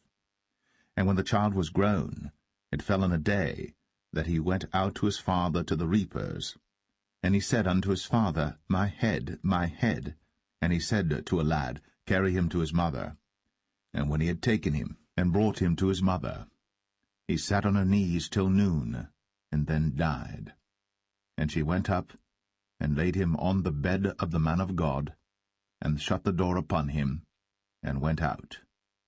And she called unto her husband, and said, Send me, I pray thee, one of the young men, and one of the asses, that I may run to the man of God, and come again. And he said, Wherefore wilt thou go to him today? It is neither new moon nor Sabbath. And she said, It shall be well. Then she saddled an ass, and said to her servant, Drive, and go forward. Slack not thy riding for me, except I bid thee. So she went, and came unto the man of God to Mount Carmel. And it came to pass, when the man of God saw her afar off, that he said to Gehazi his servant, Behold, yonder is that Shunammite. Run now, I pray thee, to meet her, and say unto her, Is it well with thee? Is it well with thy husband? Is it well with the child? And she answered, It is well. And when she came to the man of God to the hill, she caught him by the feet. But Gehazi came near to thrust her away. And the man of God said, Let her alone, for her soul is vexed within her. And the Lord hath hid it from me, and hath not told me. Then she said, Did I desire a son of my Lord? Did I not say, Do not deceive me? Then he said to Gehazi, Gird up thy loins, and take my staff in thine hand, and go thy way. If thou meet any man, salute him not, and if any salute thee, answer him not again. And lay my staff upon the face of the child. And the mother of the child said, As the Lord liveth, and as thy soul liveth, I will not leave thee. And he arose and followed her. And Gehazi passed on before them, and laid the staff upon the face of the child. But there was neither voice nor hearing. Wherefore he went again to meet him, and told him, saying, The child is not awaked. And when Elisha was come into the house, behold, the child was dead, and laid upon his bed. He went in therefore, and shut the door upon them twain, and prayed unto the Lord. And he went up and lay upon the child, and put his mouth upon his mouth, and his eyes upon his eyes, and his hands upon his hands. And he stretched himself upon the child, and the flesh of the child waxed warm. Then he returned, and walked in the house to and fro, and went up and stretched himself upon him. And the child sneezed 7 times. And the child opened his eyes. And he called Gehazi, and said, Call this Shunammite. So he called her. And when she was come in unto him, he said, Take up thy son. Then she went in, and fell at his feet, and bowed herself to the ground, and took up her son, and went out. And Elisha came again to Gilgal, and there was a dearth in the land. And the sons of the prophets were sitting before him. And he said unto his servant, Set on the great pot, and seethe pottage for the sons of the prophets. And one went out into the field to gather herbs, and found a wild vine, and gathered thereof wild gourds his lapful, and came and shred them into the pot of pottage, for they knew them not. So they poured out for the men to eat. And it came to pass, as they were eating of the pottage, that they cried out and said, O thou man of God, there is death in the pot. And they could not eat thereof. But he said, Then bring meal. And he cast it into the pot. And he said, Pour out for the people, that they may eat. And there was no harm in the pot. And there came a man from Baal-Shalisha, and brought the man of God bread of the first fruits, 20 loaves of barley, and full ears of corn in the husk thereof. And he said, Give unto the people, that they may eat. And his servitor said, What, should I set this before 100 men? He said again, Give the people, that they may eat. For thus saith the Lord, They shall eat, and shall leave thereof. So he set it before them, and they did eat, and left thereof, according to the word of the Lord.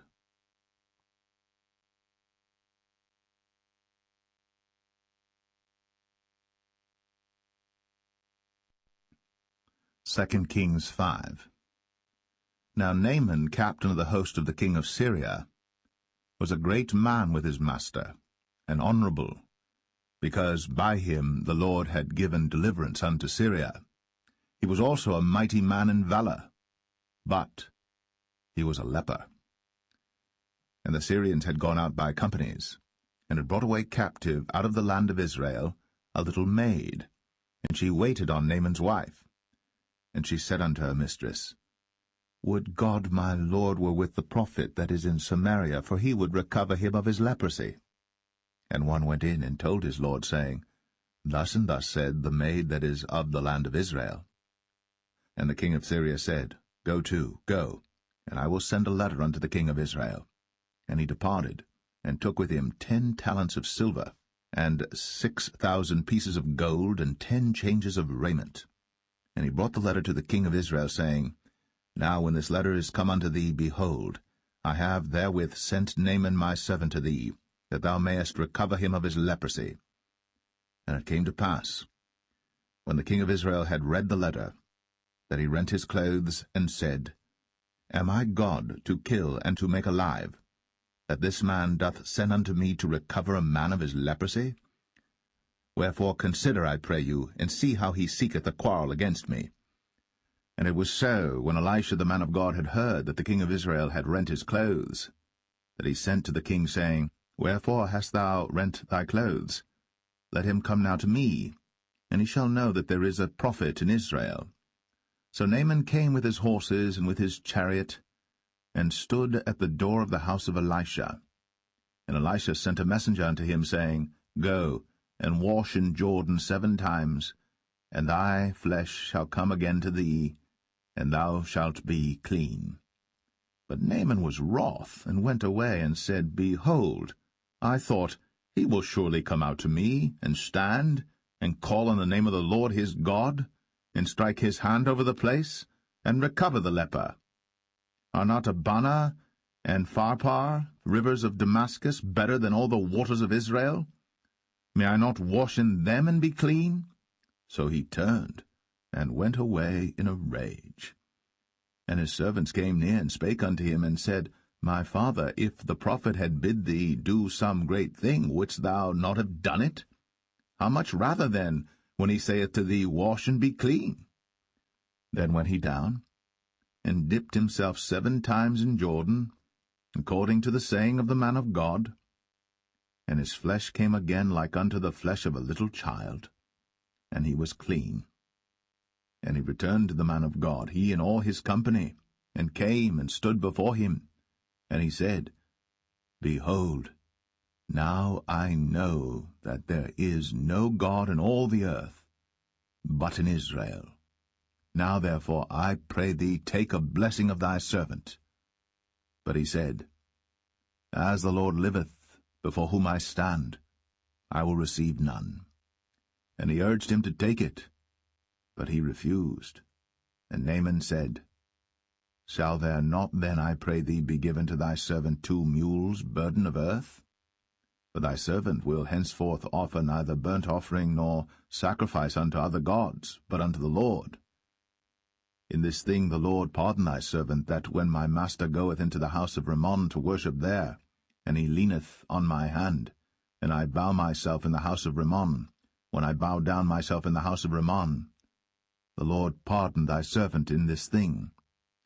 And he said unto him, Go in peace. So he departed from him a little way. But Gehazi, the servant of Elisha, the man of God, said, Behold, my master hath spared Naaman this Syrian in not receiving at his hands that which he brought. But as the Lord liveth, I will run after him, and take somewhat of him. So Gehazi followed after Naaman. And when Naaman saw him running after him, he lighted down from the chariot to meet him, and said, Is all well? And he said, All is well. My master hath sent me, saying, Behold, even now there be come to me from Mount Ephraim 2 young men of the sons of the prophets. Give them, I pray thee, a talent of silver, and 2 changes of garments. And Naaman said, Be content, take 2 talents. And he urged him, and bound 2 talents of silver in 2 bags, with 2 changes of garments, and laid them upon 2 of his servants, and they bare them before him. And when he came to the tower, he took them from their hand, and bestowed them in the house. And he let the men go, and they departed. But he went in, and stood before his master. And Elisha said unto him, Whence comest thou, Gehazi? And he said, Thy servant went no whither. And he said unto him, Went not mine heart with thee, when the man turned again from his chariot to meet thee? Is it a time to receive money, and to receive garments and oliveyards, and vineyards, and sheep, and oxen, and men servants, and maidservants? The leprosy therefore of Naaman shall cleave unto thee, and unto thy seed for ever. And he went out from his presence, a leper as white as snow.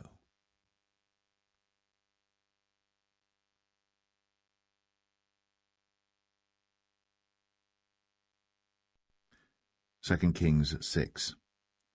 And the sons of the prophets said unto Elisha, Behold now, the place where we dwell with thee is too strait for us. Let us go, we pray thee, unto Jordan, and take thence every man a beam, and let us make a place there where we may dwell. And he answered, Go ye. And one said, Be content, I pray thee, and go with thy servants. And he answered, I will go. So he went with them. And when they came to Jordan, they cut down wood. But as one was felling a beam, the axe-head fell into the water. And he cried and said, Alas, master, for it was borrowed. And the man of God said, Where fell it? And he showed him the place. And he cut down a stick, and cast it in thither. And the iron did swim. Therefore said he, Take it up to thee. And he put out his hand, and took it. Then the king of Syria warred against Israel, and took counsel with his servants, saying, In such and such a place shall be my camp. And the man of God sent unto the king of Israel, saying, Beware that thou pass not such a place, for thither the Syrians are come down. And the king of Israel sent to the place which the man of God told him, and warned him of, and saved himself there, not once nor twice. Therefore the heart of the king of Syria was sore troubled for this thing. And he called his servants, and said unto them, Will ye not show me which of us is for the king of Israel? And one of his servants said, None, my lord, O king.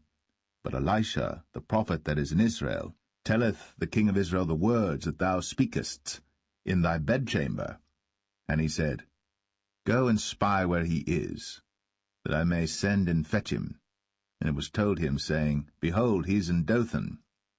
Therefore sent he thither horses and chariots and a great host.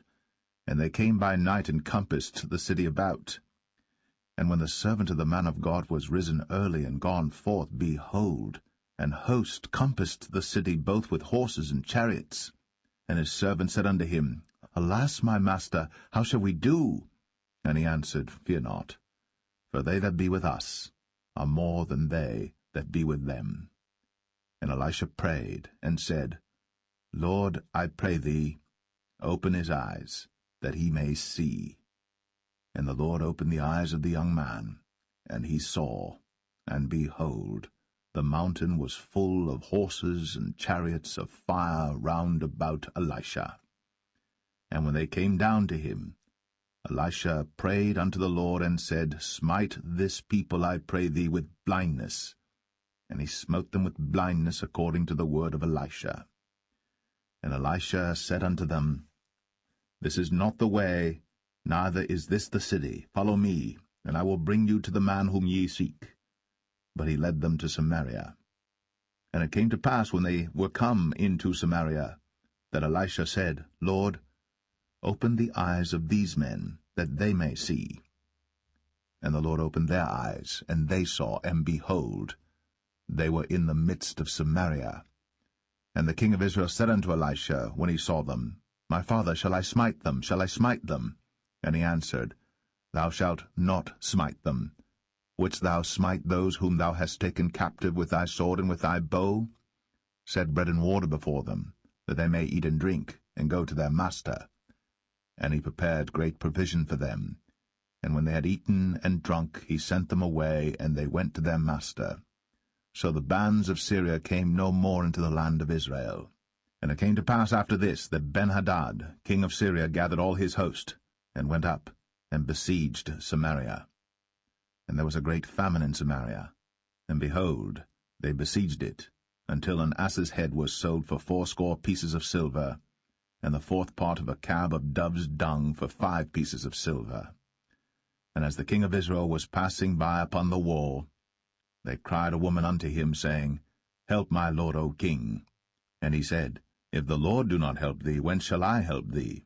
Out of the barn floor, out of the winepress? And the king said unto her, What aileth thee? And she answered, This woman said unto me, Give thy son, that we may eat him today, and we will eat my son tomorrow. So we boiled my son, and did eat him. And I said unto her on the next day, Give thy son, that we may eat him.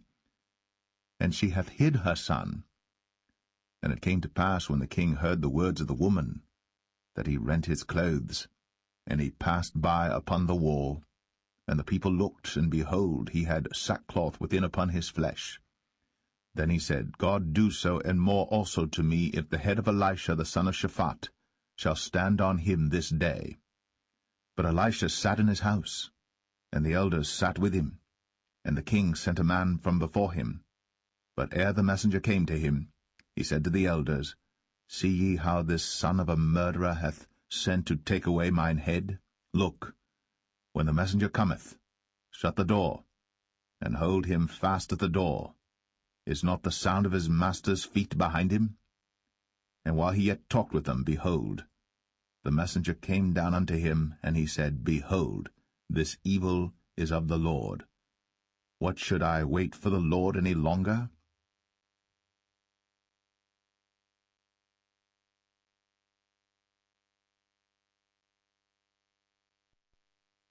Second Kings 7. Then Elisha said, Hear ye the word of the Lord.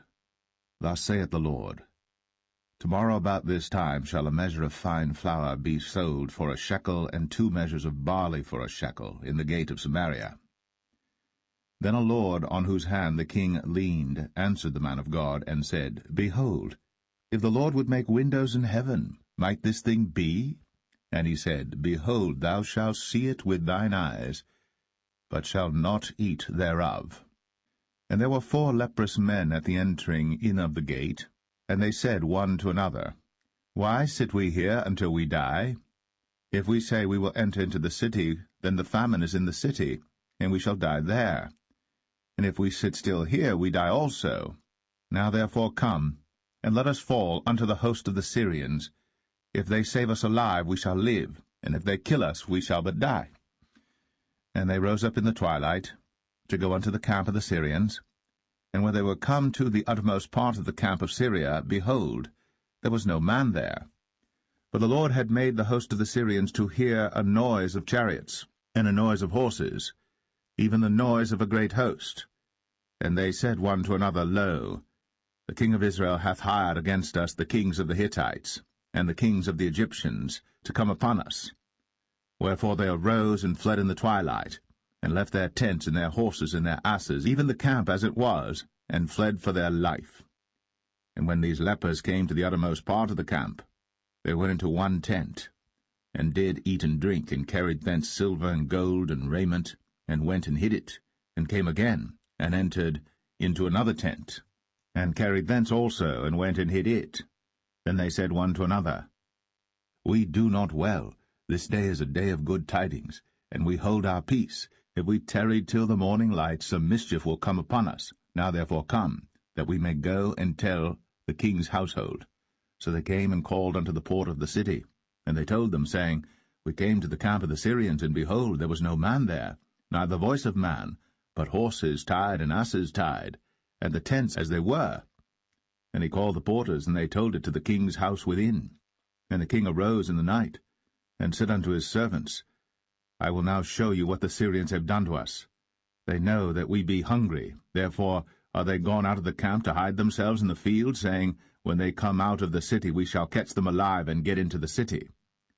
And one of his servants answered and said, Let some take, I pray thee, 5 of the horses that remain, which are left in the city. Behold, they are as all the multitude of Israel that are left in it. Behold, I say, they are even as all the multitude of the Israelites that are consumed. And let us send and see. They took therefore 2 chariot horses, and the king sent after the host of the Syrians, saying, Go and see. And they went after them unto Jordan, and lo, all the way was full of garments and vessels, which the Syrians had cast away in their haste. And the messengers returned, and told the king. And the people went out and spoiled the tents of the Syrians. So a measure of fine flour was sold for a shekel, and 2 measures of barley for a shekel, according to the word of the Lord. And the king appointed the Lord on whose hand he leaned to have the charge of the gate. And the people trod upon him in the gate, and he died, as the man of God had said, who spake when the king came down to him. And it came to pass, as the man of God had spoken to the king, saying, 2 measures of barley for a shekel, and a measure of fine flour for a shekel, shall be tomorrow about this time in the gate of Samaria. And that Lord answered the man of God, and said, Now behold, if the Lord should make windows in heaven, might such a thing be? And he said, Behold, thou shalt see it with thine eyes, but shalt not eat thereof. And so it fell out unto him, for the people trod upon him in the gate, and he died.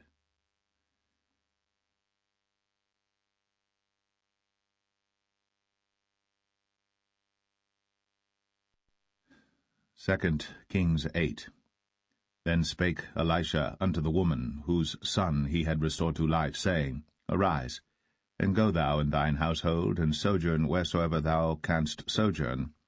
For the Lord hath called for a famine, and it shall also come upon the land 7 years. And the woman arose, and did after the saying of the man of God. And she went with her household, and sojourned in the land of the Philistines 7 years. And it came to pass at the 7 years' end, that the woman returned out of the land of the Philistines.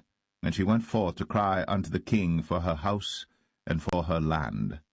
And the king talked with Gehazi, the servant of the man of God, saying, Tell me, I pray thee, all the great things that Elisha hath done.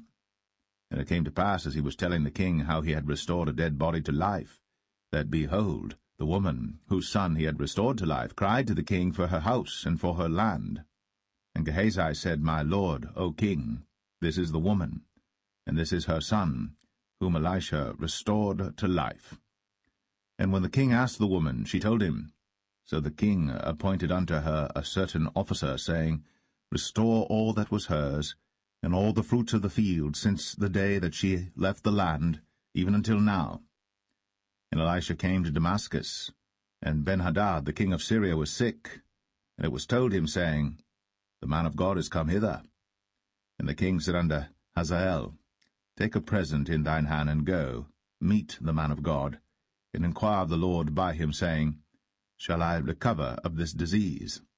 So Hazael went to meet him, and took a present with him, even of every good thing of Damascus, 40 camels' burden, and came and stood before him, and said, Thy son Ben-Hadad, king of Syria, hath sent me to thee, saying, Shall I recover of this disease? And Elisha said unto him, Go, say unto him, Thou mayest certainly recover. Howbeit, the Lord hath shown me that he shall surely die. And he settled his countenance steadfastly, until he was ashamed, and the man of God wept. And Hazael said, Why weepeth my lord? And he answered, Because I know the evil that thou wilt do unto the children of Israel. Their strongholds wilt thou set on fire, and their young men wilt thou slay with the sword, and wilt dash their children, and rip up their women with child. And Hazael said, But what, is thy servant a dog, that he should do this great thing? And Elisha answered, The Lord hath shown me that thou shalt be king over Syria. So he departed from Elisha, and came to his master, who said to him, What said Elisha to thee? And he answered, He told me that thou shouldst surely recover. And it came to pass on the morrow that he took a thick cloth, and dipped it in water, and spread it on his face, so that he died. And Hazael reigned in his stead. And in the 5th year of Joram, the son of Ahab, king of Israel, Jehoshaphat being then king of Judah, Jehoram, the son of Jehoshaphat, king of Judah, began to reign. 32 years old was he when he began to reign, and he reigned 8 years in Jerusalem. And he walked in the way of the kings of Israel, as did the house of Ahab, for the daughter of Ahab was his wife, and he did evil in the sight of the Lord. Yet the Lord would not destroy Judah for David his servant's sake, as he promised him to give him always a light unto his children. In his days Edom revolted from under the hand of Judah, and made a king over themselves. So Joram went over to Zair, and all the chariots with him. And he rose by night, and smote the Edomites which compassed him about, and the captains of the chariots and the people fled into their tents. Yet Edom revolted from under the hand of Judah unto this day. Then Libnah revolted at the same time. And the rest of the acts of Joram, and all that he did, are they not written in the book of the chronicles of the kings of Judah? And Joram slept with his fathers, and was buried with his fathers in the city of David, and Ahaziah his son reigned in his stead. In the 12th year of Joram, the son of Ahab king of Israel, did Ahaziah the son of Jehoram king of Judah begin to reign. 22 years old was Ahaziah when he began to reign, and he reigned 1 year in Jerusalem, and his mother's name was Athaliah, the daughter of Omri, king of Israel. And he walked in the way of the house of Ahab, and did evil in the sight of the Lord, as did the house of Ahab. For he was the son-in-law of the house of Ahab. And he went with Joram, the son of Ahab, to the war against Hazael, king of Syria, in Ramoth-Gilead. And the Syrians wounded Joram. And King Joram went back to be healed in Jezreel of the wounds which the Syrians had given him at Ramah, when he fought against Hazael, king of Syria. And Ahaziah the son of Jehoram, king of Judah, went down to see Joram the son of Ahab in Jezreel, because he was sick.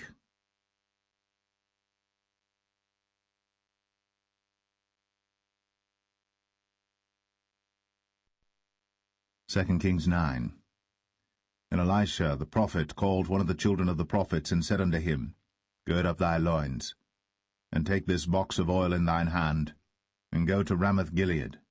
And when thou comest thither, look out there Jehu the son of Jehoshaphat the son of Nimshi, and go in, and make him arise up from among his brethren, and carry him to an inner chamber.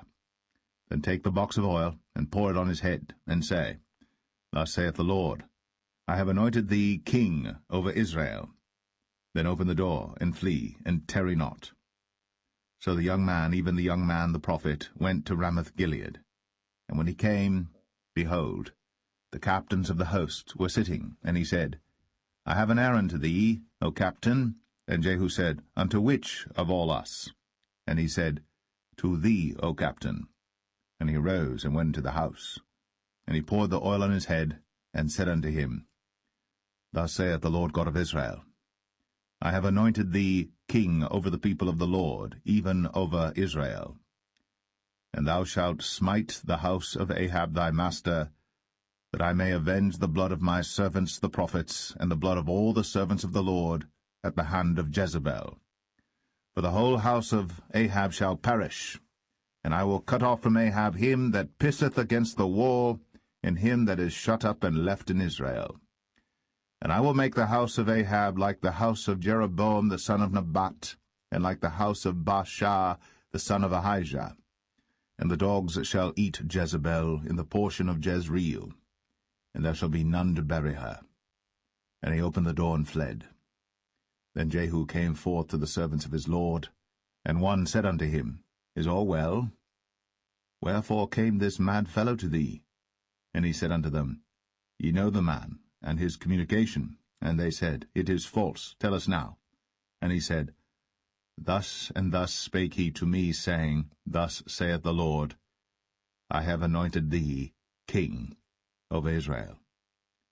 Then they hasted, and took every man his garment, and put it under him on the top of the stairs, and blew with trumpets, saying, Jehu is king. So Jehu, the son of Jehoshaphat, the son of Nimshi, conspired against Joram. Now Joram had kept Ramoth-Gilead, he and all Israel, because of Hazael king of Syria. But King Joram was returned to be healed in Jezreel of the wounds which the Syrians had given him, when he fought with Hazael king of Syria. And Jehu said, If it be your minds, then let none go forth nor escape out of the city to go to tell it in Jezreel. So Jehu rode in a chariot, and went to Jezreel. For Joram lay there, and Ahaziah king of Judah was come down to see Joram. And there stood a watchman on the tower in Jezreel. And he spied the company of Jehu as he came, and said, I see a company. And Joram said, Take an horseman, and send to meet them, and let him say, Is it peace? So there went one on horseback to meet him, and said, Thus saith the king, Is it peace? And Jehu said, What hast thou to do with peace? Turn thee behind me. And the watchman told, saying, The messenger came to them, but he cometh not again. Then he sent out a second on horseback, which came to them, and said, Thus saith the king, Is it peace?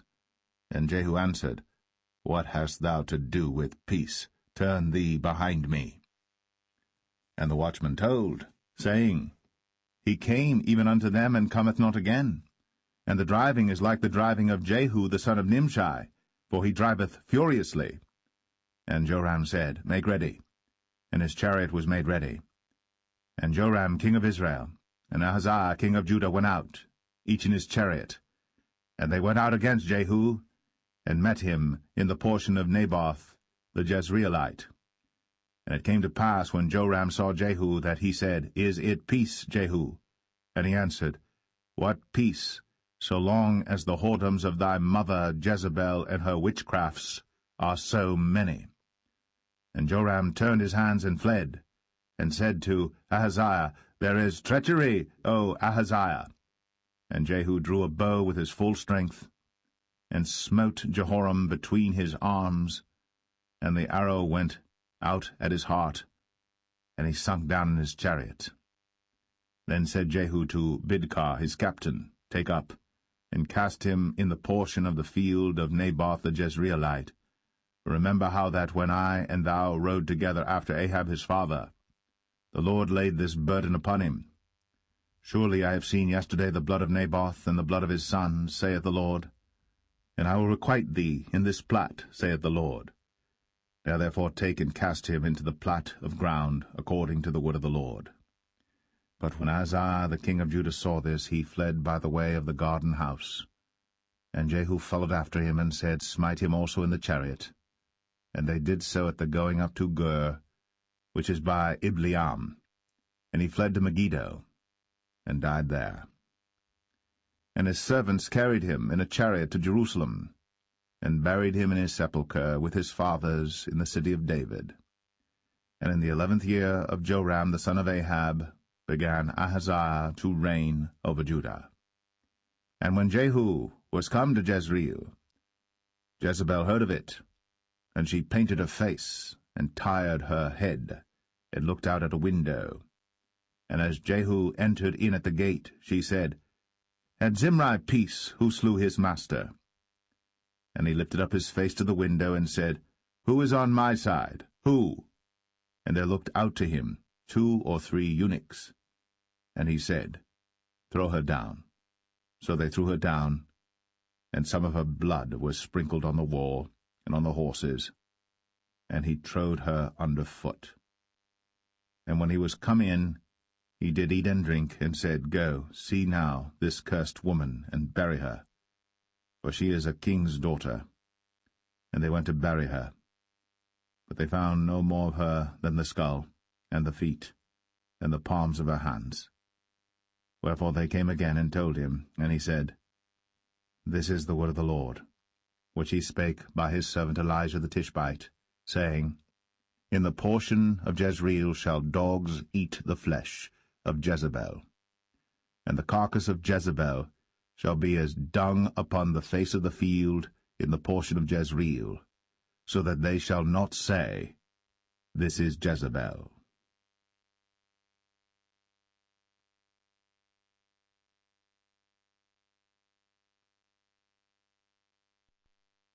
Second Kings 10.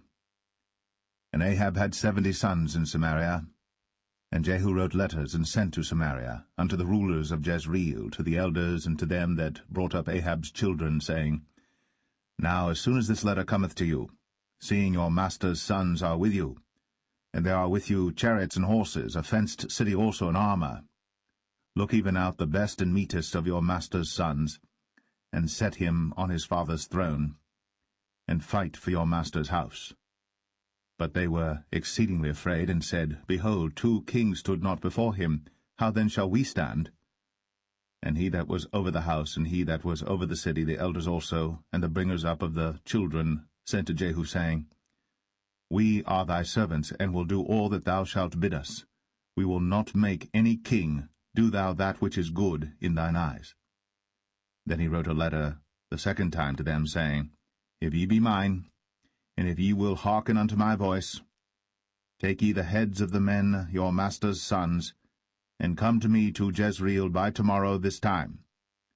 Now the king's sons, being 70 persons, were with the great men of the city, which brought them up. And it came to pass, when the letter came to them, that they took the king's sons, and slew 70 persons, and put their heads in baskets, and sent him them to Jezreel. And there came a messenger, and told him, saying, They have brought the heads of the king's sons. And he said, Lay ye them in 2 heaps at the entering in of the gate until the morning. And it came to pass in the morning, that he went out, and stood, and said to all the people, Ye be righteous, behold, I conspired against my master, and slew him. But who slew all these? Know now, that there shall fall unto the earth nothing of the word of the Lord, which the Lord spake concerning the house of Ahab. For the Lord hath done that which he spake by his servant Elijah. So Jehu slew all that remained of the house of Ahab in Jezreel, and all his great men, and his kinsfolks, and his priests, until he left him none remaining. And he rose and departed, and came to Samaria, and as he was, at the shearing house in the way. Jehu met with the brethren of Ahaziah king of Judah, and said, Who are ye? And they answered, We are the brethren of Ahaziah, and we go down to salute the children of the king, and the children of the queen. And he said, Take them alive. And they took them alive, and slew them at the pit of the shearing house, even 42 men, neither left he any of them. And when he was departed thence, he lighted on Jehonadab, the son of Rechab, coming to meet him. And he saluted him, and said to him, Is thine heart right, as my heart is with thy heart? And Jehonadab answered, It is.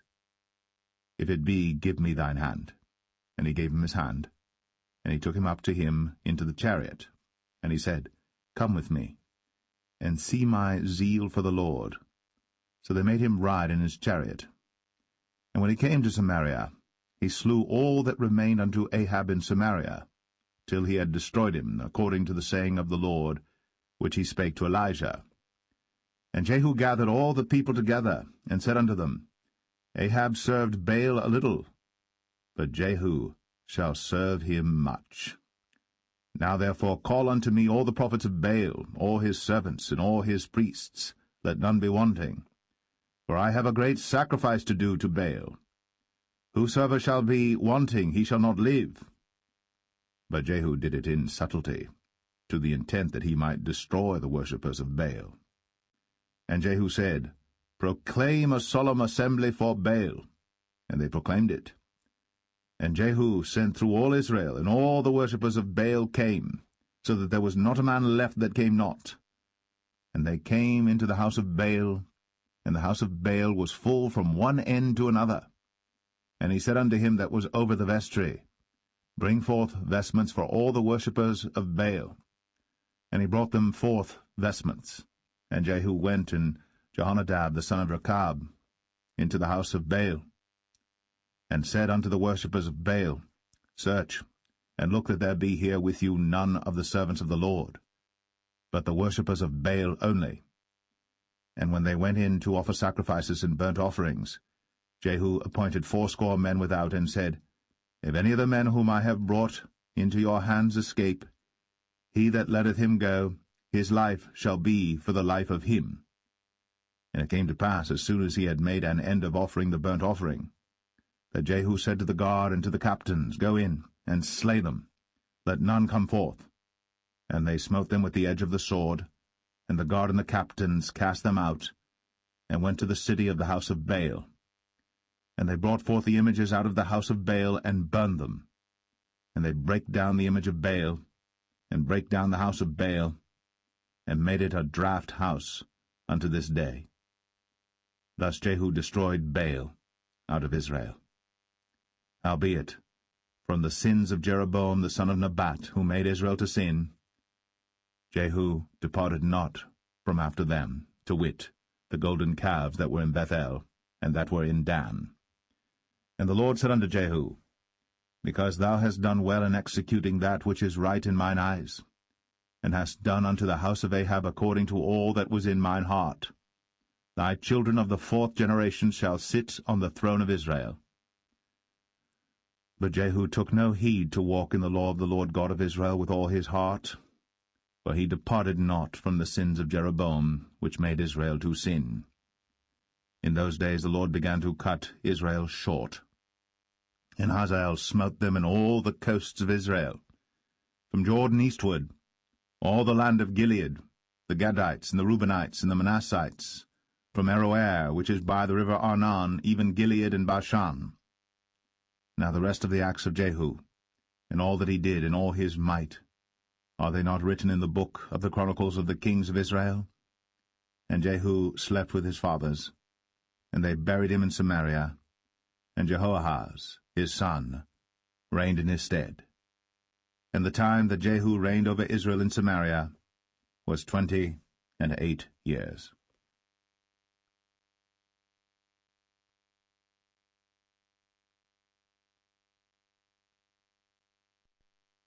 2 Kings 11. And when Athaliah, the mother of Ahaziah, saw that her son was dead, she arose and destroyed all the seed royal. Then Jehosheba, the daughter of King Joram, sister of Ahaziah, took Joash the son of Ahaziah, and stole him from among the king's sons which were slain. And they hid him, even him and his nurse, in the bedchamber from Athaliah, so that he was not slain. And he was with her hid in the house of the Lord 6 years. And Athaliah did reign over the land. And the 7th year Jehoiada sent and fetched the rulers over hundreds, with the captains and the guard, and brought them to him into the house of the Lord, and made a covenant with them, and took an oath of them in the house of the Lord, and showed them the king's son. And he commanded them, saying, This is the thing that ye shall do.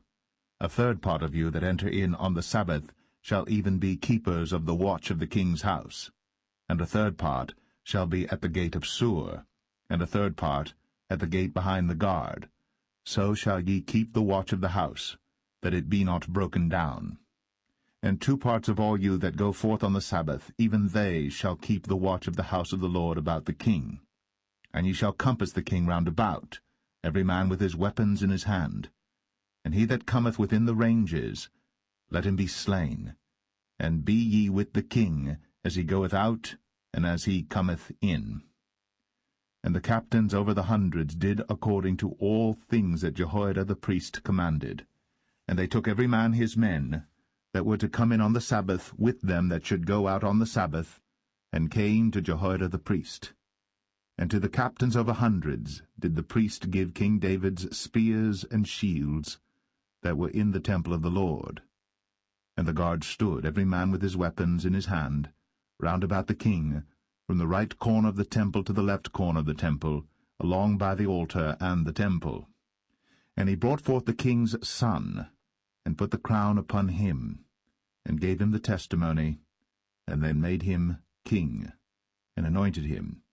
And they clapped their hands, and said, God save the king. And when Athaliah heard the noise of the guard and of the people, she came to the people into the temple of the Lord. And when she looked, behold, the king stood by a pillar, as the manner was, and the princes and the trumpeters by the king, and all the people of the land rejoiced, and blew with trumpets. And Athaliah rent her clothes, and cried, Treason! Treason! But Jehoiada the priest commanded the captains of the hundreds, the officers of the host, and said unto them, Have her forth without the ranges, and him that followeth her kill with the sword. For the priest had said, Let her not be slain in the house of the Lord.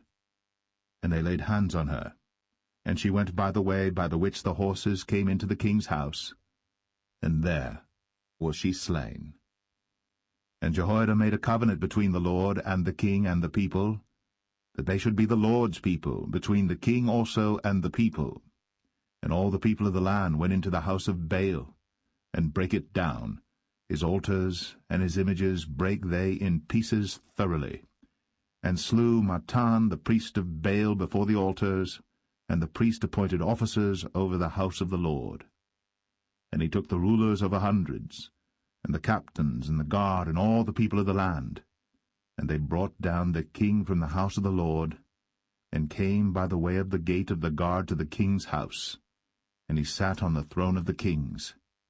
And all the people of the land rejoiced, and the city was in quiet. And they slew Athaliah with the sword beside the king's house. 7 years old was Jehoash when he began to reign.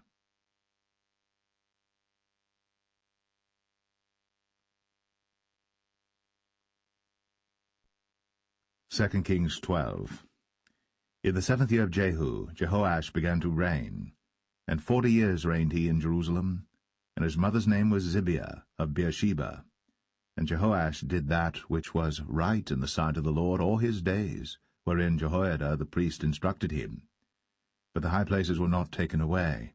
The people still sacrificed, and burnt incense in the high places. And Jehoash said to the priests, All the money of the dedicated things that is brought into the house of the Lord, even the money of every one that passeth the account, the money that every man is set at, and all the money that cometh into any man's heart to bring into the house of the Lord, let the priests take it to them, every man of his acquaintance, and let them repair the breaches of the house, wheresoever any breach shall be found. But it was so that in the 23 year of King Jehoash, the priests had not repaired the breaches of the house. Then King Jehoash called for Jehoiada the priest and the other priests, and said unto them, Why repair ye not the breaches of the house? Now therefore receive no more money of your acquaintance, but deliver it for the breaches of the house. And the priests consented to receive no more money of the people, neither to repair the breaches of the house. But Jehoiada the priest took a chest, and bored a hole in the lid of it, and set it beside the altar, on the right side as one cometh into the house of the Lord. And the priests that kept the door put therein all the money that was brought into the house of the Lord. And it was so, when they saw that there was much money in the chest, that the king's scribe And the high priest came up, and they put up in bags, and told the money that was found in the house of the Lord. And they gave the money, being told, into the hands of them that did the work, that had the oversight of the house of the Lord.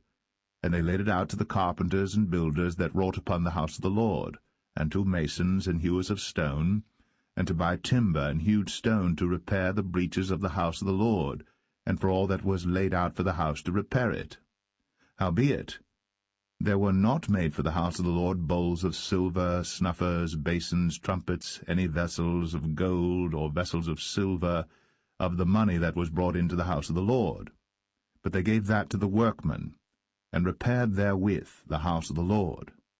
Moreover, they reckoned not with the men, into whose hand they delivered the money to be bestowed on workmen, for they dealt faithfully.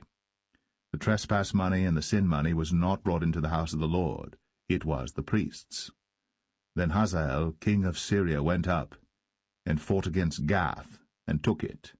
And Hazael set his face, to go up to Jerusalem. And Jehoash, king of Judah, took all the hallowed things that Jehoshaphat, and Jehoram, and Ahaziah his fathers, kings of Judah, had dedicated, and his own hallowed things, and all the gold that was found in the treasures of the house of the Lord and in the king's house, and sent it to Hazael king of Syria.